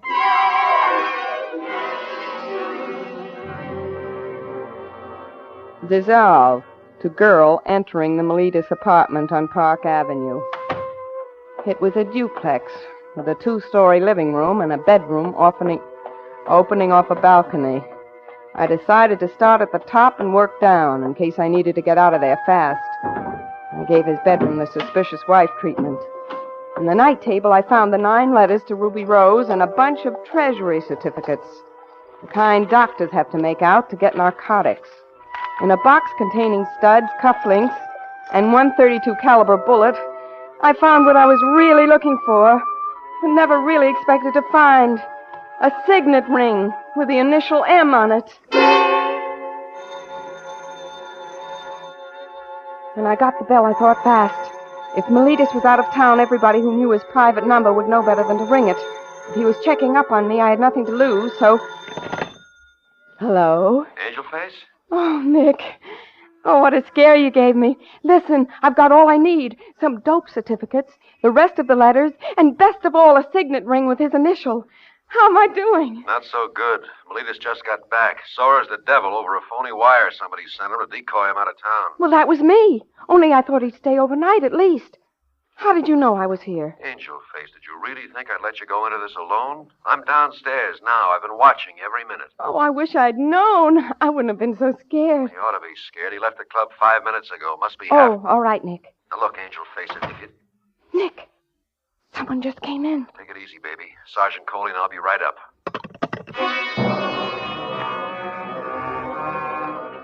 I went out onto the balcony that overlooked the living room. Miletus was there. He looked surprised and pleased when he saw me. Then the man with him looked up, and I nearly plunged over the rail. It was Ugly Face, the masher I had kicked down the flight of stairs.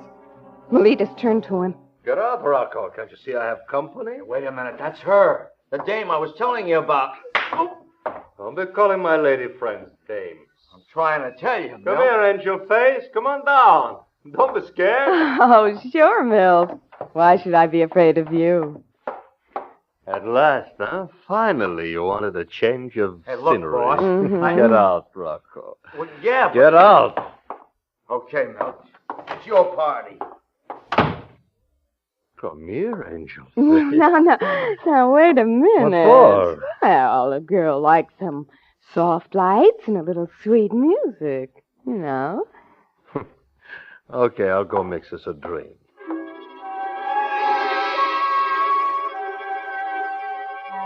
He came back from the bar on tiptoe with the drinks, looking like a cat stalking a bowl of cream.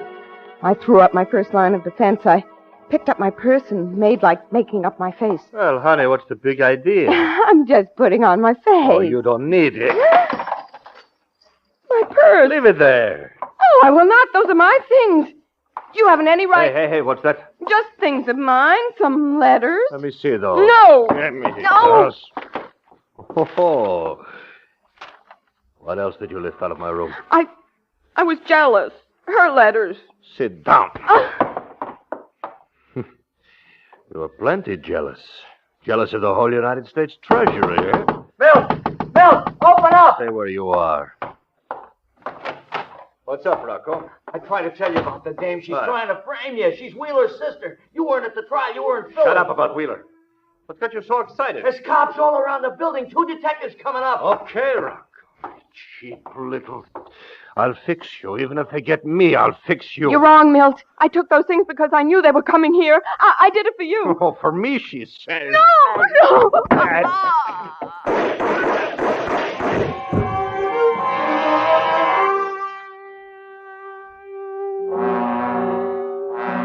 I looked up at Miletus.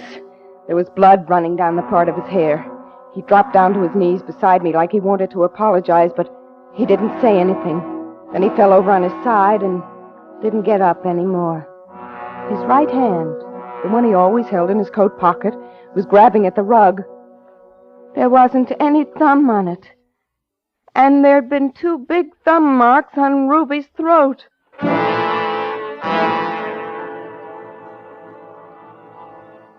Hey, that wasn't necessary, Nick. You didn't have to kill him. You let go of her when we came in. I know I shouldn't have, but he had that right hand in his pocket always. I thought he had a gun in there. Anyway, I saved the state some money. You got that stuff, Angel Face? It's over there in my purse. Good. Nick, Ruby Rose was throttled by a man with big hands.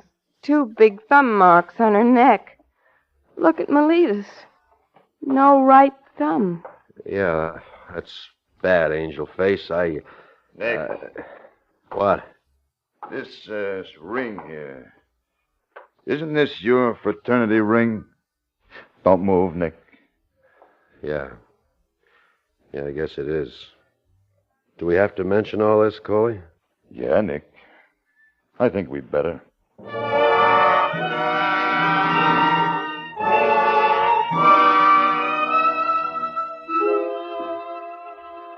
So that's about it, Captain. Uh-huh. And as you know, sir, Nick met Ruby Rose while he was doing undercover work on Milk Meletus. Yeah, but I didn't know he'd gone on seeing her after he left the assignment.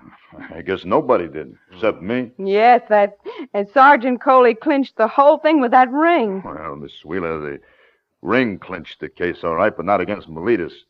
An M upside down, see, is a W. But an M sideways is a Greek letter. And Nick planted it in Meletus's apartment for me to find, huh? It was Nick's fraternity ring. Yeah, that's right. He was probably afraid you were digging too deep to find the real killer, so he killed Meletus to make you drop the case. Oh, his plan might have worked without Coley here. Well, Miss Wheeler, this isn't exactly good news, but thank you for filling in some of the blanks. Oh, Captain. Yeah? When will Chick be free? It takes a little time, but he'll be home. I guess he learned about women the hard way, huh? Oh, he hasn't learned anything yet. That kid brother of mine. Just wait till I get him home.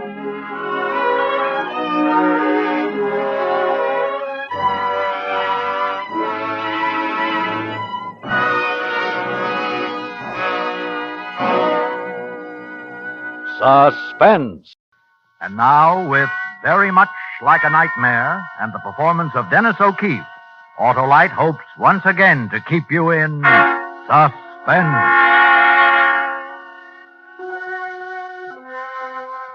It started out like nothing more than a small, freakish accident. The kind of thing you could tell a little sheepishly as a joke on yourself.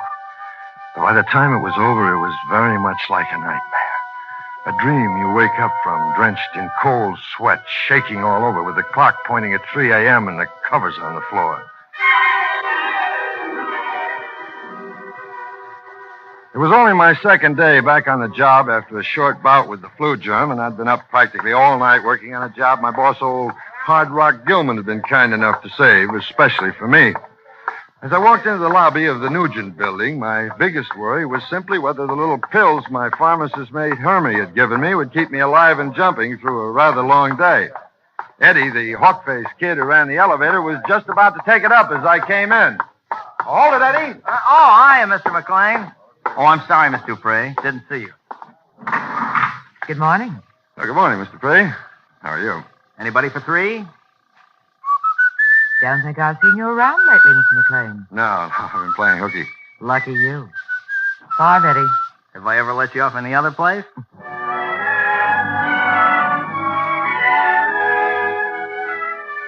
Miss Dupree, though not precisely my type, was one of the rare plus qualities to be discovered in the Nugent building.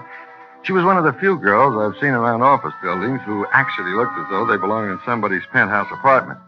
She usually tagged along with Ferris, a cocky-looking character who also worked at Circassian Brothers Importers up on 5. 5 out. Watch your step. Thank you, Eddie. Miss Dupree. Yes? Is everything all right? What? Oh, yes, I think so, Eddie. But maybe you'd better check with Mr. Ferris. He may want to send out for a sandwich around 11. Okay.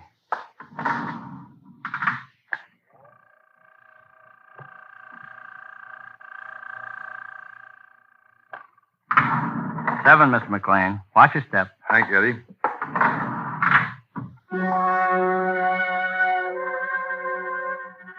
The morning went slowly, even with Hermes' pills to help, but at noon I resumed a pleasant custom which had been temporarily interrupted by my illness, that of having lunch with Miss Catherine Warren, a delightful young lady on whose future I had very definite, if not especially dark, designs. Now for the gruesome lecture. What time did you go to bed last night, Bart? Who, me? Last night? Well, All right, then. It was this morning. It was this morning, wasn't it? Such a charming girl to be so snoopy. Would you like to hear about a very interesting conversation I had going down on the bus this morning with a young man named Herman? Hermie? How a guy like that can run a prescription shop beats me. What would the doctors do if they knew he went around blabbing professional secrets? It's you, not Hermie, I'm concerned about. And I'd like to know what makes you think it's smart to start taking dope. Dope? Oh, that Hermie and his melodrama. All he gave me was something to keep you from getting the sleep you ought to be getting. At this rate, you'll be back in bed again before you know it. They're just little white pills. Perfectly harmless if you don't try to swallow the whole box. Why, Hermie says... Here, well, let's take a look for yourself. Oh, that's it. It's the wrong box. What do you mean, wrong box? All right.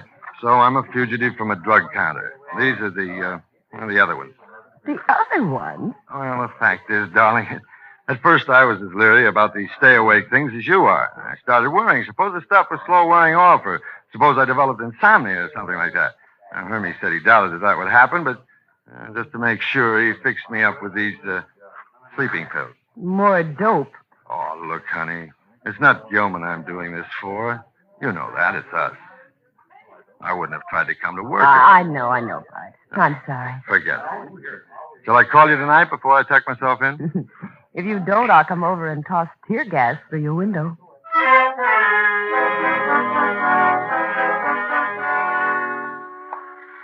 I made my way back toward the Nugent building, wedged very appropriately in a narrow dead-end street. About halfway down the block, I heard footsteps behind me, and then a voice, familiar enough. McLean.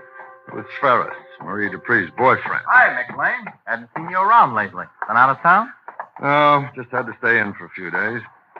How's it with Sarkisian Brothers? Never better. Never better. And with you? No complaints. Say, something was said in the elevator this morning. You know, Eddie, about him picking up a sandwich for you around 11.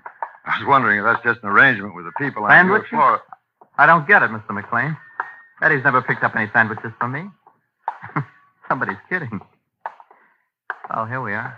Going up. Oh, hi, Mr. Ferris. Mr. McLean. Eddie, what's this about some sandwich service you've got? And holding out on me? Well, Eddie, I just thought I overheard you and Mr. Free say something about sending out for a sandwich, so I... Oh, no, that was... no, you got us wrong. I never said that. I told Mr. McLean, Eddie, that it was probably some kind of kidding you and Mr. Free were carrying on.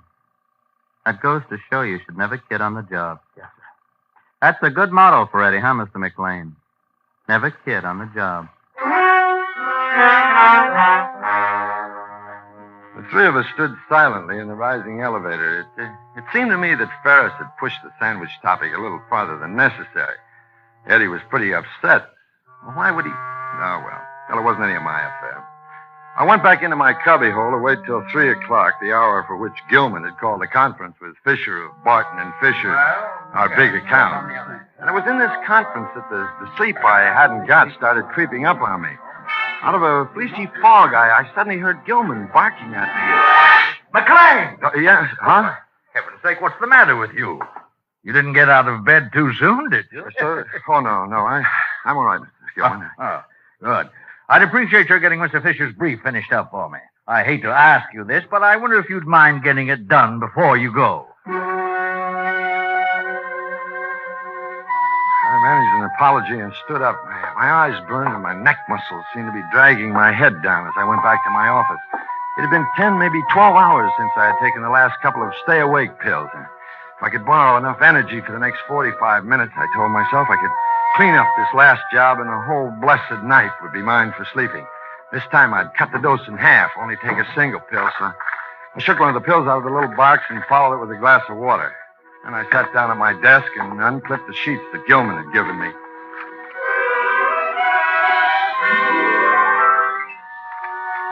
I don't know when it was that I noticed that the words had started running together. I looked at the papers and it was like peering through water.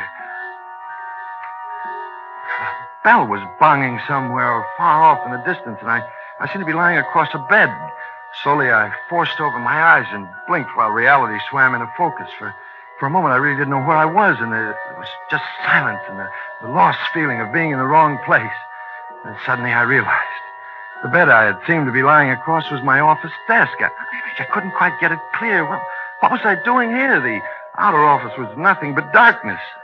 Stiff and cramped, I stood up. I looked at my watch. 2:15. 2:15, but that's impossible. Only a few minutes ago, I looked at my watch and it was... Oh, no.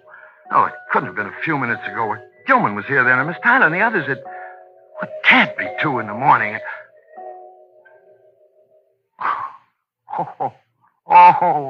Oh, bright boy McLean. Hermes pills. For the second time, I've made a stupid mistake about the pills. When I went into the washroom, I'd taken the wrong pills with me. The sleeping pills. The others were still in my top coat. I laughed again, but this time I didn't like the sound so much. Somehow it seemed too hollow, and then suddenly, standing there in the middle of the floor, 7 stories up in an empty office building, the darkness moved in on me, and I got that funny feeling as if the darkness wasn't all, as if I had something worse to contend with, like in Blind Man's Buff when you're a kid and you shrink back and hold your breath while the hand fumbles past you in the darkness. As weird as it seemed, all of a sudden it was like being on the island again with the Japanese somewhere near you and not daring to light a match, and holding your breath with the darkness so thick it choked you. Holding your breath because that overloud breath might be your last.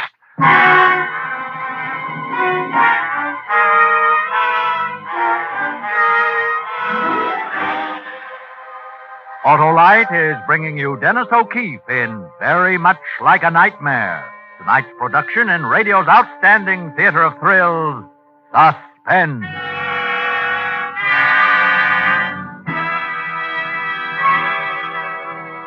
Harlow, one of the circus men told me that elephants drink 10 gallons of water a day. 10 gallons a day. Wow. And an Autolite Stay Full battery needs water only 3 times a year in normal car use. It's the super battery that has 3 times as much liquid reserve as batteries without Stay Full features. Yes, but the elephant is a mighty powerful critter, Wilcox. Well, talk about power. Man, the Autolite Stay Full battery is amazing. You see, there's a fiberglass retaining mat at every positive plate to hold the power-producing material in place. That gives you advantages like extra long life, extra starting dependability. You know, Wilcox, the elephant lives a phenomenally long life. Yes, but think of the lifespan of the Autolite Stay Full battery. Why, according to SAE Life Cycle Standard tests, it gives 70% longer average life than batteries without Stay Full features. And the Autolite Stay Full battery needs water only 3 times a year in normal car use. So, friends, see your friendly Autolite battery dealer. And remember, you're always right with Autolite. And now, Autolite brings back to our Hollywood soundstage our star, Dennis O'Keefe, in Very Much Like a Nightmare, a tale well calculated to keep you in suspense. I felt my way out into the darkness beyond the door. The hall stretched out like a cave to the stairs in the faint red glow of the exit lights. The angle of the stairs at the landing, there was a window, and I pressed my face against the cool of the glass. I had to wake up. And suddenly a light fanned out over the loading platform down below. Somebody must have opened a door down there. I saw a truck and 3 or 4 men dwarfed by the distance, and the light from the door was gone, but I could still see the stabbing beams from a couple of flashlights. Who was working there at this hour? Why?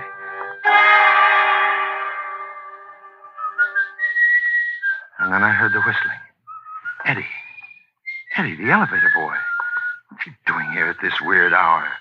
2 o'clock in the morning in an empty building with no passengers? Lead-footed, I moved down one flight and waited there on the 6th floor, straining every cell to hear the whistling again, but I didn't. Instead, I heard something from the 5th floor, and I felt my way down toward it. Sure, I'm laughing, Joe, because I know Marie, and I know that when she talks like this, she's not meaning half what she's saying. And then we've been drinking. I haven't been drinking that much. We feed him everything he asks for. Line it up so that all he's got to do is walk in. And even before the stuff is out of the plate, he's ready to cheat us out of what he promised. Marie. So we get for letting ourselves get mixed up with it. Now, wait a minute. Hello, Ferris. Now, I tell you something, Miss Dupree. You don't know who you're fooling with. You start calling names and you're going to get hurt worse. Lots worse.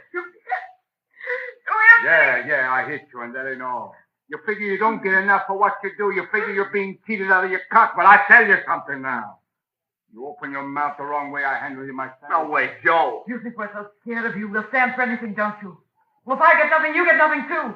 Open my mouth. I'll open my mouth, all right. We never should. Get out of my way. Where do you Marie! think you're going to come Marie! back here? Joe! I told you to keep your mouth shut. What was this nightmare I'd stumbled into? If I hadn't been groggy and I looked down on the platform from 7, I would have been tipped off by the flashlights. Sir Kissian would never have had his workmen stumbling around in that sketchy light with stuff costing a small fortune. The elevator. Eddie was in on it, too, handling something a little hotter now than sandwiches. But after the doors opened, I noticed that the whistling stopped like being cut in two by a knife. The longer I stood there, the more unhealthy my position became, and then I wondered about Albert, the night watchman. Where was he? He had a gun, but suddenly I wanted to get out of there more than anything in the world. Just get out. My dash for the stairs to the 4th floor was like a slow-motion dream. Hermione's sleeping pills. I slumped to the floor just out of range of the nearing light as the elevator dropped toward me. And suddenly there it was, a nakedly lighted little room suspended in space. I was staring through its 4th wall at Eddie.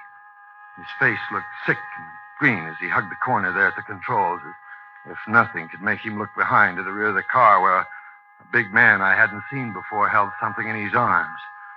Something like an oversized doll whose legs dangled limply. My panic was fighting my fogginess. I stood there trying to think. Then I remembered the telephone. There was a perfectly good phone in my office, but that was 5 flights up, 5 long flights. Hadn't there been a phone on one of the other floors, a base station? I fought my way upward again and found it. I found it on the 3rd.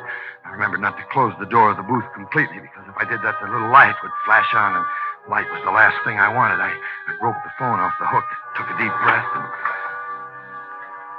a coin sounded louder than a fire bell in the dead of night. Clumsily, I dialed the operator. Number, please. Number, please. The dope. The words wouldn't come out. Number, please. Police. I want the police. My palms were sweaty. I was listening with half an ear down the hall. I thought I heard a slight scuffling sound, but I couldn't be sure. Why was it taking so long? Police department. Hello. I'm calling from the Nugent building on 3rd Street North. There's a robbery going on here. A robbery. A girl's been killed. What's that address? Who's calling? My name's McLean. Bartley McLean. I work in this building. The address is... All right, mister. Hang up that phone. Sudden glare of the flashlight struck across my face like a fist. I shriveled to nothing inside, and I saw the man behind the gun. It wasn't Joe. It wasn't any of the men I'd expected. It was the guy I'd almost written off as gagged and tied or dead. Albert, the night watchman. Hang it up. Albert, I was looking for you a while ago. Hello, police department. It's all right. I'm McLean. Bart McLean, remember? Gilman and Company up on the 7th floor. Hang up that phone, Mr. McLean. Hello, would you repeat? Oh, look, you don't understand. You don't know what's going on. I know what's going on, all right. Oh, will you take that gun out of my face? I tell you, there's a gang of crooks in this building, Albert. You, never should have been here tonight, Mr. McLean. What? Come on. We're going to see him. Him? Joe. Come on. Walk.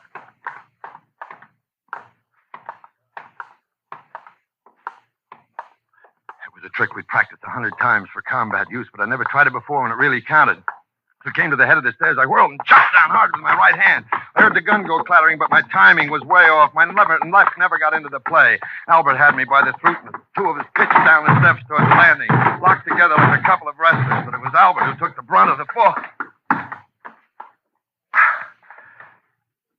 His heart was still beating. He was just knocked out, but for how long? Suppose if someone had heard us, they must have heard us, and the gun fall, too. The gun. Up at the top of the stairs. I had to get it. I had to get that gun.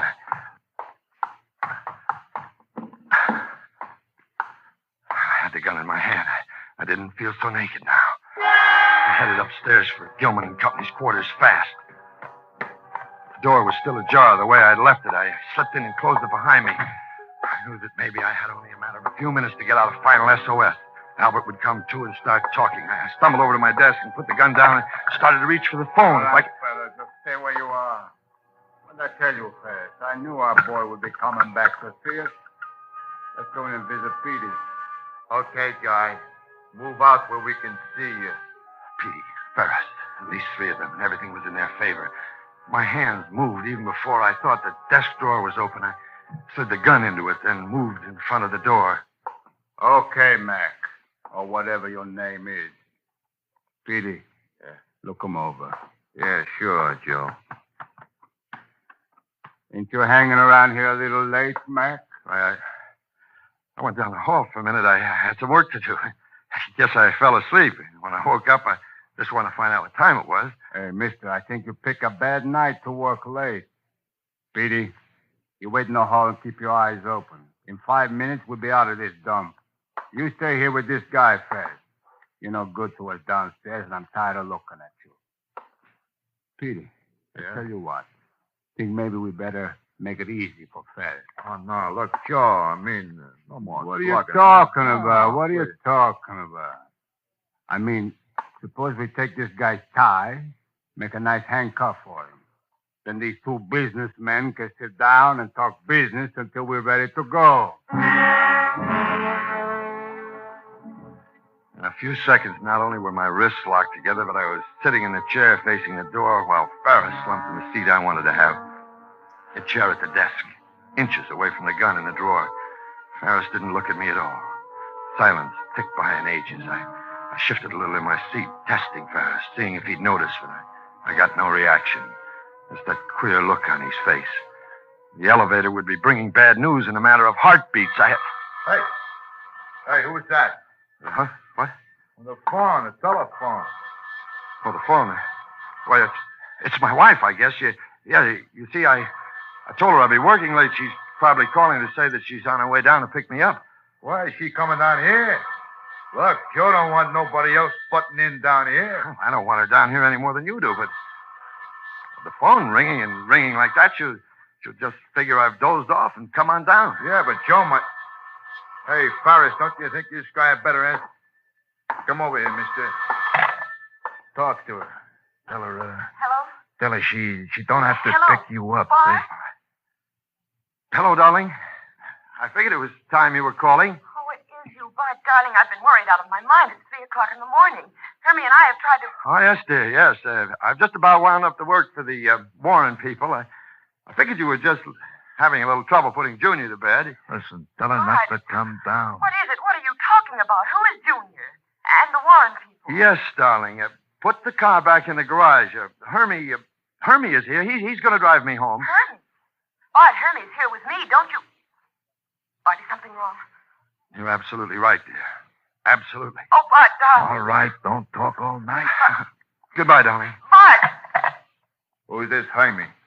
Why, he's a friend of mine. Sometimes we both work late, and he drives me home. I had to tell her something she'd believe. I didn't want to call him back. Yeah, well, we'll fix that. So he pointed me back to my chair and took the receiver off the hook. All the time, we might have been pictures on the wall for all the interest that Ferris took in us. Petey went back out in the hall, and when Ferris did speak, it was all I could do to keep from jumping out of my skin. In his face.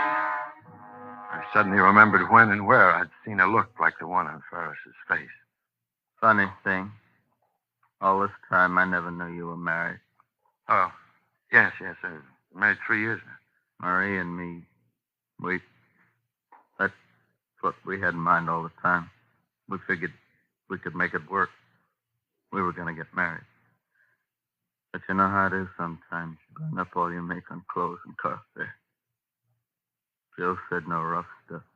Marie just got excited. He didn't have to. He didn't have to. All right, Ferris. Here they come. Let's roll. Ferris, listen to me. The desk drawer in front of you. There's a gun in there. A gun. A gun? And Joe's coming back. There's not much time, Ferris. Right in front of you. In a desk drawer. Open it. Get the gun. So, here's the boy who went out to find what time it was. Smart boy. Can't keep his nose out of people's business. Well, we're going to fix all that up. Oh, look, Joe. Shut up. We found the watchman wife guy. But one little thing we didn't find. We don't find the gun you took off of him. Now you're going to tell me where that gun is. I got something figured out for that little gun. Okay, where is it? Come on. Ask me, why don't you, Joe? Is this what you're looking for? No, wait a minute.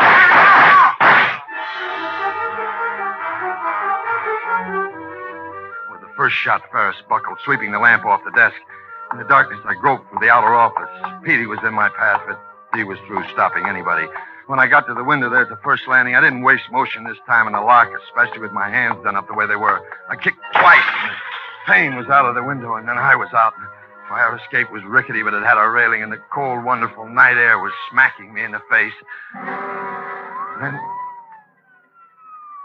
just as I realized that the throbbing in my left arm meant that not all the stray lead had missed me, I heard the music that I had been waiting for. Bless her. Bless my Catherine.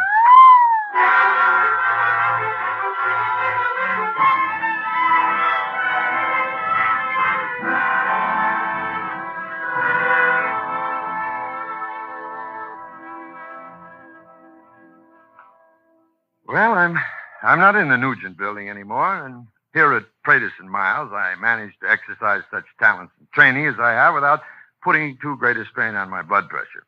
A situation which not only pleases Mrs. McLean, a girl named Catherine, but also meets with the unreserved approval of her husband. Aside from an aversion to little white pills and a tendency to sneak frequent looks at his watch long about closing time each day, that husband is reputed to have only the normal number of faults. His greatest strong point remains his memory, which is convenient equipment for anniversaries. It will also ever be cherished for reminding him that the look on the face of a fellow named Ferris was a carbon copy of the expression he had last seen the day one of the men in his outfit disobeyed orders and wiped out half a dozen belligerent Nipponese. Ferris got only 2, while the man who was protesting what had happened to his brother got twice that many. But it is possible that he died just as happy.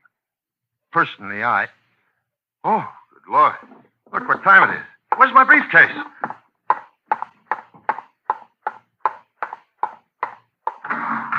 Going down. Hold it, Johnny. Make room for one more.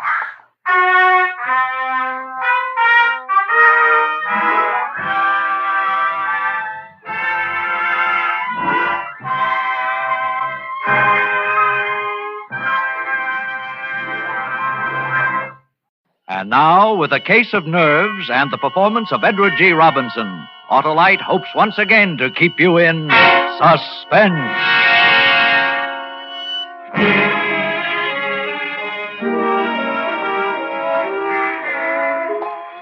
I got off the train in Toledo and walked through the station to the street. I passed up the waiting taxi and swung aboard a bus. Taxi drivers are likely to remember you, and I couldn't take a chance on that. I hadn't paid any attention to the bus. I didn't know what the line was or where it was going. It didn't make any difference. I didn't know Toledo very well anyway. I watched out the window, and when I came to a likely neighborhood, I got off. Strange, unfamiliar quarter of the city, and yet familiar because every city has neighborhoods like it. Drab, faceless houses looking almost alike. And then most of them drab men and women anxious to make $1 by renting a room. Now, this here is a nice room. It's the best one I got. Your windows on 2 sides.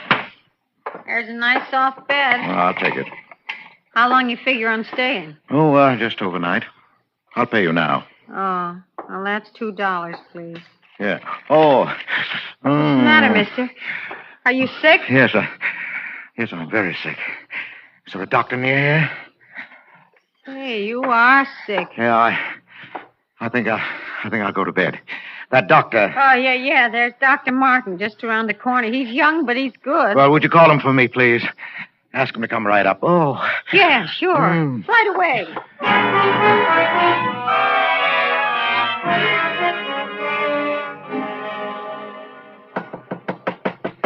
Come in. I'm Dr. Martin. You're Mr. My name is Wentworth, Doctor. James Wentworth. Oh, yes. I just got into town. I'm afraid I'm in for my old trouble again. Oh, what's that, Mr. Wentworth? Trigeminal neuralgia. Ah. I had bad attacks before. Just where is the pain? Here and here. Oh, yes. Now, if you'll... No, don't touch it. It's like a red-hot iron, even the draft of air. I know. Really, you should have that nerve operated. Yes, I'm going to have it done when I get home. Oh, and where's that? Cleveland. Cleveland. I know a lot of men there. Who's your doctor? Dr. Fletcher. Lawrence Fletcher. Andrew. Andrew R. Fletcher. I don't recall him. But he's waiting to clear up a heart condition before he operates. Oh, yes, very sound.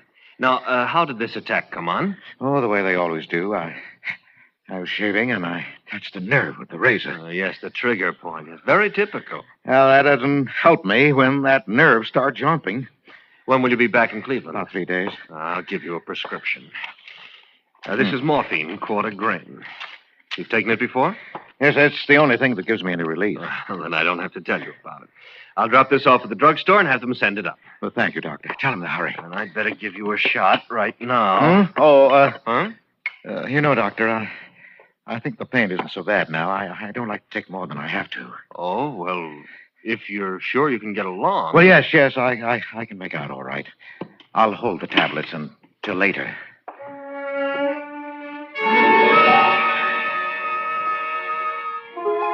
I paid Dr. Martin, young Dr. Martin of Toledo, and he left. I waited for the package to arrive from the drugstore. Then I stayed the night so the landlady wouldn't think it was peculiar.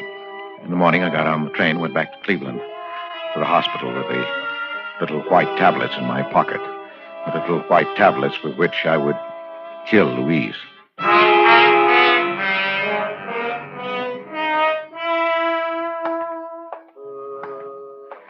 It had been so simple to deceive the young, impressionable doctor. So simple to counterfeit the symptoms that I'd seen Louise react to for 4 years now. It would keep her in bed for 4 years more. Great. For 20. I'd live with the tic douloureux, a painful nerve so long. Too long indeed. Dr. Banquo had to come every day now. The nurse had to be on hand day and night to combat Louise's attacks, to quiet the raging nerve with morphine. Yes, but not for long. In my pocket were the little white tablets that would bring her peace. I went into the hospital kitchen. Oh, hello, Mr. Baker. Oh, hello, Nellie. I'd like to bring Mrs. Baker a milk. Of course. And just give it a touch of the fire to take the chill out. I've missed you. Been away, I hear, Mr. Baker. Yes, I had to go out of town. And you ask me it's a good thing. For you, I mean. You needed a change.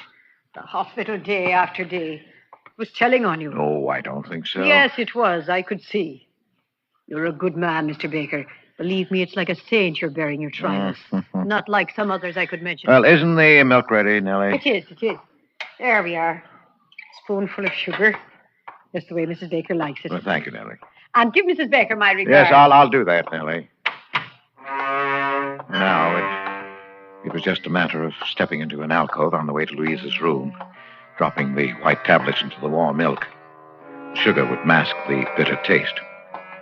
Oh, here. An ideal spot. Mr. Baker. Huh? Oh, nurse. Did I startle you? I didn't mean to. No, of course not. Oh, bringing Just- Mrs. Baker a milk, I see. Well, I'm going up there myself. May I keep you company? Yes, of course. Nurse White walked beside me to Louise's room. The chance for the night was gone. Another night of pain for Louise. I felt the sudden anger of the nurse. And a moment later, I realized how unreasonable it was. It was hard to be angry with anyone so pert, so alive, so beautiful. Even in her severe uniform, she managed to remain feminine, provocative. There was always a flower at her shoulder. Today, it was a sprig of flowering dogwood. And her quiet, unprofessional perfume was an exciting tingle in my nostrils. And then, we were in front of Louise's door. Hello, Mrs. Baker. Look what I brought you. Albert, dear. Hello, darling. Oh, I'm so glad you're back, darling. I missed you. I missed you, too. Here's your milk. You never forget, do you, Albert? How was your day? Just fine. wasn't it, Miss White? Oh, yes, Mrs. Baker. A very good day, all things considered. Well, I'm glad. I brought you something else, Louise. Oh, the locket. Hmm. Oh, thank you, Albert, for remembering. Look, nurse, isn't it beautiful? Oh, it is. It's an old piece, isn't it? It belonged to my mother. I had to hunt all over the house for it. Whatever gave you the sudden notion you wanted it anyway? I don't know. I've had a feeling I'll be joining Mother soon. Oh, Louise, please don't talk that way. Now, Mrs. Baker, you're going to be up on your feet before you know it.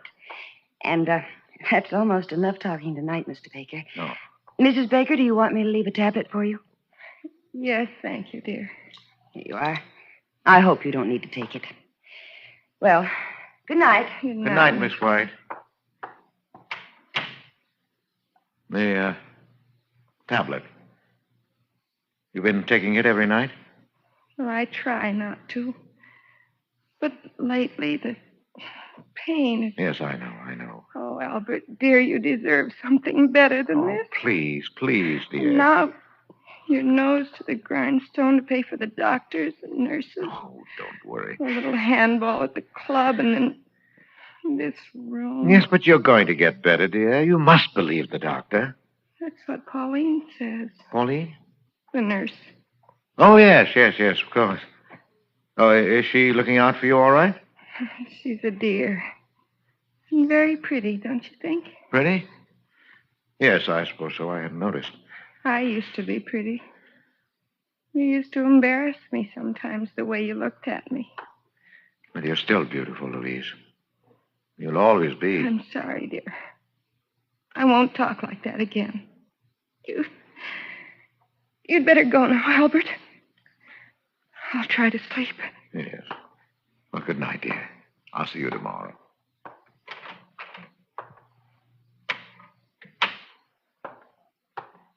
Mr. Baker. Oh. Miss White. I thought you'd gone. I wanted to talk to you, Mr. Baker. Yes? It's about Mrs. Baker. She worries me. Her mental state is very low. You heard how she talked about her mother, the locket. Yes, I heard. She needs something, I don't know what, to snap her out of this mood. I just thought I'd mention it to you. Yes, thanks. Oh, where are you going? To put the morphine away. You know, I don't see why Dr. Van Tour doesn't give her more of that stuff. She needs it. Yet you ration it out as though it were poison. Well, it is poison, Mr. Baker. That's why I'm particularly careful about Mrs. Baker. But you don't think she'd actually... Oh, well, usually the ones who talk about it don't do it, Mr. Baker, so I wouldn't worry. Well, good night. Wait a minute. Yes? Miss White. Pauline, isn't it? Why, yes, I didn't think you knew. Well, would you mind, when we were alone, if I called you Pauline? I'd like it. Thanks. Well, you know, this is an awful thing to ask, but, well, you know, it's been pretty lonely for me. Oh, yes, I know. That is, I can guess. Well, would you let me take you to dinner this evening? Why, thank you, Mr. Baker. I'd love it. I'm off duty at 8. Well, I'll pick you up then. And, Pauline. Yes, Mr. Baker. My name's Albert. At 8, then. Albert.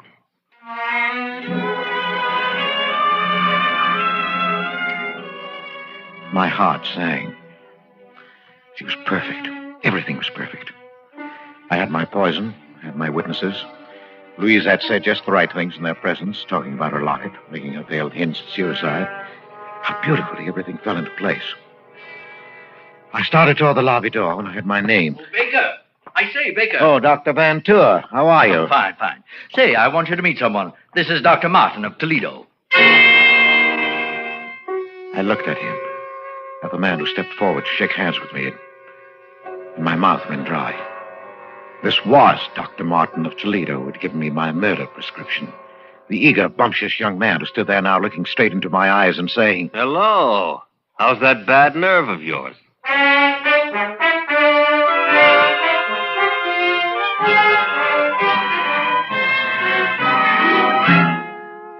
Autolite is bringing you Edward G. Robinson in A Case of Nerves, tonight's production in radio's outstanding theater of thrills, Suspense.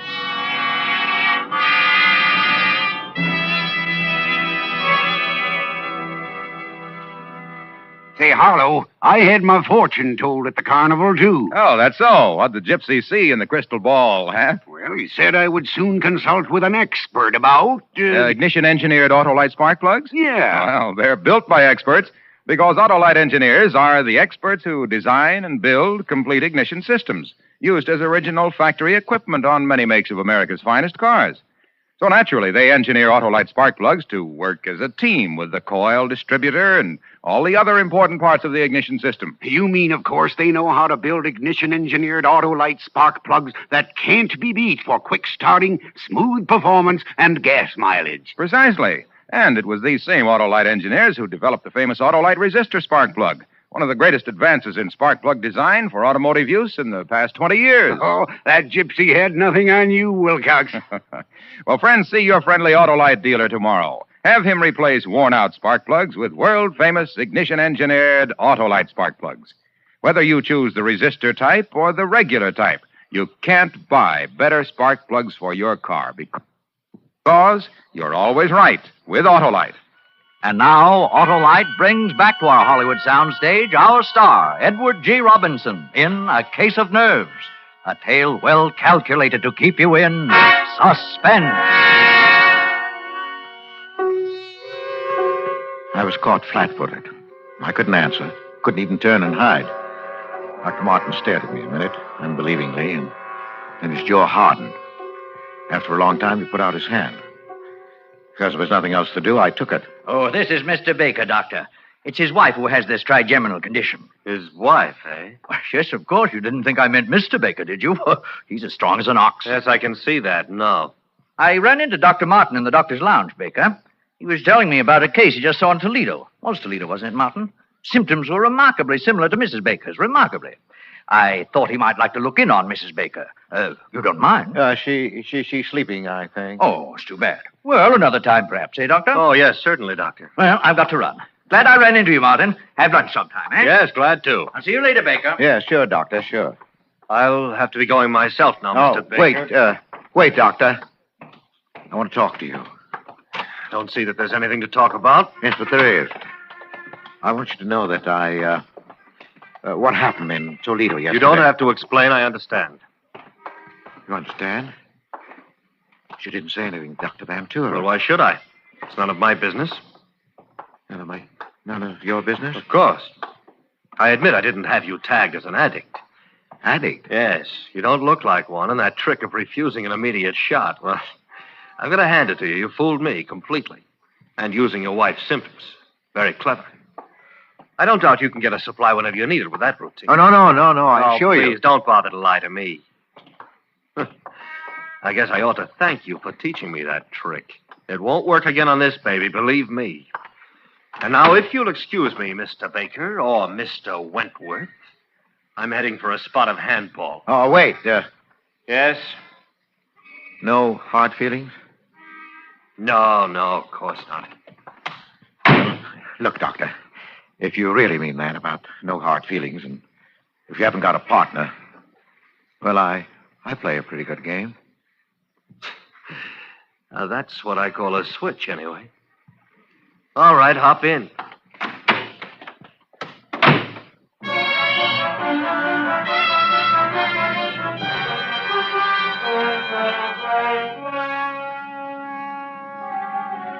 An addict. He took me for an addict, working on any dodge I could to get a supply of dope. Yes, but later, when he heard of Louise's death, he'd remember.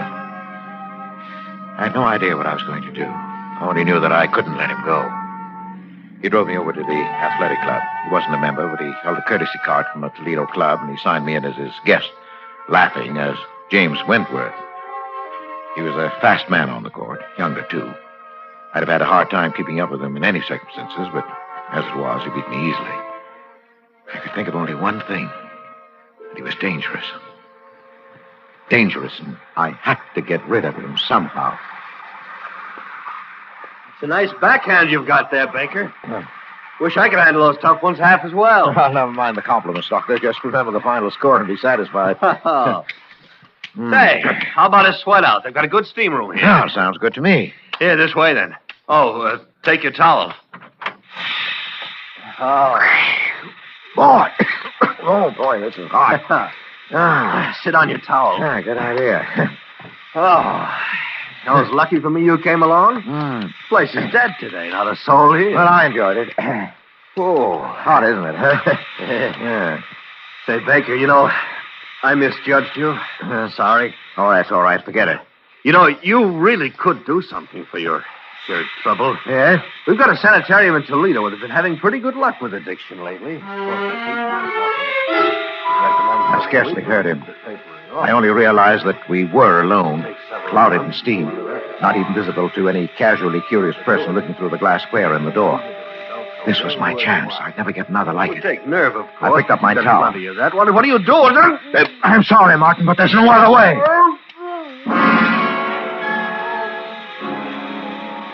I whipped my towel over his head and got behind him where his flailing arms couldn't reach me. I didn't want to leave any marks on him. With my free hand, I covered his mouth and pinched his nostrils shut through the towel. He fought hard. But in a few minutes, he hung limp in my arms. And after a few minutes more, I knew he was dead. I left him there, hidden in the steam. In the locker room, I dressed quickly, parted my hair on the wrong side, and plastered it down in a way I'd never normally wear it. The man at the reception desk barely glanced at me as I passed him. Later, when they found Martin, they'd look for a man named Wentworth. They'd never find him because he didn't exist.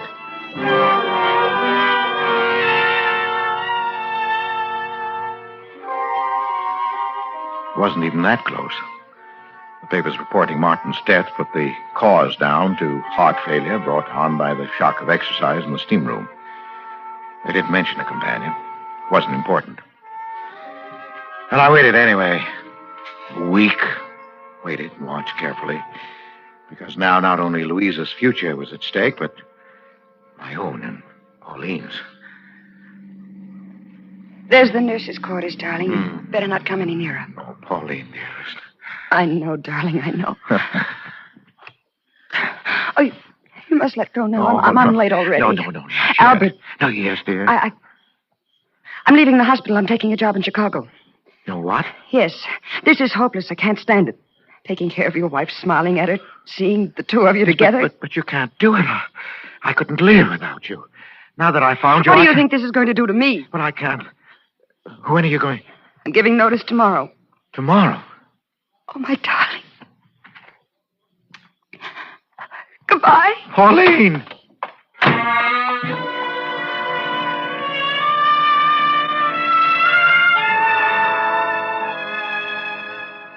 She was gone. She said goodbye. So I knew what you meant. When I saw her again, it would be in the hospital across Louise's bed. She'd be Miss White and I'd be Mr. Baker. No, I couldn't stand that now.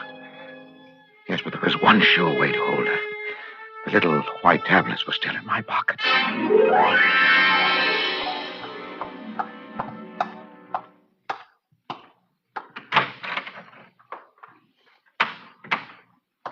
Louise? Albert, dear. I brought you your milk. Oh, thank you, dear. Hold this, will you, please? What's that? Oh, your locket. It's beautiful, isn't it? Who shall I leave it to, I wonder? Miss White.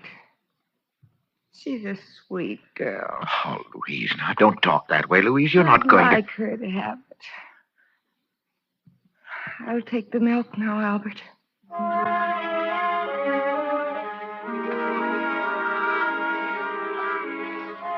She drank it.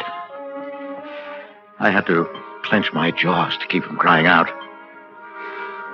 She smiled and held out the empty glass to me. And it was over. I went home and talked sleeplessly, waiting for the inevitable. Hello? Yes? Yes? No. No, I'll be right over.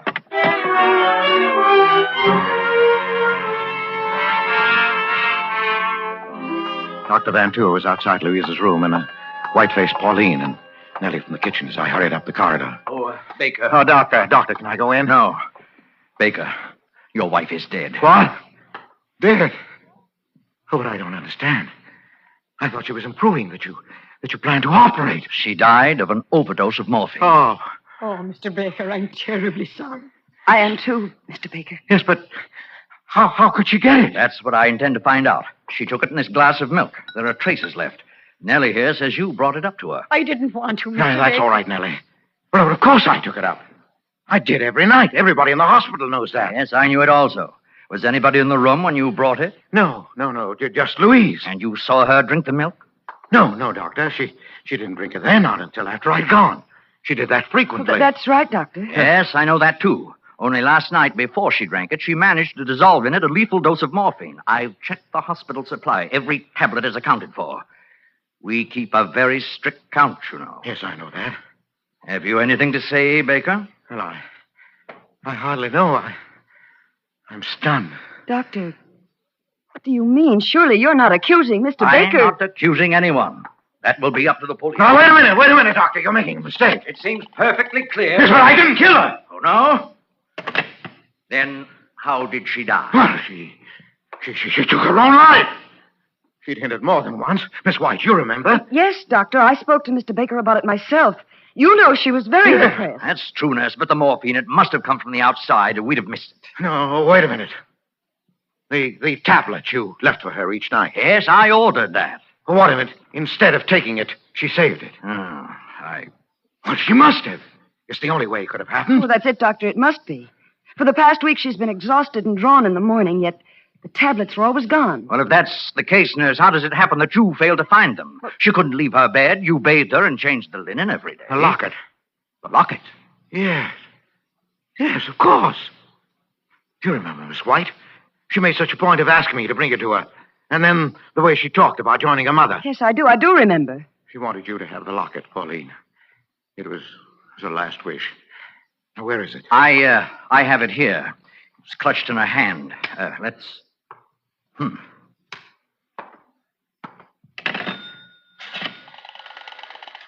Police headquarters, please. You have to notify them? Yes, I do. Police headquarters? Give me homicide. Please. Homicide? Yes, I'll wait. Are you out of your mind? I just got through explaining everything. Yes, you explained everything, including what still puzzled me. You see, Baker, you were right about this locket. Your wife did have a reason for wanting it. Look, I'll open it.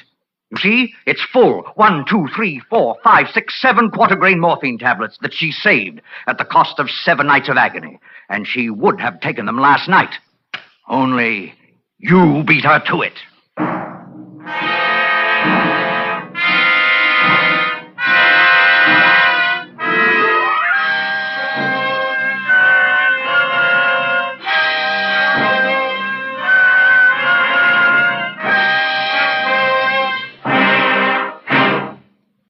And now, with the case of Henri Vibard and the performance of Charles Boyer, Autolite hopes once again to keep you in suspense.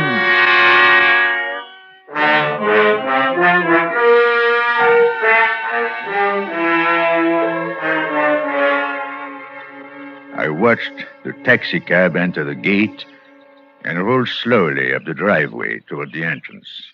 Gladstone Memorial Rest Home is a big, busy place. Dozens of cars come and go every day, and yet somehow this cab caught my attention and held it.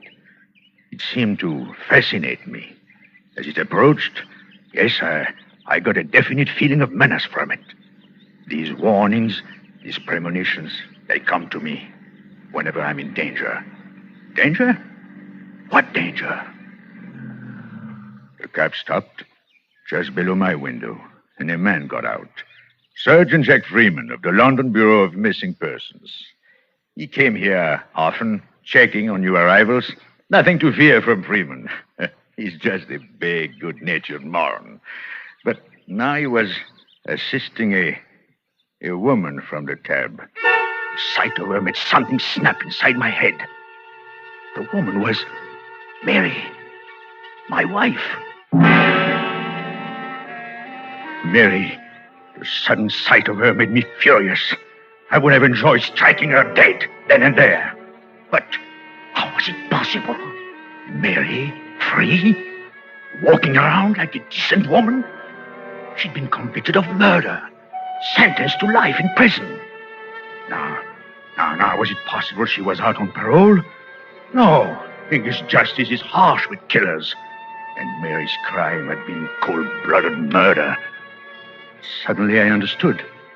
Mary was being brought here to Gladstone Arrest Home to identify me. Such simple people. Trap Henri Vibard. It was amusing. I might have a few unpleasant moments, but that would be all. I would make a fool of her. I'd always made a fool of her. I remained by the window for some time, planning just what to say and how to act. After a while, there was a knock on the door. Oh, this would be Dr. Sampson, the chap who runs this place. Nice fellow, Sampson. Not too smart, but... Come in. Good afternoon, Monsieur Leclerc. Oh, Dr. Sampson, come in. You have a visitor. Sergeant Freeman again. He'd like another chat with you in my office. Oh, Freeman, the bloodhound. Tell me truly, Doctor, does he ever find any of the people he looks for? Oh, indeed he does. Hundreds of them every year. Well, he has failed utterly in my case. With you, monsieur, he has a good excuse. Most victims of amnesia have people searching for them, friends or relations who can identify them. I'm beginning to think you'll just have to recover your own memory. Recover my memory? I wish I could forget. A few minutes later, I was sitting across the desk from Sergeant Freeman. I had the upper hand, of course, because I knew what was coming. As usual, he was humble, apologetic, and yet, for the first time since I'd known him, I got a definite feeling that he was deliberately trying to trap me, catch me in some trifling mistake. Yes, I have an instinct that warns me. Just a few more questions, Monsieur Leclerc. Well, as many as you like, Sergeant. You're looking very well. Oh, thank you, sir. Now, think hard, sir. Does the name Vibard mean anything to you? Henri Vibard? Vibard? Vibard. No, I can't say it does. How about Falmouth? Ever spend a summer at Falmouth down in Cornwall? Never heard of the place, Sergeant. Yeah, very well. How about the name Willard, an American, retired sea captain? Sickly old fellow in a wheelchair. Oh, tell me more about him, Sergeant. Well, sir, unless we're wrong again, you married his daughter. Oh, a wife and a father-in-law. You're very generous, Sergeant. Did you bring them along? Captain Willard was an invalid. He committed suicide. Felt he stood in the way of his daughter's happiness. Left a bit of money, though, about 10,000 pounds. I could hardly keep from laughing at Freeman. He went on telling how Mary and her father came to England on a visit, how I met her at Falmouth, how her father objected to our romance. Freeman had most of the facts straight, except that Captain Willard did not commit suicide. No, I arranged that little matter. It was quite easy. He suffered from a bad heart condition, took strychnine for it. So I managed to contrive an overdose for him. I put it in his pot of tea. He had bitter tea, I imagine, but then he liked it strong. When Mary and I returned from the beach, he was dead. But he didn't leave 10,000 pounds, more like 5,000. Freeman went on with the stories, on and on. I'm, completely wrong. You and Mary Willard were married, settled up Captain Willard's estate, which was practically all cash, then went up to London to live. Now, Monsieur Leclerc, does none of that strike a familiar note? You seem to think it should. Why, Sergeant Freeman? Because you've been identified from those pictures we took of you when you first came here. Really? Who? Oh, the woman, of course. Yes, sir. Mrs. Vibard says you are her husband. Well, she probably discovered that I have money, and... How? How could she possibly know that, sir? Well, you could have told her, Sergeant Freeman. Innocently, of course. It's no secret. Oh, I don't mind, but it makes me a perfect target for designing women. One moment, Monsieur Leclerc. Let's talk about your money for a while. Doesn't it strike you as strange that a man could walk into this rest home, as you did 3 years ago, carrying $200,000 in American money? Well, of course it's strange. Suppose you had committed a crime. Wouldn't it have been a perfect way to elude the police? Yes, but if I were a criminal, you would have my fingerprints. You said so yourself 3 years ago. Remember? You came here carrying nothing but money. No extra clothing, no papers, nothing by which you could be identified. Now, Sergeant, what sort of crime are we discussing? Murder? It would have to be murder. You detectives. And who did I kill? Well, to be honest about it, we don't know. Oh, just anyone. To be this woman's husband, I must have murdered somebody. Well, that makes her very attractive, I'm sure. Tell me, did she help me with a job? She was tried for the murder, convicted, and sentenced to spend the rest of her life in prison. Would you care to hear about it? Well, not particularly, but it's part of your job, and we've rather taken over Dr. Sampson's office. Oh, that's quite all right. I find this very interesting. Well, it's not interesting to me, because Freeman had the story all wrong. He just knew Mary's side of it, and there was so much she didn't know. We buried the old man, got married, collected the old man's insurance, then went up to London to live. It was very nice for a few months, but the money didn't last long. Very soon I was broke. Nasty feeling, being broke. Makes me nervous, uncertain of myself. Fortunately, just as things were getting really bad, I met an American friend, a chap I had met in New York a few years before, named Nate Blackburn. He had a lot of American bonds, hot bonds he called them, but he didn't know how to dispose of them. It was a simple matter for me, with my connections on the continent. Blackburn stipulated one thing. He wanted to be paid in American dollars. That delayed matters for a few days, and finally, when I received the money, I decided not to share it with Blackburn. So, instead of keeping my appointment with him, I went to my hotel, sent Mary out on a fool's errand, and packed my grips for a quick disappearance. I'm very clever at quick disappearances. I was all packed, ready to leave, when there was a knock on the door. That startled me. If Blackburn didn't know where I was living, and Mary couldn't get home for an hour, who could it be? Again the knock. My nerves steadied down. They never fail me in a tight spot. Hello? What is it? Sergeant Randall, Scotland Yard. Well, what do you want? Some information, that's all, sir.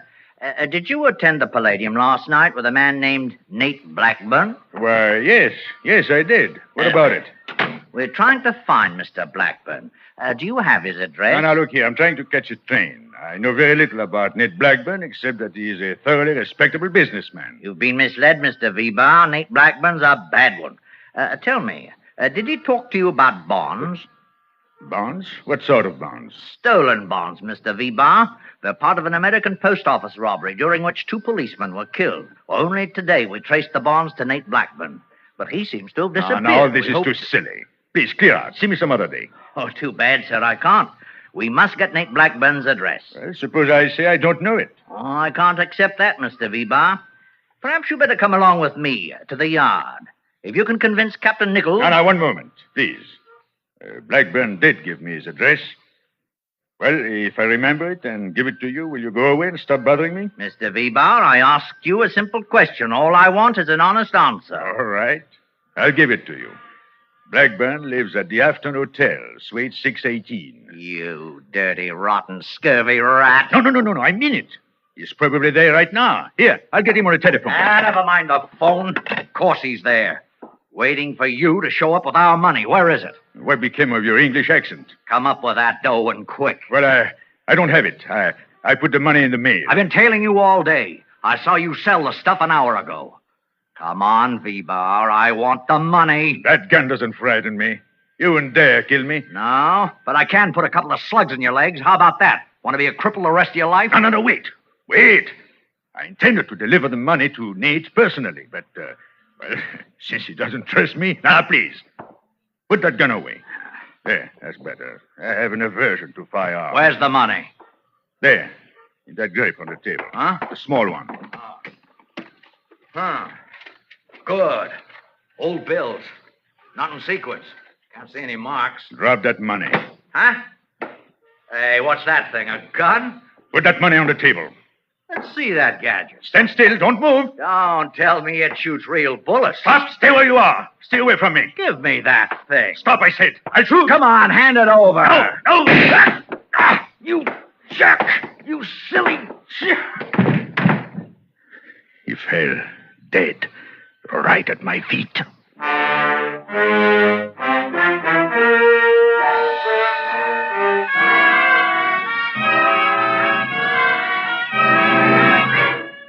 Autolite is bringing you Charles Boyer in the case of Henri Vibard, tonight's production in radio's outstanding theater of thrills, Suspense.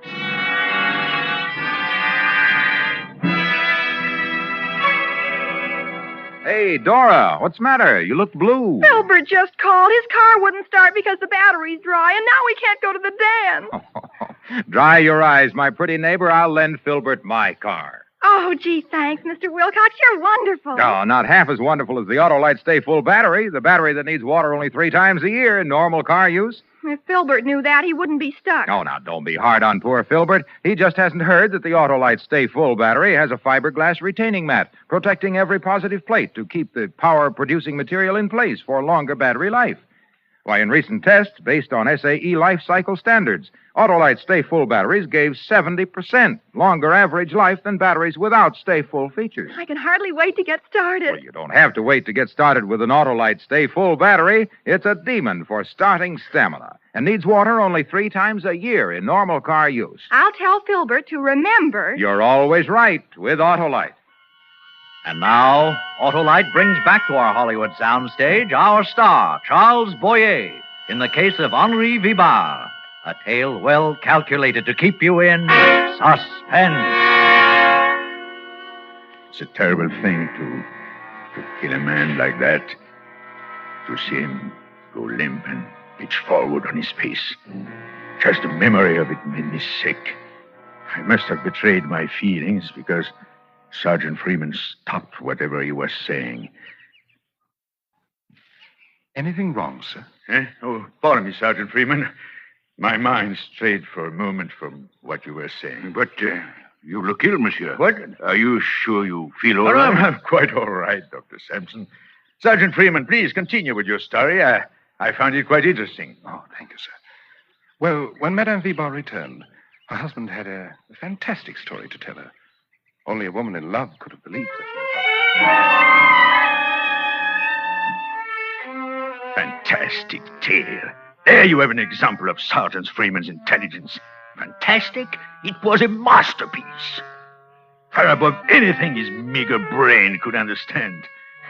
I think I told you how my mind works best in a crisis. Well, it worked now, like a well-oiled machine. I had nothing to fear from the police. I could explain this dead man as a thief or a burglar. But what about Nate Blackburn? After this, it never stopped looking for me. Nate is a killer. Human life means nothing to him. No, I'd have to disappear. Make it absolutely convincing. Well, I could do just that. No one, not even my adoring wife, would ever hear of me again. I would dissolve into thin air and take $200,000 with me. The sight of the dead man sickened me. So I dragged him into the bedroom and closed the door. Then I sat down and planned out every detail of the wonderful scheme. Of course, I wiped my fingerprints from the little gun I had used and left it on the table where my wife would be sure to handle it. Funny thing, Nate and I had talked about fingerprints. He had bragged that none of his men had ever been fingerprinted. Neither had I. Maybe that's what gave me the inspiration. By the time Mary came home, I had every detail of my plan. Hello, dear. Your man didn't show up, maybe. Henry, what's the matter? Mary, I'm in trouble.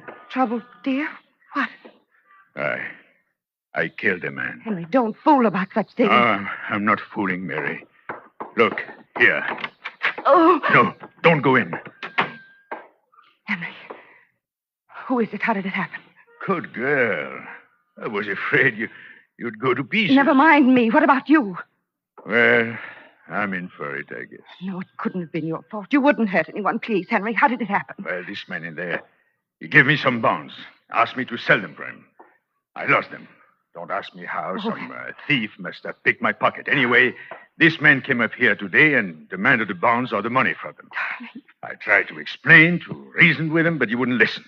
He got rough, and I managed to get that little gun of yours. We struggled for it. It went off, and... No. But it was self-defense. Oh, what English jury would believe that? The man did give me the bonds before witnesses who would believe I didn't sell them and keep the money and then kill that man to keep him from talking. We've got to be practical, Mary. Did you call the police? No. I waited for you. Why, Henry, why? Because there is a possible way out if you'll stand by me. Stand by you? Why, I'll do anything you say. Mary, it will take nerve. If you weaken... Henry, you're my husband. I love you. Tell me what to do, and I'll do it.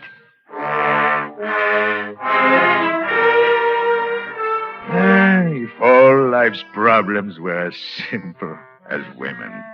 I told her my plan. The dead man looked like me in a general way. My size, black hair, eyeglasses. And after he dropped 20 floors to the street, he wouldn't have any features. Mary would simply hurry downstairs, perhaps a bit hysterical, which shouldn't be difficult in the circumstances, identify my broken body, and allow herself to be consoled. Could be suicide or an accident, whichever suited her. Only she forgot. She forgot about the bullet in the man's body. Yes, the bullet that would convict her of killing her own husband. My plan was a great inspiration, but it had one terrifying angle. To make identification complete, I had to change clothes with a dead man. That was a fearful ordeal, a nightmare, but it had to be done. It was almost too much for me, but I think I told you, I'm equal to anything if I put my mind to it. But I'll take to my grave the horrible memory of dragging that body to the bedroom window and pushing it through.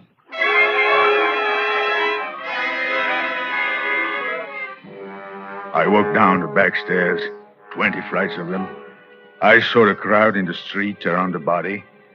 I took a bus, the first one I saw. I changed to another and another, destroying everything that might identify me, but keeping the little bag filled with money. It's quite a coincidence, Monsieur Leclerc. What? I didn't get that. I say it's quite a coincidence that you came to this rest home the day following the murder of Henri Vibard. Well, very well. Make the most of it. Dr. Sampson, do you consider that coincident? I had to come here sometime. Yes, Sergeant Freeman. Since he's here, he had to come sometime. Well, apparently you've brought this woman with you. Bring her in. Let's get through with this farce. Thank you. Perhaps that will be best. Madame Vibard, will you come in, please?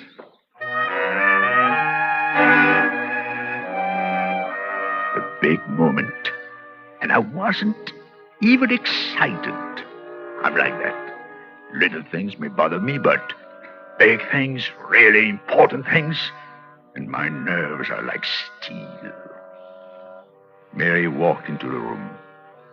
I looked at her without a flicker of an eye. She was a changed girl now, so different from the girl I married. Prison does that, I suppose. She was looking at me. Our eyes met and held. For a moment, there seemed a shadow of doubt in her face. Then she took a step toward me. Hello, Henry. Now, young woman, please. Don't try to involve me in your troubles. I have plenty of my own. And it won't do. You can't get away with it. Now, Dr. Sampson, this woman is either crooked or crazy. Let's take this calmly. Madame Vibard, you're positive this man is your husband? Oh, yes. This is Henri Vibard. He pronounces it Henri. Never mind the pronunciation. Is he the man? Yes, sir. He's changed a little. It's only 3 years. But he looks older. His hair has turned gray, and he isn't wearing his glasses, but he's the same man. Glasses? One moment, please. I never wore glasses in my life. My vision is perfect. Monsieur Leclerc, that is your name. Suppose you try to read this newspaper without glasses. Oh, no. Look, I'm in no mood to give demonstrations just to please. There, you see, he doesn't dare. Make him try. He can't read a word, I tell you, not a word.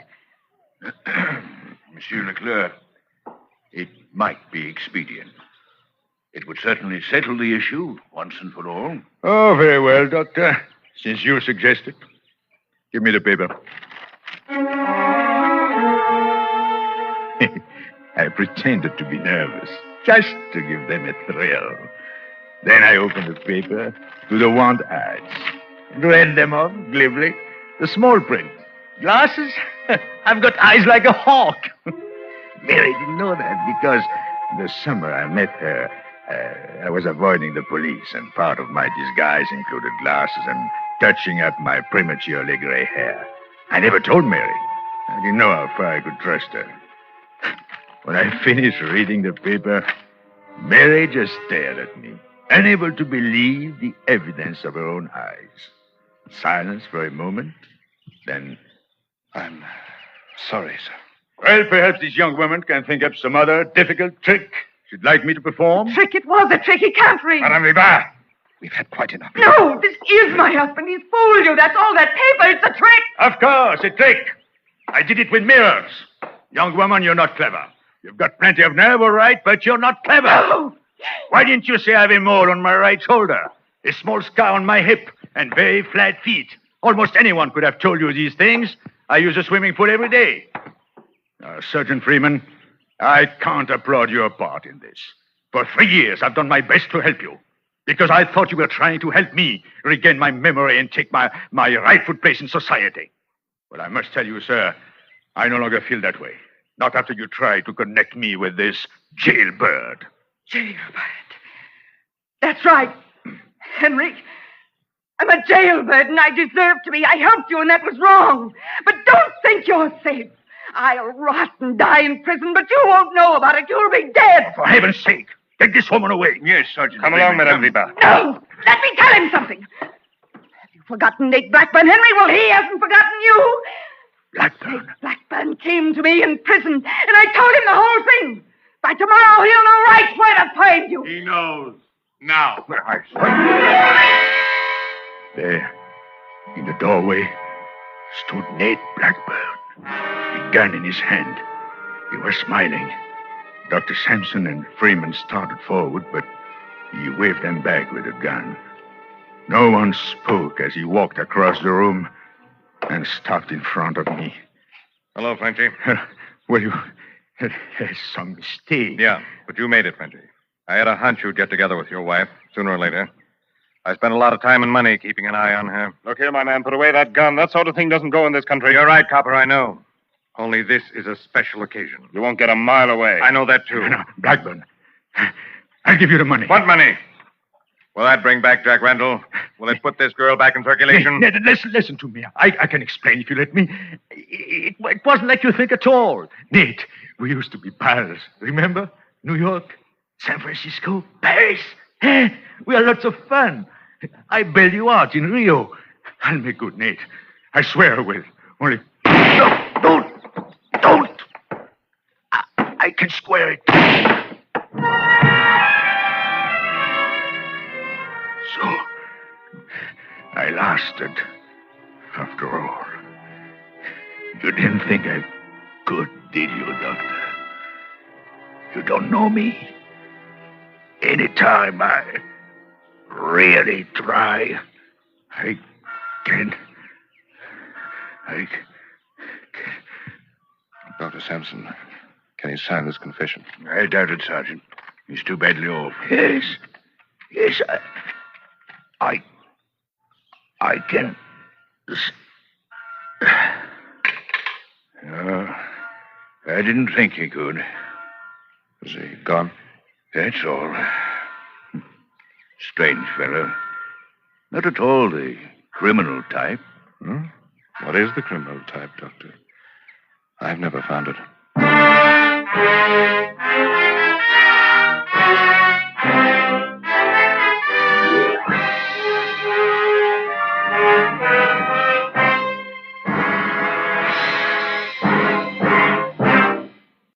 And now, with the 1 millionth Joe and the performance of Jack Carson, Autolite hopes once again to keep you in suspense.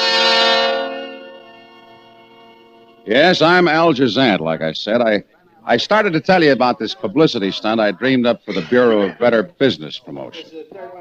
Well, me and some businessmen with a few reporters, cameramen, and such were out at the airport. Transworld Argus, Flight 24 from Chicago.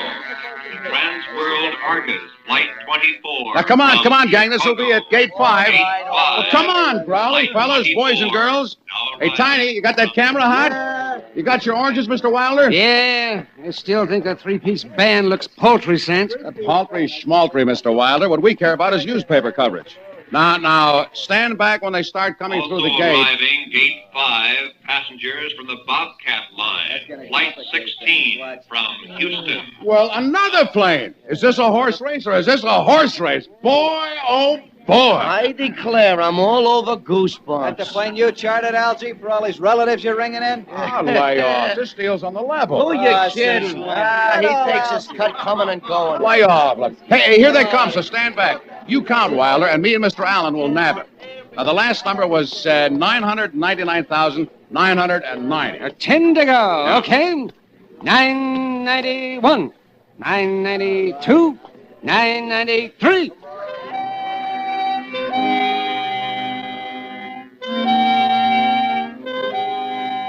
Well, if I have to say so myself, I'm a pretty smooth operator. At this moment, I had one client, the Bureau of BBP. And the stunt I dreamed up for them was a honey. This was the setup. Nab the 1 millionth Joe through the airport, be he male, female, or what have you, and give this lucky character a 24-hour whirl in the house. Pictures, prizes, tickets to this and that. And all the businesses had chipped in, and it was a good fat kitty. And it worked out to be near the 4th of July, which was a great tie-in.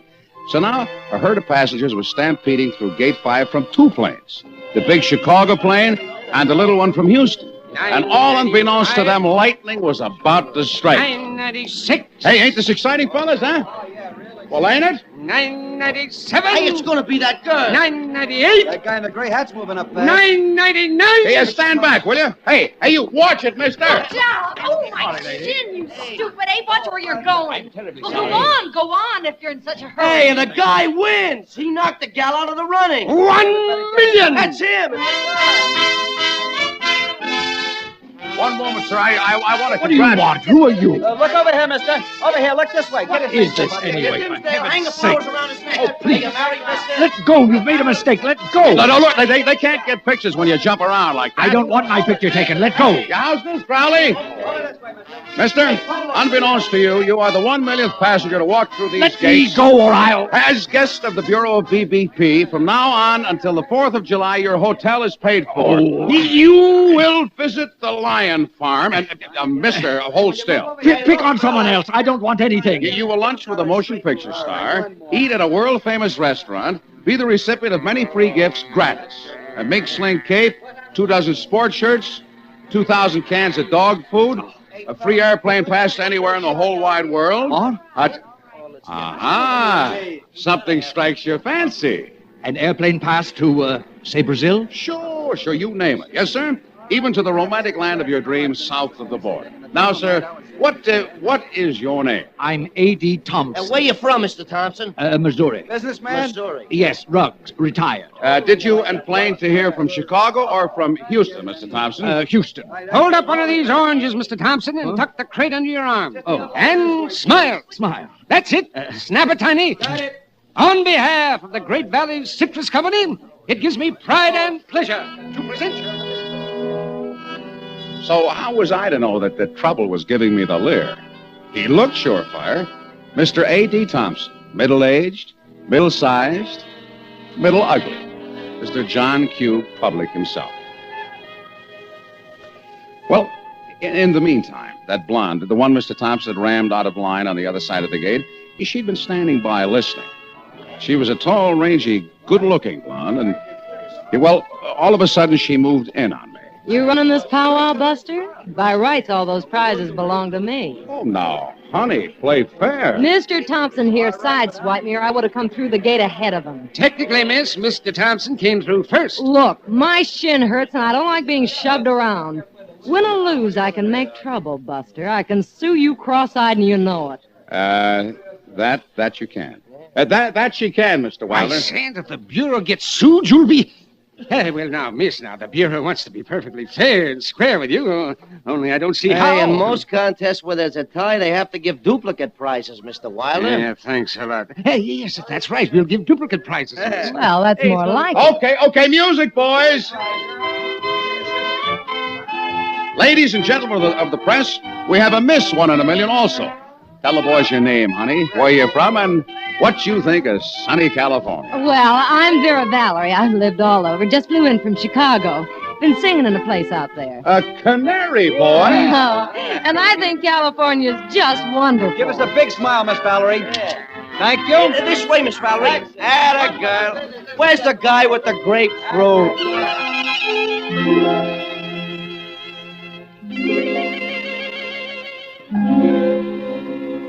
So the doll was declared in, which was okay by me.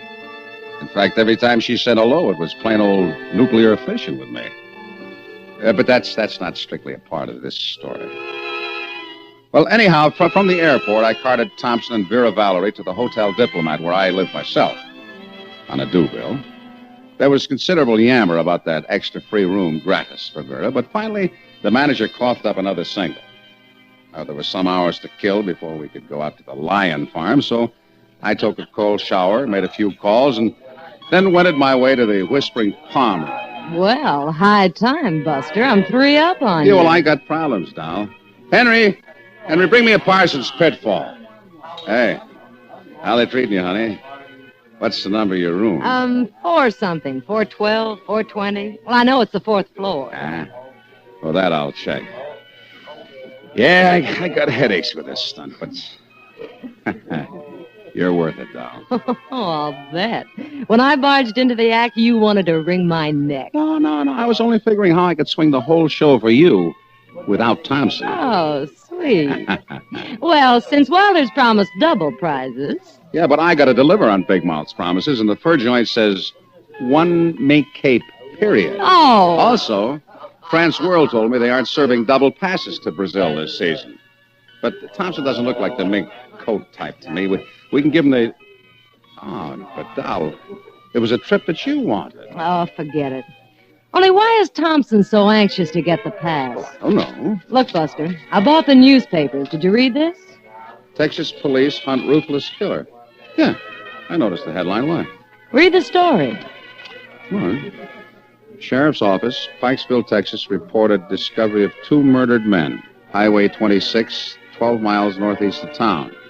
Dead men, members of gang who held up Arcana Oil Company's offices in Pikesville. I don't get the drift. Pikesville's near Houston, isn't it? Sorta. Yeah. Police believe they were double-crossed by a 3rd member of gang who shot them, making off with entire loot from robbery. Notice how Thompson hung onto that briefcase? Nearly $100,000 in large denomination bills. Wow. The serial numbers are so. No description of killer available. Interesting. You got something. He wouldn't want to spend any of those bills here, but in Brazil. Do we tip off the cops? 100 grand. Huh? Yeah, no, not yet. Let me handle this, Doll. I'll stall him on that pass to Brazil till we know for sure. You wouldn't make a deal with them, would you, Buster? Who, me? Well, that wouldn't be ethical. Well, we gotta have proof, honey. Now, admit it, we gotta have proof. Which was the truth, but not quite the whole truth. That I now admit. You see, the thought of that 100 G's had set me into a spin, and I wanted time to figure out how I could cut in on those sweet, crisp dineros. If I could prove that Thompson was my man. Well, that afternoon, Thompson kind of played right into my hands. We were out to the lion farm. The boys were snapping pictures of Vera cuddling the king of beasts when Thompson, clutching that briefcase, pulled me off to one side. No more pictures of me, Zant. And keep the ones they took at the airport out of the papers. Keep them? Say, that wouldn't be ethical. What do you mean? Well, no paper's going to print 2 pictures on this stunt, and no offense, Thompson, but whose puss would you choose if you was a desk man? Yours or Vera's? Which held him for the nuts. And I had one more angle on Mr. T, that he was afraid somebody somewhere would know him from his picture. Well, that evening, we were in for Mike Romanoff's, Cero's, and Slapsy Maxie's. And for such a whirl, I always dress up like a dog's dinner, so I went up to my room to change. Come in, Zant. Close the door. Well, Thompson, what are you doing here? Waiting for me? Hey, you're not going to Romanoff's dressed like... I'm not going out this evening. Yeah? Okay. There's no skin off me if you buy your own dinner. How soon do I get that ticket? Ticket, chum? To Brazil. How soon can I leave? Well, I guess there are flights every day to Mexico, and from there to Brazil... Get my ticket for tomorrow night. Well, now, that's one of the prizes that you and Vera got to toss for you. See, Get that ticket tomorrow. Give her the mink cake, give her anything, everything. But I want that airplane pass. Oh, it's clear you want it, but... I Vera... want it, and I'm going to have it. Huh? Would you have a little deal in mind? Deal? Or words to that effect? Maybe. Or maybe not. Get the ticket and we'll talk. But deal or not, Zant, there's nothing I won't do to get that pass. Do you understand? Nothing. I understand. Nothing.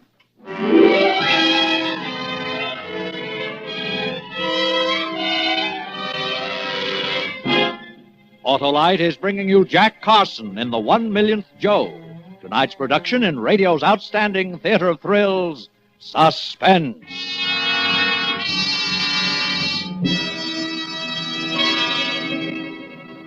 Hey, Harlow, did you ever notice that if one ball player goes into a slump, the whole team seems to bog down? Well, that's natural, Hap. Each man is a vital part of the team, just as spark plugs are a vital part of the team that makes up the ignition system of your car.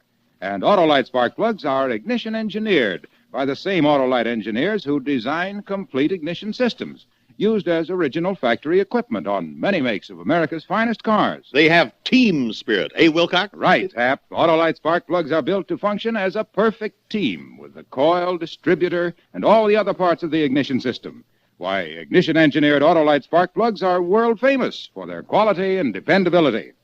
Unexcelled for quick starting, smooth performance, and gas mileage. Right you are, Hap. So stop in at your friendly Autolite dealers tomorrow. Have worn-out spark plugs replaced with ignition-engineered Autolite spark plugs. Whether you choose the resistor type or the standard type, you're always right with Autolite. And now Autolite brings back to our Hollywood soundstage our star, Jack Carson, in the 1 Millionth Joe, a tale well calculated to keep you in suspense. So I showed Vera the town that night, along with some reporters, and without the truculent Mr. T. As I told Thompson, there was no skin off me if he bought his own dinner. Anyway, I was real glad that Vera and I could finish that evening alone. It was a last night spot scheduled, and therefore on the cuff. The place was jumping, and the newsboys was having a high old time. Hey, Garson, another round of drinks here. That's the way to talk, Algy boy. Nice, still young. How about champagne? Yeah, you don't want the bureau look cheap, Algy boy. What about my dance with Miss Valerie? Well, I'm willing and waiting. Now, wait up, boys. While you're still sober and able to listen. Speed! Look, I got an announcement to make. You ought to all be at the airport tomorrow night for Transworld's part in this stunt. The free pass. Where to, Algy? Who's going? The free pass it is, but I want you boys to have a little suspense. Just be at the airport from 10 p.m. on. One or another of our 2 winners will be taking off for parts unknown, but who or where to, you got to be there to see. Hey, Buster, you didn't tell me. Yeah, well, come on, Vera. Let's you and me bunny hug. Drink up, you mugs, and don't be bashful about asking for more of the same. But, Buster, you haven't... Come on, Vera. Oh, Buster, tell me. Now, come on, doll. Just snuggle up and dance. Smooth. I saw you and Thompson huddling at the lion farm. Yeah, well, he was telling me that he's camera shy. Oh, he is he? But later in my room, Thompson showed his teeth. Said I should hand over that pass to Brazil or else. Oh, look, we got to tip off the cop. Oh, sure, honey, as soon as we got proof. Proof? Yeah. This phony blows in from Houston clutching a briefcase to his breast, nearly blows his top when you pick him out of the crowd until you mention an airplane pass. Not enough. Not enough? Look, if I call in the cops and Thompson turns out to be only a gink with a screw loose, I'm in trouble. Capital T trouble. You gotta see my side. Then what are you doing to get more proof? Ah, that's where you come in, beautiful. You think you could get Thompson to flash some of that dough, if he has it? Come again? Well, figure out some way to make him show his money. See if it comes out of the briefcase and if it's in big denomination bills. Oh, yeah. Maybe. Well, tackle him first thing in the morning. First thing in the morning, I'll get the ticket. Then the first chance we get, we compare notes. And if what I find out adds up? Then you be packed and ready to leave tomorrow night. To Brazil? Maybe I want to go later. And maybe I want to go to Honolulu. Maybe. After the spouting I just did to the reporters, somebody's got to be in that plane or balooey my stunt. Which, so far as this story goes, wound it up for that night. That doll, Vera. Was she ever the deluxe type? I freely admit, she rocked me. Yeah, well, come morning, I was up with the birds or thereabouts. I checked and found out that Vera had lassoed Mr. Thompson for breakfast. Huh? So far, so good. So I hustled myself down to Transworld and got the ticket. A long green strip of confetti. Rio and return. Then the big day commenced, and Thompson came along. No doubt to keep an eye on me. So me and Vera weren't able to huddle until some hours later on a soundstage out at Colossus Pictures. When they've got this shot lined up, I'll introduce you folks to Vincent. He's the director. I'm producing this. Mr. Thompson, did you say you were in rug? Yes, retired. The rug we use in this set might interest you. That's a good idea, Arthur. Give the rug a once-over, Mr. T. This way, Mr. Thompson. You see in a picture of the producer. Buster, I got him to show me his money. Yeah? Out of the briefcase? Yeah. He took the briefcase along to breakfast. How'd you work it? Well, I ordered everything I could see on the menu. Yeah? And when the waiter brought our check, it was almost $16. Well, I fished around in my purse and said, how perfectly awful. I've only got $1.75 to my name. You'll have to pay the check, Mr. T, and let me pay you back. Well, the waiter was standing off giving us a cold eye. So Thompson unzips his briefcase a couple of inches and fishes out a $500 bill. 5 C's? I could have died. Stared till I was bug-eyed trying to read the serial number. And, Buster, you're going to be proud of me. Huh. The number was C1240653. What? You remember the whole number? Yeah. I got a mind for numbers. Never forgot a phone number or an address. What are you looking at? Oh, this is the list of serial numbers. Say that number again, doll. C1240653. That's it. One of the bills from the Pikesville holdup. You know... Yeah, but if the hotel got it, they may check. Now, they don't have it. All of a sudden, Thompson grabbed the bill back and said, we don't have to pay for breakfast. That's part of the prize. We're rolling. Quiet, please. So Mr. T thinks he can play rough with me, eh? $100 grand. So now will you call the cops? Well, not so fast, honey. You said you'd let me handle this, and I got to figure out something. Shut up before I have you thrown out. Which is how they sometimes treat us flacks in Hollywood, and us the backbone of the industry. Yeah, well, that's pictures. But I let it ride this time since it got me out of a tight squeeze with Vera. You see, this is how I had it figured. I'd put it up to Thompson what I knew. Then if he didn't cut me in for a healthy slice of the 100 G's, there was always the cops, from whom there was undoubtedly a big reward. That way I could play for the big money and still hedge my bet. But I put it this way to Vera. I said, look, dream girl. You be ready to leave, that's all. What time does the plane take off, did you say? Why, 11:40. We ought to leave here by 11. And what happens to Thompson, Buster? Well, I'll get everything set for a quiet pinch just after we leave. It'll louse up the stunt, doll, if it gets out that the Bureau picked a hood for this world. I gotta protect my client, you understand? Oh, sure, Buster. I understand. So Vera was set up to take Mr. Thompson's place if it was no deal with him. If it was a deal, then Thompson would fly off to Brazil, leaving me unexpectedly wealthy. I was sure Vera was a sensible type doll, not adverse to knowing a Joe who was in the chips. Well, along about 9:30, I went knocking at Thompson's door. Come in. Well, sir, another day of California sunshine. Oh, you got it. You said we'd have another talk. Oh, talk's cheap. All right, I'll level with you. I know your name isn't Thompson. I know why you didn't like being picked for this stunt. I know what's in that briefcase, and I know why you want to fly the coop. Huh? You spoke yesterday about a deal. Yeah. How much? 50. $50? Don't play footsie with me, Thompson. 50 grand. $50,000. $50,000? Hot money like that, I'll have to trade off at a discount. But you'll be in Brazil getting your money's worth, dollar for dollar. Just take your briefcase, Mr. T, and unzip. Just what do you think I have in this briefcase? I don't think. I know. Look, I'll tell you who I am and why, all about it. Time's a waste, Mr. Thompson. In 10 minutes, I call the cops. My name's Kirkwood. I came on the Chicago plane, not the one from Houston. Vera was on the Chicago plane. She never saw you. I came to Los Angeles to kill myself, Mr. Zant.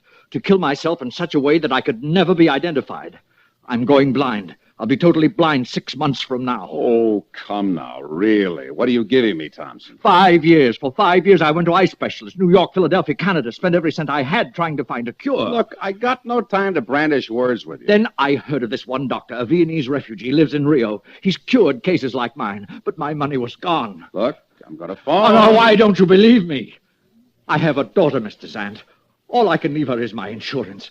I thought if I disappeared, if it could never be proved I killed myself, that's why I didn't want to be recognized. That's why I grabbed for this wonderful chance, this free trip to Brazil. And the briefcase, Mr. T, what's in the briefcase? Dynamite. What? Dynamite? I bet it's dynamite. You're some joker, Thompson. Were you going to kill yourself with dynamite? So I couldn't be identified, yes. Oh. Let me see the dynamite, Mr. T. The crisp green dynamite. Don't touch that briefcase, Zant! Buster! Hey, Buster, I've been turning the place inside out to find you. Vera, leave us be. But I just remembered. It's daylight saving time here on the coast. That plane leaves an hour earlier. Buster, watch out!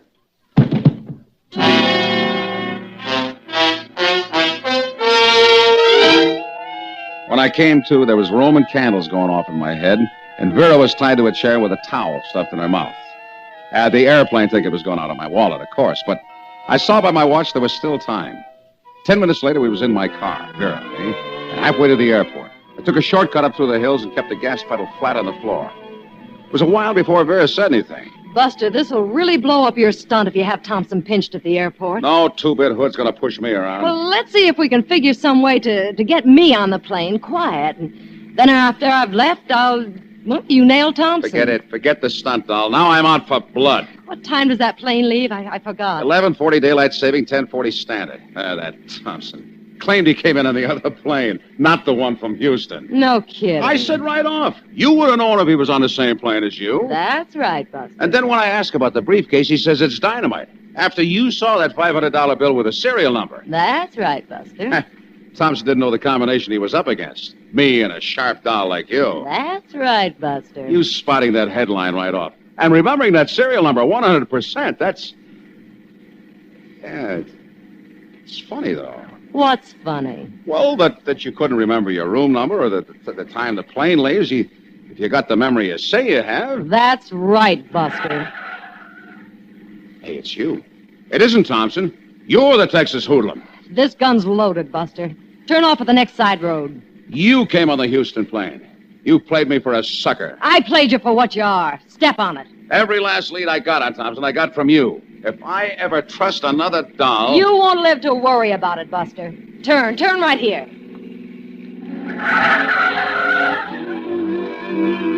Well, I'm kind of ticklish, so with Vera's gun nudging my ribs, I turned. It's an old car, pre-war. It sounded like it was splitting at the seams. She jabbed my ribs again, and I pushed the gas down and gave her everything she'd taken and... End of the road, doll. It's the cops. I don't see any cops. Oh! But you see, I got the gun, doll. You see that, don't you? Old Josephine here. She has a lovely habit. You give her too much gas, she resents it. She backfires. Bang, bang, bang. Which is tough on a doll's nerves if she's as jumpy as you are. Buster, look. You couldn't make a deal, could you? Say, 50 grand? Say, that wouldn't be ethical. Which was the truth, but not quite the whole truth. It was worth kissing 50 grand goodbye to turn Vera in after she conned me the way I did, because one thing I can't stand, being taken over the hurdles by a doll. So that wound up the stunt. Thompson? Oh, he took off, okay. And the doctor in Rio handled his case. His eyes are 100% now, without cheaters. Me? Well, this 4th of July, I have nothing on the docket. But have I dreamed up one whale of a stunt for Thanksgiving? Let's see what you think. The moviegoer who arrives at Grauman's Chinese exactly at midnight gets a free Mandarin's uniform, all the chop suey he can eat.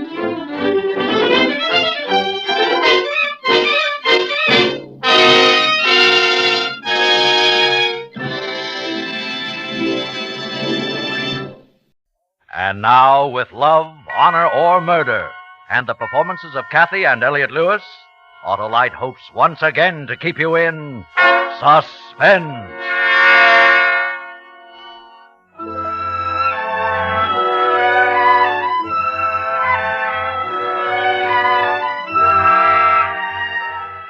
That's what I said, baby.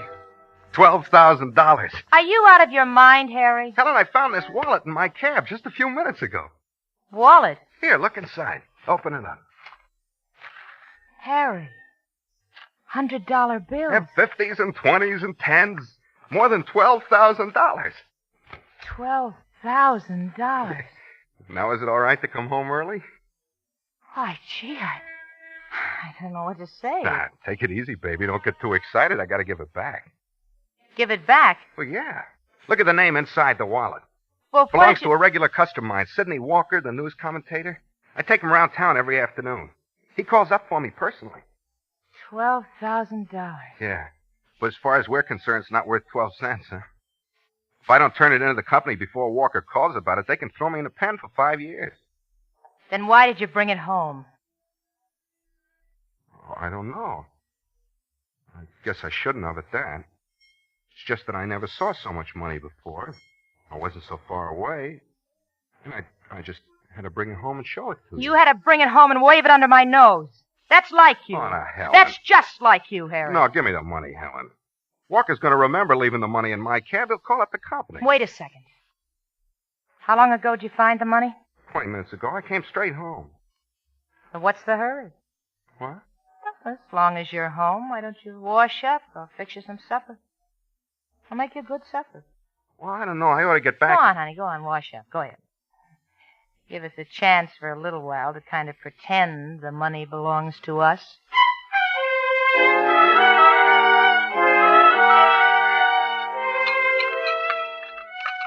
Ah, this coffee really hits the spot. Why didn't you eat, honey? I was thinking. About the $12,000? Well, someday we'll have it too, baby. We've got it right now, Harry. Well, yeah, for about 5 more minutes. Well, I guess I better report in now. It's been almost an hour. Walker will be calling the company pretty soon. I want the money to be in the safe when he does. You give me the wallet, Helen? How do you know Walker will call the company? Oh, we've been through all of that. He'll call because he'll remember the ride with me. We went over a bumpy stretch. Easy for his wallet to pop out then. He'll probably remember that. He could have lost it in so many other places. He may not even think of the cab ride. And if he doesn't, won't you feel like a fool? Well, it's better than cooling my heels in some jail. I know what I'd do if I were you. What? I'd take the chance that Walker wouldn't remember, that he wouldn't call. I'd keep the money. Oh, Helen, stop that. That's what I'd do, but not you. You've always been afraid to take a chance. You'll always be content to be nothing. I'm sorry I ever came here with the money. Now give it back to me. I'm turning it into the company. You love me, Harry. Well, that's got nothing to do with it. No, it has everything to do with it. If you leave this house with the money, when you come back, I'll be gone.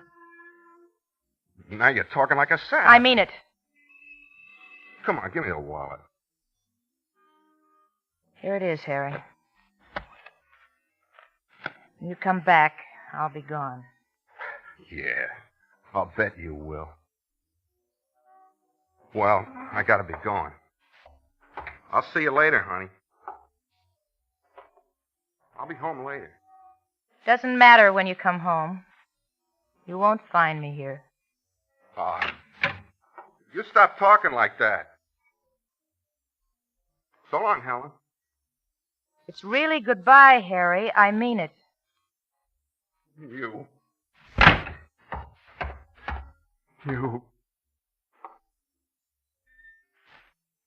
The First day we were married, you've been twisting me around your little finger. Only 'cause you know how much I love you, how much I need you. I guess you'll never stop doing that, will you, Helen? Well? What do you want me to do? Nothing. Nothing. Leave everything to me.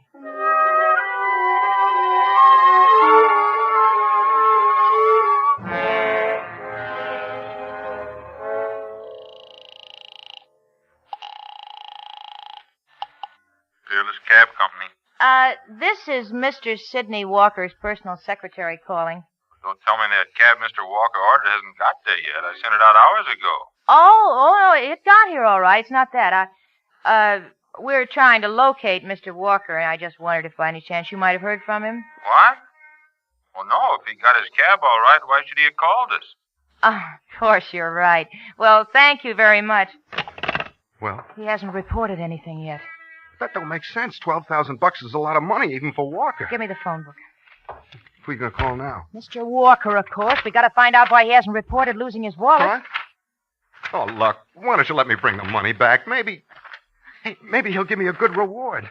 He might even You're not going to do anything. Let me see now where we are. Here it is.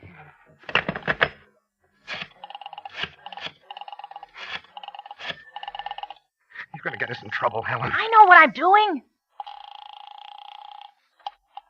Hello? Hello? I'd like to speak to Mr. Walker, please. Well, he's not in right now. This is Mr. Walker's housekeeper. Could I take a message? No, this is a personal matter. Where could I be certain of reaching him? Nowhere until 10 o'clock. 10 o'clock? Yes, that's when he does his nightly broadcast, you know. Oh, yes, of course. And what time does he reach the station? 5 minutes of 10. Uh-huh. You're quite sure he'll be there then? Oh, my heavens. You could stake your life on it. That's been his schedule for a good many years. Who's this talking? Are you a friend of Mr. Walker? Oh, yes. My husband and I have known Sidney for a long time. Well, as long as you're a friend, I can tell you. Mr. Walker has a busy evening ahead of him. Oh? He lost his wallet an hour or so ago. It contained a lot of money, enough for a payment on a house he's wanted. That's too bad. I do hope he finds it. Oh, he'll find the wallet all right. He's out looking for it right now. Do you have any idea where he might have lost it? Oh, yes, he certainly has, and he's mighty disappointed it hasn't been returned. He knows who found the wallet? Not exactly. The way he told it to me, he knows who should have found it. But that is, he didn't tell me the rascal's name.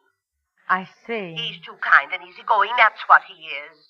He's always been that way. I'd have called the police right away. Why hasn't he? Oh, he doesn't want to cause any embarrassment or hard feelings, you know. So first he's going to look everywhere else he's been this evening. And if it still doesn't turn up? Well, he says that this fellow he suspects hasn't come by the apartment to return the money by the time he gets home. Then he'll report it all right. And, oh, but my gracious, here I am gabbing away a mile a minute. I'm sure all this doesn't interest you. Oh, it does. Of course it does. Now, if we want to reach Sidney before he gets home, you say he will arrive at the radio station just before 10. At 5 minutes to 10, on the dot. Well, then we'll contact him there. Thank you. Harry. Yeah. That was his housekeeper. By what she said, he knows he left the wallet in your cab. See, I told you. Yeah, but he hasn't reported it yet. Mr. Walker is a very fair man. Oh, well, I'll have time to bring it down to the company. Harry, how many times do I have to tell you we're not going to bring it down to the company? Now, come on, we got to decide what we can do between now and midnight to keep Walker from reporting his loss. There's nothing we can do. You just said he knows he left the money in my cab. That's right. Well, then what is there to decide? Smiling about. Was I smiling? Thinking of something. Of what? You know, there is really only one way in all the world to keep Walker from telling about that wallet. What are you talking about? The only way to keep Walker from telling would be to kill him. Now, look. We got to decide what we're going to do, so let's stop the jokes. Do I look like I'm joking? No. No, you don't. Is that gun in the dresser drawer? Never been used. They could never trace anything to you. Oh, Helen, what are you talking about? You've got to kill him. It's simple arithmetic. But how can I? He's never done me any harm. If he lives, he'll call the police and tell him you've stolen his money. Well, that's why I gotta return the money. If you do that, you'll lose your wife. No, but Helen, look. Listen to me. Look how simple it is. At 5 minutes to 10, you can be absolutely certain that he'll be entering the broadcasting studio. If you were waiting outside for him, there are so many quiet places you could take him with a gun. Yeah, but Helen, listen to me. Even if I wanted to kill him, I couldn't. I have no nerve. Oh, yes, you have. What? You see, Harry, there are some men who can kill 100 times. Doesn't bother their appetite. They still get a good night's sleep. Yeah, but not... No, I know. No, not you. Not you, Harry. But every man, even a weakling like you, can kill once. He's got to kill to get rid of the thing that'll destroy him. Oh, Helen, please, I can't. You can. Harry, you can do it for me. Oh, why don't you let me just bring the money back? It'd be so much better that way. Harry. What time is it? What? What time is it? It's 10 after 9. You couldn't bring the money back now even if I let you. But why? What time should you have reported in with your cab? Well, 8:30. What difference? Oh. So that's it. See what I mean? If Walker reports his loss now, you're in trouble no matter what you do. They'll know you were thinking of keeping the money. In their eyes, that's almost as bad as really keeping it. Yeah, but I You know the rules of that company. You're supposed to inspect your cab after every fare. If they don't arrest you, they'll fire you. They'll blackball you. You'll never get another job. That's why you kept me here. Ate supper for me, stalled around. You figured that one out, too, didn't you, Helen? Yes, I figured that one out, too. Walker will get to the station at 5 to 10. You've got 45 minutes. Start out and act as if you're on a regular run. That'll be your alibi later. Just stop at all the usual places and talk to the boys and act as if it were just another night. What about my schedule? I was supposed to be in at 8:30. You can always tell him that business was so good you couldn't come in. Shall I get the gun, Harry? Yes.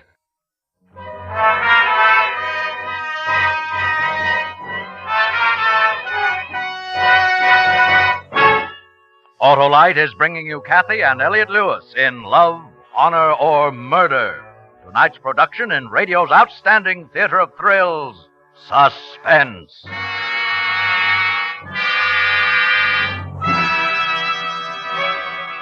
Say, Wilcox, if you drive across the Arizona desert, take special note of the barrel cactus. Why, Hap? It's a desert phenomenon. Holds water like a well. Well. That reminds me of the Autolite Stay Full battery, the battery that needs water only 3 times a year in normal car use. I was afraid it would. No need for fear, lad, because the Autolite Stay Full battery has plenty of starting stamina and dependability. You see, this super battery has a fiberglass retaining mat protecting every positive plate.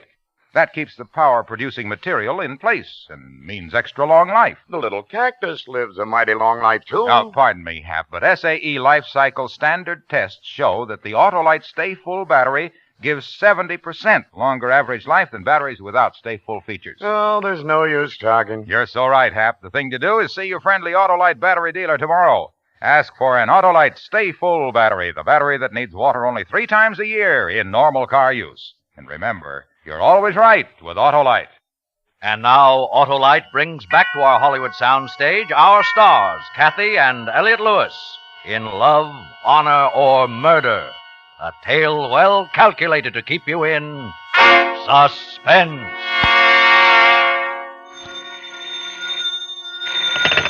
Harry, is it you? Beg pardon? Oh, I'm sorry. I thought it was my husband. What do you want? Oh, you must be Mrs. Blake, Harry's wife. Yeah, what do you want? Say, have I talked to you on the phone before? Why? Your voice sounds kind of familiar. You may have. Who is this? This is Dave Harris over at Peerless Cab Company. Peerless Cab Company? Yeah. Say, have you seen Harry in the last couple hours? I know. He's out working. Well, he should have been through with his shift at 8:30. It's 25 to 10 already. That's not like Harry. 25 to 10. Is there something wrong? Well, I don't know. One of Harry's regular customers, Sidney Walker, called up a few minutes ago from a restaurant on the way to that broadcast of his. Yeah? He thinks he left a wallet in Harry's cab. I said he thinks he left... I heard you. Well, there was $12,000 in the wallet, Mrs. Blake. Walker says he looked everywhere, else that he might have lost it and it hasn't turned up. He just wants me to contact Harry as soon as possible and tell him to look in the back of his cab. Yeah, well, if Harry should call, I'll tell him to get in touch with you right away. What did you say before? Huh? Walker called and told all this before he started for the station? What are you talking about, Mrs. Blake? Nothing. Nothing.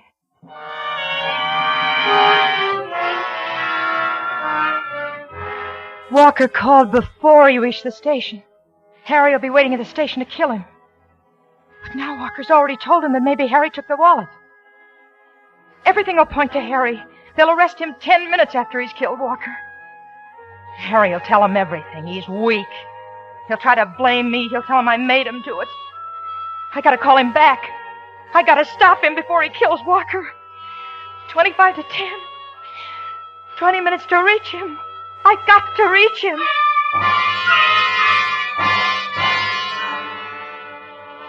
"20 minutes to reach Harry. 20 minutes to call him back. I told Harry to make all the regular stops so everybody remember him. Oh, let me think. He'll stop for gas at the taxi garage. Yeah, I reached him there before. The number's written down someplace. There's that little book. I'm shaking so I can't. Here it is. Mutual 6552.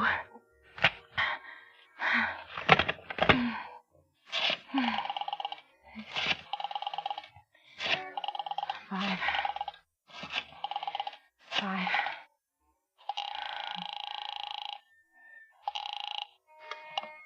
Bailiff's Garage, Max speaking. This is Mrs. Blake calling. Harry Blake's wife? Yeah, Miss Blake? Has Harry been there yet? To get his gas, I mean. No, he hasn't been here all night. Say, what's he been up to? What do you mean? Well, I just got a call from the main office to hold him here when he does show up. Look, Mac, Harry always told me you were his friend. Well, sure. Well, he's in trouble, terrible trouble. I haven't got the time to explain, but if I don't reach him right away, I don't know what'll happen. Well, I don't know what I can do, Miss Blake. Well, you can tell me the names and the telephone numbers of some of the places that cabbies like Harry stop off at.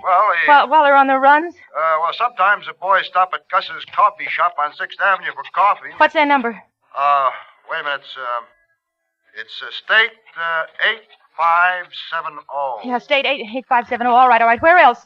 Oh, maybe if he had a few minutes to spare, he'd go into Frank Stavin on Washington Boulevard. I don't know the phone number there. I'll look it up. Where else? Of course, he might go up to Union Headquarters to chew the rag with the boys. Union Headquarters. Yeah, where else? Look, there's lots of places he might stop off at. You gotta reach him by 10 o'clock, huh? Well, that doesn't leave you much time. No, it doesn't leave me much time. I'm trying to locate Harry Blake. Has he been there tonight? He hasn't. Well, if he does show up, will you tell him to call his wife? Tell him it's very important.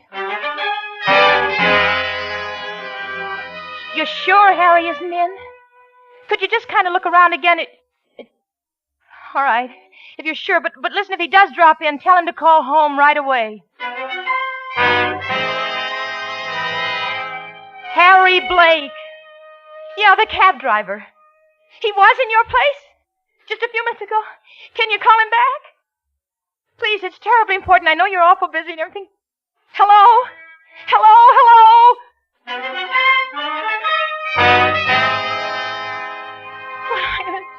What am I gonna do? I gotta stop him. How? 15 minutes to 10. 10 minutes. Only 10 minutes. I got to think. Radio station's on 6th and Main. That's 2 miles away. Maybe I could get to Harry before Walker reaches there. I've got to try. I've got to stop him.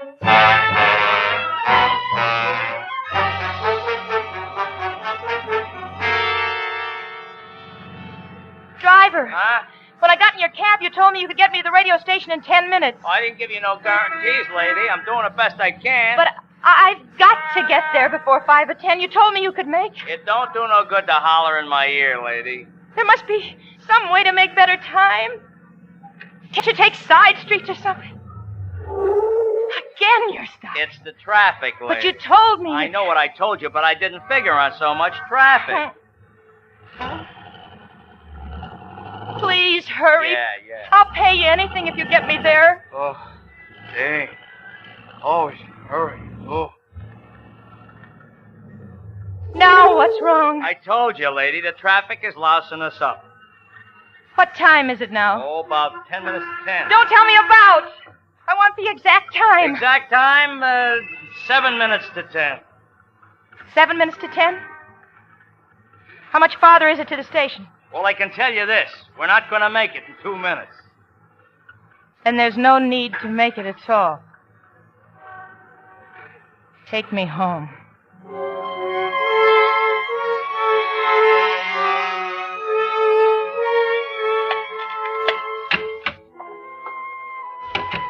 Just a minute or two before 10. He'll be coming home soon. Wanting to hide under the bed, whimpering like a dog. They'll trace the killing to him fast enough. They'll come here. They'll take us both away. And the money, too.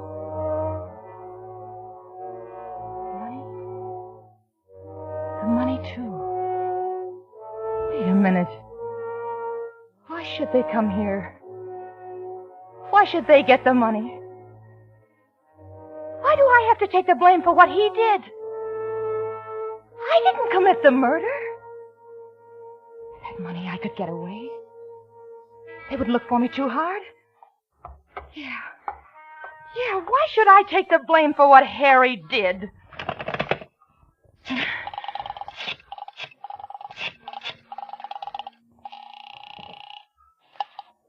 Police Department, Sergeant Graham speaking. I want to report a murder. What's that? You're too late to stop the murder, but you can still catch the killer. Wait a second. Now, just who is this killer? His name is Harry Blake. Drives a taxi cab. Taxi number is 365. You should find him somewhere around the radio station. Just who did he kill? He killed Harry? Evening, Helen. Go on, finish your conversation. How did you get back here so soon? Good cabbie can make time when you ask him. You killed him? It's just after 10 o'clock. Turn on the radio and find out. Oh, you're talking on the phone. I'll turn the radio on for you. Harry, the police will come here and look for you. They'll catch you, Harry. Did anybody see you do it? Did they try to... Brilliant analysis of foreign affairs, Mr. Sidney Walker. Good evening, ladies and gentlemen. This is Sidney Walker. Tonight I'm going to bring you a report on a recent interview I had with one of the most prominent industrialists in America. I want to hear. I tell you his name. You didn't get that. I should have known. I should have known. I actually thought you went through with it. You didn't have the nerve. No. I didn't kill him. But I did have the nerve. What? Yeah. You gave me the nerve. That pep talk before I left, it was very true, you know. What are you talking about? You remember? Even a weakling like me can kill once if he's got to kill to get rid of the one thing that'll destroy him. Those were your very words. Then why didn't you kill Walker? Because I got to thinking about what you said and how right you were. And the more I thought about it, the more I realized. Realized what? That I was headed in the wrong direction. What do you mean by that? Put that gun away, Harry. In order to rid myself of the one thing in the world that can destroy me, I had to come back here to you. Helen.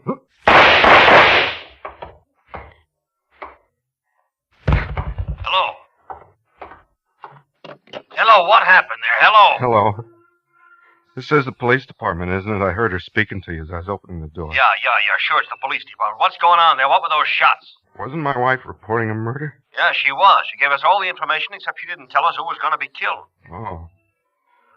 Well, you see, officer, until this very moment, she really didn't know.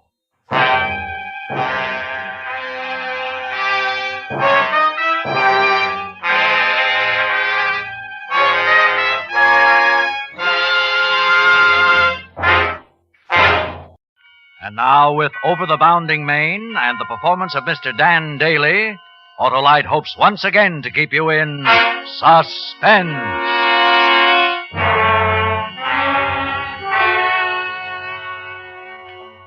If you don't need a rest, I certainly do, Marty. I'm so tired of this lousy apartment I could scream. So scream and let the neighbors have some fun. I'm sick of them, too. The Warrens were darn nice to invite us. I didn't say we can't go. You never say anything anymore, or do anything either. You're sure in a swell mood tonight. I should have stayed downtown. In which joint? Lay off, I'm tired. From what? You're not working. Now, don't start that again. You know I'm looking. Looking? Can I live on nothing? Look at these clothes. I'm ashamed to go out in the street. Now tell me how much better off you were when you were married to that wise operator, Lou. I was. At least I owned shoes without holes in them. Yeah. Lou Barris was just a little dream man. Just so ginger peachy you could hardly wait to leave town with me. The day I divorced Lou, I wondered if I was making a mistake. And the day after I became Mrs. Martin Evans, I knew I hadn't. You're going to be a lot of fun on this fishing trip. Don't tell me we're going, after all. I can stand a vacation, too. They call it the Pacific Ocean. It means peaceful, which is something I could use right now.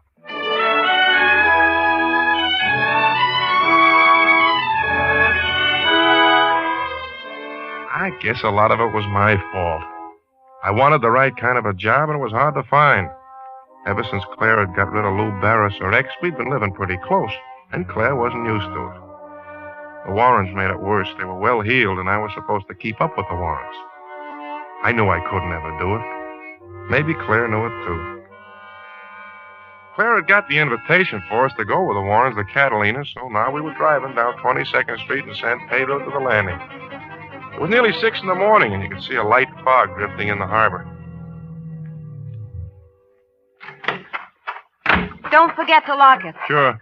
Look out for the fishing rods, will you? You better give me the keys. You're so careless. I won't lose them. I know you. All that junk in your pockets, you'll lose them. Don't worry. I will. Why don't you let me hang on to them? We'll be in a nice mess if we... All right. Here they are. Thank you, dear. I guess we're the first ones here. I don't see Bob's car. Oh, I forgot to tell you. We're meeting them at the Isthmus. On the island? Yeah. They've been there all week.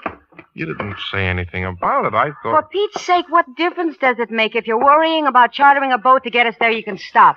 It's all arranged. Bob's paying for it. They know you're broke. Sure, you blabbed that to everyone. I was a great guy when I had it. Well, you lost it, so let's not talk, shall we? That's okay with me. That must be the boat down there. The Pelican. Is that the name? I think so. Yeah, that's it. Watch your step. Why the devil do you wear shoes like that on a fishing trip? Because they're all I have. Hello? Anyone aboard? One moment, senor. Senor Evans? That's right. Come aboard, please. If I may help the lady. Oh, thanks. Phew. You can sure tell this is a fishing boat. You the captain on this tub? Oh, no, senor. No. I'm Ignacio, deckhand. I help to run the engine. I thought you looked a little young. Where is he? He went ashore for a minute, senor. Well, I'm ready anytime he is. Here, Sonny, take my stuff below. Si, senora. Right away. Smart-looking kid. Oh, gosh. Is it only 6? I'm sleepy. You'll wake up when we get going. Smell that air. You know, honey, I think we're going to have fun. There must be a bunk somewhere. I'm going below. Oh, come on, stay with me. No, I'm sleepy. Wake me up when we get there. Okay, but you'll be sorry. I'm going to start trolling as soon as we clear the harbor. Senor Evans, there's the captain coming down the dock now. Oh, yeah? Now we get started, huh? Si. I read where the albacore are running. Well, it may be, senor. I have only been working on the Pelican for 2 days. We have some big white feather jigs you can troll with that. Swell. All set? Si, Captain Murray. Well, let's go then. I'm Mr. Evans. The wife is below taking a nap. Hello. All right, let's cast off. All clear.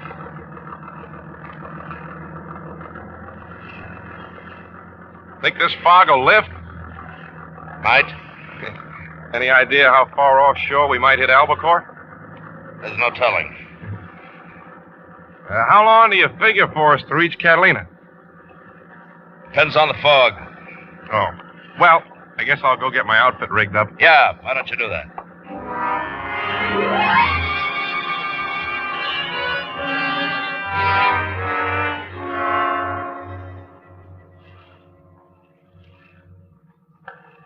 Are you sure that feathers are the best lure for them? I have caught many albacore with it, senor. If they're hungry, they will take. The season has been good. Well... Hey, stop the boat. Hey, strike, senor. Let him take it now. Give him line. Give it to me. He's got it. Count 5, senor. Slow now. Slow. Now. Now, senor, strike. That's a big one, senor. Hey, stop the boat. What's the matter with him? I want to lose my line. I can't hold him. Brace yourself against the rail. Well, go tell that fool captain to stop the boat, will you? See. Captain, it's strike. Senor, look out. The rail,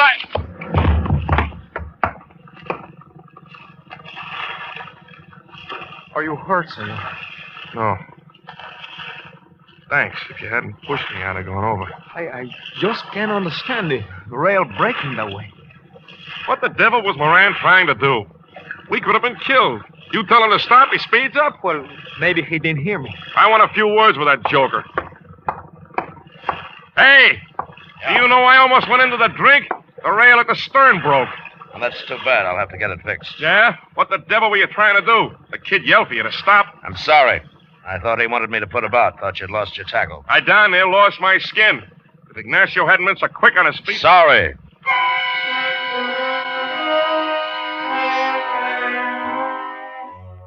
That's the way he said it. Just like he dropped ashes on the rug or maybe brushed you casually on the street. Sorry. That was dandy.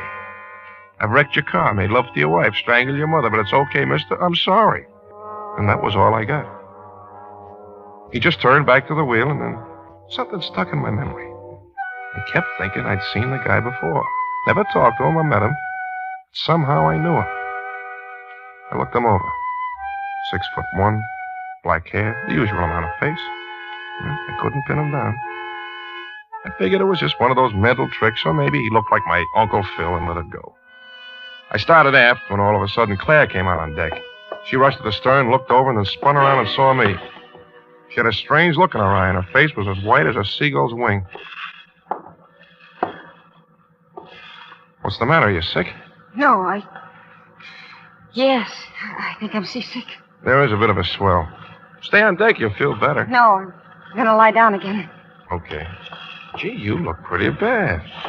Come on, I'll help you down. I'm all right. Go on back up. Whew. No wonder you feel lousy. This smell. Oil and dead bait. I'm not kidding. You'll feel better up Let there. me alone, will you? Hey, what's the matter with the engine? How should I know? Well, take it easy. Yeah, I'll take it easy.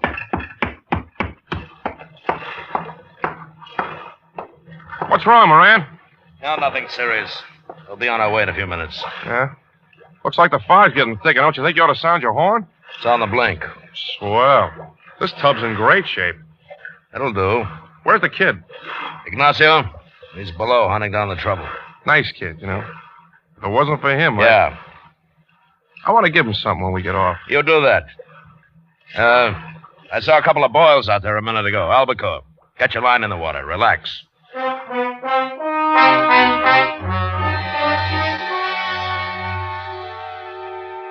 It was a fine way to relax. Drifting in the Catalina Channel with no motor, no foghorn, and you couldn't see more than 20 feet out. I threw my line in and tried to forget it. And the way the albacore was striking, I almost did. After a couple of hours, maybe 3, I'd had enough, so I folded up with my back to the bait tank and dozed off. When I woke up, we were still drifting, and the fog was even thicker. Then I realized it was getting dark. I started to look for Moran. I felt something was wrong, something besides the motor. And when I heard their voices, I knew it. Doing yours. I can't. You don't have any choice. It'll be dark in an hour. I can't stall him with this bum motor gag much longer. Please. I don't get it. You come crawling to me with this big idea, so why get squeamish? He's worth a lot more dead than alive. 20 grand, isn't it? I just can't do it. Now listen, baby, there's a lot of dough invested in the guy, and it's going to go through on schedule. We're going to trade one bullet for $20,000. There isn't any way of backing out.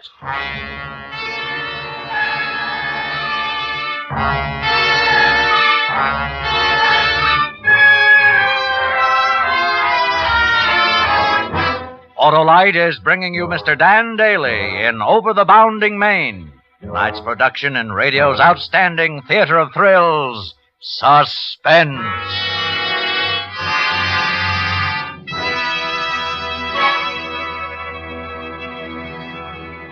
Hey, Hap, did I tell you about the whale? Whale? What whale? The whale of a job being done by ignition-engineered Autolite spark plugs.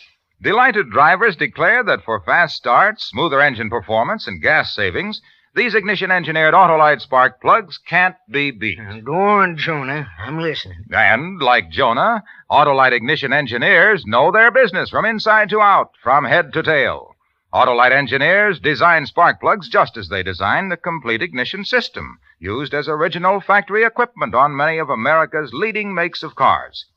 That's why Autolite spark plugs are engineered to work together perfectly with the coil, distributor, and the rest of the ignition system. You're spouting like Moby Dick, Wilcox. Well, I'm always glad to spout about those great ignition-engineered Autolite spark plugs, Hap. They're unexcelled for quick starts, smoother performance, gas savings. Hark to Harlow, the happy harpooner. Thousands of motorists agree that Autolite spark plugs are the best bet for better driving. Replace worn-out spark plugs with ignition-engineered Autolite, resistor, or standard-type spark plugs. And remember, you're always right with Autolite. And now, Autolite brings back to our Hollywood soundstage Mr. Dan Daly in Elliot Lewis's production of Over the Bounding Main. A tale well calculated to keep you in suspense.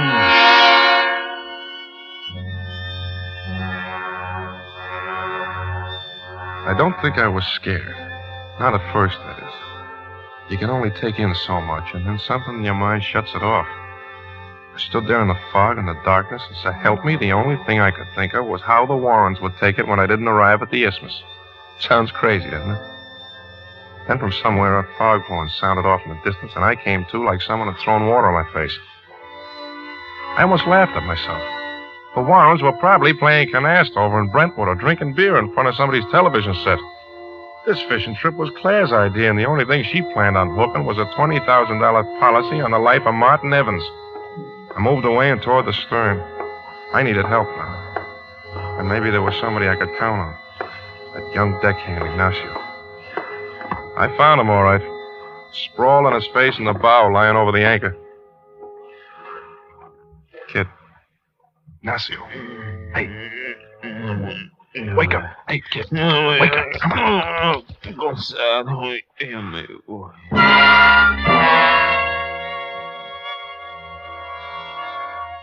He smelled like a distillery. I shook him, slapped him as hard as I dared, but he went right on sleeping. Captain Moran had taken good care of the only friend I had. With the Mickeys poured into him, he'd be lucky if he ever woke up. Now I was good and scared. It was almost completely dark. Moran would be coming on deck, and then I remembered the gaff. The pole with a razor-sharp hook at the end. I'd used it to pull up the albacore on deck. I moved to the stern, quietly, feeling with my feet because I couldn't see now. And I tripped over something and fell on the deck. It was the gaff. I grabbed it and got up. Evans? Evans? I know you're there. Evans? I couldn't see him, and he couldn't see me. I moved silently around the deck in a crazy game of blind man's bluff. Just moving away from his voice and trying to think of a way out. Evans! Can you hear me? I heard him all right. His voice sounded muffled, as though the fog was a black hood closing off the world, like they drop over a guy's head on the gallows. Gallows? Rope. Rope. There was a coil of heavy rope on the forward deck. A coil of heavy rope on the forward deck. All right, Evans, you can't get very far. You getting tired, Evans? Want to go around again? Hear the foghorn, Evans? Well, you better listen to it. You won't hear anything else for a long time. You still have that gap, or do you drop it again? You can't see it, but I got a gun in my hand. Maybe we can make a deal, huh? Keep away from me! So Mr. Evans can talk. You won't get away with this! Oh, I think so. After all, is it my fault if a new deckhand I hire gets crazy drunk and shoots up the ship? He'll tell! He'll tell! Mutiny. Murder. No, he won't even remember it. Isn't it funny what liquor will do to a kid? Penalty for mutiny's a rough one. After all these years, the book still calls for hanging on the public dock. But maybe he can plead insanity, huh? And I'm sorry he had to kill you, Evans. You won't get me! You won't get me! Is he done? Did he? He decided to swim for it. Well, that saved a lot of trouble. Awful. Yeah, $20,000 worth of awful. The only thing I'm sore about is the lousy jerk won't be able to watch us enjoy it.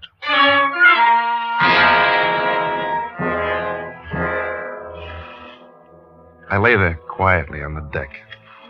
I didn't breathe any more than I had to. I was about as safe as a turkey in November. If Moran should notice that missing coil of rope, it wouldn't take him long to figure out exactly what had made that splash in the water.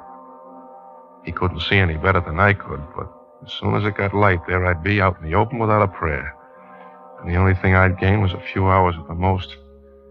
So I huddled against the rail and hung onto the fishing gaff, feeling like David might have if he'd have broken his slingshot just before he met Goliath.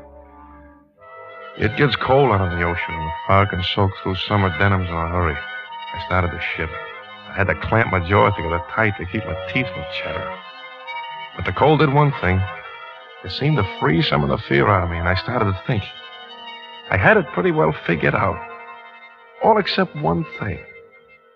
When I heard Claire and Moran coming out on deck. Can't miss if you don't louse it up. Those cops are smart. One little angle where our stories don't match it. Well, just keep your head. Don't worry about me. This is important now, once more. Not again. Once more. Now, who heard the shot? I did. And? I rushed on deck to see Ignacio struggling with Marty. Ignacio had a gun. Ignacio had a gun. He and Marty fought. He hit the side. Marty went overboard. And our engine's dead. He just disappeared in the darkness, right? Can't we start back? Well, I gotta change some parts first. Make it look like the engine really was out. See? Every little angle counts. I wish it was over. And for Pete's sake, remember my name is Moran, and you never saw me until you got on board the Pelican. There's no way they can check. I don't even have the locket anymore. Good. We're gonna fix the engine. As soon as it gets light, we'll head back to port. I had forgotten all about Claire's locket. But when she mentioned it, the last chunk of this puzzle dropped into the slot. And I wondered why I hadn't thought of it before. That crummy little locket, heart-shaped, with Claire's picture on one side and Lou Barris's on the other. The one she wanted to keep for sentiment's sake. Her first husband, Lou Barris, the guy I remembered from the picture. Captain Moran, that's who he was. It all figured. Lou scores a triple play. Gets his wife back with 20 grand in a purse and pays off Martin Evans with a one-way trip to the bottom of the ocean. And I couldn't think of any way to stop him.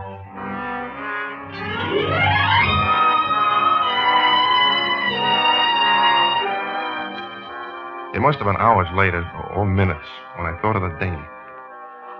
She was swinging from the stern about 25 feet off. Somehow in the dark, I found her line and was about to pull on it when I saw Claire come on deck. I didn't move. Claire, if you make a sound, I'll hook this gaff right through your throat. Marty. Yeah, return from the dead. And I haven't anything to lose. Pull on the rope. Pull on it. You and me are getting into the dinghy. All right. You had it all figured out, didn't you? But you forgot one thing. Lou has to marry you again to collect the dough. And if you're not alive... Marty, please. I'm sorry, I am. Give me that rope and don't move. I've been wrong. I know it. Sure. I'm glad you're all right. I've been wrong about us. Don't worry, I won't kill you unless I have to.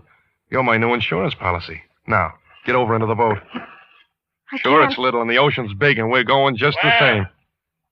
Now, let's get in. Where? He's ready to go.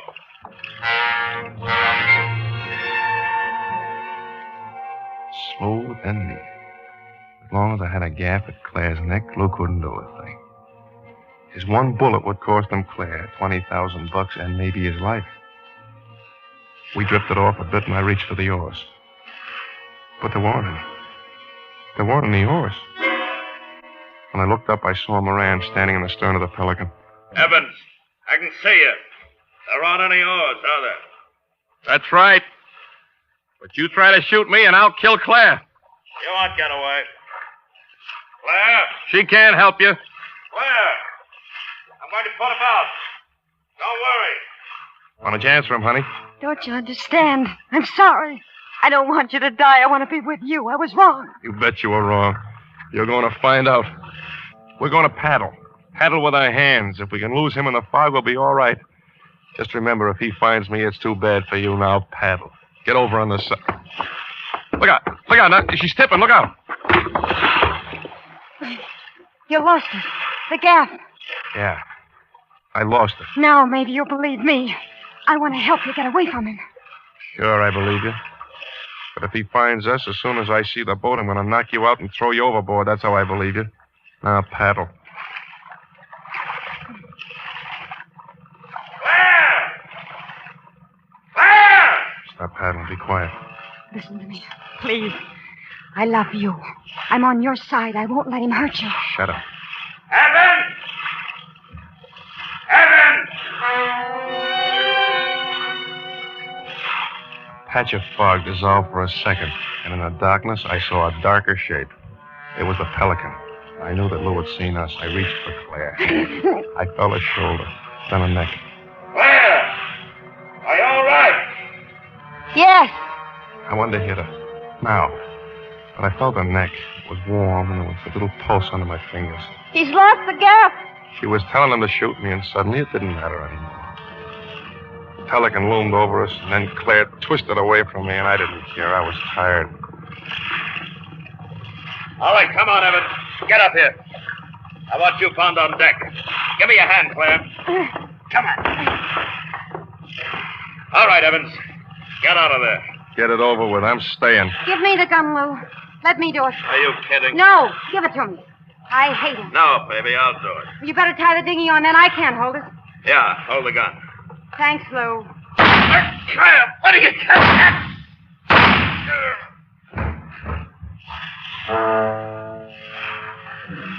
Give me the rope, Marty. I don't want you to drift away now.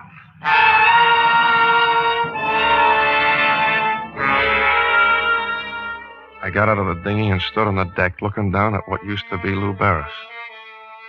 Claire handed me the gun and just stared at me. We didn't say anything for a long time.